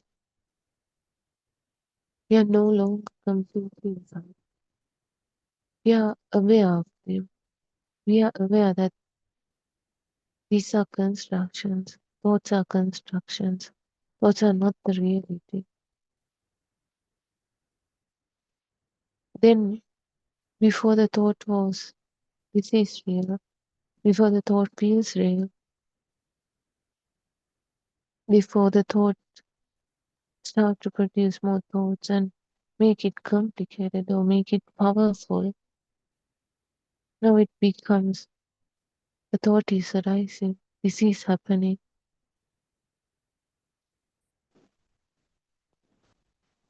We cannot control them. That small shift changes everything. Well, thoughts still arises, emotions still arises. This does not mean emotion disappear. They still come, but they don't become overwhelming in the same way. They don't have an owner. They don't have a control, or they don't have someone fighting over them because they are not reinforced as strongly enough.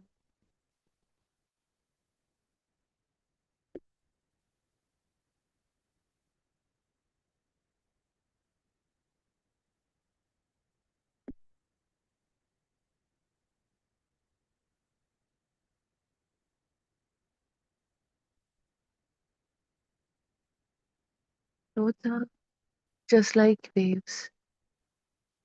When a strong emotion comes, we can let it move like a wave without adding more thoughts, without building more story.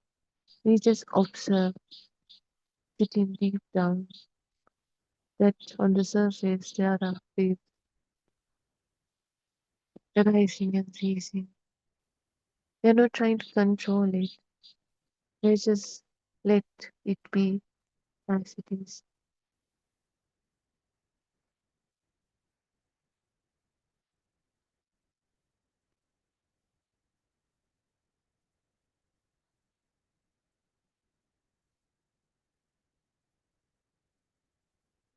Everything that arises naturally passes away, like naturally it arose. Even the strong emotions, even the painful thoughts, if they are not fed, they fade. Because thoughts are sparks. There is a living thing, a reality in a spark.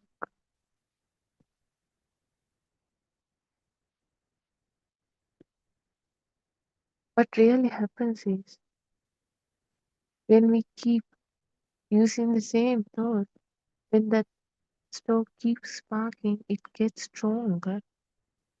If we see it through, if we see through the thought, that power doesn't grow and they start to fade.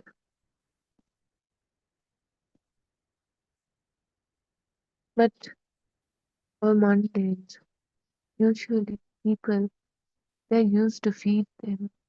They have this habit of feeding thoughts by thinking, by giving attention, or by repeating the story, by analyzing. This keeps them alive.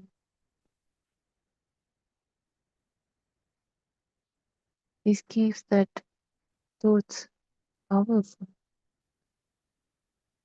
But when we stop this feeding, the process weakens, not immediately, but gradually, like how it got strong.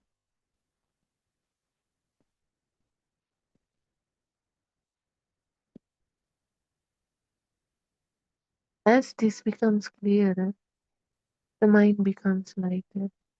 When we see through a thought, we begin to see through every thought is similar like that. So then we have this awareness that it's useless to fight or to suffer over or taken as the reality, something that has been constructed, the thought. Then you see through the illusion, your mind becomes lighter because now you see the illusion and you don't suffer, you don't suffer over an illusion. Mind becomes lighter, not empty. There are thoughts, but they are not taken as reality, so it's less heavy, less powerful, and less burden.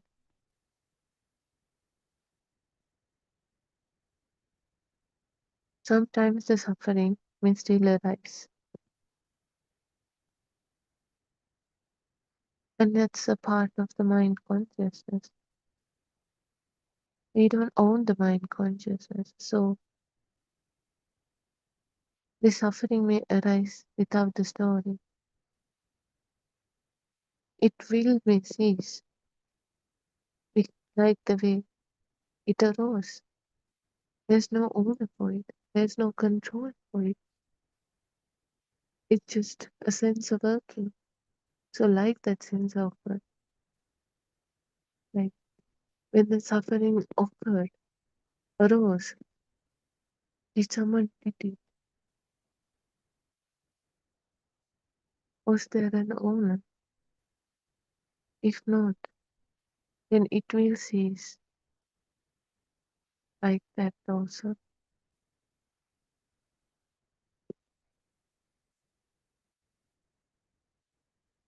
Suffering may still arise, thoughts may still arise, but without story. It feels different, more like a passing sensation, like less like a personal problem, like I am suffering. It's more of like a thought occurred and ceases. It's more of like a moment, a sensation. There's no owner in that. Just a system working, a sense working. We don't need to eliminate anything, not thoughts, not emotions, but only understand them.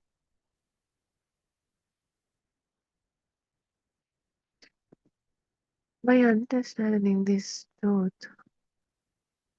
it does not remove the life.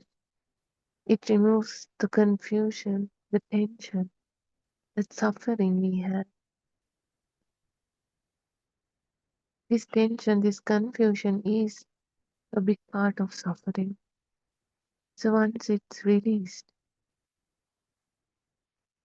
we get this peacefulness, this calmness.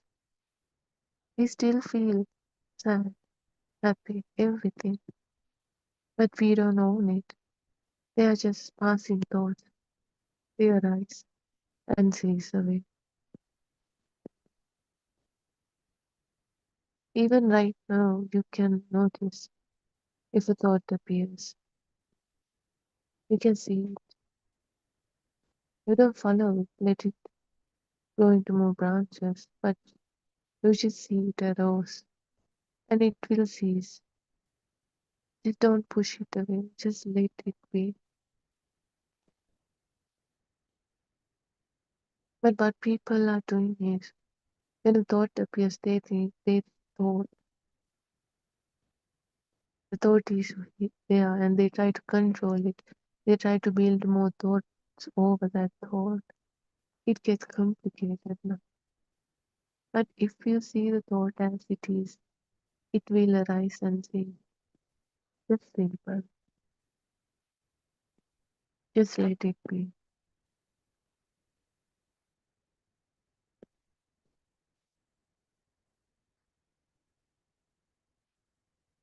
Beneath all this thinking, there is something simple, an awareness. It's always present. Again and again, when we return to seeing, not by forcing, not controlling, but noticing.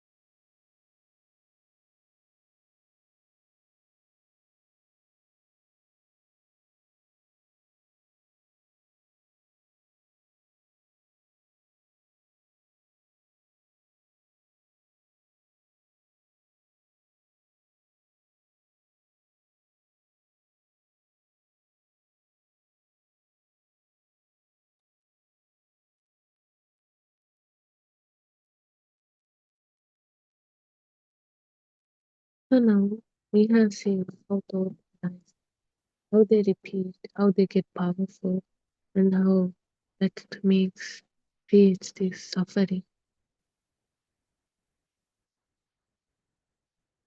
Now let us look at something even more subtle, not just suffering, but my suffering, that sense of self in that suffering. So let's say something happened. A body spoke. A situation happens. At first, it is just an event, but then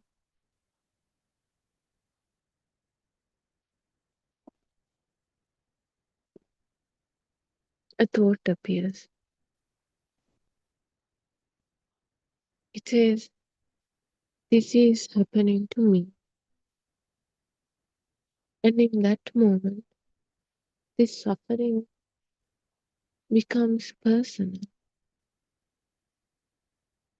It has become even more complicated.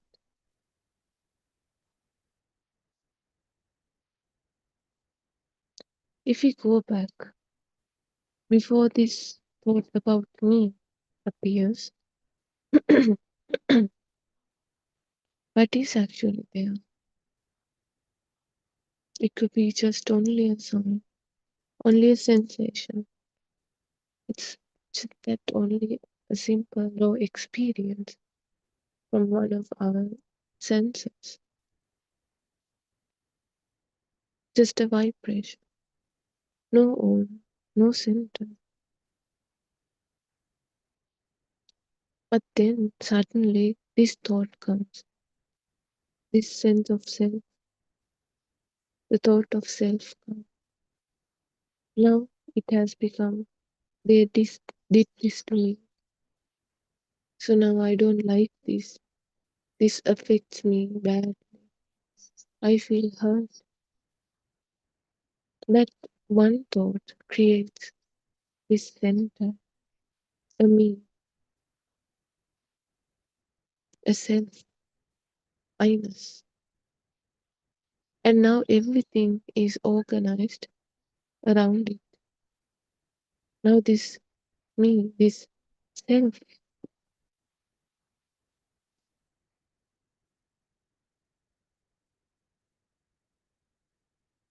this self is the one who is suffering, who is affected by everything, who is the victim here. Once me appears,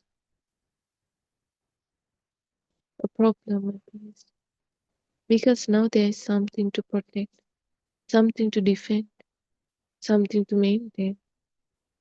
And that creates more tension, more power, more burden,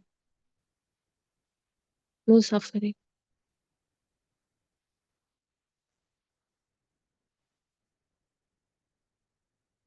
Now the mind takes everything personally.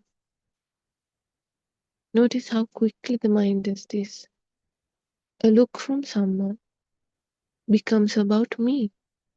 A delay becomes about me. A tone of voice becomes about me. But is it really about me, about you? Or is the mind adding it, mind making it about you?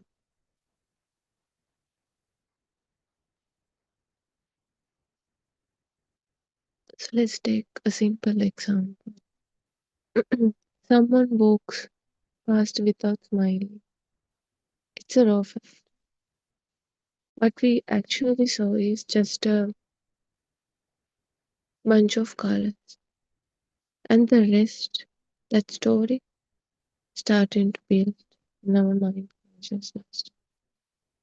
So the rest of the story means thoughts are starting to build. What I perceive is some colors, emotion. A person walks past. And the mind says, this person ignored me. And it doesn't stop there. It creates more thoughts, more story to it. Now, now emotions appears, discomfort, hurt, and becomes angry. But all of this came from adding me.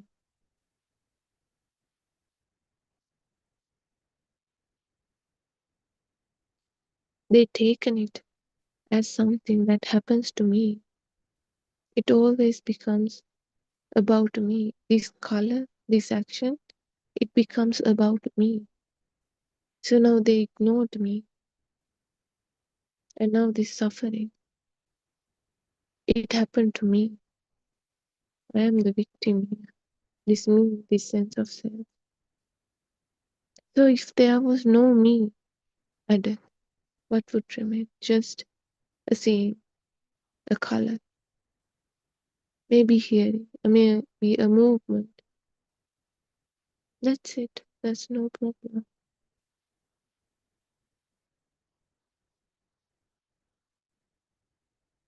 But this sense of self is way more strong. Like we can't even notice it. It happens so fast. Like it's almost coming from the outside itself. But what really happens is we just saw something, and the rest, that story was built on the mind. It happening so fast. We can't notice that story, that thoughts were created in the mind. It's like all of them together happening.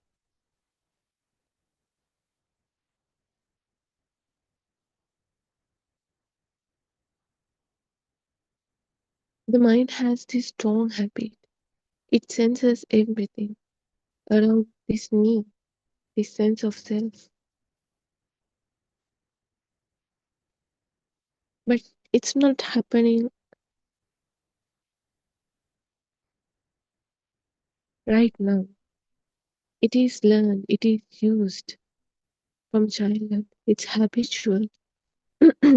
Like since childhood, we learned this is your eyes, nose, this is your mouth, this is your face, this is how you look like.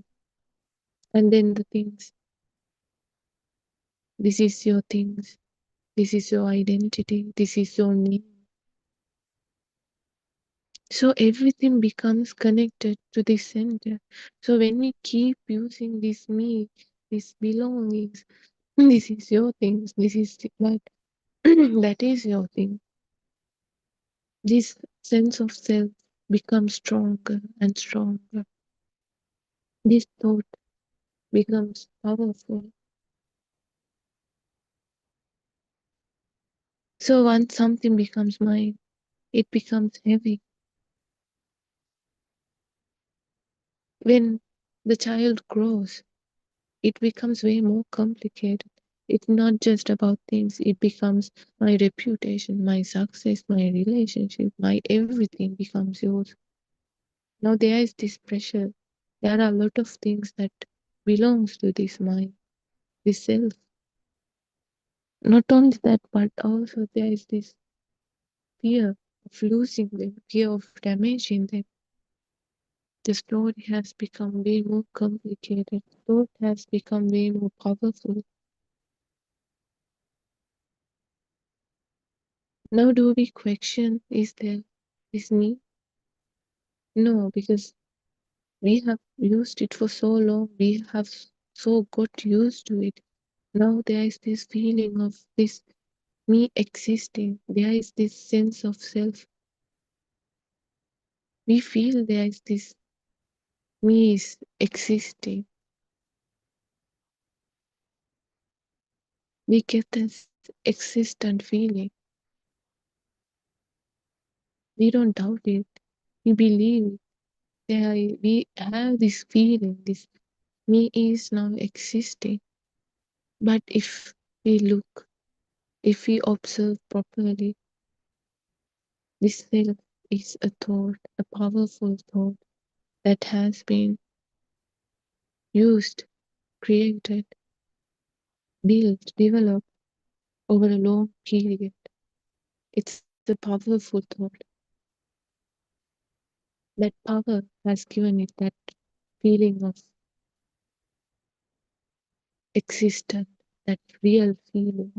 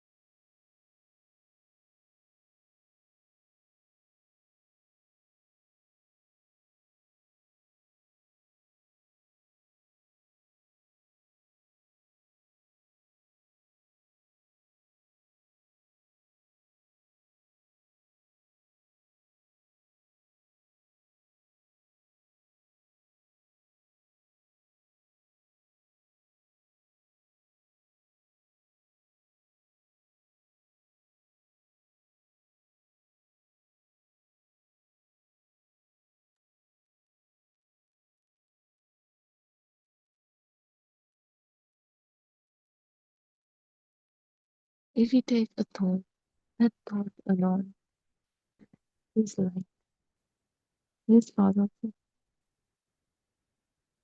But when another thought is added,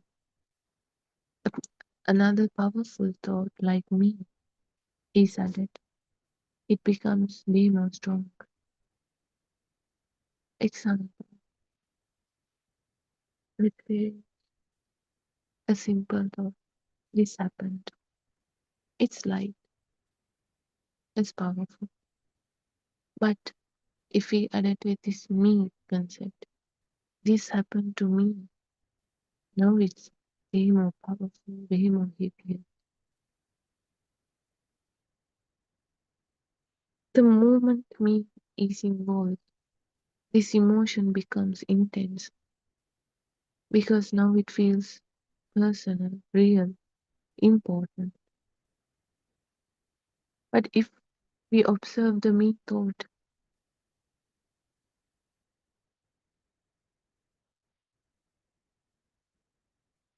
we see everything. Now we have come to the key. Can we see the moment me appears? When a thought arises, I don't like this. Pause and look carefully. That I part is of the thought, not separate from it. This me, this sense of self is also a thought done by a powerful one. This is very important. The me, designers, this sense we feel is a thought. It's not from outside. It's done by the mind consciousness. A thought that has been used for a long time. Now it has its own power. It appearing and disappearing, just like any other thought, but it has way more power than other thoughts. And the other thing is, it feels continuous because it appears so often again and again, like I, me, mine, myself, again and again. It feels like solid identity. And mind also links each thought, every thought, which means there is this continuing self there. But when we break the illusion, when we see this truth, this is another thought, including the sense of self. You see through this illusion, it loosens something, that grip weakens, it becomes less powerful.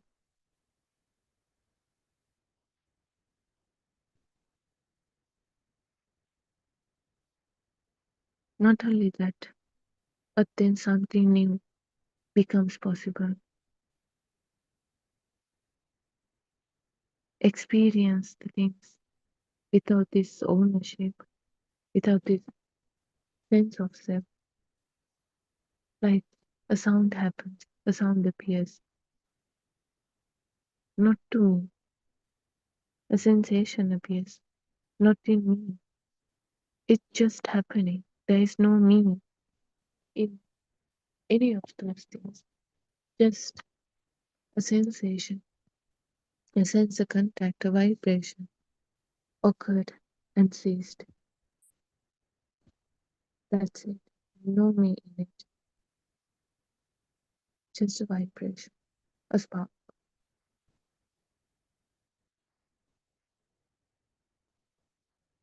So without me, this experience become lighter, less heavy, less suffering, less dramatic.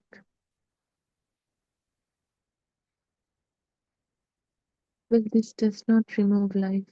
You still speak. You can still speak me or mine, but deep inside, you have this awareness.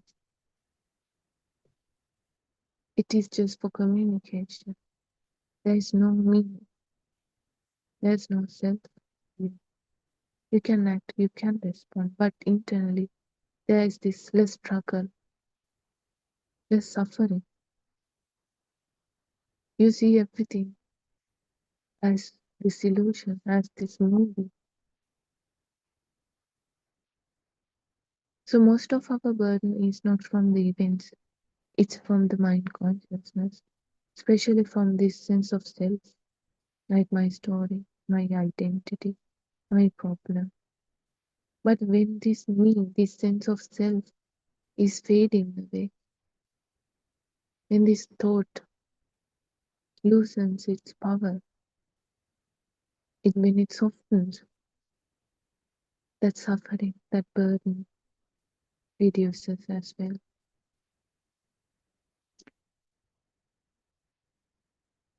But it doesn't happen overnight. Like the way it feels, like the way it develops, it got powerful. It will fade away as well. It doesn't happen in one moment. It happens slowly, gradually. It will slowly reduce, fade away its powers. We will know it because we have, we feel this power of this thought, power of this sense of self. When it slowly starting to reduce, that also we start to feel it. We start to notice it. There is this less power, less suffering, less burdening inside me. There's no me now. We see everything without an owner. We hear everything without an owner. We experience everything without an owner. It's not something that you can think about. It is something that you start to feel that there is no sense of self anymore. But it happens gradually, slowly, over the time, like how it was built. But for right now, what you can do is notice any thought. If it contains I or me, look at it closely. See that it is just a thought. Notice it. That thought appears and disappears. It's not continuing. It's not a fixed reality. No need to remove it. No need to fight it. No need to control it. Just observe it. Just observe it arouse and ceased. Let it pass.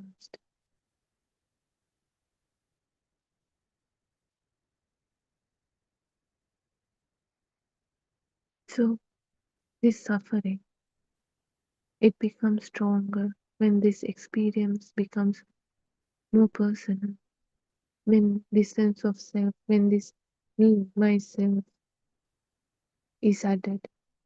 But me itself is part of a thought, another construction,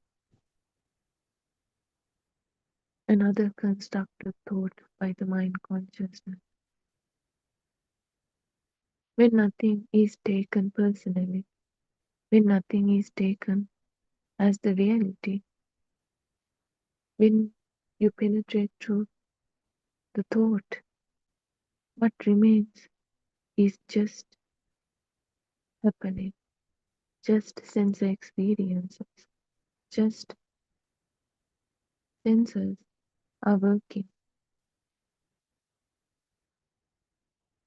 Then we don't have powerful thoughts about this self. There's no owner for those experiences. We feel light, we feel free as it is, as it should be. We don't suffer. Our mind becomes light, calm, less heavier. We experience the world as it is, like how we used to. But this suffering, this burden, this suffer, this fire inside that we feel for each and everything, the sense of self is reducing, reduced, slowly to fade, and then everything starts to become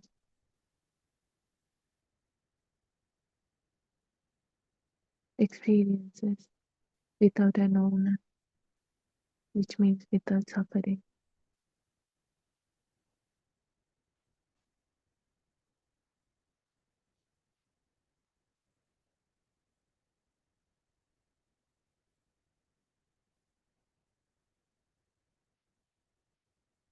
All this time we were looking for something, an understanding, clarity, freedom from suffering. But now, just for a moment, we stop searching.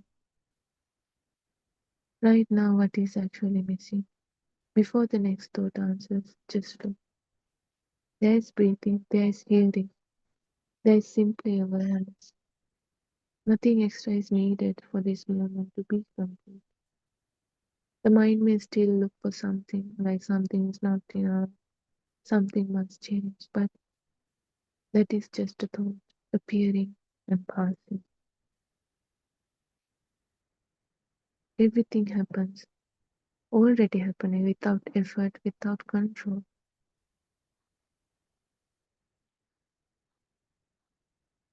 And when nothing is added, no story, no thoughts, no resistance, no me holding everything together. What remains is simple, quiet, or calmness, peacefulness.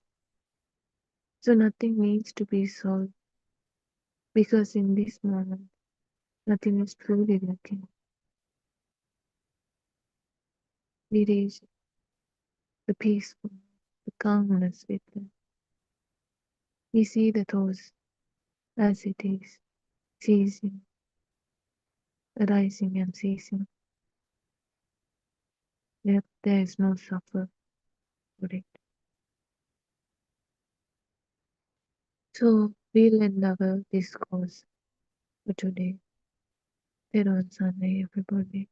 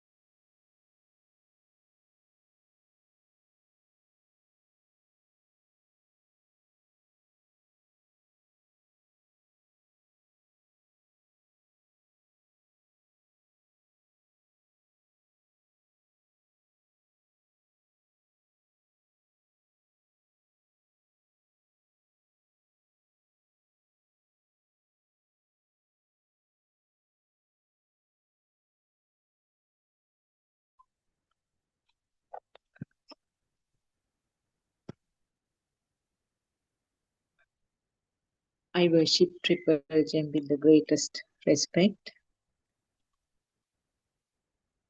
I worship Aryan Mahansa at his feet. Tiruvasarmaya Aryan Mahansa. May all of you be blessed by Triple Gem, and may our friends who are helping us with the technology be blessed by Triple Gem. This is yet another morning session of our Buddothpada POTV English channel, which is part of the 24-hour series where different Dhamma friends are giving the sermons in accordance with our Aryan Mahanse, our spiritual teacher, our noble friend. The teachings of Aryan Mahanse is being spreaded to the world, particularly for the people who are looking for truth worldwide, who do not have the access to the Sinhalese medium and the Sinhalese sermons. So we are trying in our best to convey this message in whatever the capacity that we are having, according to the facts that we have gathered from our noble friend's teachings. So, as you know, we have seven sermons in Sinhalese language, and this particular Buddothpada Pure TV channel is only in English medium. And from 3 p.m. to 5 p.m. we have the discussion session where all of you are invited to join. Sri Lankan time 3 to 5 p.m. So please do join us if you have any queries on these sermons that you hear, and these will be uploaded to the YouTube as blocks where several sermons are together, so you can listen to them. If you have any queries, please join us with the discussion uh, every day at 3 p.m. So, with that invitation, I will start my discussion. What is special about the Buddothpada Pure TV? What is special about the Buddothpada teaching? Buddha Utpada in Sinhalese, it means that the Buddha is reborn. Utpada means born again, born. Buddha is the state of the mind, and it is born. So, what does it mean actually? Are we worshipping the physical person, physical body called Buddha? Actually, Lord Buddha himself said to one monk who was very sort of had a great desire to watch Lord Buddha because of his pleasant nature, because of his very beautiful body features. He wanted to see him whenever it is possible. So, because of that reason, he became a monk. So, the advice that was given by Lord Buddha was that there's no point of looking at this physical body. What you have to see, what you have to understand is the Dhamma. So, please go ahead with that intention, not just looking at this body, which will be growing old and will end up on one day and will be decayed and become a part of the earth. So there is no point of looking at this physical body. That was the advice given by Lord Buddha. So similarly, what we have to look at it is from that angle, not the physical. We should not think about the physical body and worship, but the Dhamma that he understood, the state of the mind that was there in that physical body is the Buddha state. That was explained by Lord Buddha himself in another occasion, where he met a person. That person again was impressed by the look of the Lord Buddha, and he asked, "Who are you? Are you a god? Are you a Brahma? Are you a human being?" Uh, he gave various types of names or the levels that he knew. Are you one of them? Was a question. For each of the question, Lord Buddha said no. Even to the name human being, are you a human being? That again he said no. Because Lord Buddha knew that he was not an ordinary human being at that time. He said, I am Buddha. But that person actually couldn't understand what it was. He said okay and he went on his way. Apparently, sometime later, he came back and he listened to them, and then he had the state of an arhat apparently. So again, from this example also, what we have to understand is that Buddha is not something physical.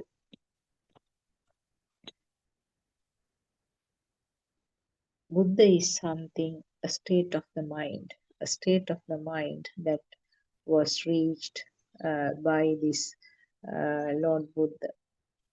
So, what is that state? What is meant by that? That's the complete understanding with the inner transformation as an understanding, as a very clear understanding with inner transformation that it's understood there's no person here. There's no person, and there is a system acting, a system is taking the role of a person. The system is functioning, and there is a current created as a part of this system. That current is the one which is felt as a person. And when you reach that arhat state, that current is no more there. But the system is functioning because the physical body is there. The system is functioning. No fire, no burning underneath, and can act as a normal person. But there's no excitement to any of the stimuli. That excitement or uddipana in Sinhala is the rousing type of fire which is coming up to any stimuli. So it can be various stimuli, kind of stimuli which makes the person happy, kind of stimuli which makes the person sad, angry, all sorts of stimuli. Whatever the stimuli, the stimulus is coming. And there could be some sadness or happiness also related to that, but no underlying fire and no stories woven around that stimulus. Now, when I mentioned something like that, stories woven around that, definitely we call it manjana. I have used that word earlier also. The story woven around that stimulus. Now we will take an example story that a close person to you cheats you, tells you a lie, and then you found out that you have been cheated. So, what is the mind sensor? What is the level of the mind sensor? You will feel sad. Maybe you will feel angry also at that time.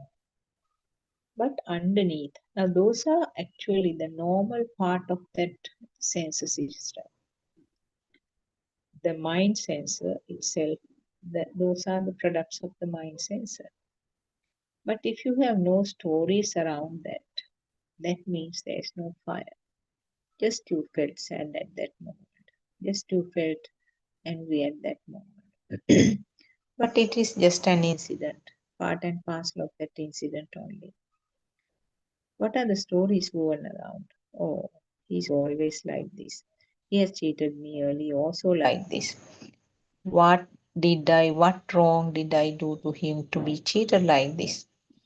And he's closely associating with so and so.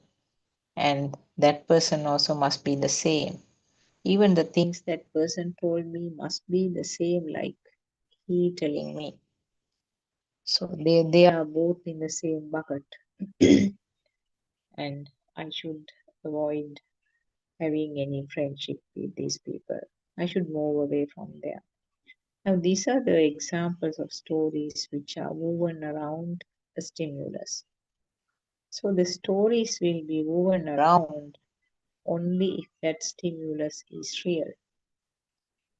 But if that stimulus is just an incident, that moment you will feel sadness or anger sometimes, but it's gone. It might come up as a thought again sometimes. That is a natural process of the mind sensor. There'll be a thought coming up again regarding the same issue. Again, in relation to that, again you will feel that there is a bit of sadness. But definitely, if it is not a thing for you, This time you will feel that fire called sadness is much less in intensity. But on the other hand, if that incident was real to you, if there was a value in that, if that incident was a thing to you, then the subsequent thoughts also will have a stronger fire, going beyond the level of that mind sensor level. So, more it is volitionally formed or abhisankaranya, more it is strengthened, the more power it is given at the first initial stage, the frequency of the recurring that is more, and also the fire that you experience that time is also significantly there. So these are the things that we have to understand when you are dealing with these Dhamma facts. When you are learning these Dhamma facts, you tend to realize these situations. Now, for example, if we take, this is one of the frequent explanations done by our Aryan Mahanse. If you bite a pot of chili, it gives a burning sensation to your tongue. And you might even shout, you might say, please give me some water, I want to wash my mouth, isn't it? So can't all that happen without that self-burning? Yes, because that burning sensation of the tongue is just a sensor function. There's no self in that. Not that I felt burning. It was a tongue which gave that feel. The tongue vibrated in accordance to that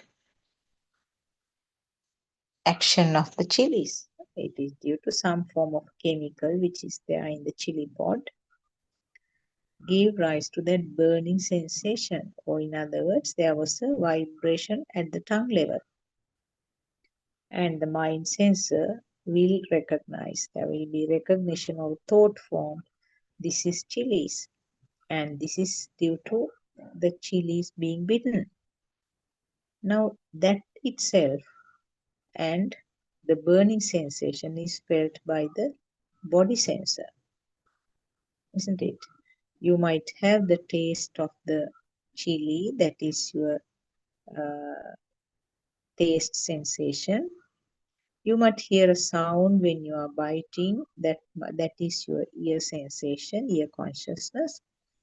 The feel inside the mouth is again the body consciousness or the body sensation, and the burning sensation, that part is again the body sensation, right?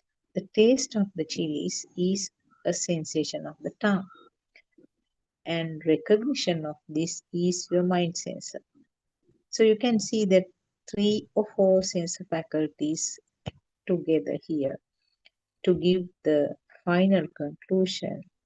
Bit a pot of chili and it's burning, isn't it? Your tongue got involved to recognize, tongue got involved, that is the taste, and the smell, maybe even the smell, your nose also may have vibrated, the smell was received, and the feel, that is a body sensor, and the biting sound, if it caused, that was a sound to the ear, and the burning sensation is again the body sensor.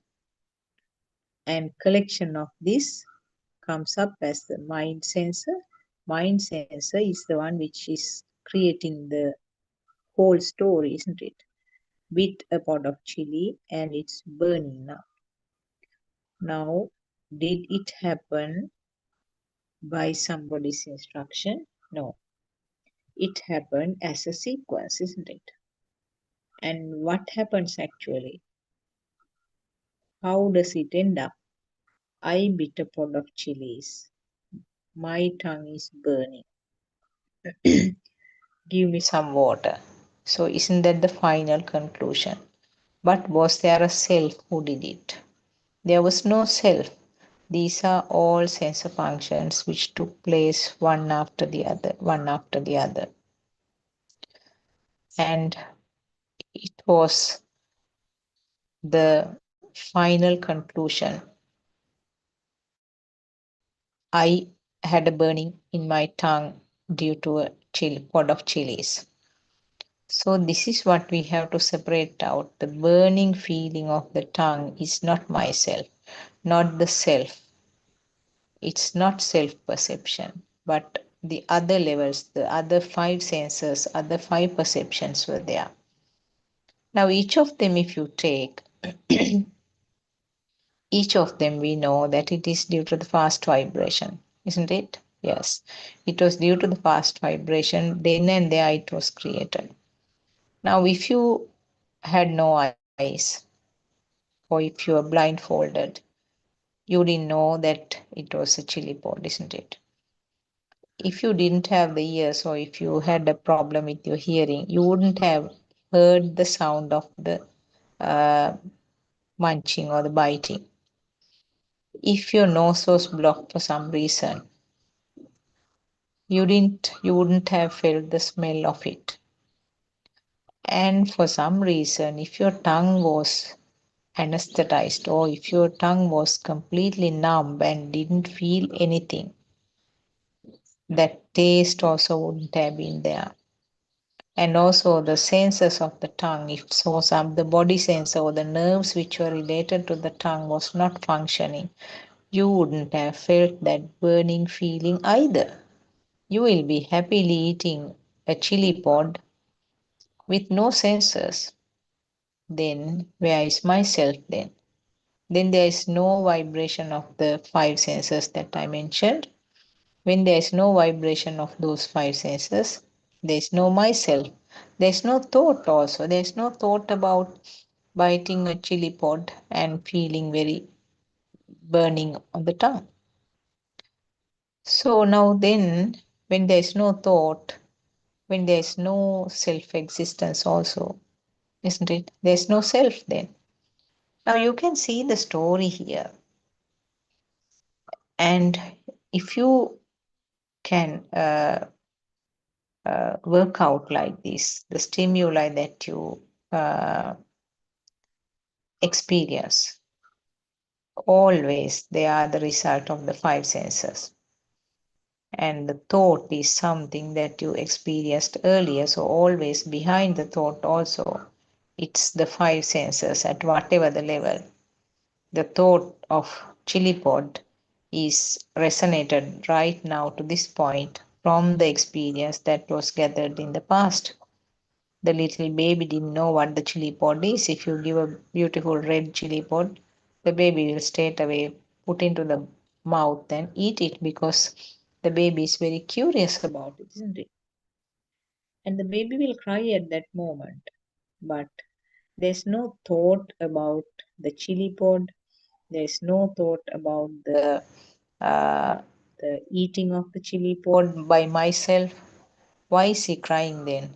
It's crying because of the discomfort to the sensor. The sensor feels some discomfort. Because of that, the baby will cry. Not with any of the thoughts. But now, when you come to your level, you are burdened with all the information. You are burdened with all the perceptions.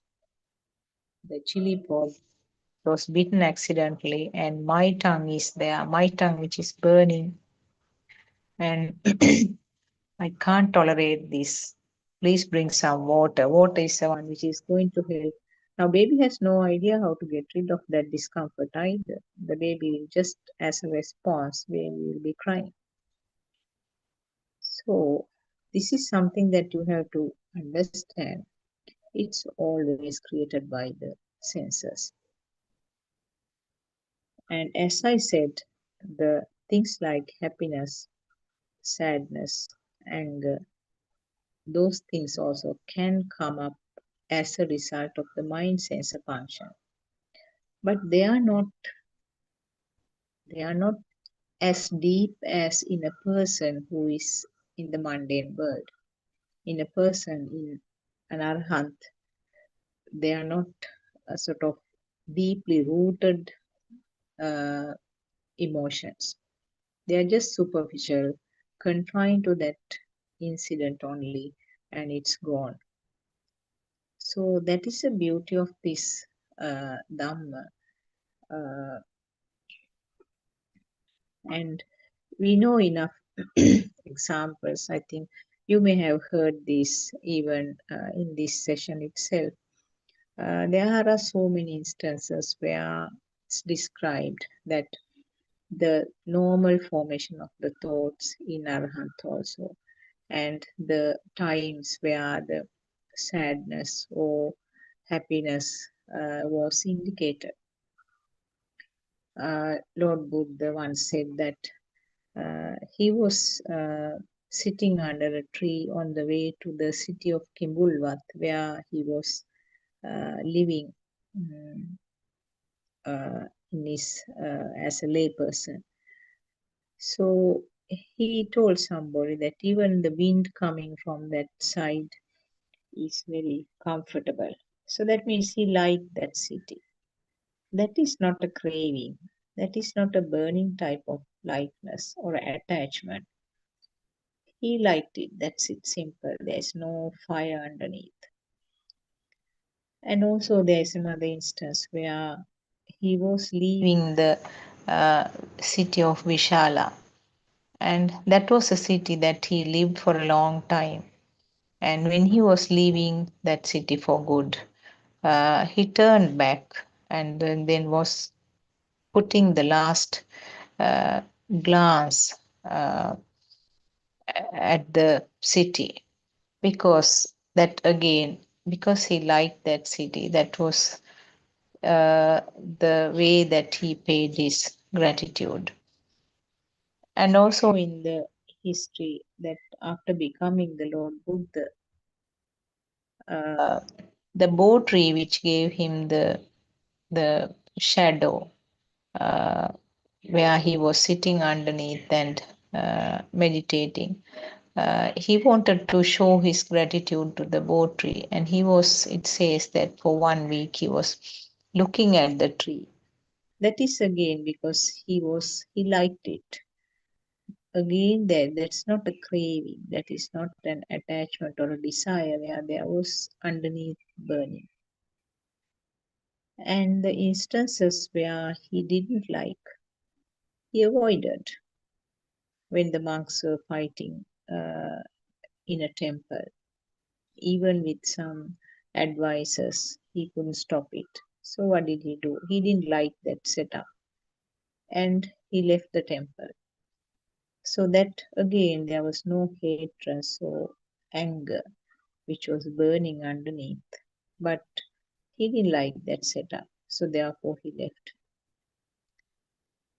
And also the way that thinking, I mean, for the day-to-day life, he has to think, he gets a normal thoughts. This is the time for the alms round. So we have to go out to the street, to the village for the alms. So those are the normal thoughts. This is the time for the bath. So must go for the bath.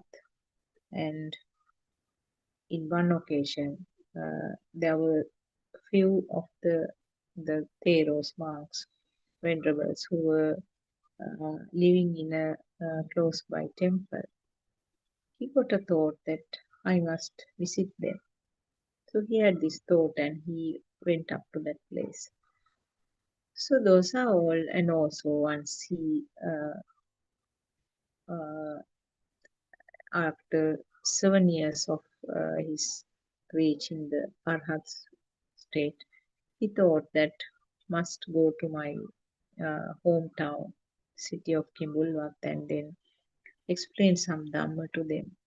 This unique Dhamma should be given to all the relatives and also his former wife and the child, and also his father, king.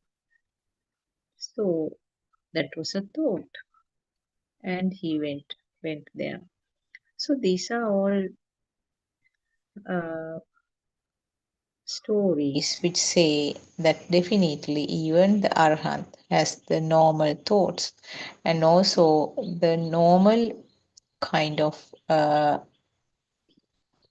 results of the mind sensor function, like happiness, sadness, also will be there. But the difference is between you and me and the Arhat state is that all those things are happening without any fire underneath, and they are uh, just becoming incidents. So that is the beauty of it. So we know that world is a creation of the senses, and every sensor function is a kind of a current generation. A center, every sensor function means there is a power created at that point. And the example is that solar power panels. This is one of the modern metaphors given by our Aryan Vahanse. They are like solar panels generating non-stop power.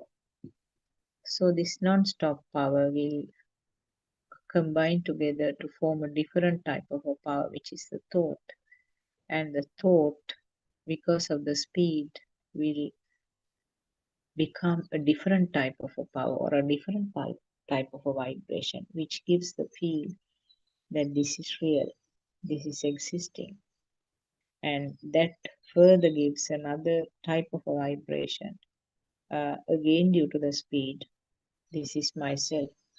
So, what you feel real always is yourself. If the wall looks real to you, that is you. And that is a story. So, whatever happens, if it is true, that is yourself.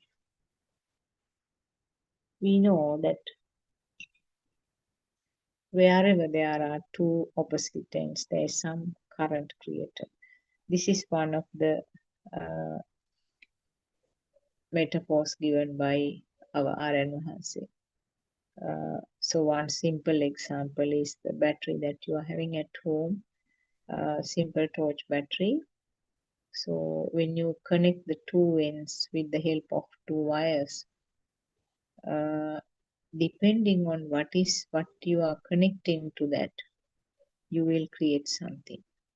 So when the current is there in the wire, you can't see the current, can you? No. Even if you cut the current, you won't be able to see it.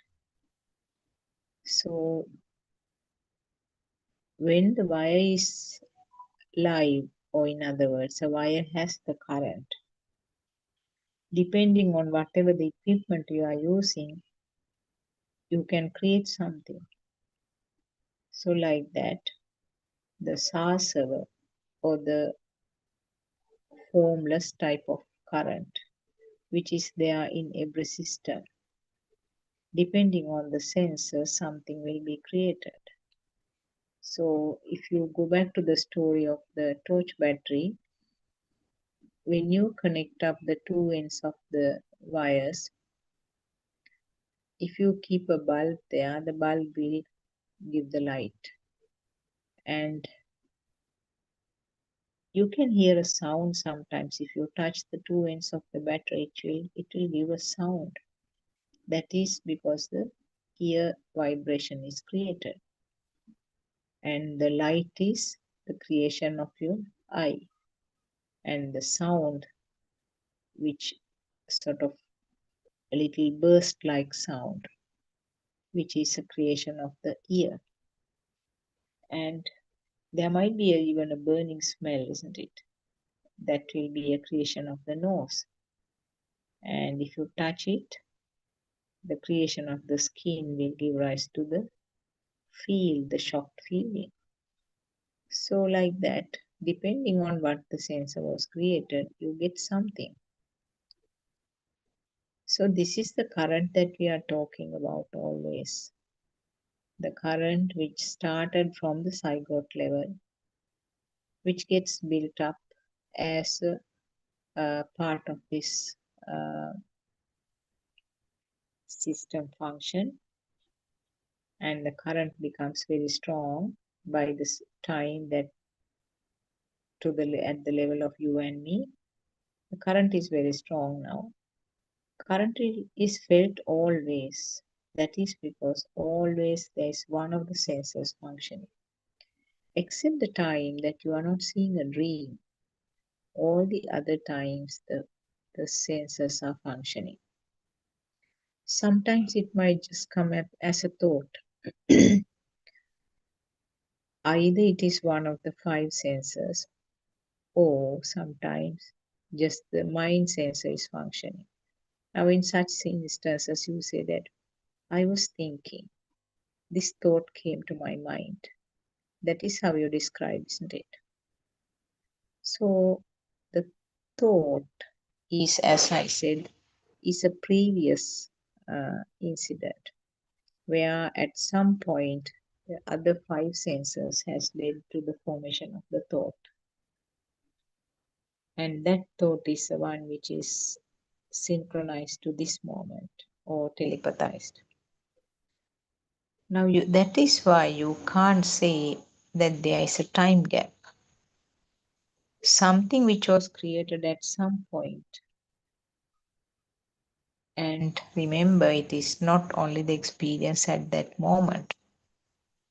This is the more complex story which a person who has received or who has achieved the super wisdom will be able to tell us.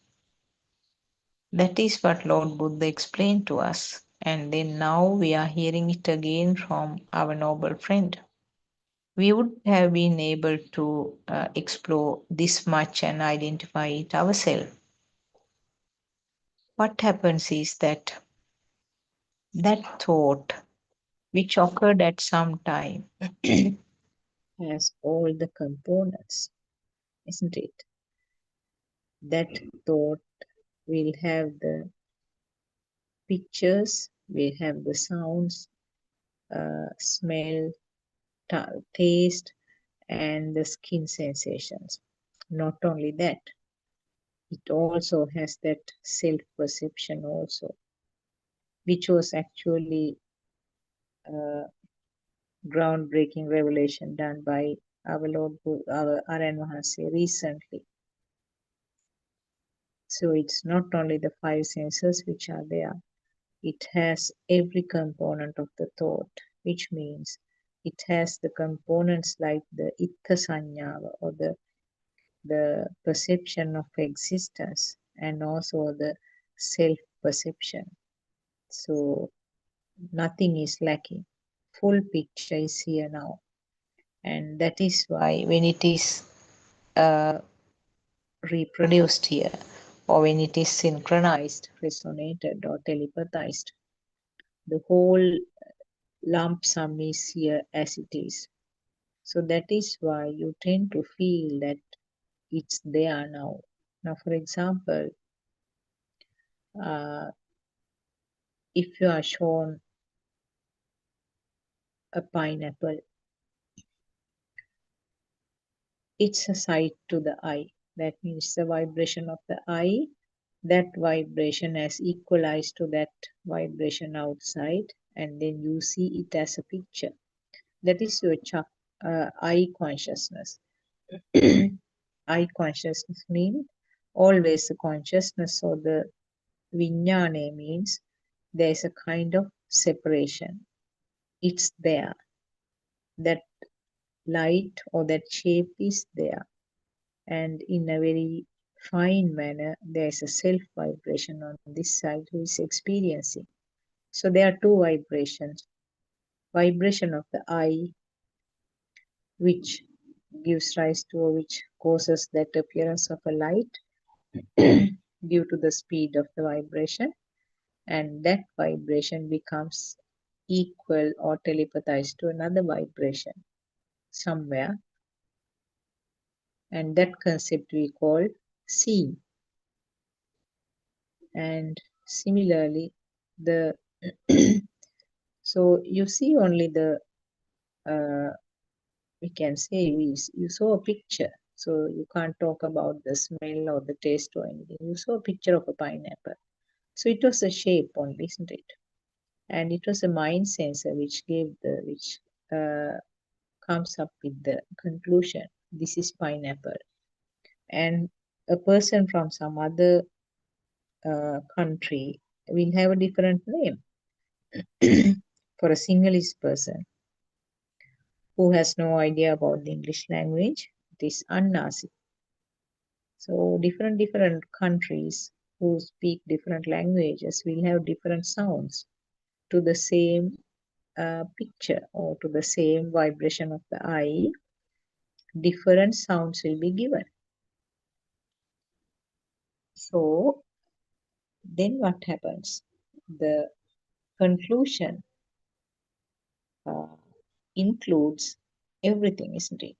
That mind sensor naming or that sound of that mind sensor uh, or the name has all the components. It has the components like taste, smell, texture, all that. And the taste didn't have a real taste there, isn't it? It's a taste perception only.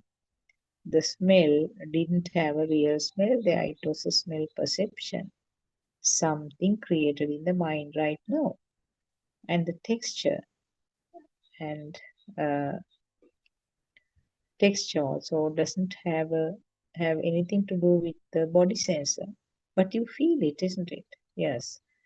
Not only that, in that thought, the other two components, as I mentioned, that it's real. Yes, there are pineapples. Yes, pineapples are there. And even though this is a picture, this doesn't have the real pineapple, but the pineapples are there. They are real ones. They are not simply the creations of the senses. So the perception of existence, and invariably with that, the perception of self is also included in that mental picture. So this is happening right now. As Dr. Yokopila used to explain, it's like in the iCloud and popping up now. So that picture, complete picture, was resonated to this place right now at this moment. And there is no time gap between the two. That happened right at this moment. And how did that come? How did that thing was reproduced here? It was reproduced due to the natural law of the mind, chitta niyamaya. So there's no doer in that. And when it is reproduced, the feel that it is real. Yes, there are real pineapples. This is a picture, okay, but there are real pineapples, isn't it? Isn't that the feel that you get? It's real, yes. And wherever this feeling of real comes up, then the myself is also there. That is what is meant by the bhavaya. The word bhavaya means that existence. So we used to know this word bhavaya for a long time. We used to talk about the previous bhavayas and the future bhavayas. And actually, we were in the very wrong concept where bhavaya means about the previous births and the bhavaya means the future births. So that is because we took the world as real. The material world was real to us. But now it's very clear what Lord Buddha was meaning was that Bhavaya is now and here and now. How can you say like that? Any stimulus, if any stimulus is taken as true, if any stimulus is real, then and there the Bhava is also there. In other words, if it is real means the perception of existence is there, that is your bhavaya. When you say about the previous births and the future births, uh, also called bhavaya, you wouldn't say it's wrong, it's not wrong, but that is not what Lord Buddha was trying to say. That bhavaya, where you are talking about the previous births and the future births, maybe even taught in the other religions also. But the fact that it's only at this moment, it's representing the uh, perception of existence is a much deeper fact. And that was disclosed by Lord Buddha for the first time. So wherever there is a thing, wherever there is a thought which is real or thing, a value is given. There, then and there, the bhava is created. Now we know that how this persisting bhava is there. Now, for a person who is in the mundane world,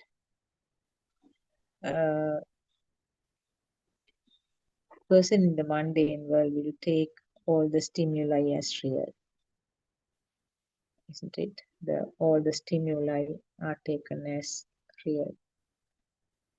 So whenever there is a stimulus which is taken real, that means there's a value to that. And that is where the bhava is created at that instant. So one after the other stimuli are coming, and if each of the stimulus is real, then in each and every moment the bhava is created. Or in other words, myself is created in each and every stimulus. So when there is a row of stimuli,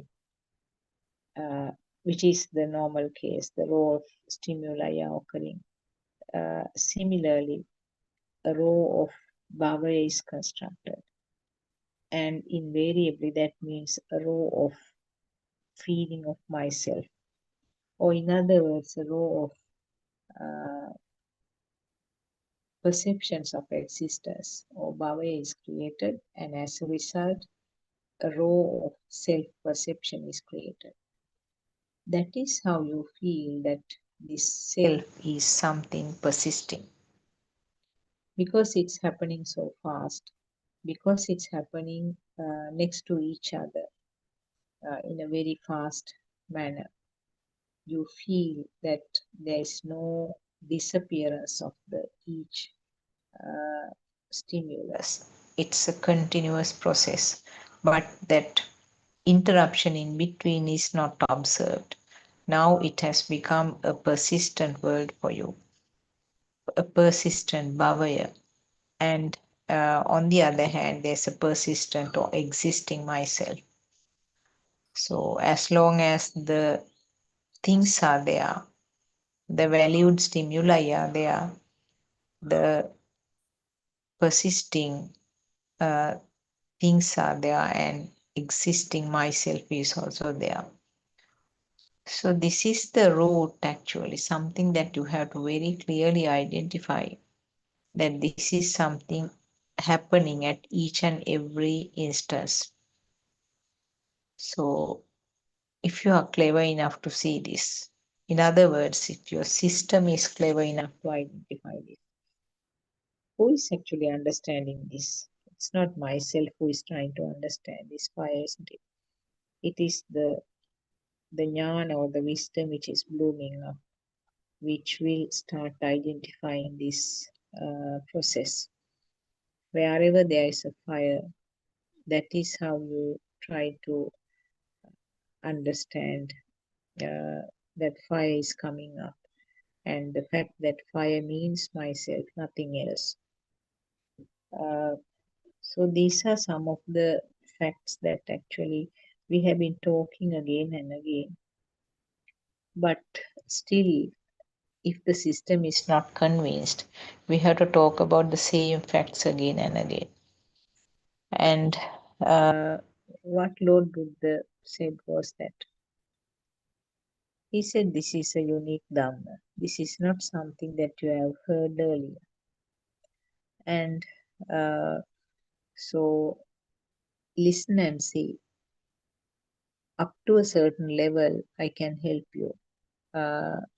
Like you can take the horse up to the water, but you can't get the horse to drink, isn't it? Drinking is up to the horse. So, like that, the noble friend uh, and Lord Buddha, what they do is that guiding us, providing with the necessary advices, and taking us forward gradually, asking questions and answering the questions which are asked, correcting, giving a little bit of a knock when you do not seem to be uh, following or kind of eye opening. So those things can be done, but beyond that, understanding or practicing is completely up to you. Anand Mahanse do not talk about the concentration meditation. What he says is that that is actually misleading. Many centers, including Sri Lanka, practice the concentration meditation of the Samatha Bhavana, which is just helpful to calm down yourself. But they are always, the person is there. I am being calmed down. So the self is there, self is well preserved, and that self is being calmed down. This is not what Lord Buddha was trying to explain. There has never been a self. Self was referred as that feel, that current, or that burn which comes up with each and every stimulus. So this burn could be different levels. Some could be just some roaring type of fires where there is a strong burning feel. And at such instances where the current is maximum, you can get involved even with the physical activities. Now these are, I'm not talking about an angry person hitting another person, or an angry person killing another person, doing some harm to the properties. It's not only that side, because we always focus on that sort of aspect. And this example I took yesterday also. If you hear some beautiful music, if you feel like going to the dancing floor and vigorously dancing, that is also a current which has created some, which has led to some physical activity. That is the Kaya Sankara. Because what is heard, what was vibrated at the ear level, is taken as beautiful music. And then the next thought will be, must go and dance. Now the current which was generated by that stimulus is high, like a person who is trying to kill another person because of that high current. Here also, the current which was generated in your mind is so high, you feel like going to join the crowd and you start dancing. And also the example, as I mentioned yesterday, your daughter is appearing at the doorstep from abroad. After several years, she comes uninformed. And what will be your physical construct or the physical sanskara, kaya sankara? You will run forward, hug her and kiss her, stroke her head, and even cry. All sorts of things are kaya sankara, or the constructs of the body. So that is because the current was high in that level also. The current which was generated to that stimulus was very high. And in a situation where there is a death, a person can scream and shout and cry. Sometimes the person will go and try to embrace the dead body. So those are actually body constructs, kaya sankara. That again, because the current which was generated by the other senses. Maybe it is the eye and the ear. And the current generated was so much. And that is where the physical construct or the physical activity comes up. And so these are some of the examples that you can work out yourself. I'm sure you can find out enough uh, examples from your day-to-day life to apply to this and work out. So always it's nothing beyond the five senses. Sometimes people ask, what about the crying? How do you get the tears? That is another part of the body sensor. Tearing is not simply because of the burn. Tearing is not because of the self-perception, but it can be just simply a part of a body sensor. So tearing means it's something like producing saliva in the mouth, something like sweating. So they are all sensor functions. So you know that when you are cleaning some onions, you tend to have tears in your eyes. So it doesn't always mean that it is related to an emotion. Sometimes you can tear when there is something irritating coming to the eye. Maybe some form of sprayer, or when you have some tiny particle falling into the foreign body, falling into the eye. That also can lead to tearing. So tearing is not always related to the emotions. That is what I wanted to explain. It is just a part of the body sensor function. And why did it happen that myself was tied up to that? I was crying. That is how you express, isn't it? This is again part of the sensor system. And in relation to the uh, inputs from the eye, maybe ear, and you, as a part of that, your body sensor also coming to action. That could be a part as steering. So now, if you work out various stimuli like this, you will realize that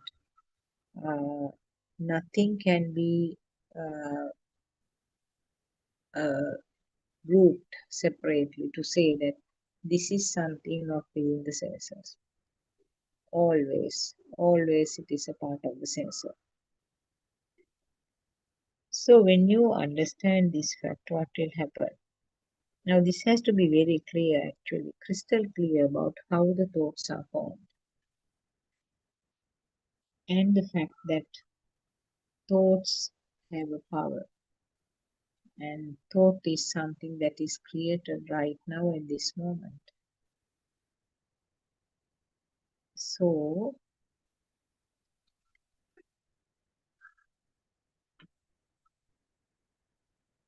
the creation of this thought is something that happens in this instant. Anything that is named, any name, is a thought. Or you can also say that any sound. Sound doesn't mean that it is audible to the outside. Something which comes up as a sound in your thought, in your mind, is a thought. So just think of something which is not a thought. Can you find out something which is not a thought? No, you can't find. All are thoughts and all are facts which come up as a result of the five senses. And sometimes it is a product of the mind sensor. That one also was constructed at some point, sometime earlier. So these are the things that we have to be thorough as a part of the darshan. These facts have been repeatedly mentioned by our elders. And these teachings may not be seen in many of the, well, any of the other books which are written by different authors, different venerables. Actually, some of the venerables, some of the monks who lived in the past, and few are still living here, they have tried in some ways. They have tried to uh, find out exactly, is that what is really meant by Lord Buddha? So there were attempts, but they were all sort of uh, spreaded here and there. They could be assembled after studying all of them. They could be assembled to complete the picture now with the efforts of our noble friend Narayana. And that is a gift that you and me have got. He has completed the picture and then given to us. So